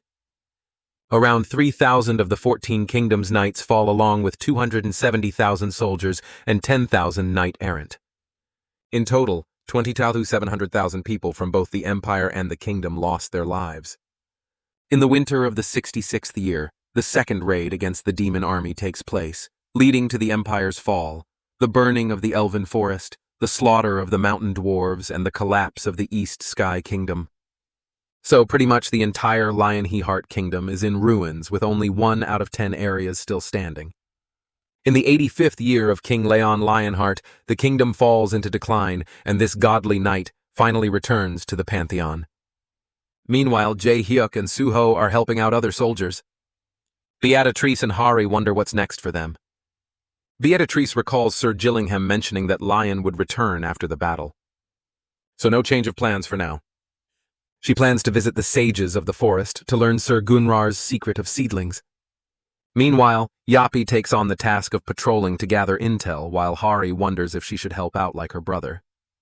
A while later, Hari gets kicked out of the labor work.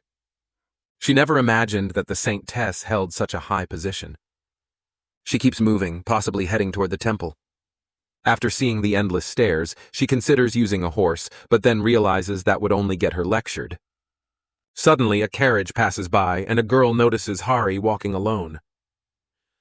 Hari has no idea who she is, but the girl possesses the same divine power as Lion.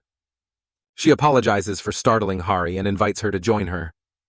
Clueless, Harry gets on board, unaware that carriages can go up the hill.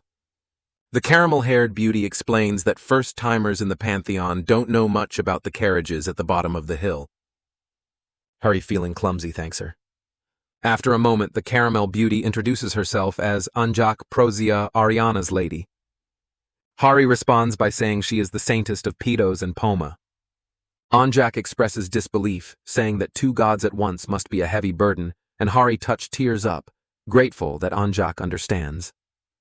A few minutes later, they reach the Pantheon safely, and Hari thanks Anjak for the ride.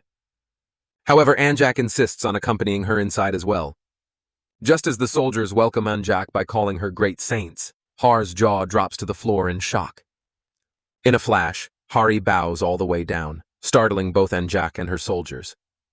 Anjak quickly tells everyone they are equal under the gods. This strikes a memory in Hari, who remembers how Leon always drilled it into her head that everyone else was below him. When Anjak asks what is wrong, Hari explains how Leyon made sure to keep the social order strictly in place. After hearing that Hari personally knows Lion, Anjak figures Hari must come from a big temple. No doubt about it, she can feel a strong divine power cooking inside her. While Hari is still trying to process that Anjak is someone really high-ranked, Anjak suddenly asks her for a favor. She wants Isabel. A maid quickly mentions that Isabel is inside her room absorbing moon energy. Anjak tells them to prepare for the ritual and to calm down. That news excites the maids, who start wondering if their king is returning victoriously. Anjak just tells them to hurry up and take care of the tired king who has been out there killing lots of evil things. That clicks, and Hari starts to believe it is Lion from the past created by the gate. So she wonders how he will act. Hari then follows Anjuk. Suddenly, someone announces that Leyon Lionheart is entering the castle premises. The bloody Night King has returned after killing the evil beings. Just as he steps in, Hari is shocked to her bones, finally facing her king. But this one feels completely foreign. This is not the Leon she knew, but fear and terror shaped into human form like an apostle of death. The room instantly floods with bloodlust. Someone's hand suddenly touches Har's shoulder and scares the crap out of her. A honey-eyed girl, Isabel, tells Leon to quit scaring everyone. A maid quickly reminds Isabel that she is in the presence of the king. But Isabel fires back that she is the king's sister-in-law and Dana's first hunter. That little fact knocks the wind right out of Har's sail. Isabel tells Leon to quit the serious act already and go join the ritual. The golden bathtub is ready, and Anjak welcomes Lion to sink in. Lion starts stripping off his clothes, and just as he pulls his shirt off, Har's mouth drops open at the sight of black bruises covering his skin. When someone asks about it, Leon casually says it is the result of ripping apart the demons of pursuit alive. Apparently, the demons' agonizing screams are stuck to Lion's flesh like a curse, but they cannot actually hurt him. Isabel points out that it definitely looks painful, but Leon just brushes it off like he does not care. He believes he has sinned greatly against the goddess of purity. As Leon's ritual continues, a girl named Karina Drayonia suddenly barges in. She is the commander of the Northern Army and the Duchess of the Drayonia Duché, and also Leon's daughter. She happily congratulates him on his success in battle. Karina's sudden entry catches everyone a little off guard. The Duchess of Drayonia calmly states that their northern region's military has officially declared their withdrawal from the alliance, and it is taking effect immediately. Leon totally does not permit it, but Karina starts talking about how the northern region's military is a huge part of the alliance. If they pull out, there is no way to avoid the weakening of their overall forces. Leon feels like there is no point staying here, while Karina informs him that the continent is already in ruins now that the capital has been taken over. Not to mention, even if they gather up all the serfs, they no longer have 30,000 men left. Meanwhile, the enemies still have way more than 10 million soldiers, and that number keeps going up every single day.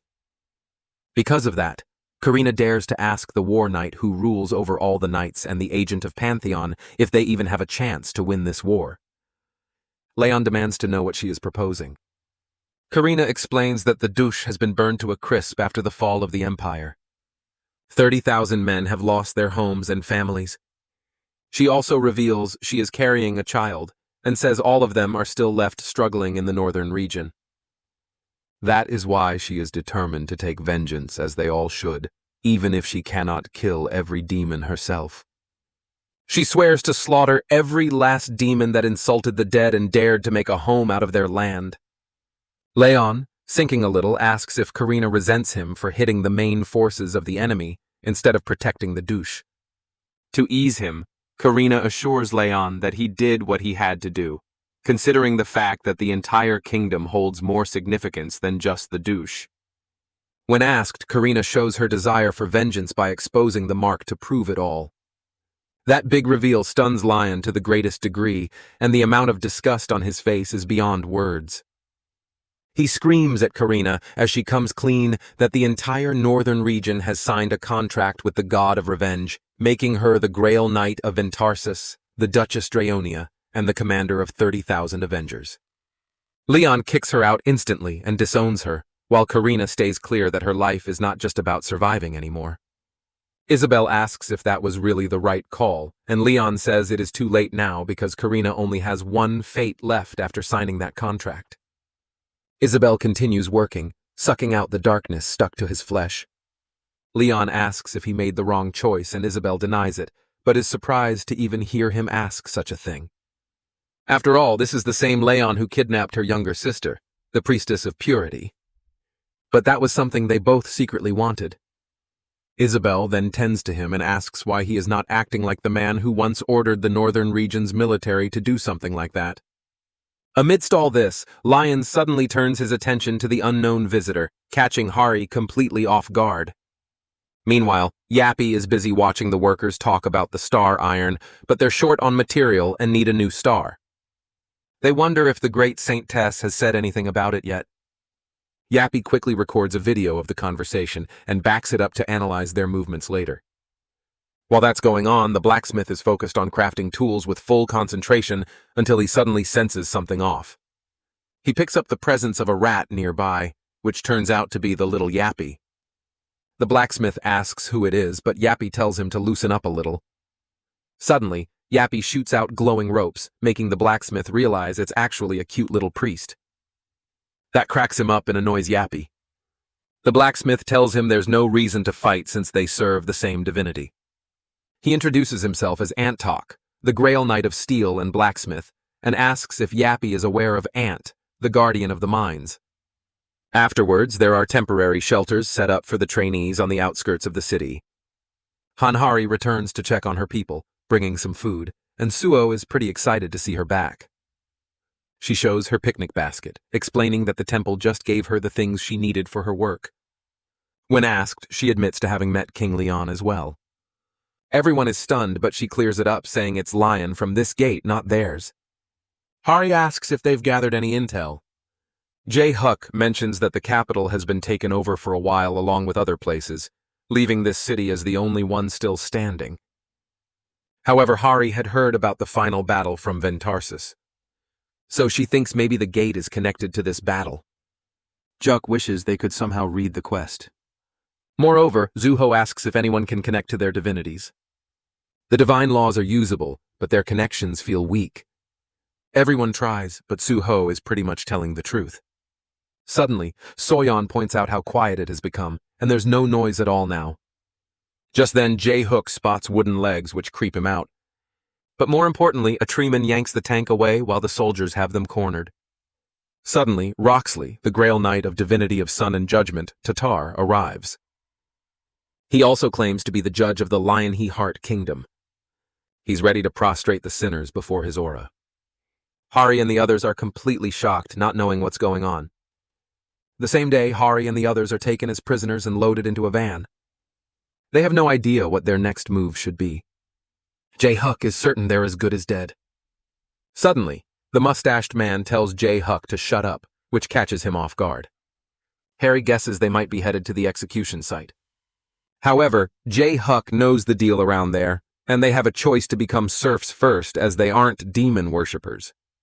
Soon bets that dying sounds better than becoming serfs, and Jae-Huk somewhat agrees. Suddenly, Hari senses that their carriage is going uphill, which means they are heading to the Pantheon.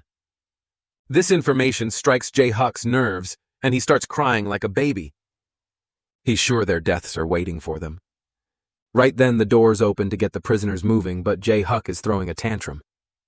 Apparently, they are being summoned before Anjak, Isabel, Leon, Roxley, and Gillingham, followed by an uncomfortable silence. Between them is a tub of holy water, and Leon commands Roxley to throw them into it. Roxley pulls out his blade and orders the sinners to dive into the holy water. Jae-Huk, shaking like a leaf, wonders if they'll be waterboarded or something. Roxley's harsh shouts make Jae-Huk jump in, followed by Suho and the rest. Leon confirms that this group isn't made up of demons as their bodies didn't melt. Not only that, Anjak adds that they all possess divine powers, so they can't be demons. Gillingham backs her up, saying he doesn't doubt them either, but Roxley is a bit skeptical, knowing demons can pull off any shady tricks. He also believes that their king, Leyon, is much closer to the gods, but he still doesn't know a thing about them. J-Hook notices how they all believe Lion can't make a mistake, and that's something to be scared of. According to Gillingham's intel, there were two more. A woman with the divinity of dreams and death, and another worldly species with the divinity of steel and blacksmithing, enough to be called saints. After this, Leyon decides he'll handle the interrogations himself, so he asks the others to back off. He eases up on Roxley and lets him handle this one. By the king's command, they cleared out the hallway to have a private audience with Hari and the others. Just as Leyon addresses Hanhari, Suho yanks her out of the water, but the girl is out of it, literally bowing down in the holy water and declaring herself to be Hanhari. Suho shakes Hari off, reminding her to stop the dramatic act. Hari protests, saying, "It worked like a charm the first time, and it wouldn't hurt to try again." He calls for introductions and asks where they're from. The group hesitates, which strikes a nerve with Lion that makes them quickly blurt out, "Seoul," South Korea lying that it's a faraway nation. Using the divine form divinity dissension, all the gods enter the scene, claiming they don't know any of them and wondering why they have their blessings. He furiously mentions that he remembers everyone he's blessed and won't tolerate imposters, threatening to rip their souls to pieces. Hari is shocked to see Lion summon all the gods at once, especially after he threw up blood when appointing Sir Yapi. She can't believe how powerful he is at his peak. Leyon then comes clean, saying he arrested them all because the gods don't know anything about them. Leyon wants to know who they are and how they arrived here. Hari recalls the first day they ever met, and continues the story of her time spent with Lion. Meanwhile, Beatrice searches for the tree, wondering if Lion left his seedling with it. This means that Lion's desire aligns with the tree's desire. The tree instantly recognizes Beatrice as the lady of the far future, telling her that the seedling comes from the realm of the dead and will only grow there. That's bad news for Beatrice. Later, the tree explains that they must leave a gift behind. But according to the lady, they are just copies of the past. If she can take it, they consider helping her because it feels like the right thing to do. When asked, Beatrice shares her plans to give it to the king of the Lionheart. The tree agrees to let Lionheart have it. However, they require a sacrifice from a god and the god saint. In the meantime, Sir Yapi is showing off his skills to everyone, making Antok and the others freeze in place. He is so charged up, shooting his lightning everywhere. He keeps activating the third slot below. With his polishing completion already at 62% and multitasking all the way up to number 14, the lackey are sure Yapi is showing his full-blown speed while Yapi stays busy polishing and processing non-stop. With number 157, Yapi builds a Lionheart basic breastplate, and he even creates replicas of the original. Yapi's jaw-dropping feats make him look extraordinary. Sir Antok cannot help but praise Yapi, calling him an amazing newbie. Antok admits it feels like watching Lion training in his younger days. When Antok asks if Yapi knows Lion, Yapi proudly claims that Leon Draonia is his cooperative demon-killing partner, which grabs Antok's interest, making him want to be part of it too. Ant then starts talking about his old adventures alongside His Majesty Leyon, remembering how they went on their pilgrimage together as old companions when he was 30. The story goes back to a small village on the outskirts of the kingdom which was on the brink of extinction due to an orc ambush. When they cried out for help, Gildas and Ant were the only ones nearby because of the remote location. That's when he met Gunrar, who was on a spiritual journey, and the battle stretched on longer than expected. They fought against countless orcs, many of them great warriors. That's when Ant remembers Leon appearing out of nowhere, ready to wipe out all the vile green beasts. He recalls the man as the most amazing fighter he'd ever seen. So powerful that he couldn't believe he was half Leon's age. The way Leon swung his sword was at a professional level, and they watched him slice through all the great warriors with ease. Later, Leon stood amidst the rain of orc flesh, disgusted to have their dirt stick to his cheeks. That's when Antok confesses to seeing that same talent in Yapi. So he asks him if he wants to be his disciple. There's a moment of silence before Yapi jumps up and down, amused at the thought of having Antok as his mentor. It turns out that Yapi still looks down on mortals. Ant asks if Yapi knows who he is. Confidently, Yappy casually mentions knowing the Grail Knight of Steel, but adds that Ant is still immortal and can't match his level of flawless programming. That catches Antok off guard, but also cracks him up, thinking this little tin can is a real man. Antok is ready to show Yappy what he's capable of. After this, Antok continues crafting while Yappy keeps him company. He admits that he likes Yappy's flawless work, something he can't ever produce at the same rate. Just as Ant hammers his craft, Yappy instantly points out that it's a mistake, causing the instability of the weapon to increase. Antek, drenched in sweat, shares that he isn't just building weapons. Suddenly, he picks up the pace as if enjoying the crafting, finally revealing that it's all an art for him. The art of steel built from sculpting the soul, only done with perfect technique. Antok believes that passion is much better than just technique. With a diligent amount of hard work and bursts of passion, Antok happily creates an armor. This makes Yappy realize that Ant's technique might be able to produce Leyon's armor, something he couldn't do before because of the missing 0%. Yappy says there is a lack of sufficient data and this bonus information is essential to him. That sparks Antok's interest, and he asks if Yappy is willing to be his disciple. Yappy quickly reminds the mortal that it's all just to observe the development. In a way, Ant takes it as Yappy's submission to being his disciple. So he pats the little thing. Suddenly, Gillingham announces that Lion has invited Antok to meet him in the castle. Finally, everyone gathers at one table while Lion watches out the window. Isabel dares to break the silence, proposing to make this the final grail. She asks if Knight Gillingham can take on all the demons if King Leyon tells him to do so. Gillingham spits out a yes quickly. Isabel feels the same, so she lets Lion know that her sacrifice will pave the way for the future. Leon agrees while everyone else gloomily sulks. Isabel says she will bear all the sins for the time being until the final grail where she will make the sacrifice. Isabel made her entrance saying she never imagined she would commit such a sin. Leon felt sorry for making her do this, but Isabel reassured him, saying it was all right, as even a bastard who took her sister's innocence was a worthy king. Due to losing the territorial ground to the demons, they couldn't carry out the necessary ritual to attain the final grail. So the only way to get hold of the star iron was through the final grail. After raising her crossbow to the sky, Isabel felt she no longer belonged as the protagonist of this story. Apparently, the goddess of the moon and purity wasn't suited for battle. For her followers, Isabel had gifted a power to those who had to live lonely lives. With that, she pulled all her might into the arrow, ready to show her top-notch version at this very moment. That's the skill of a true archer, hitting the mark every time. But deep down, she apologized to the moon for what she was about to do. It was unbelievable for a moon saintess to shoot down the moon, which was considered the greatest sin the goddess had ever allowed. The lightning arrow shot straight up into the sky, witnessed by the people of the city all around. Just like that, the arrow pierced through the moon, which gave birth to the Milky Way. Gillingham stood there, his jaw dropping in disbelief, unable to process that it was really happening. In that moment, Leyon shouted to alert the great saints Anjak, who fired her divine magic straight into the sky.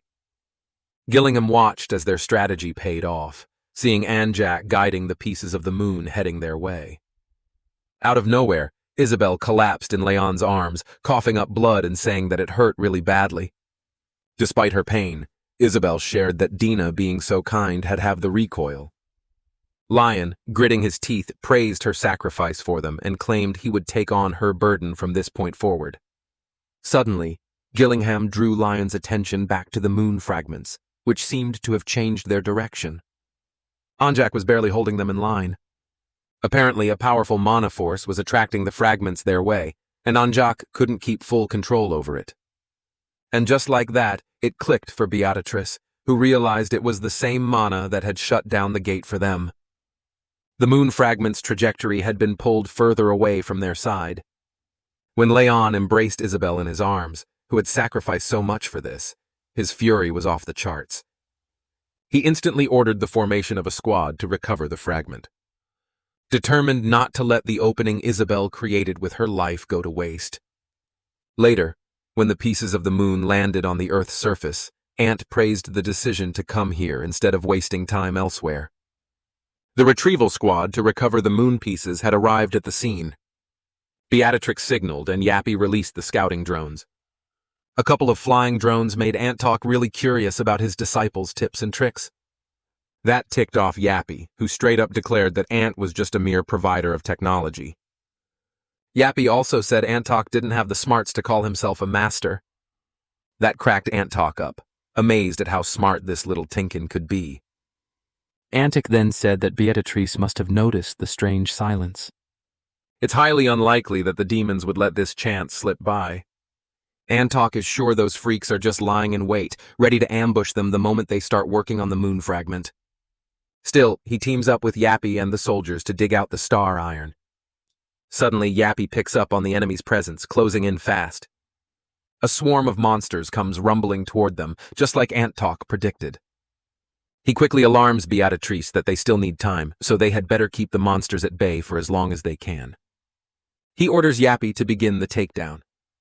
Beatrice steps up to stall them by activating Lamontar's rage, unleashing an explosive attack that blows Antok's mind since even nobles can't usually use great magic like that. Beatrice explains that magic evolution had to take a more destructive path just to counter the divine laws. Even so, she warns Ant to hurry up because more monsters might be pouring in any second. Antok and the others double their speed, working like their lives depend on it. In a few minutes, Antok calls out that they are all done. But just as they think they can breathe easy, something catches his eye. A fireball is barreling straight toward them from above. Stunned, Antok shouts for everyone to get the heck out of the way. The whole group is caught flat-footed while a mysterious cloaked figure watches the fireball smash into the ground with bone-shaking force. Yappy, also known as Sir Spina, instantly detects a monstrous presence nearby. And it turns out to be none other than the demon lord of wisdom and pursuit, Calasel, the same one who once brought down Sir Jag Spinner's world. Kalakli levitates into the air before the rumble. While Yappy manages to shield Beatrix from the chaos, she orders Yappy to share the report on damages, and he quickly states that 30 knights have died along with all the cavalry from the ultimate activation of the divine law. The grounds are a sea of dead bodies, and Yappy is unable to count the injured. Kalakli, the demon lord of wisdom and pursuit, mocks the inferior mortals, threatening them not to dare fight back against immortals like him. This freak of nature demands they accept their inevitable deaths. Ant recognizes the caster of Phrynar, who has all the great demons tagging along with him. He asks Beatrix if there is any plan.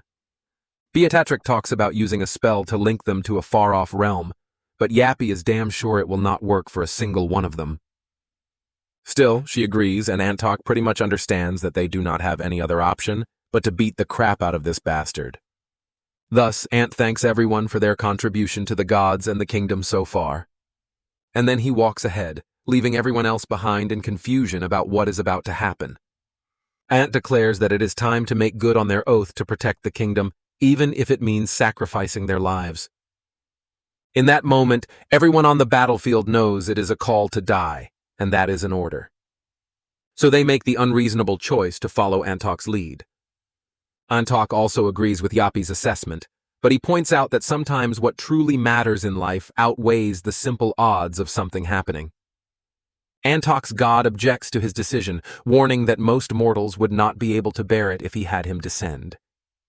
But Antok makes it clear he would have done the exact same thing for anyone, no matter who they were. Interestingly, a god admits to loving Antok for his unwavering faith and the intense, beautiful passion for life he radiates. Antok's entire body is radiating a golden light as if he had been dipped in molten gold. And this is not just any glow-up. This is the Grail Knight of Steel and Blacksmith, the kingdom's top smith and the guardian of its mines, showing his true colors. He held on to the hope that was moving toward the future. But now it was at a standstill. There is no future for a blacksmith who has sealed his own fate. Yet the sound of the hammer on the forge would not cease, because it was that very hammering that had created whatever future there was. With divinity dissension, the divinity of steel and blacksmith. Ant swears on the steel. Kalakli was not expecting this. That just changes all the artifacts to materials that are not steel, making all steel fall under his rule. With that, Ant calls for Heto's hammer, and the demons have already built up a shield in advance. But that trick does not do any good except to smash the demon's face. Kalakyle, kneeling down, finds it impressive for a mortal to possess such great powers in such a short life. Meanwhile, Ant finds it pretty wild that the demon could block his attack without even a scratch. Thus, Kalakyle is ready to start the war that has yet to begin. In the meantime, Beatrice asks for Yappy's report, and it says 86%. For Yappy, there is no problem in dragging it out because he has seen it before. Beatrice calls out for any bright ideas to stall a little longer, knowing full well the demons will catch on sooner or later. Yappy admits he has a plan, but the success rate is sitting at a shaky 7%. Beatrice decides she will take those odds, saying that while a mage usually leans on reason, tonight she is betting it all on a miracle. Meanwhile, Kalakyle praises his raw strength for smashing through all his spells with nothing but a hammer. He starts to see why the demons shake in their boots at the sight of this world's strongest species. Eyeing the so-called lowest Grail Knight, Kalakyle wonders just how terrifying the man at the top must be. In the end, he admits that their strongest knight might be able to take down a demon lord, but Ant Took himself is still not quite there.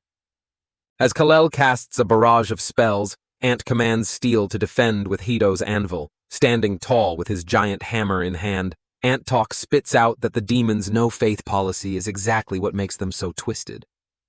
That jab ticks Kalakyle off, but Yappy barges right in, starting the self-destruction sequence with a force reactor core primed to blow. Antok screams for Yappy to stop, but the dice have already been cast, and a giant explosion rocks the battlefield with a deafening roar.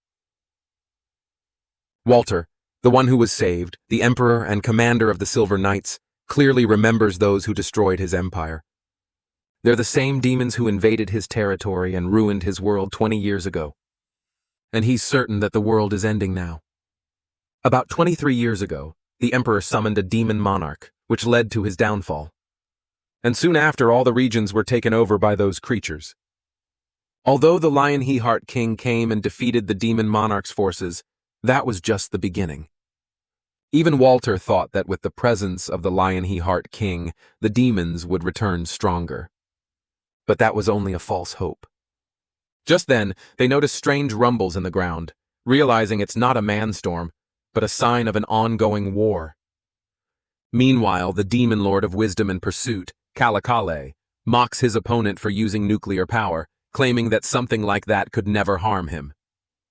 Although his subordinate informs him about the opening of a gate, meaning the explosion was just a distraction, Kalakyle still thinks the strategy is foolish, since a small range gate can only teleport a few people, leaving most of the troops and knights to be abandoned. Kalakly's anger grows even stronger, and he begins casting a spell on his opponents. But to his surprise, a spear comes flying in their way to stop him. And when they look up, they see a large army of armored men from Leon's side charging forward. However, without wasting a second, Kalakyle casts a powerful spell against them, severely injuring all the men, including Ant and Beatrice, in a different territory. Antic's body is in such bad condition that the attack leaves a huge round hole on the upper side of his stomach, which needs immediate treatment. Still, he tells Beatrix to head to the blacksmith. When they arrive, Sir Spina informs Ant that his life is quickly fading, but Anto is already aware. From the moment he was given this mortal fate, he knew this would happen. As a steel knight made from iron, he knew his time was running out. With just one chance to pass on his legacy, he chooses Spina as his first and final apprentice, offering a lesson. While hammering at his forge, Antok teaches Spin his final lesson, sharing the story of his journey. How he set off to seek a quest, met the future Lionheart King, and learned under a master blacksmith he could never surpass. Though Ant never became better than his teacher, the knights who wielded his swords and spears protected the kingdom. Even as his strength failed and his vision blurred, Antuk poured all his will and energy into the steel.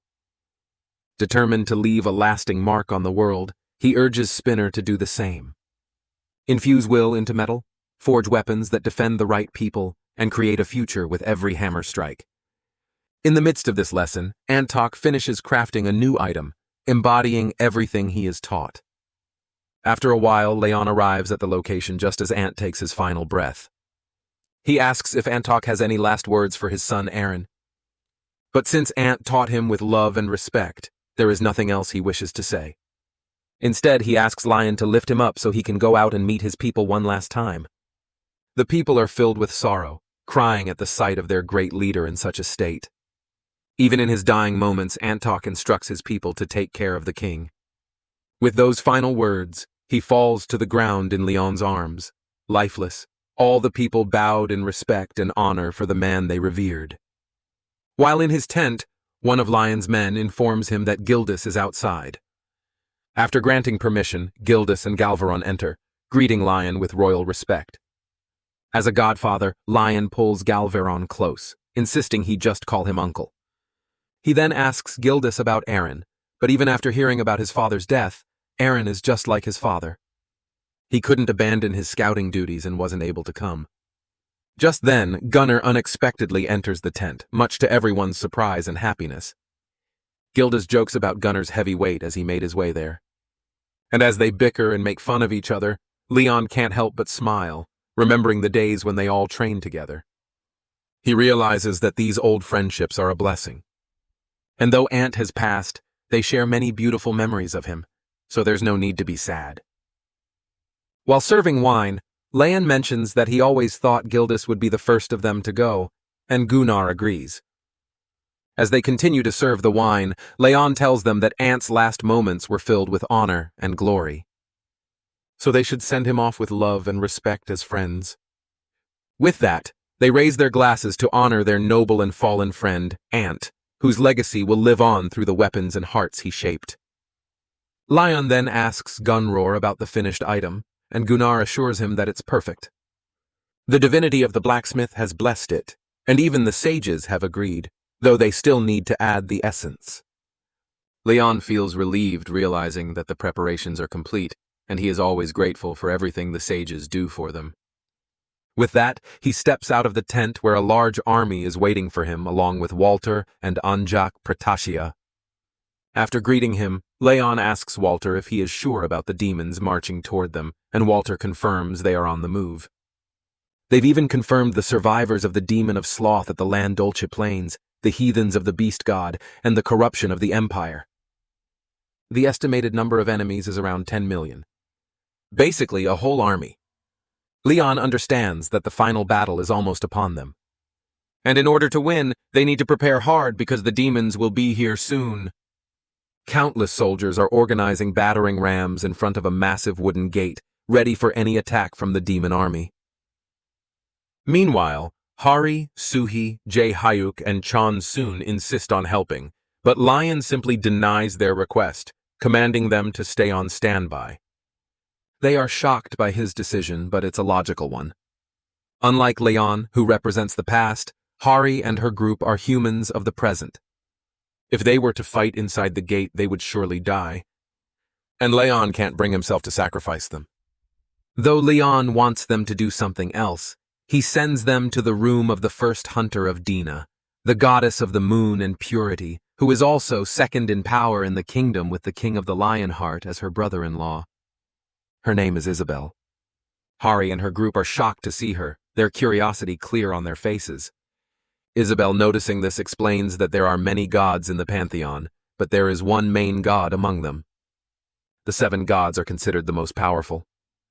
Even though her eyes are damaged from the earlier attack, Isabel uses her magic skillfully, casting a spell to open a chest. Inside, she reveals shields, sea and waves, war and flames, and heaven and thunder. She explains that for a long time, water, fire, and lightning have been seen as the rage of nature. Isabel adds that there are more gods, but these are the ones they need. Hari is in complete disbelief as she sees all the divine relics which were left behind by the former Grail knights and saints. Even after looking at the relics, they are all confused, wondering why Isabel is showing them all of this. Isabel then reveals that they will be inheriting the relics. However, they don't have the right to them yet as the relics haven't acknowledged them as their true owners. Isabel believes that she should leave the future in their hands, as the king believes they will survive this war at any cost. She is certain they will make better use of the relics than she will, knowing she will die soon. But getting recognition from the relics is something they will have to solve on their own. Isabel then points at Chon Soon, asking for a favor later on, something she can do given her divinity. When Cheon Soyeon agrees, Isabel begins their succession process. Just like that, everyone gets to work on their own preparations. The soldiers prepare for battle. The civilians pray for those who will shed blood, and knights and soldiers from all over the continent start to return. With everything almost ready, the demon army arrives at their territory. Anjasia honorably welcomes the sages of the woods, announcing that the extraction ritual has already been completed. The sages are quite impressed to see the item, coming to the conclusion that Ant handled steel better than anyone else and definitely completed his duty. Now it's time for the sages to fulfill theirs. Beatrice announces that she and Spina will stall for as much time as they can on the front line, while Hari and her group will seize the divine relics. Spa instructs them to gather at the rendezvous point once everything is over, and he will rejoin them after obtaining the Grail with Essence. Before leaving, Beatrice pats Har's head and reminds her of their roles. Gunara then reminds Antak that once they're done, the divinity must descend upon them to complete the ritual, since Leyon cannot fulfill the role as he's on the battlefield. Therefore, she will have to bear that burden. Anjak responds by saying it's only natural for her as the great Saint Hess of light and justice to make sacrifices for a better future. Anjak has spent most of her life in the temple reading and teaching the doctrines. She's maintained her lifestyle even after the great war against the demons began. The only change was that she now prays for the dead instead of the living. She, comforting the lost souls, felt sad that she couldn't do as much for the people as the knights could. Because of that, the small saintess who served light and justice happily prayed for the king. The castle is ready for war, but the enemy forces seem endless. Their army stretches beyond the horizon. The demons have set up a temple over the ashes in mockery. Even the Lionheart Kingdom, the land of the Guardians, now only has its last fortress standing. Though they think the long-range weapons can't harm them instantly, an explosion occurs, killing some of Leon's men. The energy coming from those corpses turns out to be poison. So all the soldiers quickly cover their mouths. More attacks are incoming, and all the soldiers get into formation. Meanwhile, the priests purify the poison to the northeast first. Leyon with Aaron stands on top of the castle while Leyon casts flames at the demons. He tells Aaron to be proud of his father who bravely sacrificed himself and returned to the banquet hall of the gods. After that, as he looks at the battlefield, Leyon thinks the last moments of the kingdom, as described by future descendants, are simply a repeat of its inevitable downfall. Leon, deeply moved by the tough situation, prays to the goddess for help, hoping that the soldiers, struggling in fear and sorrow, can continue the legacy of the Lionheart. While women comfort their crying children, and young men fight to keep the war alive, the knights battle to leave behind hope amidst the bloodshed. Leon, feeling the weight of his people's suffering, calls out to the goddess for strength. In response, he feels her presence behind him, promising to be with him until the end and empowering him to act as he wishes. Suddenly, a surge of unfamiliar energy fills his body, and in his rage and determination, he drops his sword, repeatedly slamming it into the ground.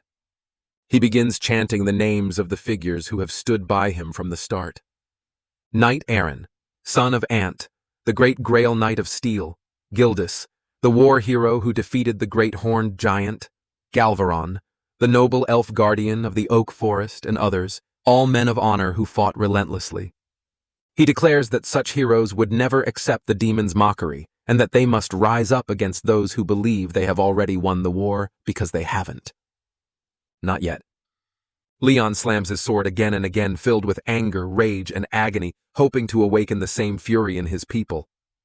He demands to know who he is, and the entire battlefield responds with unity, chanting that he is the half-god proxy for the Pantheon, the guardian of the Grail, and the king of the Lionheart who defeated Malice, the Lord of Chaos. Leon, filled with unwavering resolve, announces that victory is coming and urges the soldiers not to fear or back down. Their swords and shields will serve as firewood, and the battlefield will become a graveyard for the demons who arrogantly think they will overpower the humans. He urges everyone to fight until the end.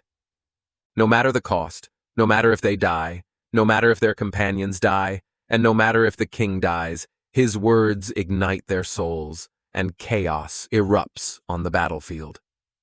As the final battle begins, Kalakli, leading the army of demons, challenges them, urging them to revere him and calling them inferior creatures unworthy of his presence. He declares that the beginning of evil is older than divinity itself, promising not to spare any of them. With that, he creates fire orbs filled with evil red energy and aims them at them.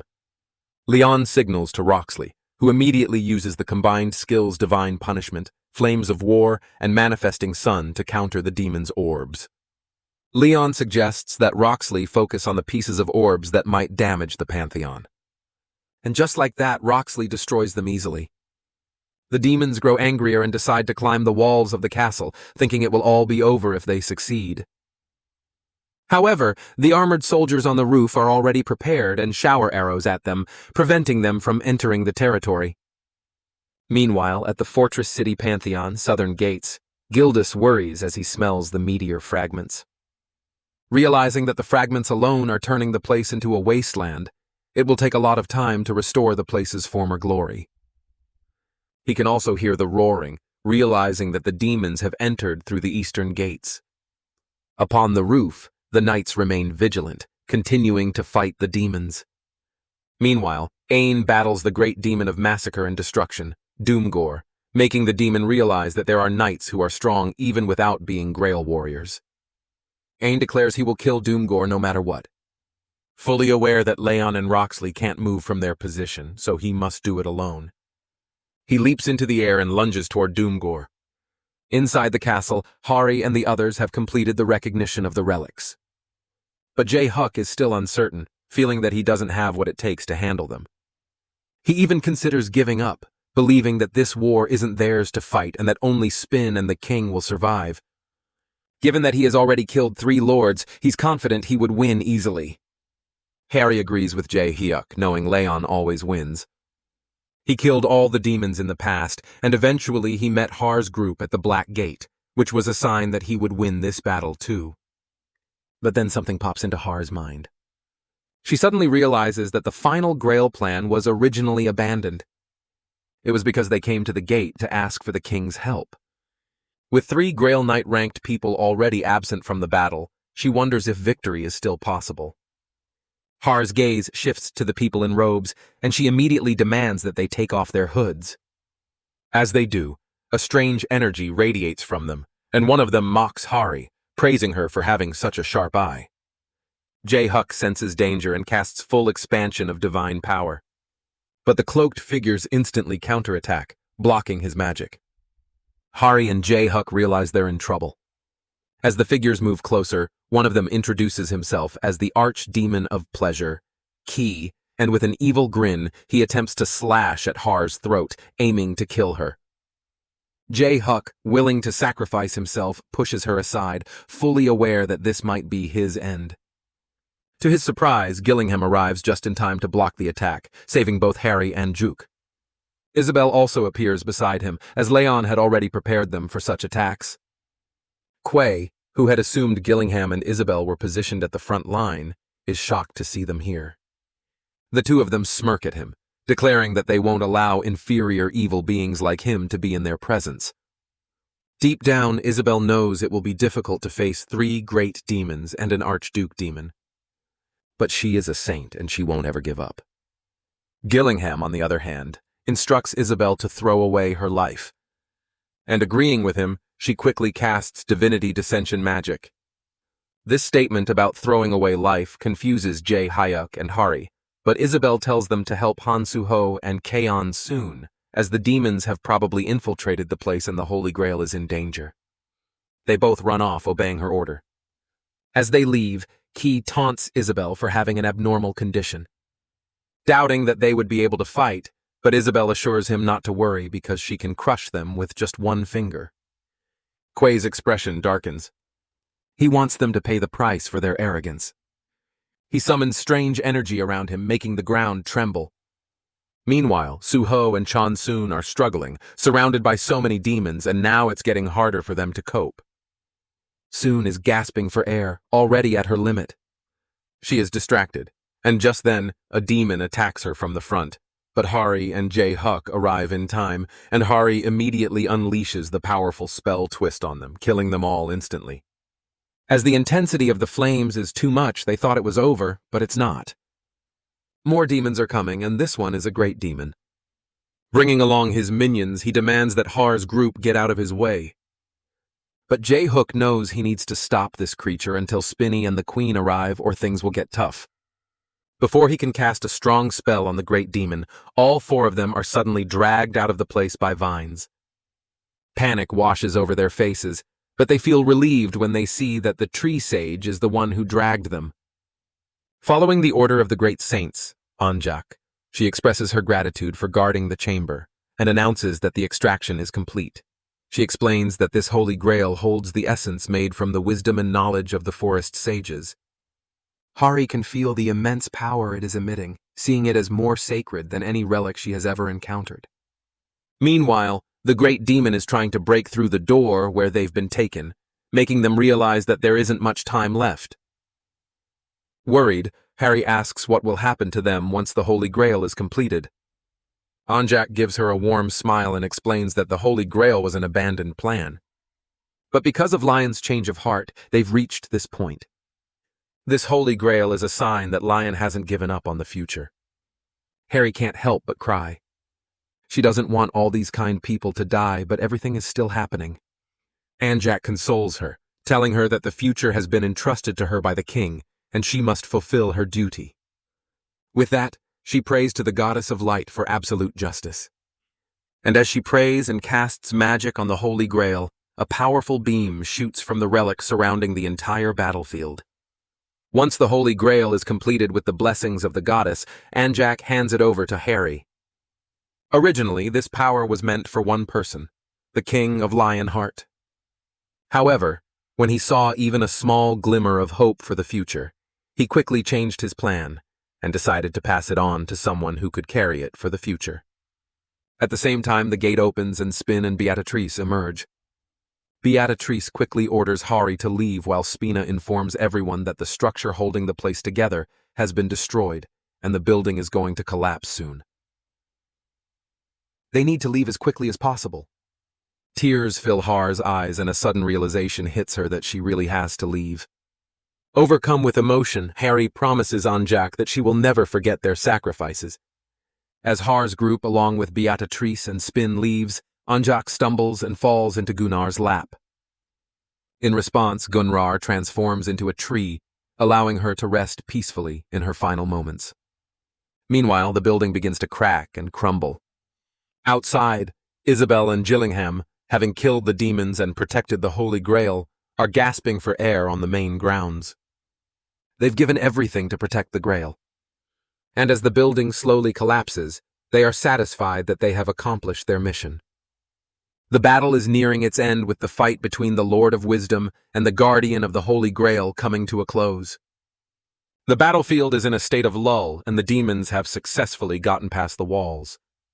Walter wants to know from the king if he really wants to continue this fight, which won't end in their favor. But Aaron is quite pissed with Walter's thought process. Meanwhile, Leon remains very calm. He explains to Walter that behind these gates, there are still people fighting. The knights haven't given up yet. Walter is furious. He doesn't get the reason behind this. Only the people are dying. Despite that, Leon requests that Walter let them fight for their honor, for the good citizens. Walter wanted to protect, and for all those on this earth who still possess honor until their flames die out. The world is destined to end, just as prophesied. And the battle is merely a repetition of history. But it isn't meaningless. Leyon has made different choices both for the people from Earth and for his future self. Even if they can't escape their fate, they can still leave behind a seed of hope. They decide to open the main gates with Lion wanting the world to remember their final stand, and that's fighting for honor, glory, and Lion-He heart. So they charge forward on horseback, cutting down every demon that stands in their way. Kalakli, looking at the scene from afar, creates magic arrays in the air, desperately trying to normalize the evil era. But just then his gaze shifts to the Northern Army, the Dragonia cavalry, lunging forward with none other than Karina. For his father and for Lionheart, they all gallop forward toward the demon army. Kalakle's anger doubles, and he decides to kill Karina first, casting a magical array on her. But before he can, Leyon appears with the power of divinity dissension. 9 wings sprouting from his back. He instantly attacks Kalakal, killing him. After the kill, he lands on the ground, slamming his weapon down, lost and full of sorrow, questioning the meaning of a life that only ends with the goddess's will. The goddess motivates him, telling him that he is the proof. The loyalty and faith of all those who fell in honor and glory are within him. He is the knight who will continue their will, so he must keep going until the very end. All the demon monsters on the battlefield tremble in fear but still provoke Leyon. Leyon smirks, something inside him having changed. He now not only wants to win, but also wants them to face shame and humiliation. The war he fought alone for 200 years has now begun. He starts killing these small fries one by one because his fate is to overcome all injustice and trials, and his fate is a victorious one. Meanwhile, Hari and her group have returned to Earth. No one could say much. Some cried and others had flashbacks of the sacrifices. The king who had been waiting on Earth only smiled while Spin watched the video recording of the last moments he spent with Ant. After Hari and the others came back, nothing really changed. With some luck, Hari regained her positive energy, and the other group members had become more mature. There wasn't a huge difference, but at least they were still growing. As for the Holy Grail of the Moon, Leyon was impressed when he saw it in the future. He didn't realize that asking Beatrice about the seedling would lead to this. Though he remembers that Gunrar and the other sages of the forest had come up with the plan. It was a plan like an ark meant to place everything on the being with the highest chance of survival to save the future. When the world suffered irreversible damage and stood on the brink of collapse, the plan was to prioritize what could still be protected. The first priority was the Pantheon. The Pantheon wasn't just a symbol of faith, but also a link to the world. If the Pantheon were destroyed, the power of the divinities would disappear and paradise would cease to exist. Leyon reveals that this was why the gods decided to evacuate to his Lionheart. They were able to keep living because the Lionheart produced divine power itself. When the founding king received the Holy Grail, Ariana had gathered all the world's light along with the power of the sun and lightning to create it. The Holy Grail symbolized the kingdom's foundation and was essential to appoint a Grail Knight. Now Leyon merges the Holy Grails, transforming them into the final Grail. The Holy Grail of the Moon was created to improve the flaws of the other Grail and serves as a key to picking the final Grail depending on the needs. The purpose of creating the final Grail is the accumulation of species and knowledge. This has the power to build a new kingdom, but it's only possible if Gunrar's seedling will grow. After a while, Leyon hesitantly asks Beatrice for a favor. He wants to find some people he's sure are alive. One is Vulcanus and the other is Karina. He didn't see her in the gods' paradise, and although he can't act like a father now, he needs Beatrice to find her. Beatrice assures him that she will find a way. Leyon thanks her, saying that if it weren't for her and Spin, things wouldn't be the way they are. He also offers her a chance to wish for anything she wants, and he will grant it. She blushes and declares that she'll tell him later. Meanwhile, in the Korean president's office, the president is furious about the open gates and is reading the condition of cooperation for the South Korean government. The government welcomed the rise of the Pantheon Guild, since it was easier to work with Leyon alone than to deal with the powerful 10-guild alliance. The guild's blessed crops became a highly valuable export like a golden goose. However, the president grew concerned as Pantheon's influence and military power were expanding too quickly. The side effects of that were becoming clear. During today's briefing, the media wanted to know the president's beliefs on the goddess of light and justice, Ariana. But when he didn't give any direct answers, the civilians in the recorded video's comment section bashed him. The president is going crazy. But just then, one of his men arrives in the office with an urgent message from the United Nations. It's about the investigation team deployed to look into the matter of the Pantheon infringing on human rights. The former One Brilliance Palace is now being used as a site for mining star iron. There, the laborers are mining while Hari informs Spina about receiving a call from the government. Seeing Hari all worried, Spinny assures her that he'll look into the matter and she shouldn't worry as they haven't done anything wrong. Meanwhile, Har's attention shifts to the laborers bent over. For punishment, they got caught drinking more sugar and salt water than allowed. So Spin is beginning a surf challenge. All the serfs are working hard mining with nothing but pure effort. Meanwhile, Barahair, a serf from the Pantheon Guild, has been laboring ever since he was demoted. As soon as Spinny announces that it's time for lunch for Group 214, Barahur sigh in relief. When they arrive at the lunch table, they find some kind of weird liquid, but Spinny explains it's a mix of salt and sugar. Barahair freaks out, wondering how they're supposed to continue mining after drinking it. In the past, when he offered the meat of young humans to demons, Barahair could easily get his hands on meat, but that's not the case now. Having become a serf of Lionheart, his human rights were stripped away. After consuming the lunch, Spin instructs them to mine 20 keys, which makes Barahair cry. Suddenly his hand gets injured and he stops working due to the pain. But what hurts even more is the whip attack Spin delivers to his back for halting the work. In pain, Barahair immediately resumes his work. Regretting the fact that he got caught a few days ago and now has to endure all this. As he mines in anger, the wall collapses. The accident became quite famous, and all the incidents were even printed in the newspaper. It's been 20 days since that event, and now all the members of Har's group are sitting together at a table unsure of what to do about the Survivors' Human Rights Committee. One of the group members suggests that serving people salt and sugar water is a bit much, and even the second generation of night trainees are shocked by it. However, J-Hook thinks it's fine since it only happened during training, claiming that the real issue is the serfs who are demon worshippers. Harry agrees with this, but the Survivors' Human Rights Committee won't be on board with this statement because of course the serfs are being treated horribly. Meanwhile, at Incheon International Airport, the United Nations Survivors' Human Rights Committee arrives, and Kang Yuk, the president of the Korean Hunter Association, greets Louise, the deputy director of the committee. However, Louise is suspicious that the Korean government might be working with the Pantheon and decides not to let him manipulate her. She has protected the human rights of countless survivors from powerful nations and dictatorships, so things won't get out of hand for her.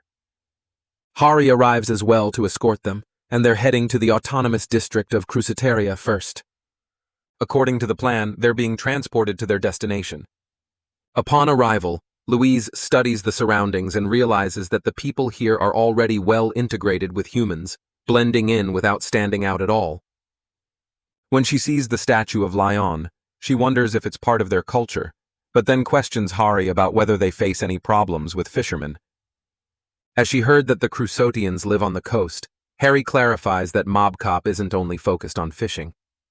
They're more into shipbuilding and heavy industry, but even with fishermen, they cooperate with the Crucians. Louise then interrogates them about their jobs and makes it clear that all of this is for the survival of the protected people. Despite that, Hari stays calm and answers her questions about people working for the ocean cleanup services run by the government, collecting sea trash and farming. Louise seems a little relieved and proceeds to ask something else. But that's when a huge explosion occurs in the sea, which terrifies Louise. She immediately demands to know what that was, and Hari explains calmly that it might be the commando of the Crusoteria tribe training. Louise doesn't understand, so Hari elaborates further, saying that more than 3,000 of the Crucians are warriors, and the king has ordered them to train in the waters. After investigating, the human rights team realizes that the people here are adjusting perfectly, having figured out their pros and cons and using that knowledge to blend in with the locals. Everything seems fine, but Louise still can't understand the rumors about someone with such a good influence being abusive to his captives. She concludes that these must be misunderstandings. Afterward, they arrive at the Pantheon headquarters. As soon as Louise steps out, all the serfs are forced to smile, claiming they aren't being made to do labor.